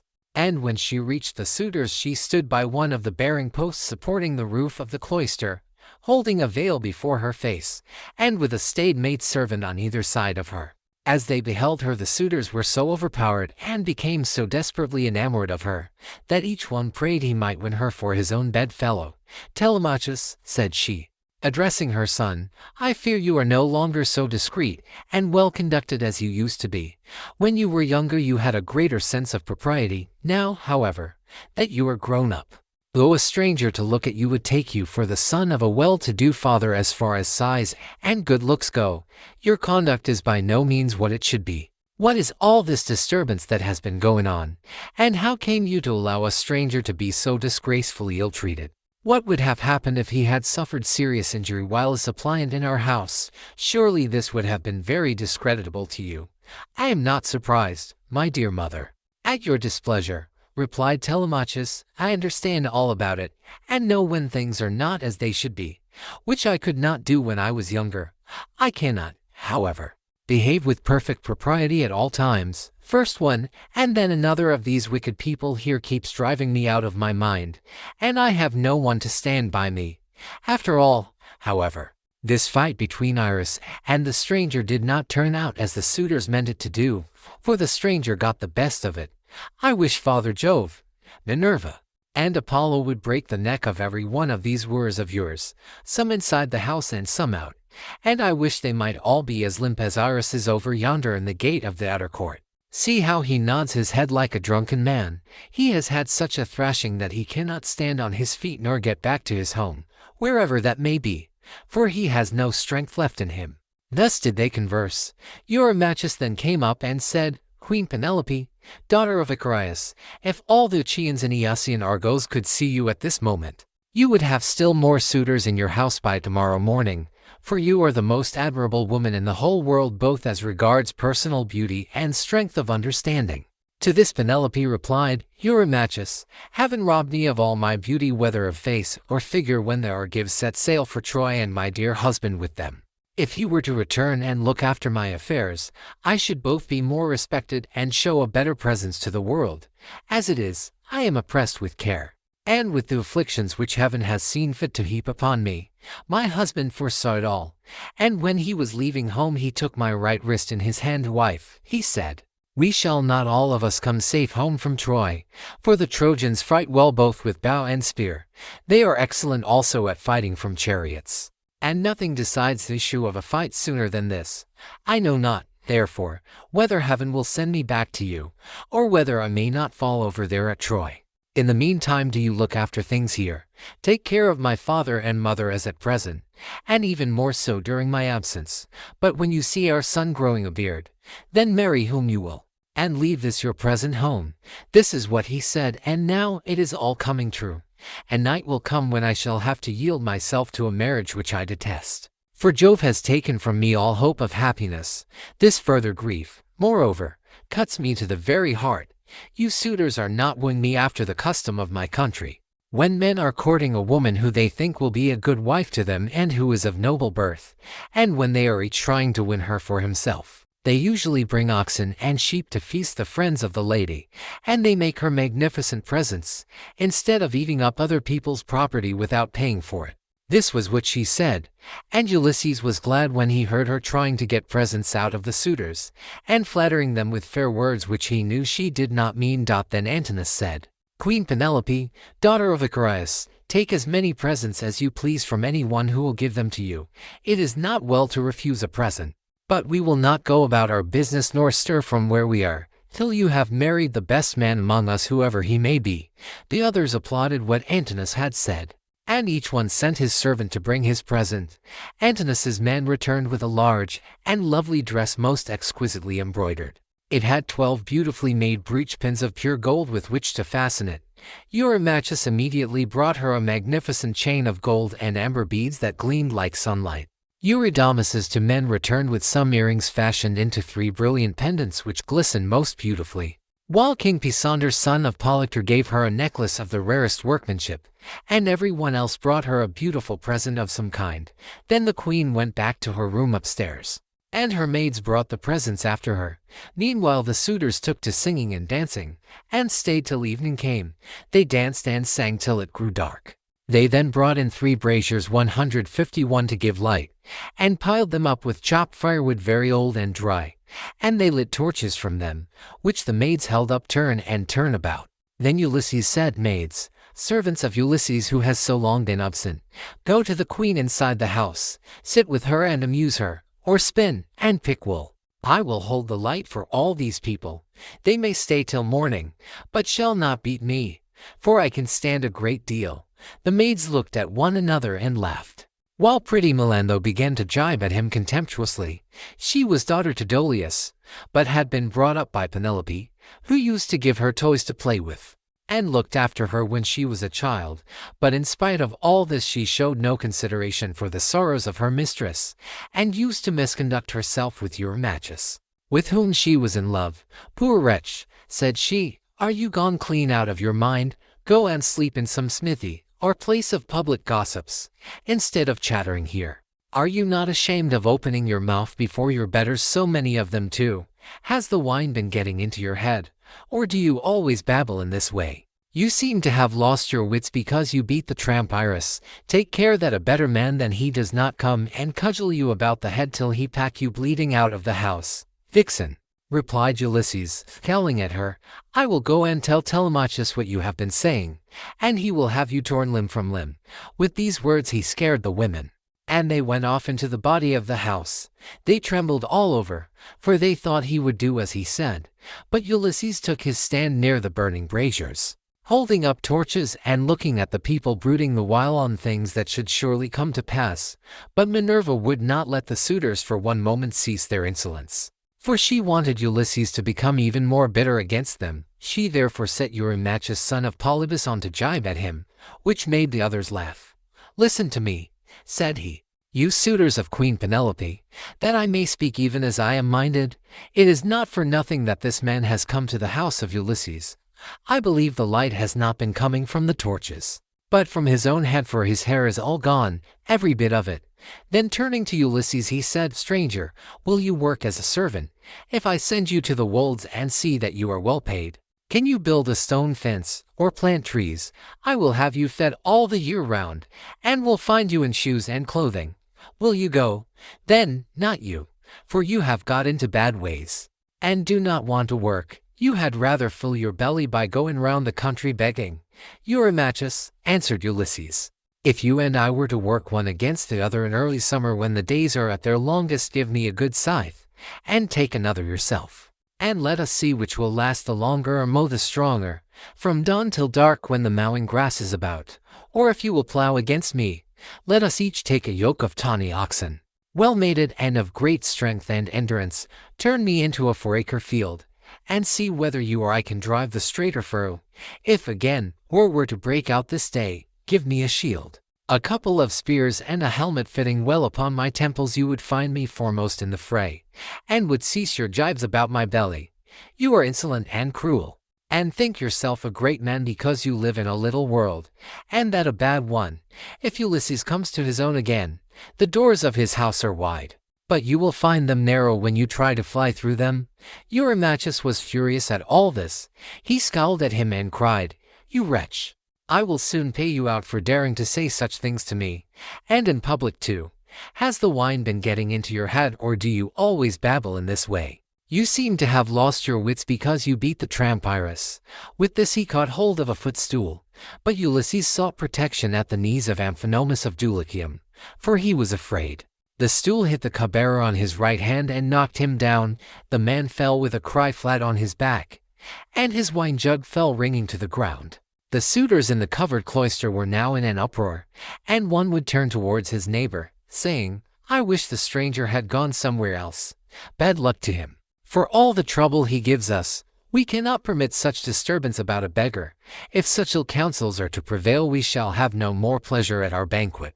On this Telemachus came forward and said, "Sirs, are you mad? Can you not carry your meat and your liquor decently? Some evil spirit has possessed you. I do not wish to drive any of you away, but you have had your suppers, and the sooner you all go home to bed the better." The suitors bit their lips and marveled at the boldness of his speech, but Amphinomus the son of Nisus, who was son to Rheshes, said, "Do not let us take offense. It is reasonable, so let us make no answer. Neither let us do violence to the stranger nor to any of Ulysses' servants. Let the cupbearer go round with the drink offerings, that we may make them and go home to our rest. As for the stranger, let us leave Telemachus to deal with him, for it is to his house that he has come." Thus did he speak, and his saying pleased them well. So Mulius of Dulichium, servant to Amphinomus, mixed them a bowl of wine and water and handed it round to each of them man by man, whereon they made their drink offerings to the blessed gods. Then, when they had made their drink offerings and had drunk each one as he was minded, they took their several ways each of them to his own abode. Book 6. Telemachus and Ulysses remove the armor. Ulysses interviews Penelope. Eurycle washes his feet and recognizes the scar on his leg. Penelope tells her dream to Ulysses. Ulysses was left in the cloister, pondering on the means whereby with Minerva's help he might be able to kill the suitors. Presently he said to Telemachus, "Telemachus, we must get the armor together and take it down inside. Make some excuse when the suitors ask you why you have removed it. Say that you have taken it to be out of the way of the smoke, inasmuch as it is no longer what it was when Ulysses went away, but has become soiled and begrimed with soot. Add to this more particularly that you are afraid Jove may set them on to quarrel over their wine, and that they may do each other some harm which may disgrace both banquet and wooing. For the sight of arms sometimes tempts people to use them." Telemachus approved of what his father had said, so he called nurse Eurycle and said, "Nurse, shut the women up in their room, while I take the armor that my father left behind him down into the storeroom. No one looks after it now my father is gone, and it has got all smirched with soot during my own boyhood. I want to take it down where the smoke cannot reach it." "I wish, child," answered Eurycle, "that you would take the management of the house into your own hands altogether, and look after all the property yourself. But who is to go with you and light you to the storeroom?"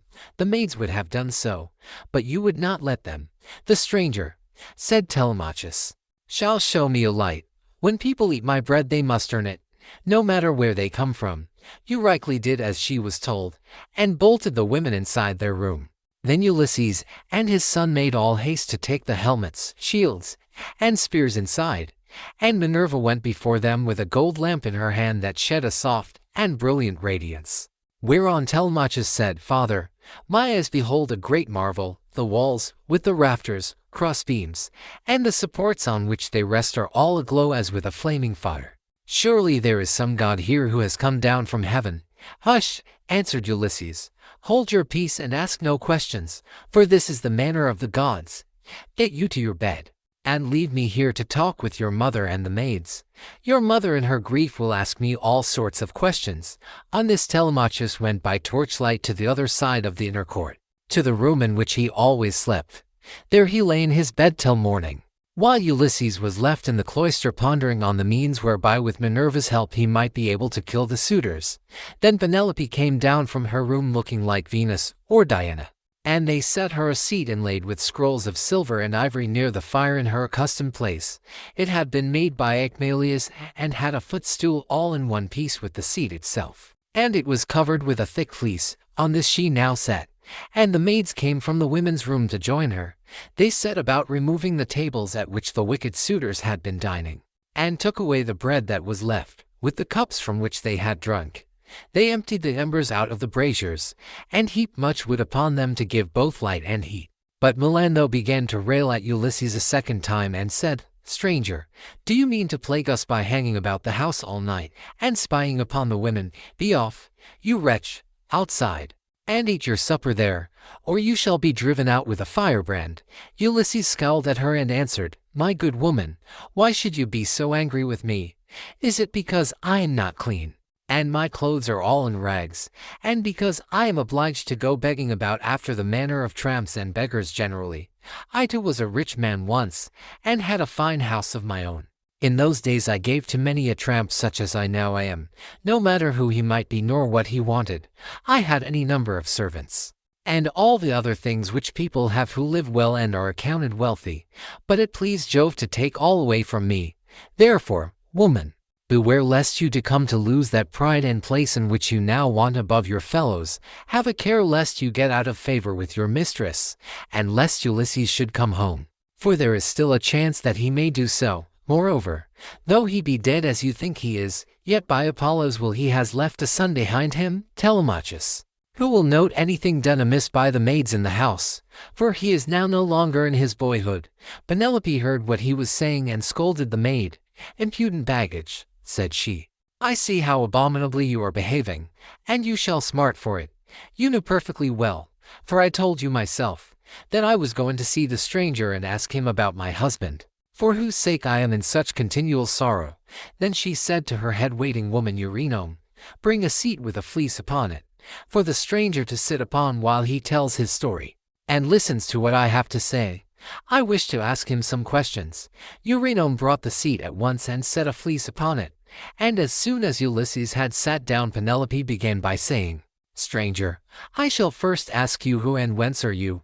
Tell me of your town and parents." "Madam," answered Ulysses, "who on the face of the whole earth can dare to chide with you? Your fame reaches the firmament of heaven itself.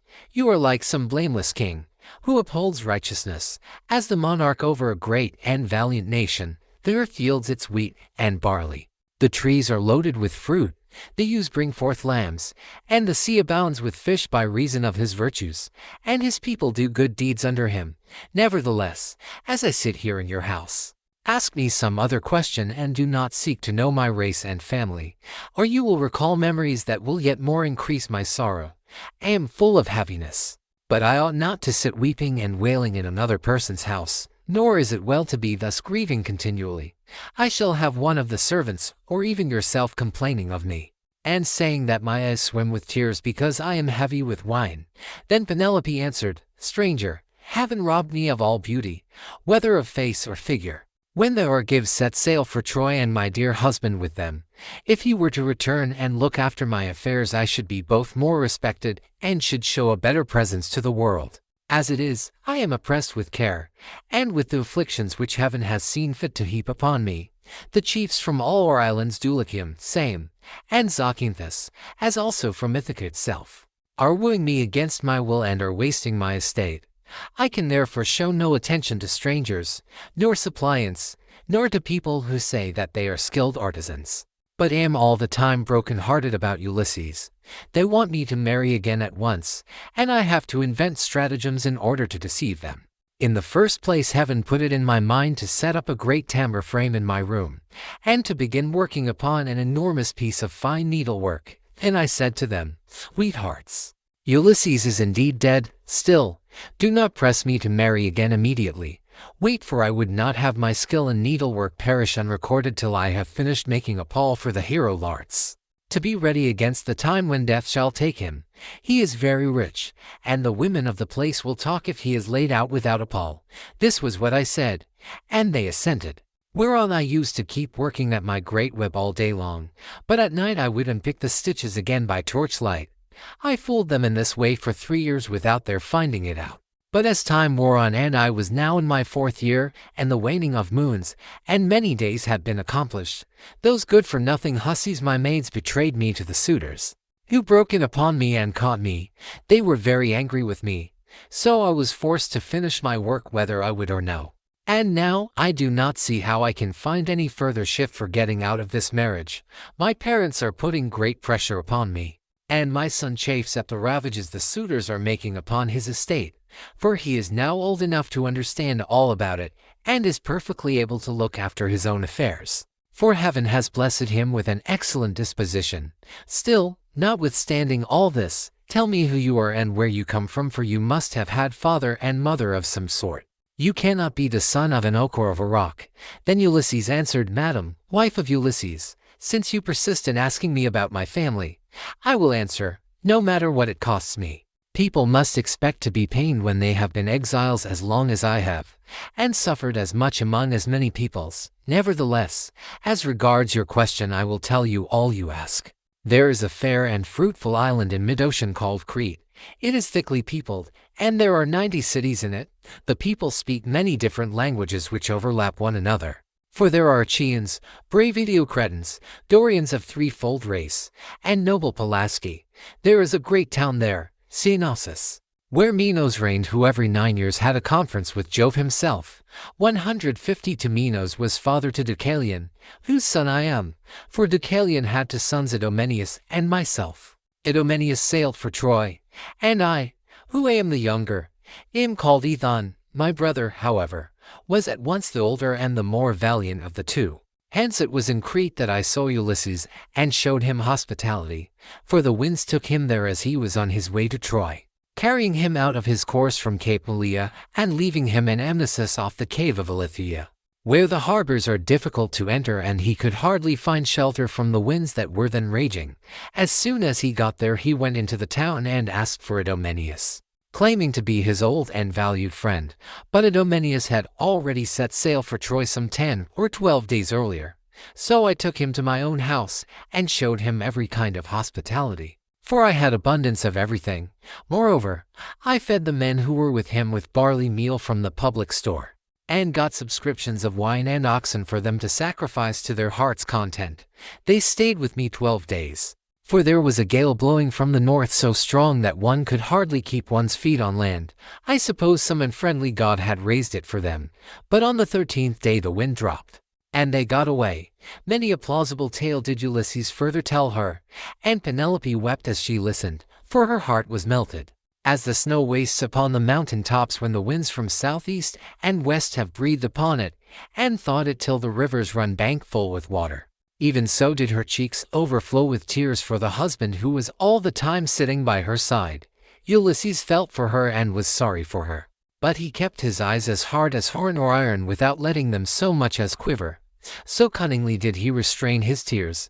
Then, when she had relieved herself by weeping, she turned to him again and said, Now, stranger, I shall put you to the test, and see whether or no you really did entertain my husband and his men, as you say you did. Tell me, then, how he was dressed, what kind of a man he was to look at, and so also with his companions. Madam, answered Ulysses, it is such a long time ago that I can hardly say. 20 years are come and gone since he left my home, and went elsewhither, but I will tell you as well as I can recollect. Ulysses wore a mantle of purple wool, double-lined, and it was fastened by a gold brooch with two catches for the pin. On the face of this there was a device that shewed a dog holding a spotted fawn between his forepaws, and watching it as it lay panting upon the ground. Every one marveled at the way in which these things had been done in gold, the dog looking at the fawn, and strangling it, while the fawn was struggling convulsively to escape. 153 As for the shirt that he wore next his skin, it was so soft that it fitted him like the skin of an onion, and glistened in the sunlight to the admiration of all the women who beheld it. Furthermore I say, and lay my saying to your heart, that I do not know whether Ulysses wore these clothes when he left home, or whether one of his companions had given them to him while he was on his voyage, or possibly some one at whose house he was staying made him a present of them, for he was a man of many friends and had few equals among the Chians. I myself gave him a sword of bronze and a beautiful purple mantle, double-lined, with a shirt that went down to his feet, and I sent him on board his ship with every mark of honor. He had a servant with him, a little older than himself, and I can tell you what he was like. His shoulders were hunched, 150, for he was dark, and he had thick curly hair. His name was Eurybates. And Ulysses treated him with greater familiarity than he did any of the others, as being the most like-minded with himself. Penelope was moved still more deeply as she heard the indisputable proofs that Ulysses laid before her, and when she had again found relief in tears she said to him, "Stranger, I was already disposed to pity you, but henceforth you shall be honored and made welcome in my house. It was I who gave Ulysses the clothes you speak of. I took them out of the storeroom and folded them up myself, and I gave him also the gold brooch to wear as an ornament. Alas, I shall never welcome him home again. It was by an ill fate that he ever set out for that detested city whose very name I cannot bring myself even to mention." Then Ulysses answered, "Madam, wife of Ulysses, do not disfigure yourself further by grieving thus bitterly for your loss, though I can hardly blame you for doing so. A woman who has loved her husband and borne him children would naturally be grieved at losing him, even though he were a worse man than Ulysses, who they say was like a god. Still, cease your tears and listen to what I can tell you. I will hide nothing from you, and can say with perfect truth that I have lately heard of Ulysses as being alive and on his way home.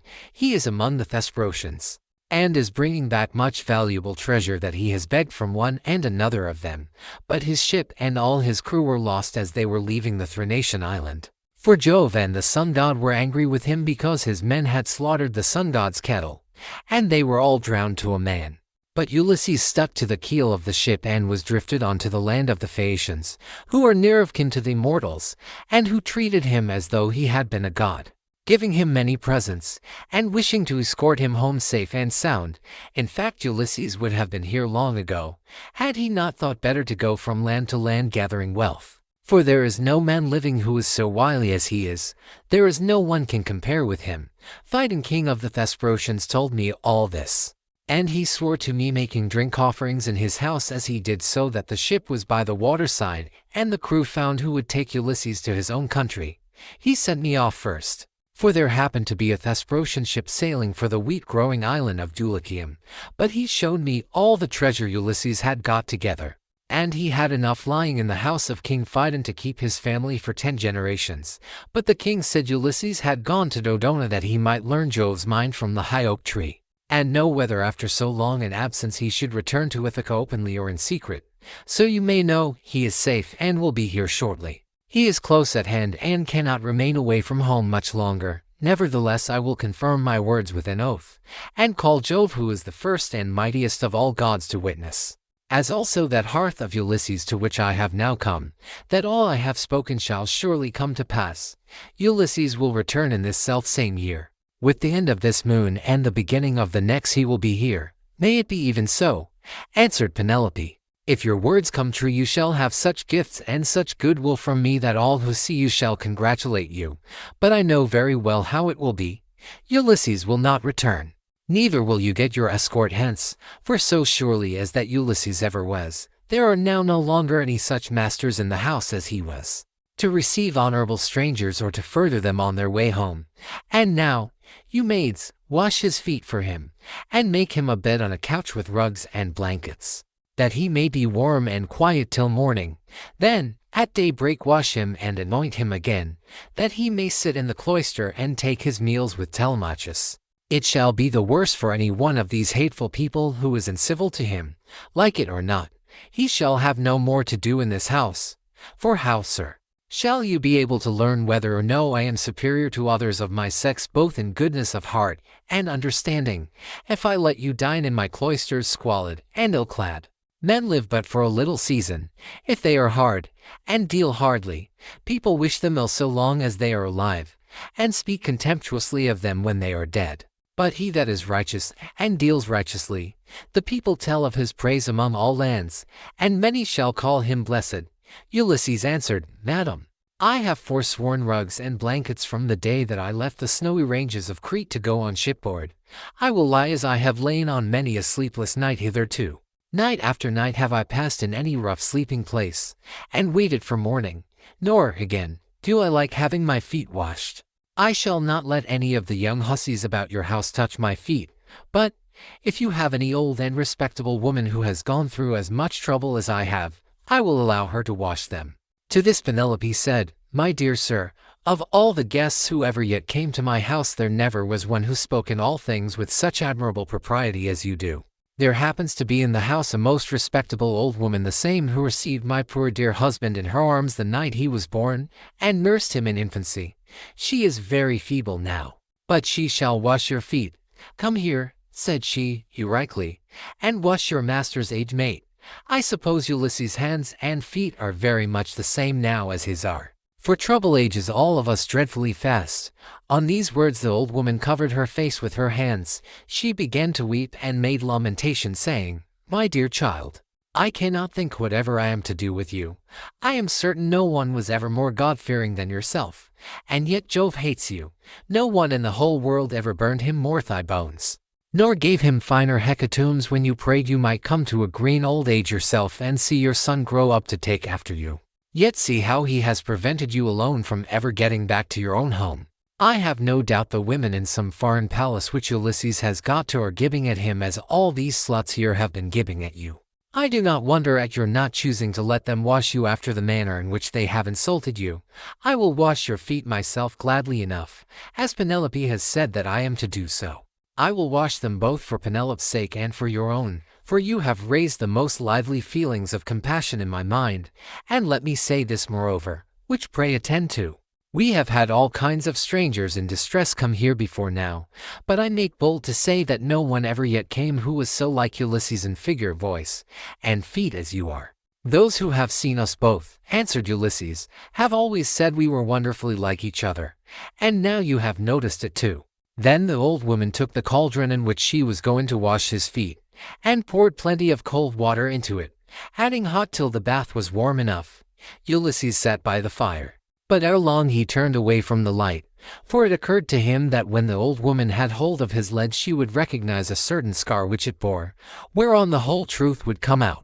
And indeed, as soon as she began washing her master, she at once knew the scar as one that had been given him by a wild boar when he was hunting on Mt. Parnassus with his excellent grandfather Autolycus, who was the most accomplished thief and perjurer in the whole world, and with the sons of Autolycus, Mercury himself had endowed him with this gift, for he used to burn the thigh bones of goats and kids to him, so he took pleasure in his companionship.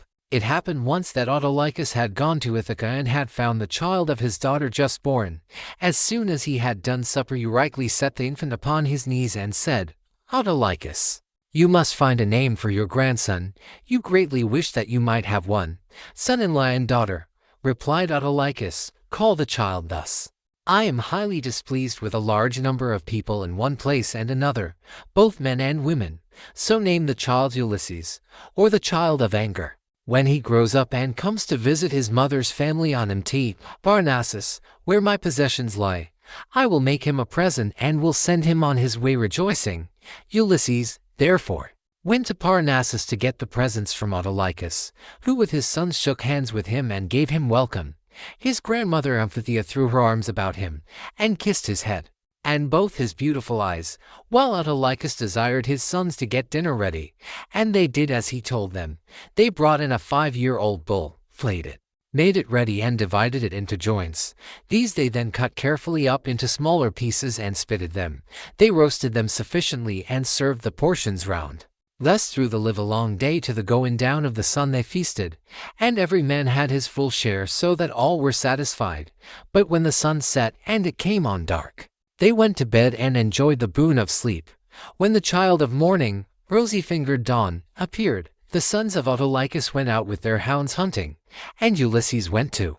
They climbed the wooded slopes of Parnassus and soon reached its breezy upland valleys.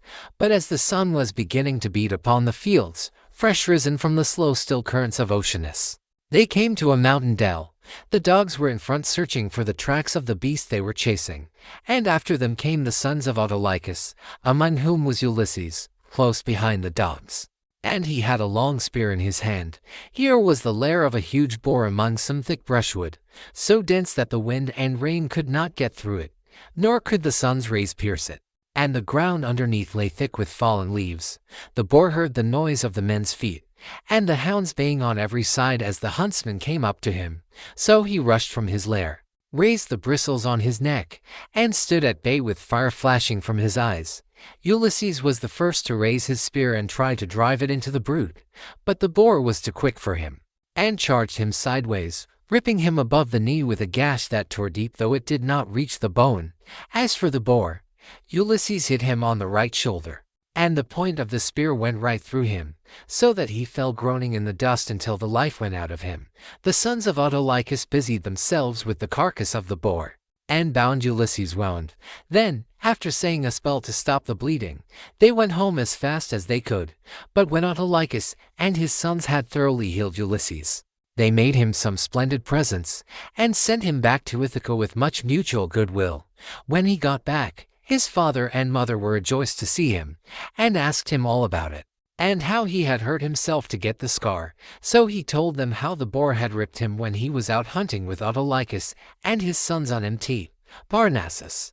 As soon as Eurycle had got the scarred limb in her hands and had well hold of it, she recognized it and dropped the foot at once. The leg fell into the bath, which ran out and was overturned, so that all the water was spilt on the ground. Eurycle's eyes between her joy and her grief filled with tears, and she could not speak. But she caught Ulysses by the beard and said, "My dear child, I am sure you must be Ulysses himself, only I did not know you till I had actually touched and handled you." As she spoke she looked towards Penelope, as though wanting to tell her that her dear husband was in the house, but Penelope was unable to look in that direction and observe what was going on, for Minerva had diverted her attention. So Ulysses caught Eurycle by the throat with his right hand and with his left drew her close to him, and said, "Nurse, do you wish to be the ruin of me, you who nursed me at your own breast? Now that after 20 years of wandering I am at last come to my own home again, since it has been borne in upon you by heaven to recognize me, hold your tongue, and do not say a word about it to anyone else in the house, for if you do I tell you, and it shall surely be that if heaven grants me to take the lives of these suitors, I will not spare you, though you are my own nurse, when I am killing the other women." "My child," answered Eurycle, "what are you talking about? You know very well that nothing can either bend or break me. I will hold my tongue like a stone or a piece of iron. Furthermore, let me say, and lay my saying to your heart, when heaven has delivered the suitors into your hand, I will give you a list of the women in the house who have been ill-behaved, and of those who are guiltless." And Ulysses answered, "Nurse, you ought not to speak in that way. I am well able to form my own opinion about one and all of them. Hold your tongue and leave everything to heaven." As he said this, Eurycle left the cloister to fetch some more water, for the first had been all spilt. And when she had washed him and anointed him with oil, Ulysses drew his seat nearer to the fire to warm himself, and hid the scar under his rags. Then Penelope began talking to him and said, "Stranger, I should like to speak with you briefly about another matter. It is indeed nearly bedtime for those, at least, who can sleep in spite of sorrow. As for myself, heaven has given me a life of such immeasurable woe, that even by day when I am attending to my duties and looking after the servants, I am still weeping and lamenting during the whole time. Then, when night comes, and we all of us go to bed, I lie awake thinking, and my heart becomes a prey to the most incessant and cruel tortures. As the dun nightingale, daughter of Pandareus, sings in the early spring from her seat in shadiest coverthood, and with many a plaintive trill pours out the tale how by mishap she killed her own child Italus, son of King Zethus, even so does my mind toss and turn in its uncertainty whether I ought to stay with my son here, and safeguard my substance, my bondsmen, and the greatness of my house, out of regard to public opinion and the memory of my late husband, or whether it is not now time for me to go with the best of these suitors who are wooing me and making me such magnificent presents.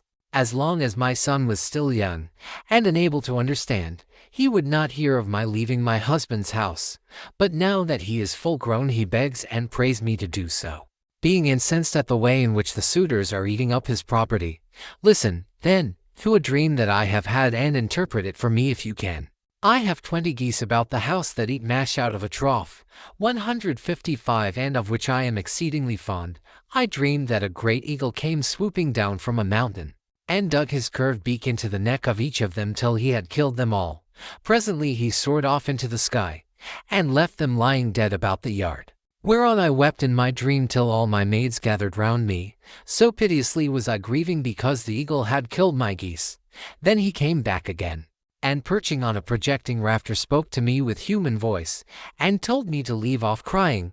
Be of good courage, he said, daughter of Icarus, this is no dream, but a vision of good omen that shall surely come to pass.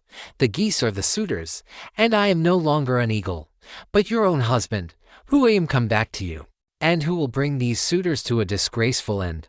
On this I woke, and when I looked out I saw my geese at the trough eating their mash as usual. This dream, madam, replied Ulysses, can admit but of one interpretation, for had not Ulysses himself told you how it shall be fulfilled? The death of the suitors is portended, and not one single one of them will escape. And Penelope answered, Stranger, dreams are very curious and unaccountable things, and they do not by any means invariably come true. There are two gates through which these insubstantial fancies proceed. The one is of horn, and the other ivory.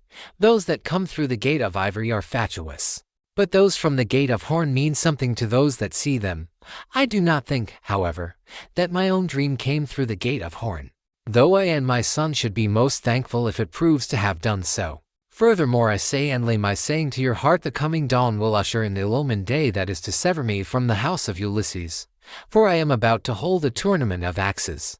My husband used to set up 12 axes in the court, one in front of the other, like the stays upon which a ship is built. He would then go back from them and shoot an arrow through the whole 12. I shall make the suitors try to do the same thing, and whichever of them can string the bow most easily, and send his arrow through all the 12 axes, him will I follow, and quit this house of my lawful husband, so goodly and so abounding in wealth.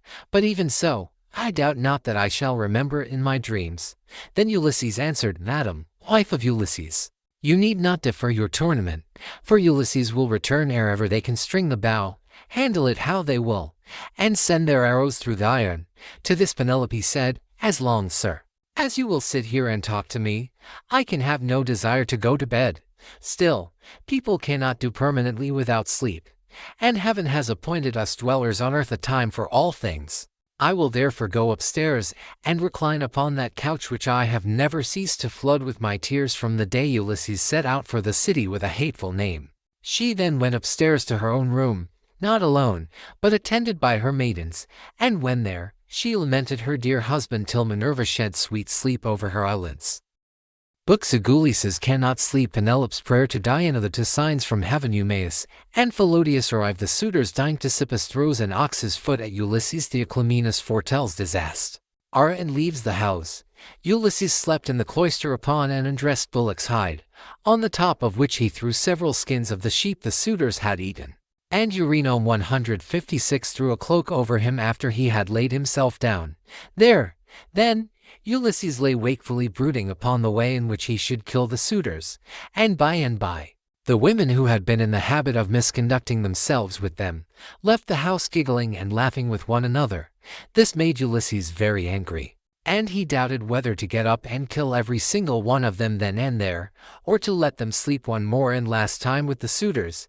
His heart growled within him, and as a bitch with puppies growls and shows her teeth when she sees a stranger, so did his heart growl with anger at the evil deeds that were being done.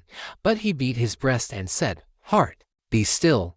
You had worse than this to bear on the day when the terrible Cyclops ate your brave companions, yet you bore it in silence till your cunning got you safe out of the cave, though you made sure of being killed. Thus he chided with his heart, and checked it into endurance, but he tossed about as one who turns a paunch full of blood and fat in front of a hot fire, doing it first on one side and then on the other, that he may get it cooked as soon as possible. Even so did he turn himself about from side to side, thinking all the time how, single-handed as he was, he should contrive to kill so large a body of men as the wicked suitors. But by and by Minerva came down from heaven in the likeness of a woman, and hovered over his head, saying, My poor unhappy man, why do you lie awake in this way? This is your house, your wife is safe inside it, and so is your son, who is just such a young man as any father may be proud of. Goddess, answered Ulysses, all that you have said is true, but I am in some doubt as to how I shall be able to kill these wicked suitors single-handed, seeing what a number of them there always are. And there is this further difficulty, which is still more considerable. Supposing that with Jove's and your assistance I succeed in killing them, I must ask you to consider where I am to escape to from their avengers when it is all over. For shame, replied Minerva. Why, anyone else would trust a worse ally than myself, even though that ally were only a mortal, and less wise than I am. Am I not a goddess? And have I not protected you throughout in all your troubles? I tell you plainly that even though there were 50 bands of men surrounding us and eager to kill us, you should take all their sheep and cattle, and drive them away with you. But go to sleep. It is a very bad thing to lie awake all night, and you shall be out of your troubles before long. As she spoke she shed sleep over his eyes, and then went back to Olympus. While Ulysses was thus yielding himself to a very deep slumber that eased the burden of his sorrows, his admirable wife awoke, and sitting up in her bed began to cry. When she had relieved herself by weeping she prayed to Diana, saying, Great goddess Diana, daughter of Jove, drive an arrow into my heart and slay me, or let some whirlwind snatch me up and bear me through paths of darkness till it drop me into the mouths of overflowing Oceanus, as it did the daughters of Pandareus. The daughters of Pandareus lost their father and mother, for the gods killed them, so they were left orphans, but Venus took care of them, and fed them on cheese, honey, and sweet wine. Juno taught them to excel all women in beauty of form and understanding. Diana gave them an imposing presence, and Minerva endowed them with every kind of accomplishment. But one day when Venus had gone up to Olympus to see Jove about getting them married, for well does he know both what shall happen and what not happen to every one, the storm winds came and spirited Ham away to become handmaids to the dread Erinyes. Even so I wish that the gods who live in heaven would hide me from mortal sight, or that fair Diana might strike me. For I would fain go even beneath the sad earth if I might do so, still looking towards Ulysses only, and without having to yield myself to a worse man than he was. Besides, no matter how much people may grieve by day, they can put up with it so long as they can sleep at night, for when the eyes are closed in slumber people forget good and ill alike. Whereas my misery haunts me even in my dreams. This very night methought there was one lying by my side who was like Ulysses as he was when he went away with his host. And I rejoiced, for I believed that it was no dream, but the very truth itself. On this the day broke, but Ulysses heard the sound of her weeping, and it puzzled him, for it seemed as though she already knew him and was by his side. Then he gathered up the cloak and the fleeces on which he had lain, and set them on a seat in the cloister. But he took the bullock's hide out into the open. He lifted up his hands to heaven, and prayed, saying, Father Jove, since you have seen fit to bring me over land and sea to my own home after all the afflictions you have laid upon me, give me a sign out of the mouth of some one or other of those who are now waking within the house, and let me have another sign of some kind from outside. Thus did he pray. Jove heard his prayer and forthwith thundered high up among the clouds from the splendor of Olympus, and Ulysses was glad when he heard it. At the same time within the house, a miller woman from hard by in the mill room lifted up her voice and gave him another sign. There were 12 miller women whose business it was to grind wheat and barley, which are the staff of life. The others had ground their task and had gone to take their rest, but this one had not yet finished, for she was not so strong as they were. And when she heard the thunder she stopped grinding and gave the sign to her master. Father Jove, said she, you, who rule over heaven and earth, you have thundered from a clear sky without so much as a cloud in it, and this means something for somebody. Grant the prayer, then, of me your poor servant who calls upon you, and let this be the very last day that the suitors dine in the house of Ulysses. They have worn me out with labor of grinding meal for them, and I hope they may never have another dinner anywhere at all. Ulysses was glad when he heard the omens conveyed to him by the woman's speech, and by the thunder, for he knew they meant that he should avenge himself on the suitors. Then the other maids in the house rose and lit the fire on the hearth. Telemachus also rose and put on his clothes. He girded his sword about his shoulder, bound his sandals onto his comely feet, and took a doughty spear with a point of sharpened bronze. Then he went to the threshold of the cloister and said to Eurycle, Nurse, did you make the stranger comfortable both as regards bed and board, or did you let him shift for himself? For my mother, good woman though she is, has a way of paying great attention to second-rate people, and of neglecting others who are in reality much better men. Do not find fault, child, said Eurycle. When there is no one to find fault with, the stranger sat and drank his wine as long as he liked. Your mother did ask him if he would take any more bread, and he said he would not. When he wanted to go to bed, she told the servants to make one for him, but he said he was such a wretched outcast that he would not sleep on a bed and under blankets. He insisted on having an undressed bullock's hide and some sheepskins put for him in the cloister, and I threw a cloak over him myself. 157 Then Telemachus went out of the court to the place where the Chians were meeting in assembly. He had his spear in his hand, and he was not alone, for his 2 dogs went with him. But Eurycles called the maids and said, "Come, wake up." Set about sweeping the cloisters and sprinkling them with water to lay the dust. Put the covers on the seats, wipe down the tables, some of you. With a wet sponge, clean out the mixing jugs and the cups, and go for water from the fountain at once. The suitors will be here directly. They will be here early, for it is a feast day. Thus did she speak, and they did even as she had said. 20 of them went to the fountain for water, and the others set themselves busily to work about the house. The men who were in attendance on the suitors also came up and began chopping firewood. By and by the women returned from the fountain, and the swineherd came after them with the 3 best pigs he could pick out. These he let feed about the premises, and then he said good-humoredly to Ulysses, "Stranger, are the suitors treating you any better now, or are they as insolent as ever?" "May heaven," answered Ulysses, "requite to them the wickedness with which they deal high-handedly in another man's house without any sense of shame." Thus did they converse. Meanwhile Melanthius the goatherd came up, for he too was bringing in his best goats for the suitors' dinner, and he had 2 shepherds with him.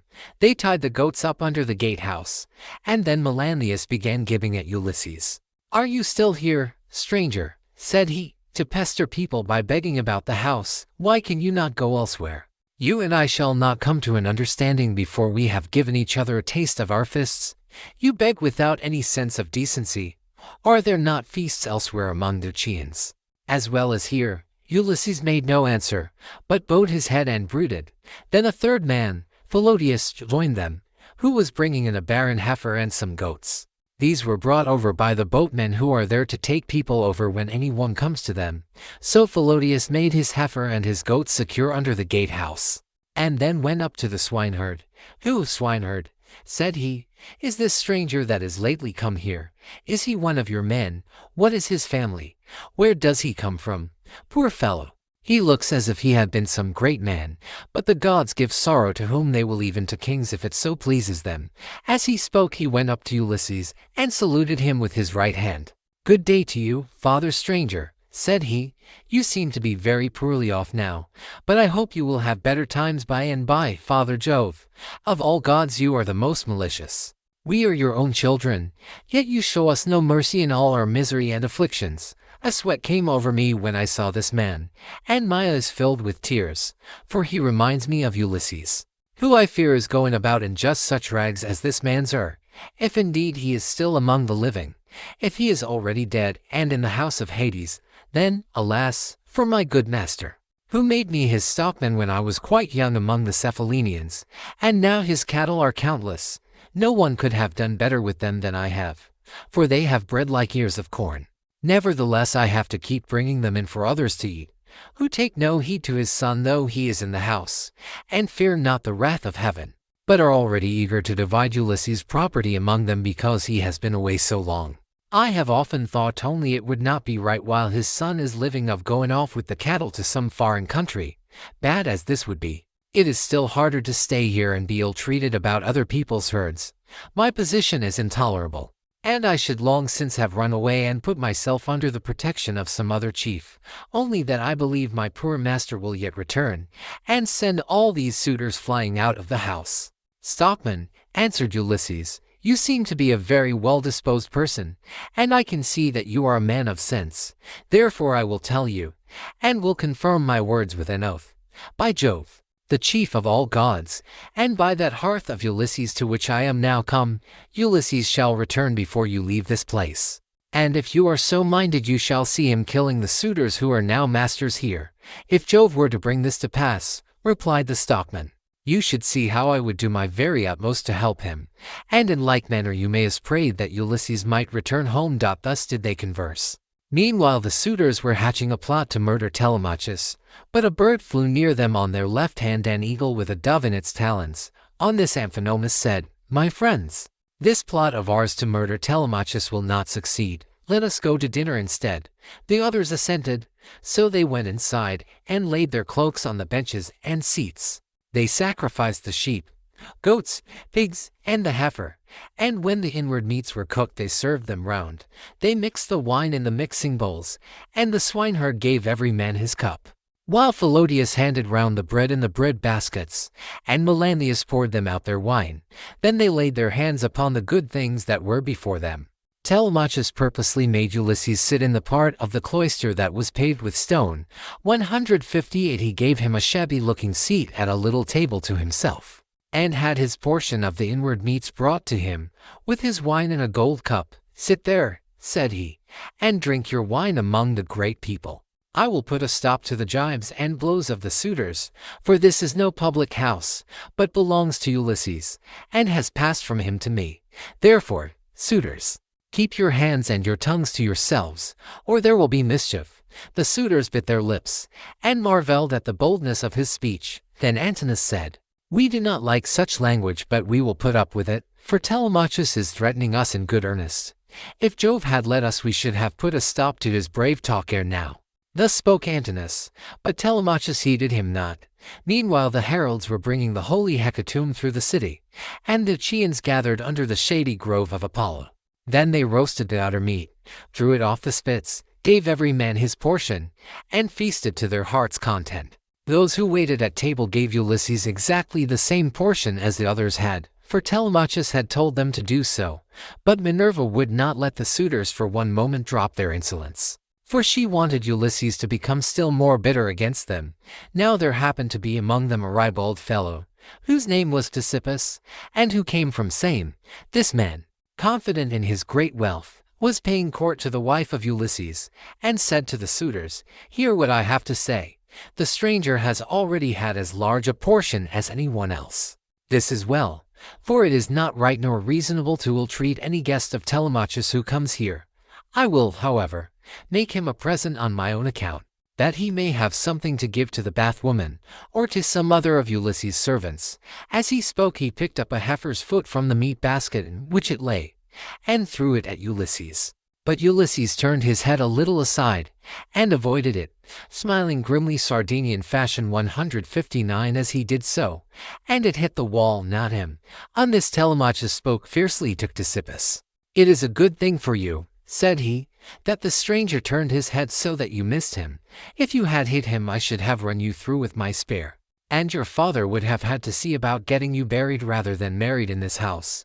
So let me have no more unseemly behavior from any of you. For I am grown up now to the knowledge of good and evil and understand what is going on, instead of being the child that I have been heretofore. I have long seen you killing my sheep and making free with my corn and wine. I have put up with this, for one man is no match for many, but do me no further violence. Still, if you wish to kill me, kill me.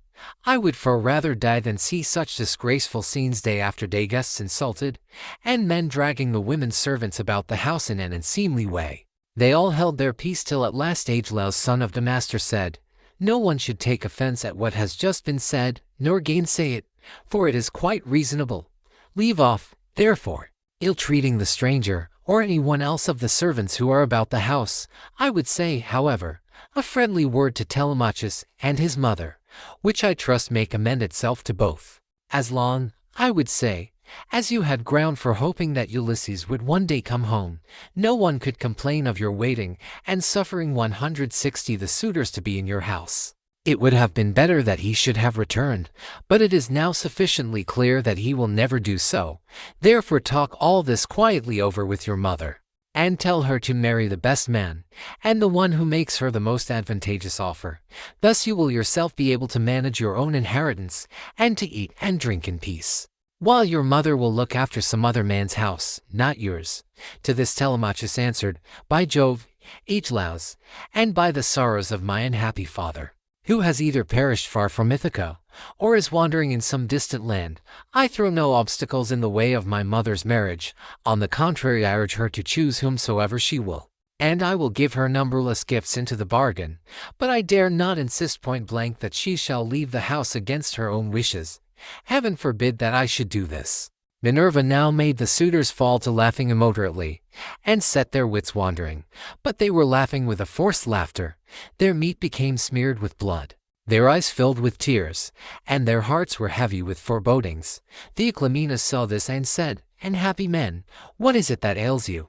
There is a shroud of darkness drawn over you from head to foot. Your cheeks are wet with tears. The air is alive with wailing voices. The walls and roof beams drip blood. The gate of the cloisters and the court beyond them are full of ghosts trooping down into the night of hell. The sun is blotted out of heaven, and a blighting gloom is over all the land." Thus did he speak, and they all of them laughed heartily. Eurymachus then said, "This stranger who has lately come here has lost his senses. Servants, turn him out into the streets, since he finds it so dark here." But Theoclymenus said, "Eurymachus, you need not send any one with me. I have eyes, ears, and a pair of feet of my own, to say nothing of an understanding mind. I will take these out of the house with me, for I see mischief overhanging you, from which not one of you men who are insulting people and plotting ill deeds in the house of Ulysses will be able to escape." He left the house as he spoke, and went back to Piraeus, who gave him welcome. But the suitors kept looking at one another and provoking Telemachus by laughing at the strangers. One insolent fellow said to him, "Telemachus, you are not happy in your guests. First you have this importunate tramp, who comes begging bread and wine and has no skill for work or for hard fighting, but is perfectly useless. And now here is another fellow who is setting himself up as a prophet. Let me persuade you, for it will be much better to put them on board ship and send them off to the Sicils to sell for what they will bring." Telemachus gave him no heed, but sat silently watching his father, expecting every moment that he would begin his attack upon the suitors. Meanwhile the daughter of Icarius, wise Penelope, had had a rich seat placed for her facing the court and cloisters, so that she could hear what every one was saying. The dinner indeed had been prepared amid much merriment. It had been both good and abundant, for they had sacrificed many victims. But the supper was yet to come, and nothing can be conceived more gruesome than the meal which a goddess and a brave man were soon to lay before them, for they had brought their doom upon themselves. Book Sixth, Trial of the Axes, during which Ulysses reveals himself to Eumaeus, and Philodius Minor now put it in Penelope's mind to make the suitors try their skill with the bow and with the iron axes, in contest among themselves, as a means of bringing about their destruction.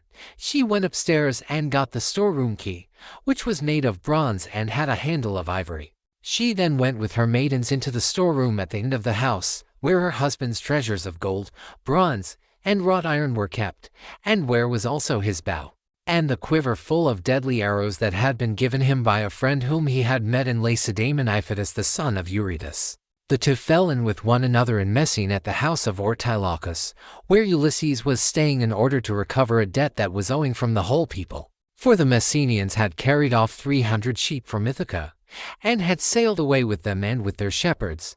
In quest of these Ulysses took a long journey while still quite young, for his father and the other chieftains sent him on a mission to recover them.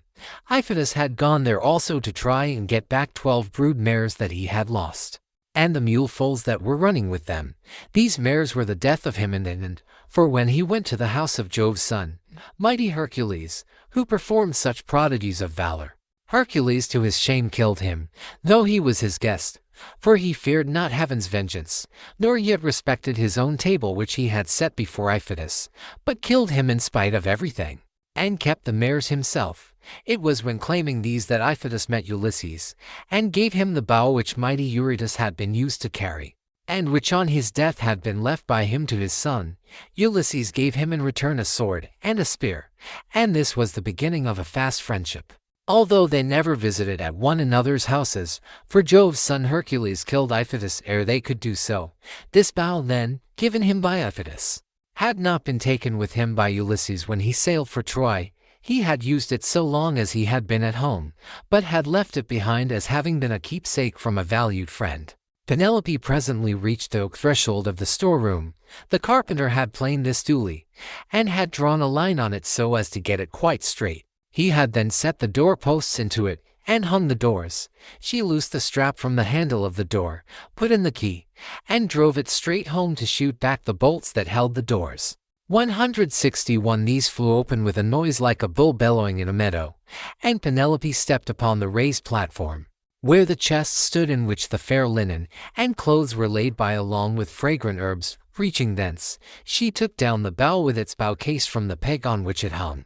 She sat down with it on her knees, weeping bitterly as she took the bow out of its case, and when her tears had relieved her, she went to the cloister where the suitors were, carrying the bow and the quiver, with the many deadly arrows that were inside it. Along with her came her maidens, bearing a chest that contained much iron and bronze which her husband had won as prizes. When she reached the suitors, she stood by one of the bearing posts supporting the roof of the cloister, holding a veil before her face, and with a maid on either side of her. Then she said, "Listen to me, you suitors, who persist in abusing the hospitality of this house because its owner has been long absent, and without other pretext than that you want to marry me. This, then, being the prize that you are contending for, I will bring out the mighty bow of Ulysses, and whomsoever of you shall string it most easily and send his arrow through each one of 12 axes, him will I follow and quit this house of my lawful husband, so goodly, and so abounding in wealth. But even so I doubt not that I shall remember it in my dreams." As she spoke, she told Eumaeus to set the bow and the pieces of iron before the suitors, and Eumaeus wept as he took them to do as she had bidden him. Hard by, the stockman wept also when he saw his master's bow. But Antinous scolded them. "You country louts," said he, "silly simpletons, why should you add to the sorrows of your mistress by crying in this way? She has enough to grieve her in the loss of her husband. Sit still, therefore, and eat your dinners in silence, or go outside if you want to cry, and leave the bow behind you. We suitors shall have to contend for it with might and main, for we shall find it no light matter to string such a bow as this is. There is not a man of us all who is such another as Ulysses. For I have seen him and remember him, though I was then only a child." This was what he said, but all the time he was expecting to be able to string the bow and shoot through the iron, whereas in fact he was to be the first that should taste of the arrows from the hands of Ulysses, whom he was dishonoring in his own house, egging the others on to do so also. Then Telemachus spoke. "Great heavens!" he exclaimed, "Jove must have robbed me of my senses. Here is my dear and excellent mother saying she will quit this house and marry again. Yet I am laughing and enjoying myself as though there were nothing happening. But, suitors, as the contest has been agreed upon, let it go forward. It is for a woman whose peer is not to be found in Pylos, Argos, or Myce, nor yet in Ithaca nor on the mainland. You know this as well as I do. What need have I to speak in praise of my mother? Come on, then, make no excuses for delay, but let us see whether you can string the bow or no. I too will make trial of it, for if I can string it and shoot through the iron, I shall not suffer my mother to quit this house with a stranger, not if I can win the prizes which my father won before me." As he spoke he sprang from his seat, threw his crimson cloak from him, and took his sword from his shoulder. First he set the axes in a row, in a long groove which he had dug for them, and had made straight by line, 160 to then he stamped the earth tight round them. And everyone was surprised when they saw him set them up so orderly, though he had never seen anything of the kind before. This done, he went on to the pavement to make trial of the bow. Thrice did he tug at it, trying with all his might to draw the string, and thrice he had to leave off, though he had hoped to string the bow and shoot through the iron. He was trying for the 4th time, and would have strung it had not Ulysses made a sign to check him in spite of all his eagerness. So he said, "Alas! I shall either be always feeble and of no prowess, or I am too young, and have not yet reached my full strength so as to be able to hold my own if any one attacks me. You others, therefore, who are stronger than I, make trial of the bow and get this contest settled." On this he put the bow down, letting it lean against the door that led into the house with the arrow standing against the top of the bow. Then he sat down on the seat from which he had risen, and Antinous said, "Come on, each of you in his turn, go in towards the right from the place at which the cupbearer begins when he is handing round the wine."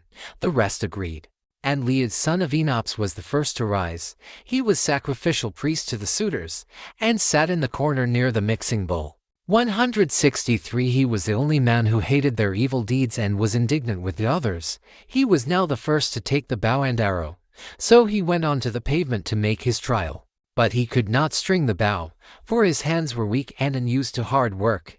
They therefore soon grew tired, and he said to the suitors, "My friends, I cannot string it.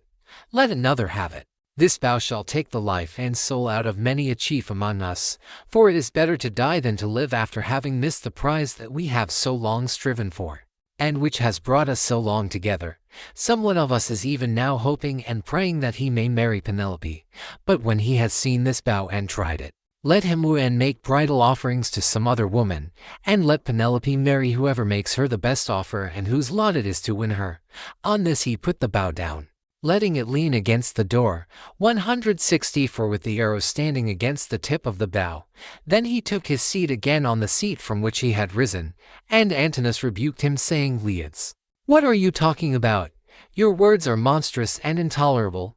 It makes me angry to listen to you. Shall, then, this bow take the life of many a chief among us, merely because you cannot bend it yourself? True, you were not born to be an archer, but there are others who will soon string it."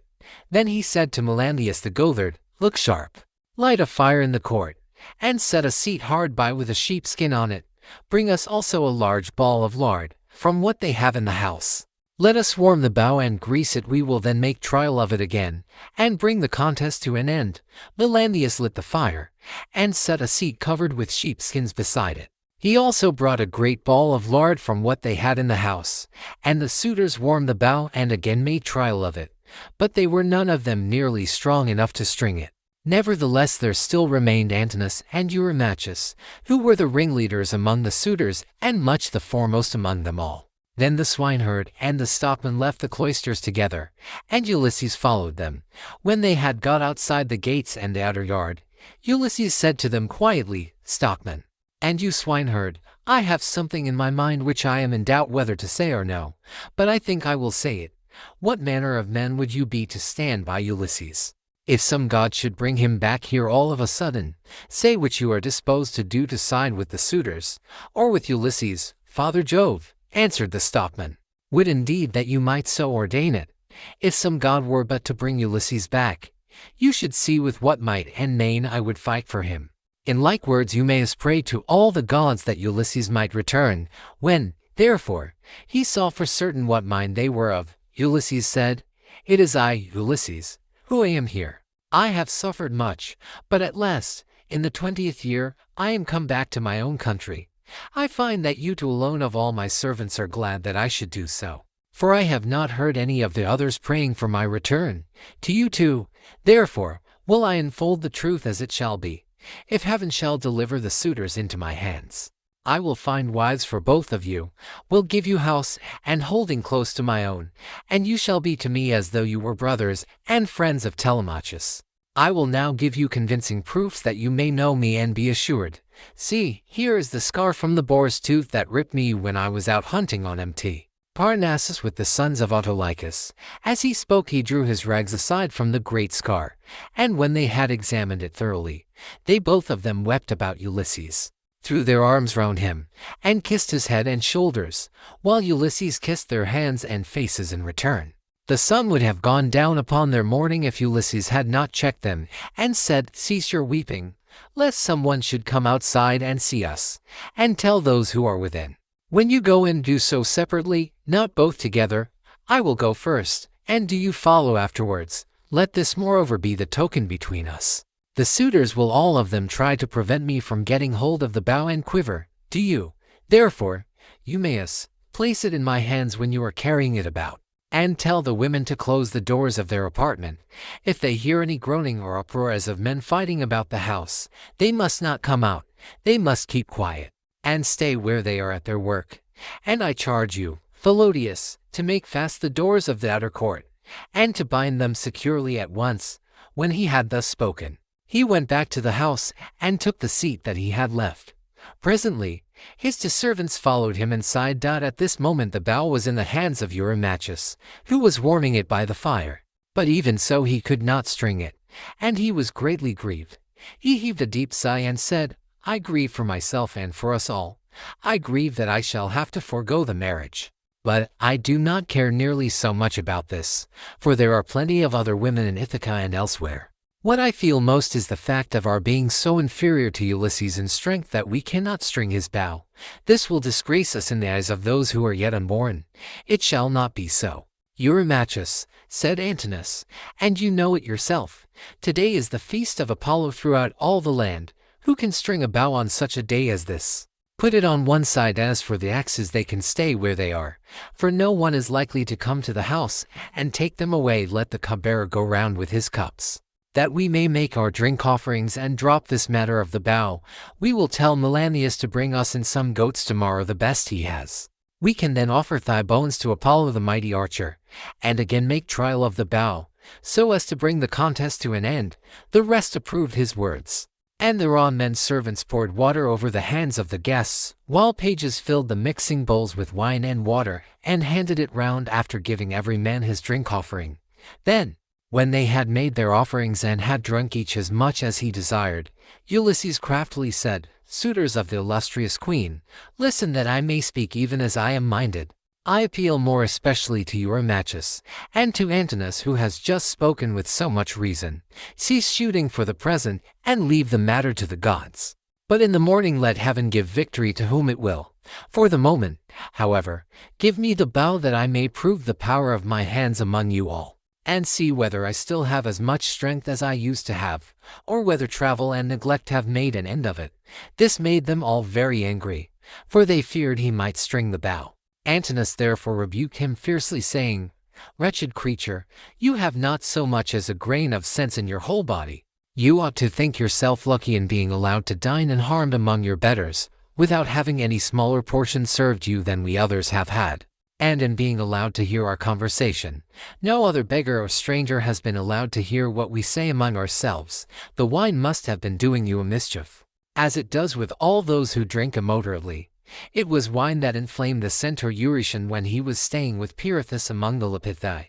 When the wine had got into his head, he went mad and did ill deeds about the house of Pirithous. This angered the heroes who were there assembled, so they rushed at him and cut off his ears and nostrils. Then they dragged him through the doorway out of the house. So he went away crazed, and bore the burden of his crime, bereft of understanding.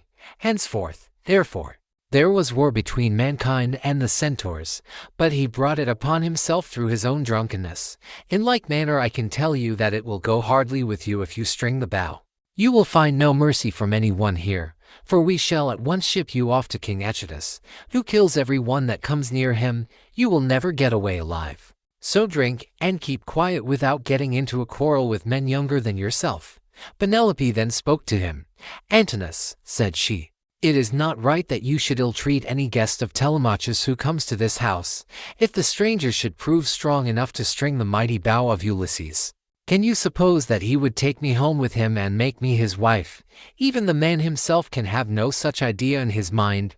None of you need let that disturb his feasting. It would be out of all reason. Queen Penelope, answered Eurymachus, we do not suppose that this man will take you away with him. It is impossible, but we are afraid lest some of the baser sort, men or women among the Chians, should go gossiping about and say, these suitors are a feeble folk. They are paying court to the wife of a brave man whose bow not one of them was able to string. And yet a beggarly tramp who came to the house strung it at once and sent an arrow through the iron. This is what will be said, and it will be a scandal against us. Eurymachus, Penelope answered, people who persist in eating up the estate of a great chieftain and dishonoring his house must not expect others to think well of them. Why then should you mind if men talk as you think they will? This stranger is strong and well built. He says moreover that he is of noble birth. Give him the bow, and let us see whether he can string it or no. I say, and it shall surely be that if Apollo vouchsafes him the glory of stringing it, I will give him a cloak and shirt of good wear, with a javelin to keep off dogs and robbers, and a sharp sword. I will also give him sandals, and will see him sent safely wherever he wants to go. Then Telemachus said, Mother, I am the only man either in Ithaca or in the islands that are over against Elis who has the right to let any one have the bow or to refuse it. No one shall force me one way or the other, not even though I choose to make the stranger a present of the bow outright, and let him take it away with him. Go, then, within the house, and busy yourself with your daily duties, your loom, your distaff, and the ordering of your servants. This bow is a man's matter, and mine above all others, for it is I who am master here." She went wondering back into the house, and laid her son saying in her heart.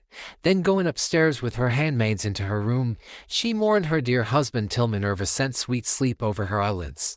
The swineherd now took up the bow and was for taking it to Ulysses, but the suitors clamored at him from all parts of the cloisters, and one of them said, "You idiot! Where are you taking the bow to? Are you out of your wits? If Apollo and the other gods will grant our prayer, your own boarhounds shall get you into some quiet little place, and worry you to death." Eumaeus was frightened at the outcry they all raised, so he put the bow down then and there, but Telemachus shouted out at him from the other side of the cloisters, and threatened him, saying, "Father Eumaeus, bring the bow on in spite of them, or young as I am I will pelt you with stones back to the country, for I am the better man of the two. I wish I was as much stronger than all the other suitors in the house as I am than you. I would soon send some of them off sick and sorry, for they mean mischief."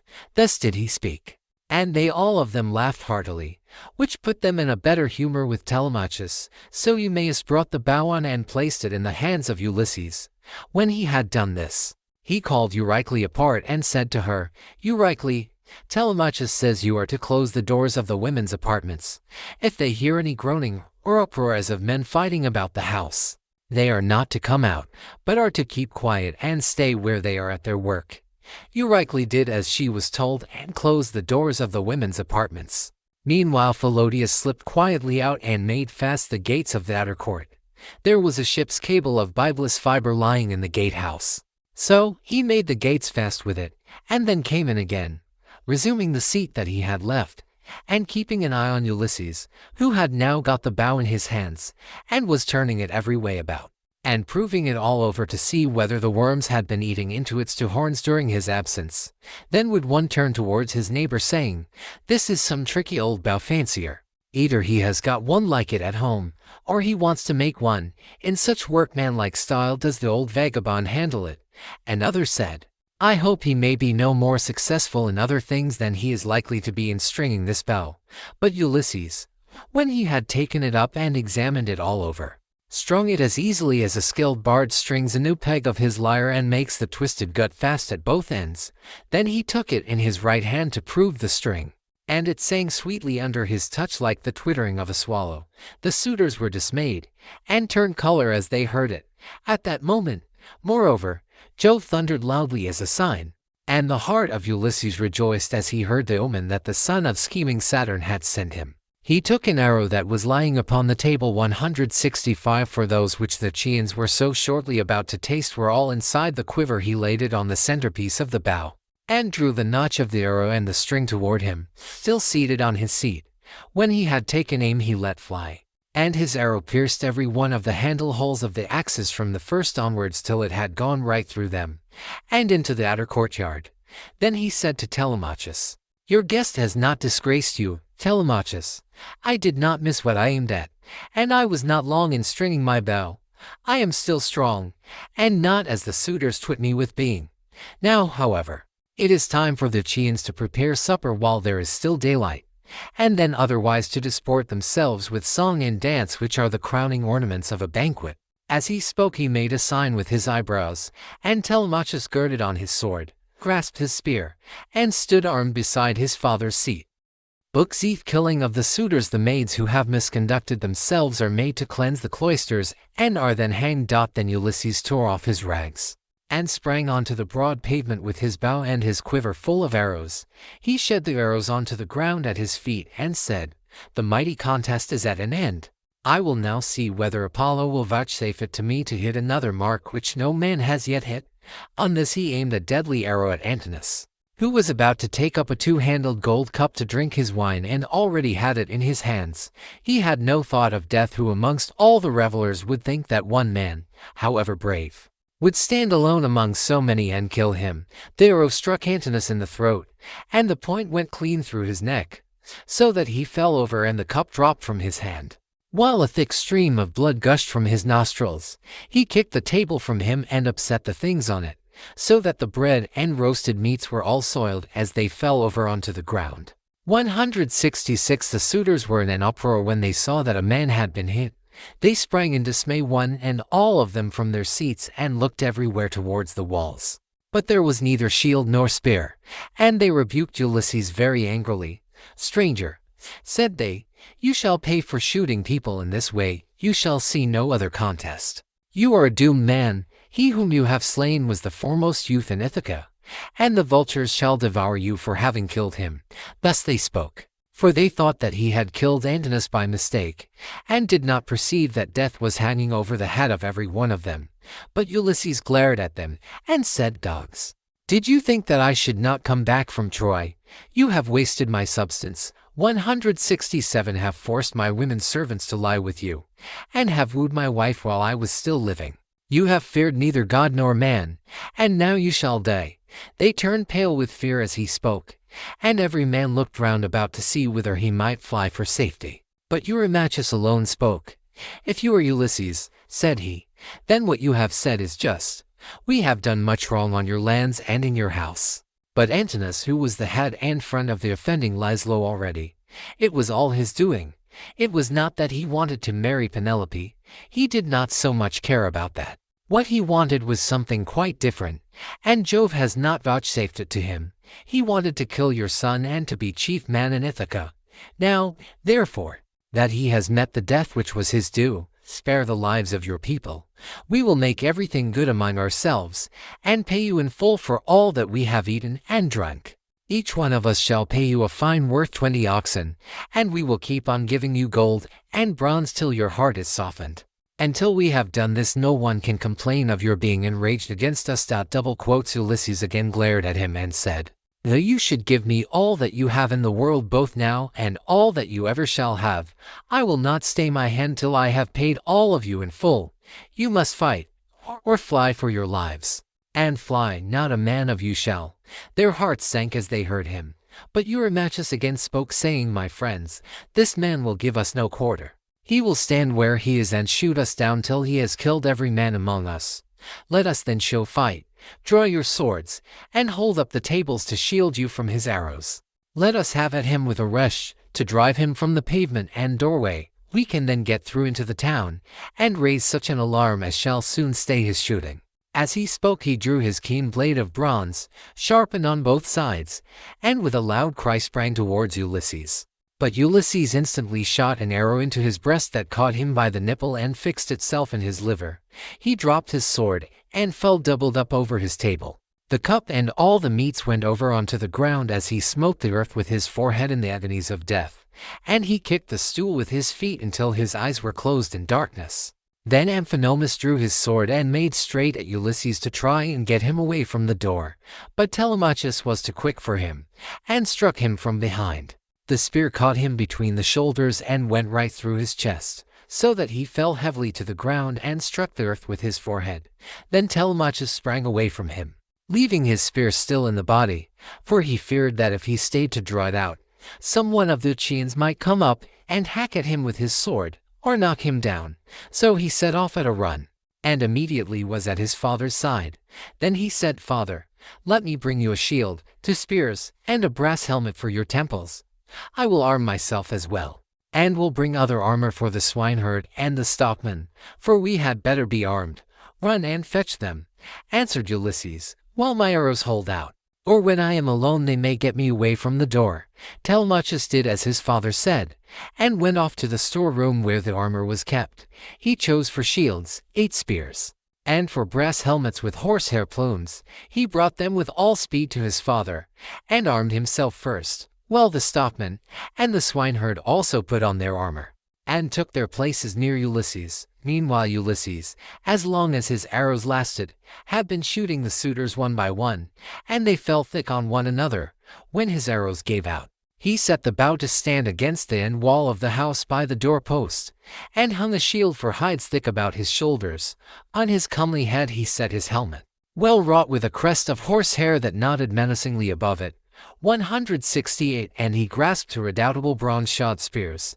Now there was a trap-door 169 on the wall, while at one end of the pavement 170 there was an exit leading to a narrow passage, and this exit was closed by a well-made door. Ulysses told Philodius to stand by this door and guard it, for only one person could attack it at a time. But Agelaus shouted out, "Cannot someone go up to the trapdoor and tell the people what is going on? Help would come at once, and we should soon make an end of this man and his shooting." "This may not be, Agelaus," answered Melanthius. "The mouth of the narrow passage is dangerously near the entrance to the outer court. One brave man could prevent any number from getting in. But I know what I will do. I will bring you arms from the storeroom, for I am sure it is there that Ulysses and his son have put them." On this the goatherd Melanthius went by back passages to the storeroom of Ulysses' house. There he chose 12 shields, with as many helmets and spears, and brought them back as fast as he could to give them to the suitors. Ulysses' heart began to fail him when he saw the suitors 171 putting on their armor and brandishing their spears. He saw the greatness of the danger, and said to Telemachus, "Some one of the women inside is helping the suitors against us, or it may be Melanthius." Telemachus answered, "The fault, father, is mine, and mine only. I left the storeroom door open, and they have kept a sharper lookout than I have. Go, Eumaeus, put the door to, and see whether it is one of the women who is doing this, or whether, as I suspect, it is Melanthius the son of Dolius." Thus did they converse. Meanwhile Melanthius was again going to the storeroom to fetch more armor. But the swineherd saw him and said to Ulysses, who was beside him, "Ulysses, noble son of Larts, it is that scoundrel Melanthius, just as we suspected, who is going to the storeroom. Say, shall I kill him, if I can get the better of him, or shall I bring him here that you may take your own revenge for all the many wrongs that he has done in your house?" Ulysses answered, "Telemachus and I will hold these suitors in check. No matter what they do, go back both of you, and bind Melanthius' hands and feet behind him. Throw him into the storeroom and make the door fast behind you. Then fasten a noose about his body, and string him close up to the rafters from a high bearing post. 172 that he may linger on in an agony." Thus did he speak, and they did even as he had said. They went to the storeroom, which they entered before Melanthius saw them, for he was busy searching for arms in the innermost part of the room. So the two took their stand on either side of the door and waited. By and by Melanthius came out with a helmet in one hand, and an old dry-rotted shield in the other, which had been borne by Larts when he was young, but which had been long since thrown aside, and the straps had become ensewn. On this the two seized him, dragged him back by the hair, and threw him struggling to the ground. They bent his hands and feet well behind his back, and bound them tight with a painful bond as Ulysses had told them. Then they fastened a noose about his body and strung him up from a high pillar till he was close up to the rafters, and over him did you then vaunt, O swineherd Eumaeus, saying, "Melanthius, you will pass the night on a soft bed as you deserve. You will know very well when morning comes from the streams of Oceanus, and it is time for you to be driving in your goats for the suitors to feast on." Then they left him in very cruel bondage, and having put on their armor they closed the door behind them and went back to take their places by the side of Ulysses, whereon the 4 men stood in the cloister, fierce and full of fury. Nevertheless, those who were in the body of the court were still both brave and many. Then Jove's daughter Minerva came up to them, having assumed the voice and form of Mentor. Ulysses was glad when he saw her and said, "Mentor, lend me your help, and forget not your old comrade, nor the many good turns he has done you. Besides, you are my age mate." But all the time he felt sure it was Minerva, and the suitors from the other side raised an uproar when they saw her. Agelaus was the first to reproach her. "Mentor," he cried, "do not let Ulysses beguile you into siding with him and fighting the suitors. This is what we will do when we have killed these people, father and son. We will kill you too. You shall pay for it with your head, and when we have killed you, we will take all you have, indoors or out, and bring it into hotchpot with Ulysses' property. We will not let your sons live in your house, nor your daughters, nor shall your widow continue to live in the city of Ithaca." This made Minerva still more furious, so she scolded Ulysses very angrily. 173 Ulysses, said she, "your strength and prowess are no longer what they were when you fought for 9 long years among the Trojans about the noble lady Helen. You killed many a man in those days, and it was through your stratagem that Priam's city was taken. How comes it that you are so lamentably less valiant now that you are on your own ground? face to face with the suitors in your own house. Come on, my good fellow, stand by my side, and see how Mentor, son of Alcimus, shall fight your foes, and requite your kindness as conferred upon him. But she would not give him full victory as yet, for she wished still further to prove his own prowess and that of his brave son. So she flew up to one of the rafters in the roof of the cloister and sat upon it in the form of a swallow. Meanwhile Agelaus, son of Damastor, Eurynomus, Amphimedon, Demoptolemus, Pisander, and Polybus, son of Polyctor, bore the brunt of the fight upon the suitors' side. Of all those who were still fighting for their lives, they were by far the most valiant, for the others had already fallen under the arrows of Ulysses. Agelaus shouted to them and said, "My friends, he will soon have to leave off, for Mentor has gone away after having done nothing for him but brag. They are standing at the doors and supported. Do not aim at him all at once, but 6 of you throw your spears first, and see if you cannot cover yourselves with glory by killing him. When he has fallen, we need not be uneasy about the others." They threw their spears as he bade them, but Minerva made them all of no effect. One hit the door post, another went against the door, the pointed shaft of another struck the wall. And as soon as they had avoided all the spears of the suitors, Ulysses said to his own men, "My friends, I should say we had better let drive into the middle of them, or they will crown all the harm they have done us by killing us outright." They therefore ran straight in front of them and threw their spears. Ulysses killed Demoptolemus, Telemachus, Euryades, Eumaeus, Elatus, while the stockman killed Pisander. These all bit the dust. And as the others drew back into a corner, Ulysses and his men rushed forward and regained their spears by drawing them from the bodies of the dead. The suitors now aimed a second time, but again Minerva made their weapons for the most part without effect. One hit a bearing post of the cloister, another went against the door, while the pointed shaft of another struck the wall. Still, Amphimedon just took a piece of the top skin from off Telemachus's wrist, and Ctesippus managed to graze Eumaeus's shoulder above his shield, but the spear went on and fell to the ground. Then Ulysses and his men let drive into the crowd of suitors.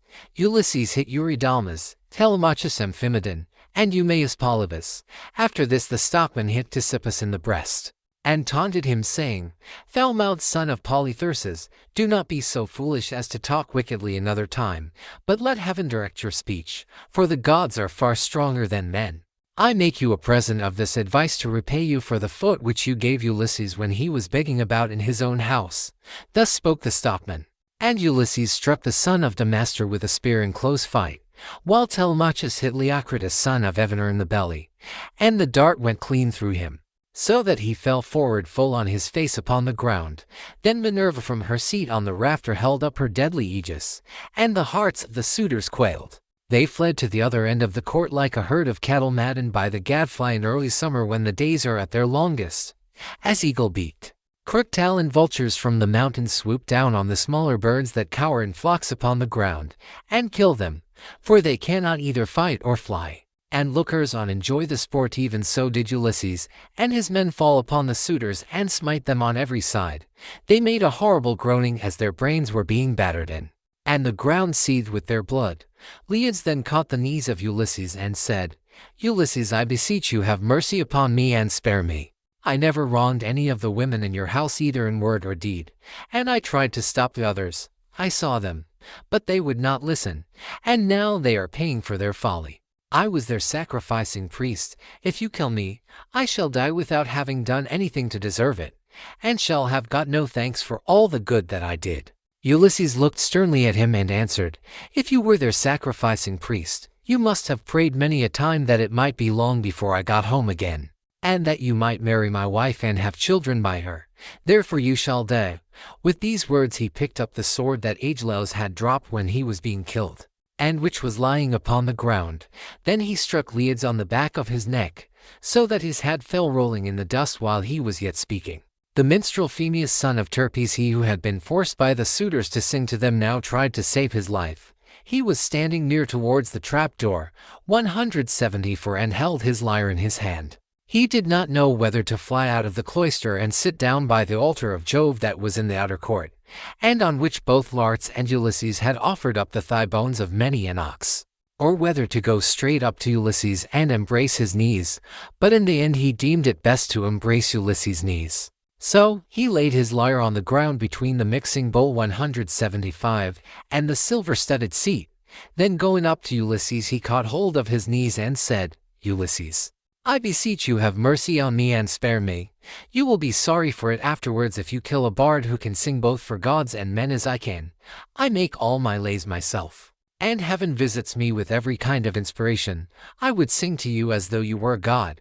Do not therefore be in such a hurry to cut my head off. Your own son Telemachus will tell you that I did not want to frequent your house and sing to the suitors after their meals, but they were too many and too strong for me, so they made me." Telemachus heard him, and at once went up to his father.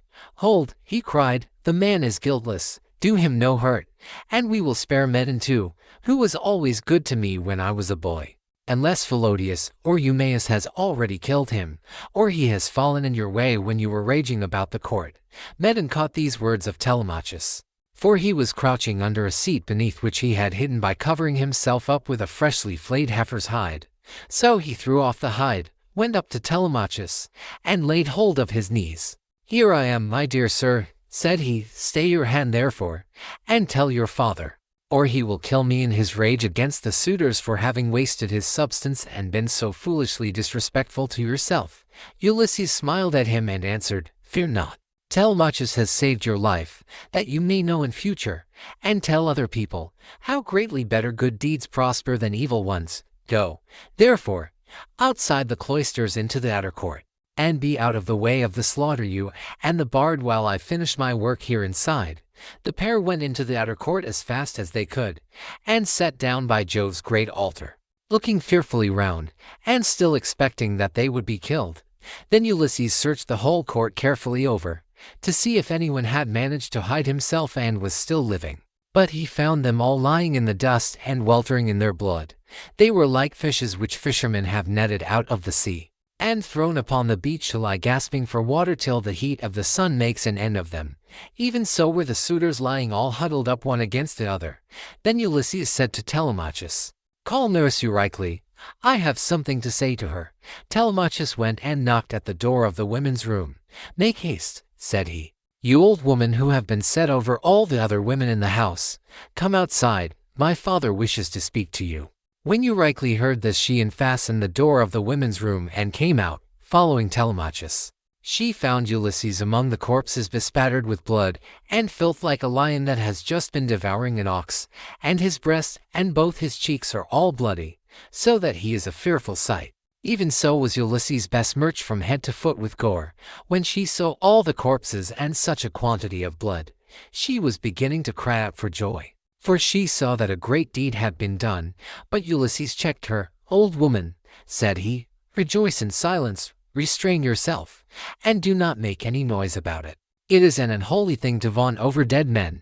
Heaven's doom and their own evil deeds have brought these men to destruction, for they respected no man in the whole world, neither rich nor poor, who came near them, and they have come to a bad end as a punishment for their wickedness and folly. Now, however, tell me which of the women in the house have misconducted themselves, and who are innocent." 176 "I will tell you the truth, my son," answered Eurycle. "There are 50 women in the house whom we teach to do things, such as carding wool, and all kinds of household work. Of these, 12 in all 177 have misbehaved, and have been wanting in respect to me, and also to Penelope. They showed no disrespect to Telemachus, for he has only lately grown and his mother never permitted him to give orders to the female servants. But let me go upstairs and tell your wife all that has happened, for some god has been sending her to sleep." "Do not wake her yet," answered Ulysses, "but tell the women who have misconducted themselves to come to me." Eurycle left the cloister to tell the women, and make them come to Ulysses. In the meantime he called Telemachus, the stockman, and the swineherd. "Begin," said he, "to remove the dead, and make the women help you. Then get sponges and clean water to swill down the tables and seats. When you have thoroughly cleansed the whole cloisters, take the women into the space between the domed room and the wall of the outer court, and run them through with your swords till they are quite dead, and have forgotten all about love and the way in which they used to lie in secret with the suitors." On this the women came down in a body, weeping and wailing bitterly. First they carried the dead bodies out, and propped them up against one another in the gatehouse.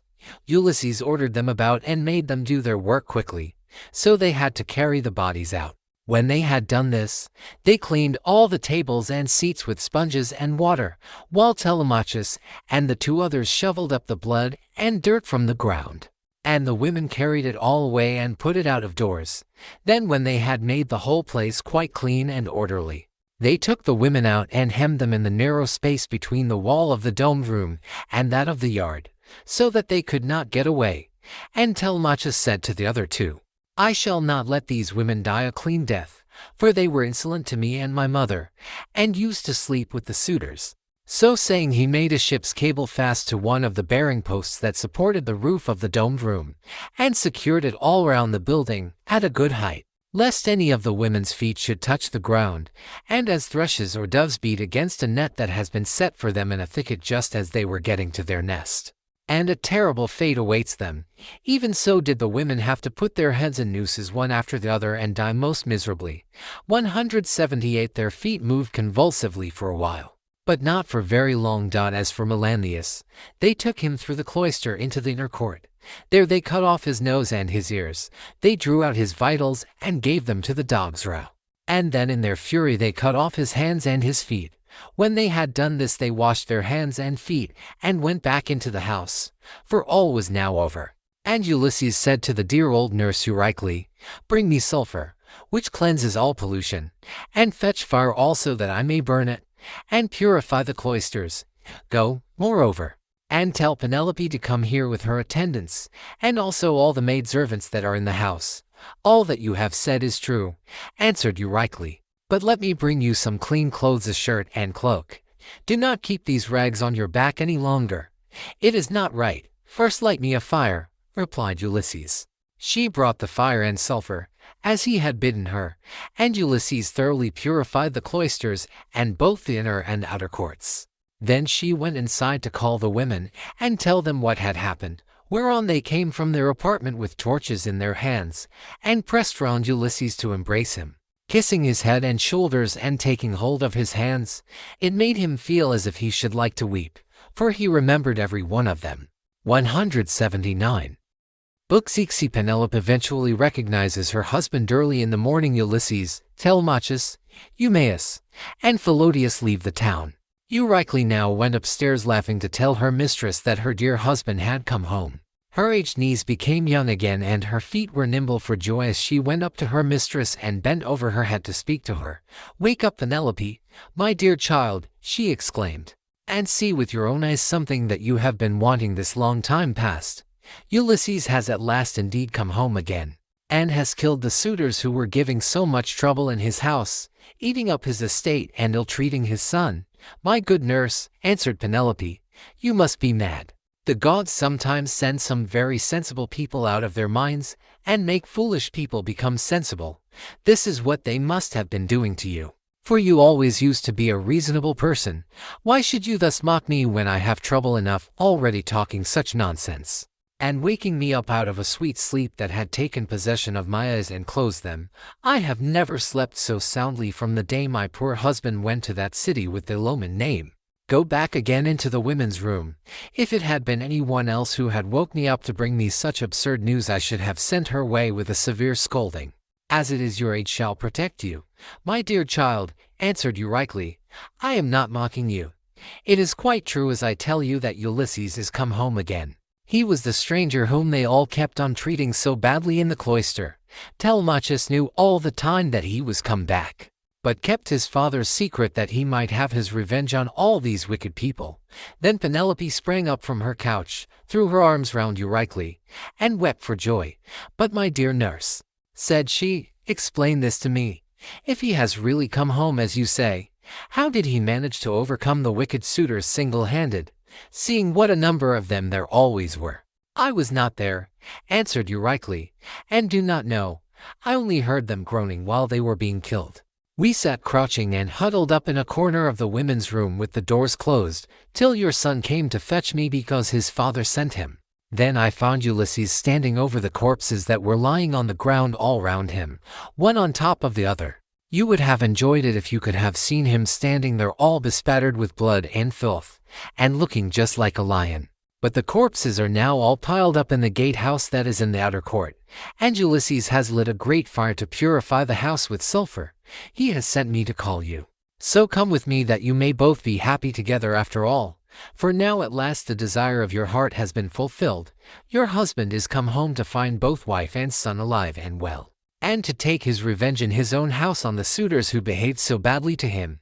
My dear nurse, said Penelope, do not exult too confidently over all this. You know how delighted every one would be to see Ulysses come home, more particularly myself, and the son who has been born to both of us.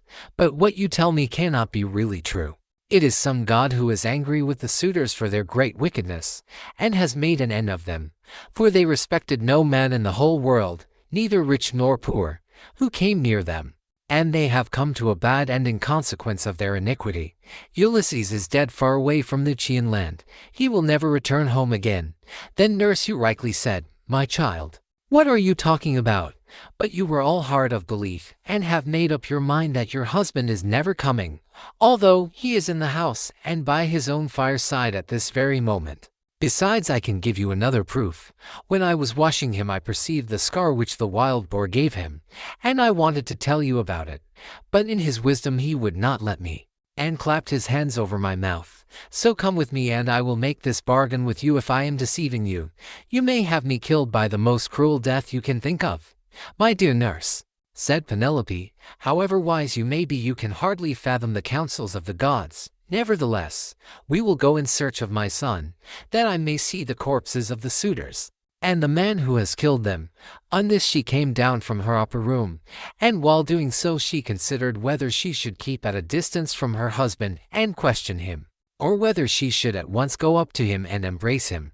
When, however, she had crossed the stone floor of the cloister, she sat down opposite Ulysses by the fire, against the wall at right angles 180 to that by which she had entered, while Ulysses sat near one of the bearing posts, looking upon the ground, and waiting to see what his brave wife would say to him when she saw him.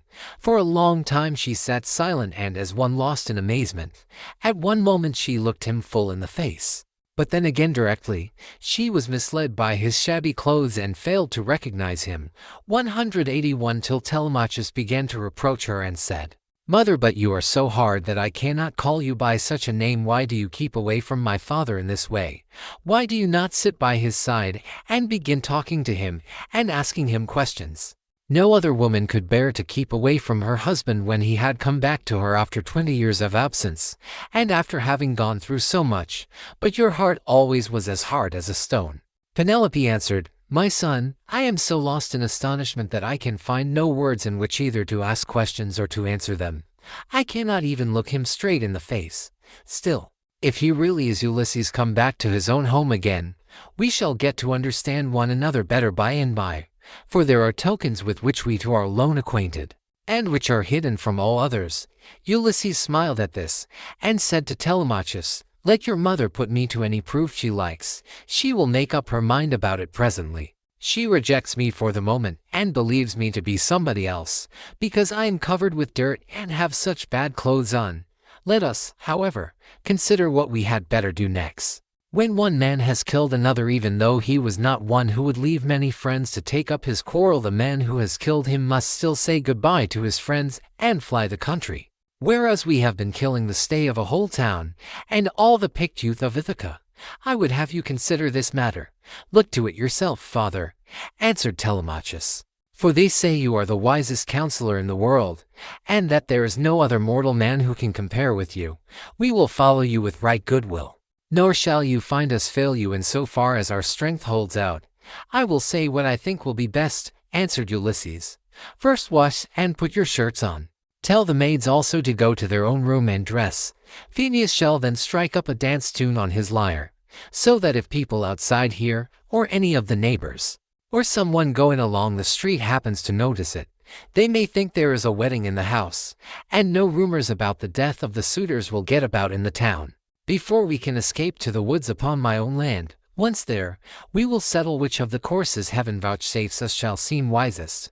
Thus did he speak, and they did even as he had said. First they washed and put their shirts on, while the women got ready. Then Phineus took his lyre and set them all longing for sweet song and stately dance. The house re-echoed with the sound of men and women dancing, and the people outside said, "I suppose the queen has been getting married at last. She ought to be ashamed of herself for not continuing to protect her husband's property until he comes home." 1:8 to this was what they said, but they did not know what it was that had been happening. The upper servant Eurynome washed and anointed Ulysses in his own house, and gave him a shirt and cloak, while Minerva made him look taller and stronger than before. She also made the hair grow thick on the top of his head, and flow down in curls like hyacinth blossoms. She glorified him about the head and shoulders just as a skillful workman who has studied art of all kinds under Vulcan or Minerva, and his work is full of beauty and rich as a piece of silver plate. By gilding it, he came from the bath looking like one of the immortals, and sat down opposite his wife on the seat he had left. "My dear," said he, "heaven has endowed you with a heart more unyielding than woman ever yet had. No other woman could bear to keep away from her husband when he had come back to her after 20 years of absence, and after having gone through so much. But come, nurse, get a bed ready for me. I will sleep alone, for this woman has a heart as hard as iron."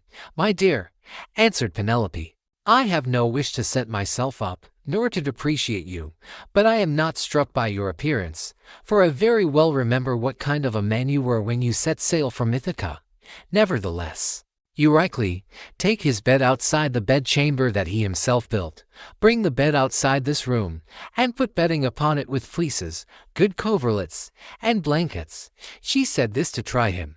But Ulysses was very angry and said, "Wife, I am much displeased at what you have just been saying. Who has been taking my bed from the place in which I left it? He must have found it a hard task. No matter how skilled a workman he was, unless some god came and helped him to shift it, there is no man living, however strong and in his prime, who could move it from its place. For it is a marvelous curiosity which I made with my very own hands." There was a young olive growing within the precincts of the house, in full vigor, and about as thick as a bearing post. I built my room round this with strong walls of stone and a roof to cover them, and I made the doors strong and well-fitting. Then I cut off the top boughs of the olive tree and left the stump standing.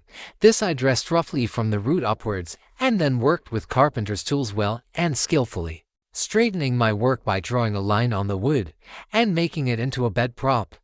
I then bored a hole down the middle, and made it the center post of my bed, at which I worked till I had finished it, inlaying it with gold and silver. After this I stretched a hide of crimson leather from one side of it to the other. So you see I know all about it, and I desire to learn whether it is still there, or whether anyone has been removing it by cutting down the olive tree at its roots." When she heard the sure proofs Ulysses now gave her, she fairly broke down. She flew weeping to his side, flung her arms about his neck, and kissed him. "Do not be angry with me, Ulysses," she cried. "You, who are the wisest of mankind, we have suffered, both of us.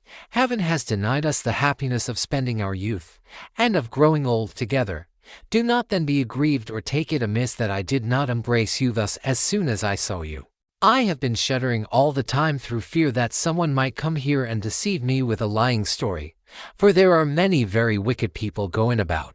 Jove's daughter Helen would never have yielded herself to a man from a foreign country, if she had known that the sons of Achaeans would come after her and bring her back.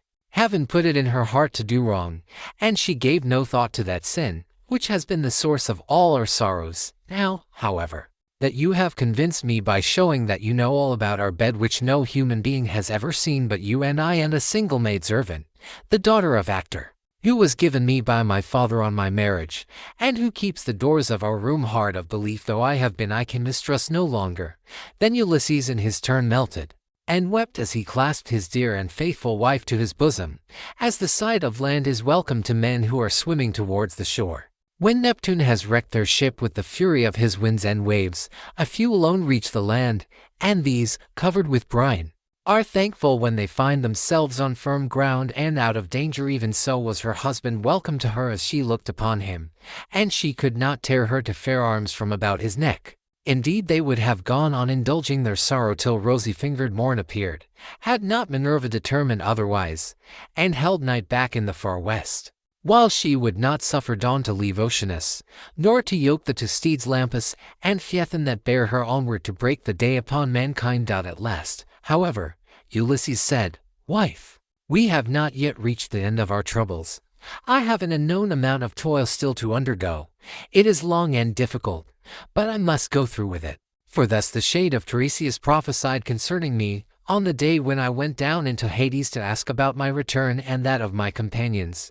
But now let us go to bed, that we may lie down and enjoy the blessed boon of sleep." "You shall go to bed as soon as you please," replied Penelope, "now that the gods have sent you home to your own good house and to your country. But as heaven has put it in your mind to speak of it, tell me about the task that lies before you. I shall have to hear about it later, so it is better that I should be told at once." "My dear," answered Ulysses, "why should you press me to tell you? Still, I will not conceal it from you. Though you will not like it, I do not like it myself, for Tiresias bade me travel far and wide, carrying an oar, till I came to a country where the people have never heard of the sea, and do not even mix salt with their food. They know nothing about ships, nor oars that are as the wings of a ship.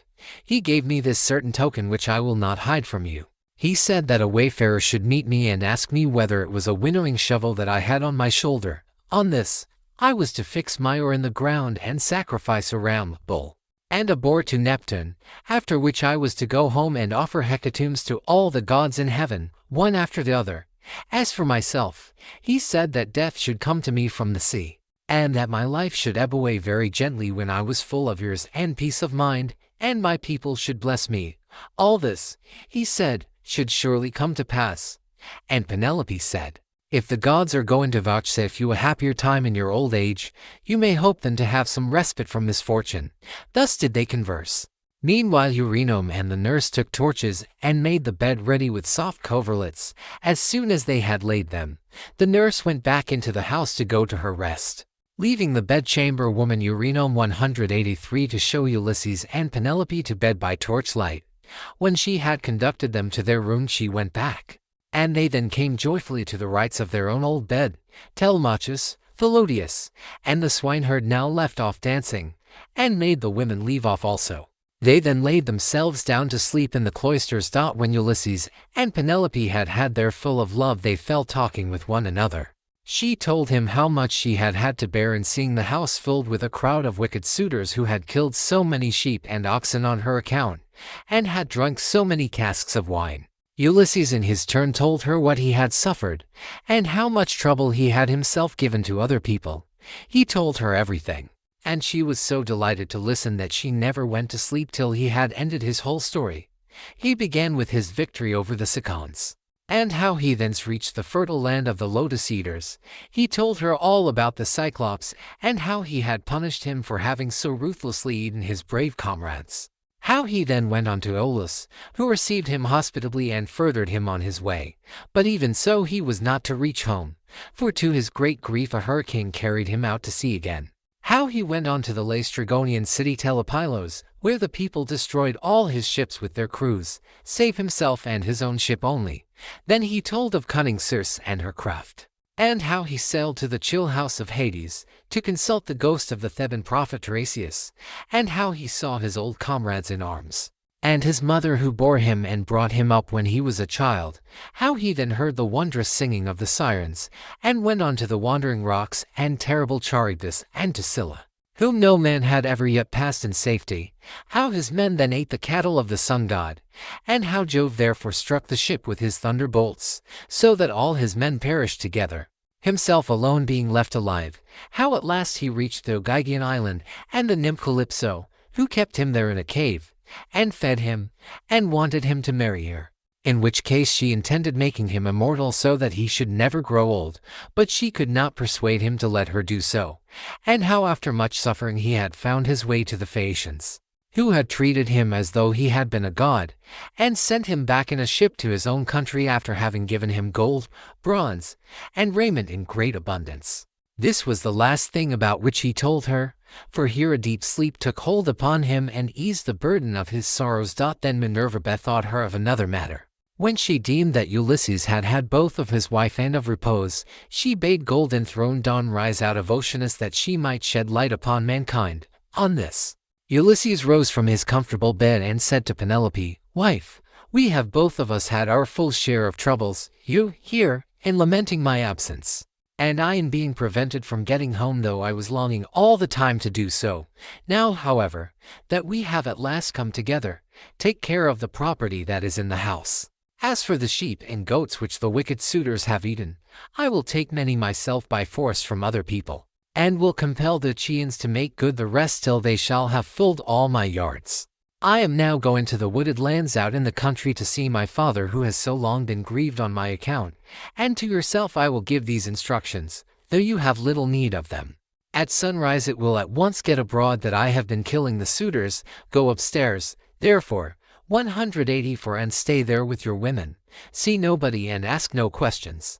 185. As he spoke he girded on his armor. Then he roused Telemachus, Philodius, and Eumaeus, and told them all to put on their armor also. This they did, and armed themselves. When they had done so, they opened the gates and sallied forth, Ulysses leading the way. It was now daylight, but Minerva nevertheless concealed them in darkness and led them quickly out of the town.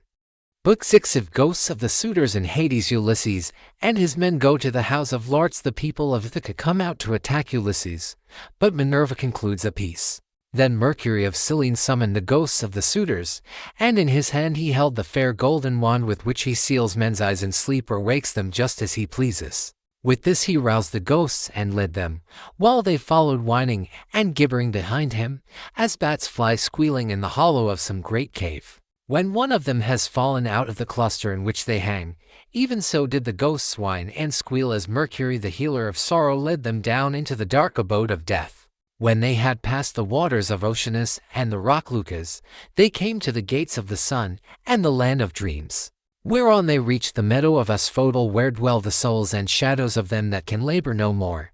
Here they found the ghost of Achilles son of Peleus, with those of Patroclus, Antilochus, and Ajax, who was the finest and handsomest man of all the Danaans after the son of Peleus himself.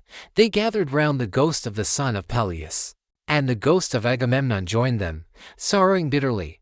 Round him were gathered also the ghosts of those who had perished with him in the house of Aegisthus, and the ghost of Achilles spoke first. "Son of Atreus," it said, "we used to say that Jove had loved you better from first to last than any other hero, for you were captain over many and brave men. When we were all fighting together before Troy, yet the hand of death, which no mortal can escape, was laid upon you all too early. Better for you had you fallen at Troy in the heyday of your renown. For the Chians would have built a mound over your ashes, and your son would have been heir to your good name, whereas it has now been your lot to come to a most miserable end." "Happy son of Peleus," answered the ghost of Agamemnon, "for having died at Troy far from Argos, while the bravest of the Trojans and the Chians fell round you fighting for your body. There you lay in the whirling clouds of dust, all huge and hugely, heedless now of your chivalry. We fought the whole of the livelong day, nor should we ever have left off if Jove had not sent a hurricane to stay us. Then, when we had borne you to the ships out of the fray, we laid you on your bed and cleansed your fair skin with warm water and with ointments. The Danaans tore their hair and wept bitterly round about you. Your mother, when she heard, came with her immortal nymphs from out of the sea, and the sound of a great wailing went forth over the waters so that the Chians quaked for fear. They would have fled panic-stricken to their ships had not wise old Nestor, whose counsel was ever truest, checked them, saying, 'Hold, Argives, fly not, sons of the Chians.' This is his mother coming from the sea with her immortal nymphs to view the body of her son." Thus he spoke, and the Chians feared no more. The daughters of the old man of the sea stood round you weeping bitterly, and clothed you in immortal raiment. The 9 muses also came and lifted up their sweet voices in lament, calling and answering one another. There was not an Argive but wept for pity of the dirge they chaunted. Days and nights 7 and 10 we mourned you, mortals and immortals, but on the 18th day we gave you to the flames, and many a fat sheep with many an ox did we slay in sacrifice around you. You were burnt in raiment of the gods, with rich resins and with honey, while heroes, horse and foot, clashed their armor round the pile as you were burning, with the tramp as of a great multitude. But when the flames of heaven had done their work, we gathered your white bones at daybreak and laid them in ointments and in pure wine. Your mother brought us a golden vase to hold them, gift of Bacchus, and work of Vulcan himself. In this we mingled your bleached bones with those of Patroclus who had gone before you. And separate we enclosed also those of Antilochus, who had been closer to you than any other of your comrades now that Patroclus was no more. Over these the host of the Argives built a noble tomb, on a point jutting out over the open Hellespont, that it might be seen from far out upon the sea by those now living and by them that shall be born hereafter. Your mother begged prizes from the gods, and offered them to be contended for by the noblest of their Chians. You must have been present at the funeral of many a hero, when the young men gird themselves and make ready to contend for prizes on the death of some great chieftain. But you never saw such prizes as silver-footed Thetis offered in your honor, for the gods loved you well. Thus even in death your fame, Achilles, has not been lost, and your name lives evermore among all mankind. But as for me, what solace had I when the days of my fighting were done? For Jove willed my destruction on my return, by the hands of Aegisthus, and those of my wicked wife. Thus did they converse. And presently Mercury came up to them with the ghosts of the suitors who had been killed by Ulysses. The ghosts of Agamemnon and Achilles were astonished at seeing them, and went up to them at once. The ghost of Agamemnon recognized Amphimedon son of Melanius, who lived in Ithaca and had been his host. So it began to talk to him. Amphimedon, it said, what has happened to all you fine young men all of an age to that you are come down here under the ground? One could pick no finer body of men from any city. Did Neptune raise his winds and waves against you when you were at sea? Or did your enemies make an end of you on the mainland when you were cattle lifting or sheep stealing? Or while fighting in defense of their wives and city? Answer my question, for I have been your guest. Do you not remember how I came to your house with Menelaus, to persuade Ulysses to join us with his ships against Troy? It was a whole month ere we could resume our voyage, for we had hard work to persuade Ulysses to come with us. And the ghost of Amphimedon answered, Agamemnon, son of Atreus, king of men, I remember everything that you have said, and will tell you fully and accurately about the way in which our end was brought about. Ulysses had been long gone, and we were courting his wife, who did not say point blank that she would not marry, nor yet bring matters to an end, for she meant to compass our destruction. This, then, was the trick she played us.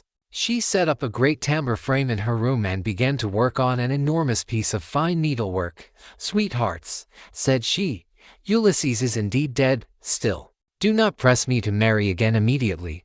Wait, for I would not have my skill in needlework perish unrecorded till I have completed a pall for the hero Larts, against the time when death shall take him.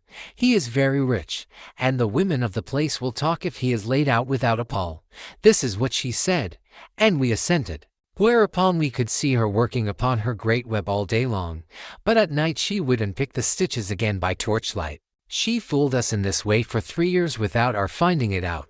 But as time wore on and she was now in her 4th year, and the waning of moons and many days had been accomplished, one of her maids who knew what she was doing told us, and we caught her in the act of undoing her work. So she had to finish it whether she would or no, and when she showed us the robe she had made, after she had had it washed, 186 its splendor was as that of the sun or moon. Then some malicious god conveyed Ulysses to the upland farm where his swineherd lives. Thither presently came also his son, returning from a voyage to Pylos, and the two came to the town when they had hatched their plot for our destruction. Telemachus came first, and then after him, accompanied by the swineherd, came Ulysses, clad in rags, and leaning on a staff as though he were some miserable old beggar. He came so unexpectedly that none of us knew him, not even the older ones among us, and we reviled him and threw things at him. He endured both being struck and insulted without a word, though he was in his own house. But when the will of Aegis-bearing Jove inspired him, he and Telemachus took the armor and hid it in an inner chamber, bolting the doors behind them. Then he cunningly made his wife offer his bow and a quantity of iron to be contended for by us ill-fated suitors, and this was the beginning of our end. For not one of us could string the bow nor nearly do so. When it was about to reach the hands of Ulysses, we all of us shouted out that it should not be given him, no matter what he might say. But Telemachus insisted on his having it. When he had got it in his hands he strung it with ease, and sent his arrow through the iron. Then he stood on the floor of the cloister and poured his arrows on the ground, glaring fiercely about him. First he killed Antinous, and then, aiming straight before him, He let fly his deadly darts, and they fell thick on one another. It was plain that some one of the gods was helping them, for they fell upon us with might and main throughout the cloisters. And there was a hideous sound of groaning as our brains were being battered in, and the ground seethed with our blood. This, Agamemnon, is how we came by our end.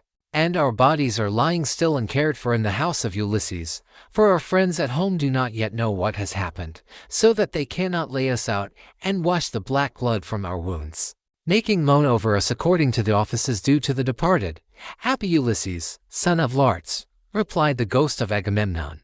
You are indeed blessed in the possession of a wife endowed with such rare excellence of understanding, and so faithful to her wedded lord as Penelope the daughter of Icarius.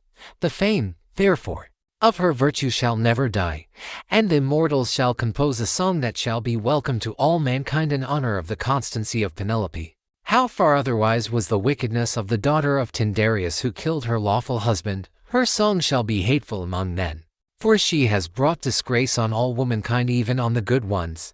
Thus did they converse in the house of Hades deep down within the bowels of the earth. Meanwhile Ulysses and the others passed out of the town and soon reached the fair and well-tilled farm of Laertes, which he had reclaimed with infinite labor. Here was his house, with a lean-to running all round it, where the slaves who worked for him slept and sat and ate, while inside the house there was an old Sicel woman, who looked after him in this his country farm. When Ulysses got there, he said to his son and to the other two, "Go to the house, and kill the best pig that you can find for dinner. Meanwhile I want to see whether my father will know me, or fail to recognize me after so long an absence." He then took off his armor and gave it to Eumaeus and Philodius, who went straight on to the house, while he turned off into the vineyard to make trial of his father.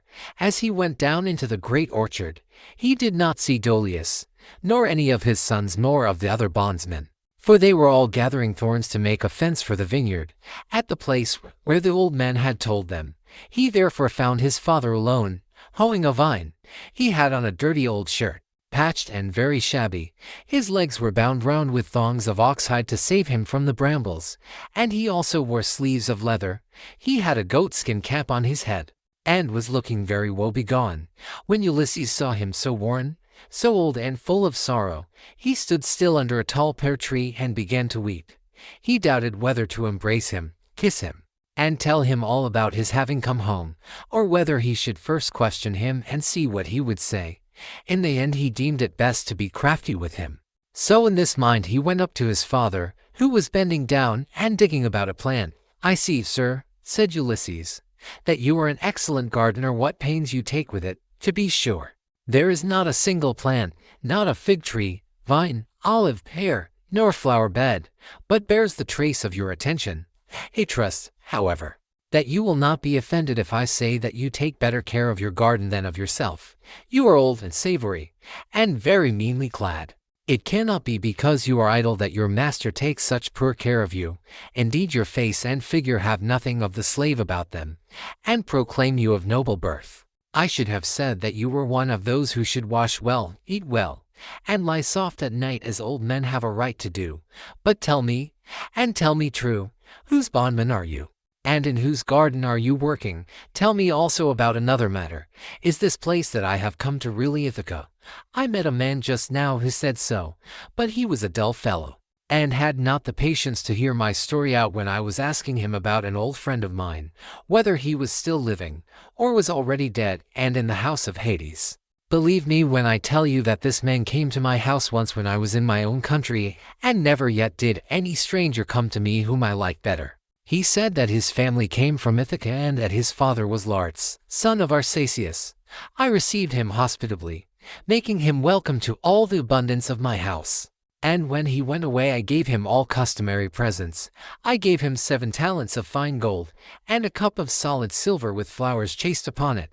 I gave him 12 light cloaks, and as many pieces of tapestry.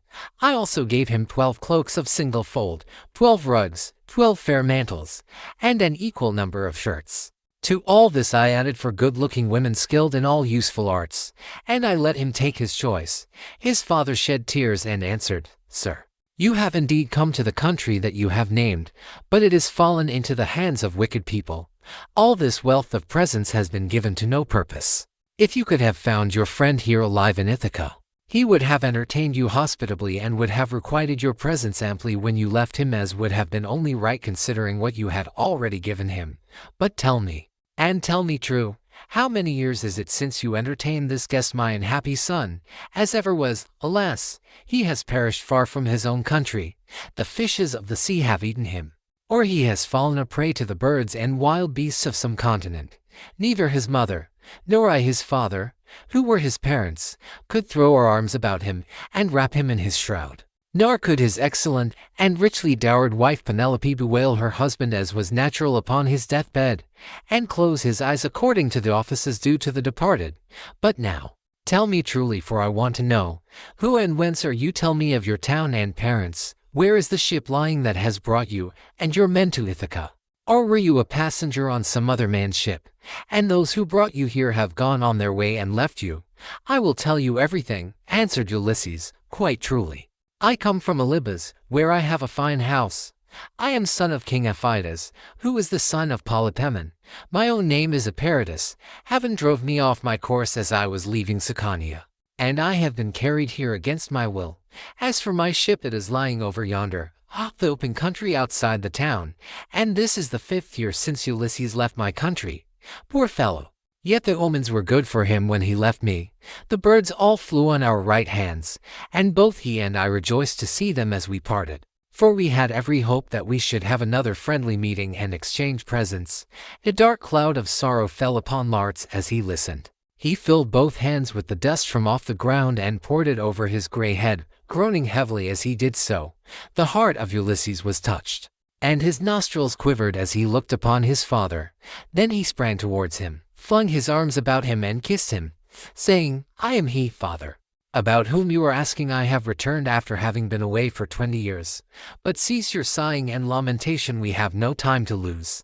For I should tell you that I have been killing the suitors in my house, to punish them for their insolence and crimes.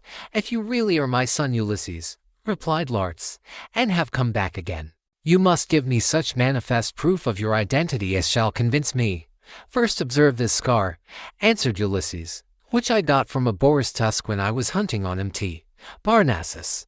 You and my mother had sent me to Autolycus, my mother's father, to receive the presents which when he was over here he had promised to give me. Furthermore, I will point out to you the trees in the vineyard which you gave me, and I asked you all about them as I followed you round the garden. We went over them all, and you told me their names and what they all were. You gave me 13 pear trees, 10 apple trees, and 40 fig trees. You also said you would give me 50 rows of vines. There was corn planted between each row, and they yield grapes of every kind when the heat of heaven has been laid heavy upon them. Laertes' strength failed him when he heard the convincing proofs which his son had given him. He threw his arms about him, and Ulysses had to support him, or he would have gone off into a swoon. But as soon as he came to, and was beginning to recover his senses, he said, O Father Jove, then you gods are still in Olympus after all. If the suitors have really been punished for their insolence and folly, nevertheless, I am much afraid that I shall have all the townspeople of Ithaca up here directly, and they will be sending messengers everywhere throughout the cities of the Cephallenians. Ulysses answered, Take heart, and do not trouble yourself about that, but let us go into the house hard by your garden. I have already told Telemachus, Philodius, and Eumaeus to go on there and get dinner ready as soon as possible. Thus conversing, the two made their way towards the house. When they got there they found Telemachus with the stockman and the swineherd cutting up meat and mixing wine with water. Then the old Sicel woman took Laertes inside and washed him and anointed him with oil.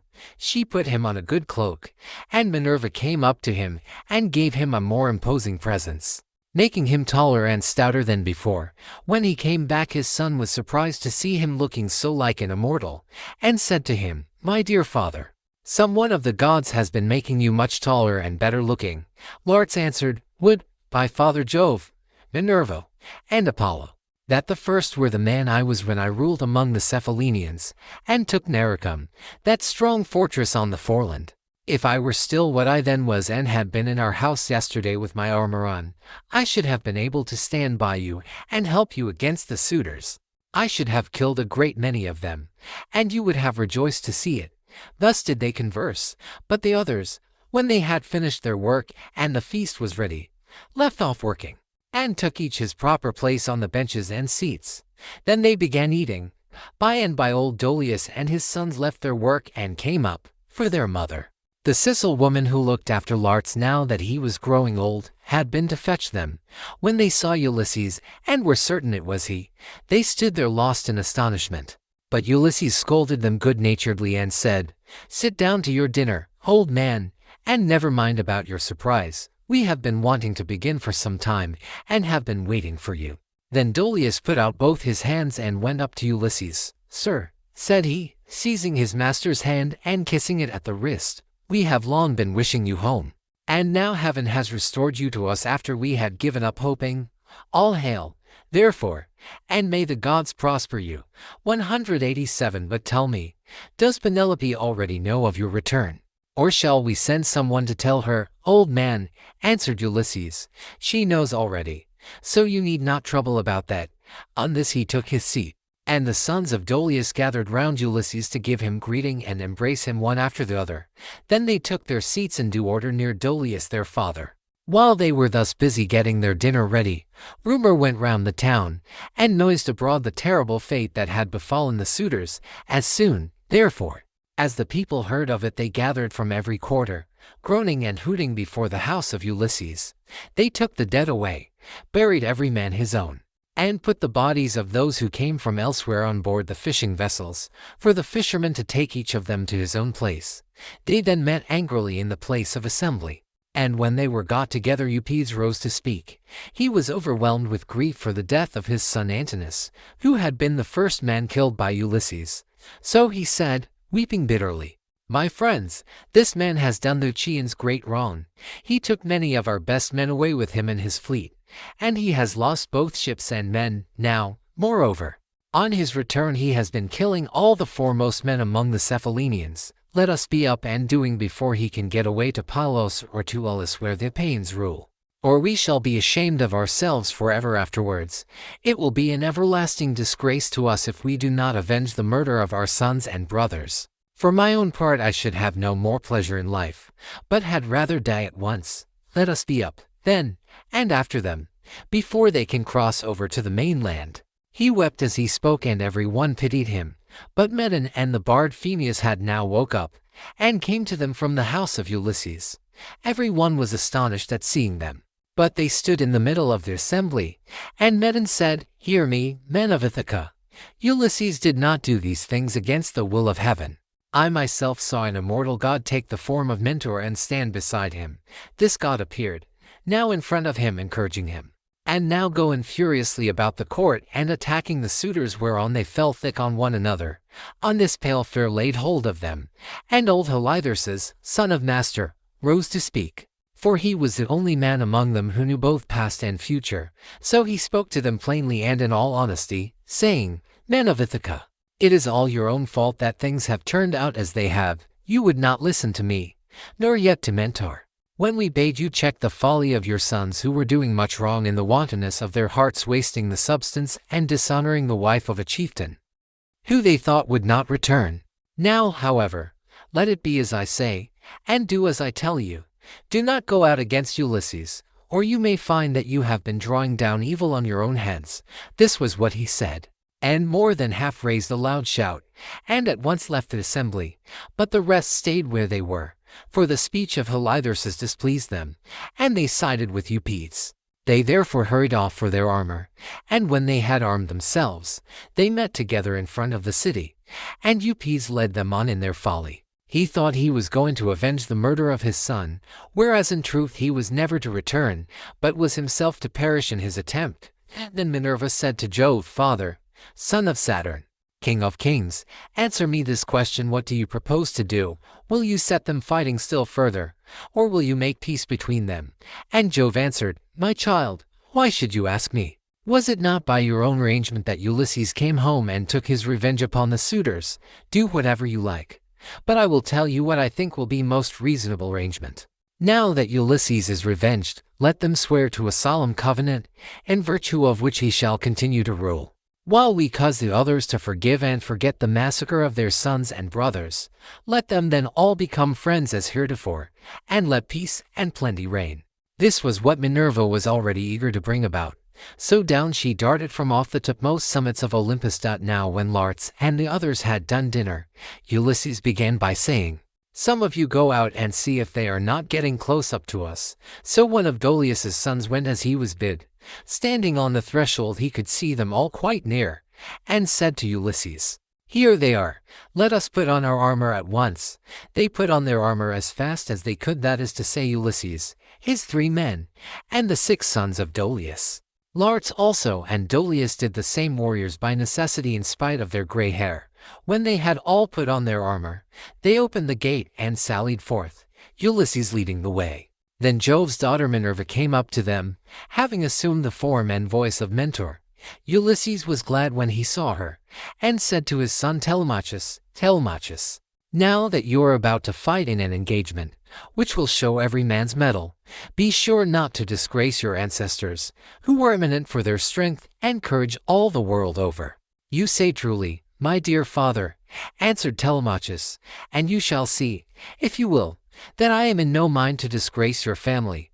Laertes was delighted when he heard this. "Good heavens!" he exclaimed, "what a day I am enjoying! I do indeed rejoice at it. My son and grandson are vying with one another in the matter of valor." On this Minerva came close up to him and said, "Son of Arceisius, best friend I have in the world, pray to the blue-eyed damsel, and to Jove her father, then poise your spear and hurl it." As she spoke she infused fresh vigor into him, and when he had prayed to her he poised his spear and hurled it.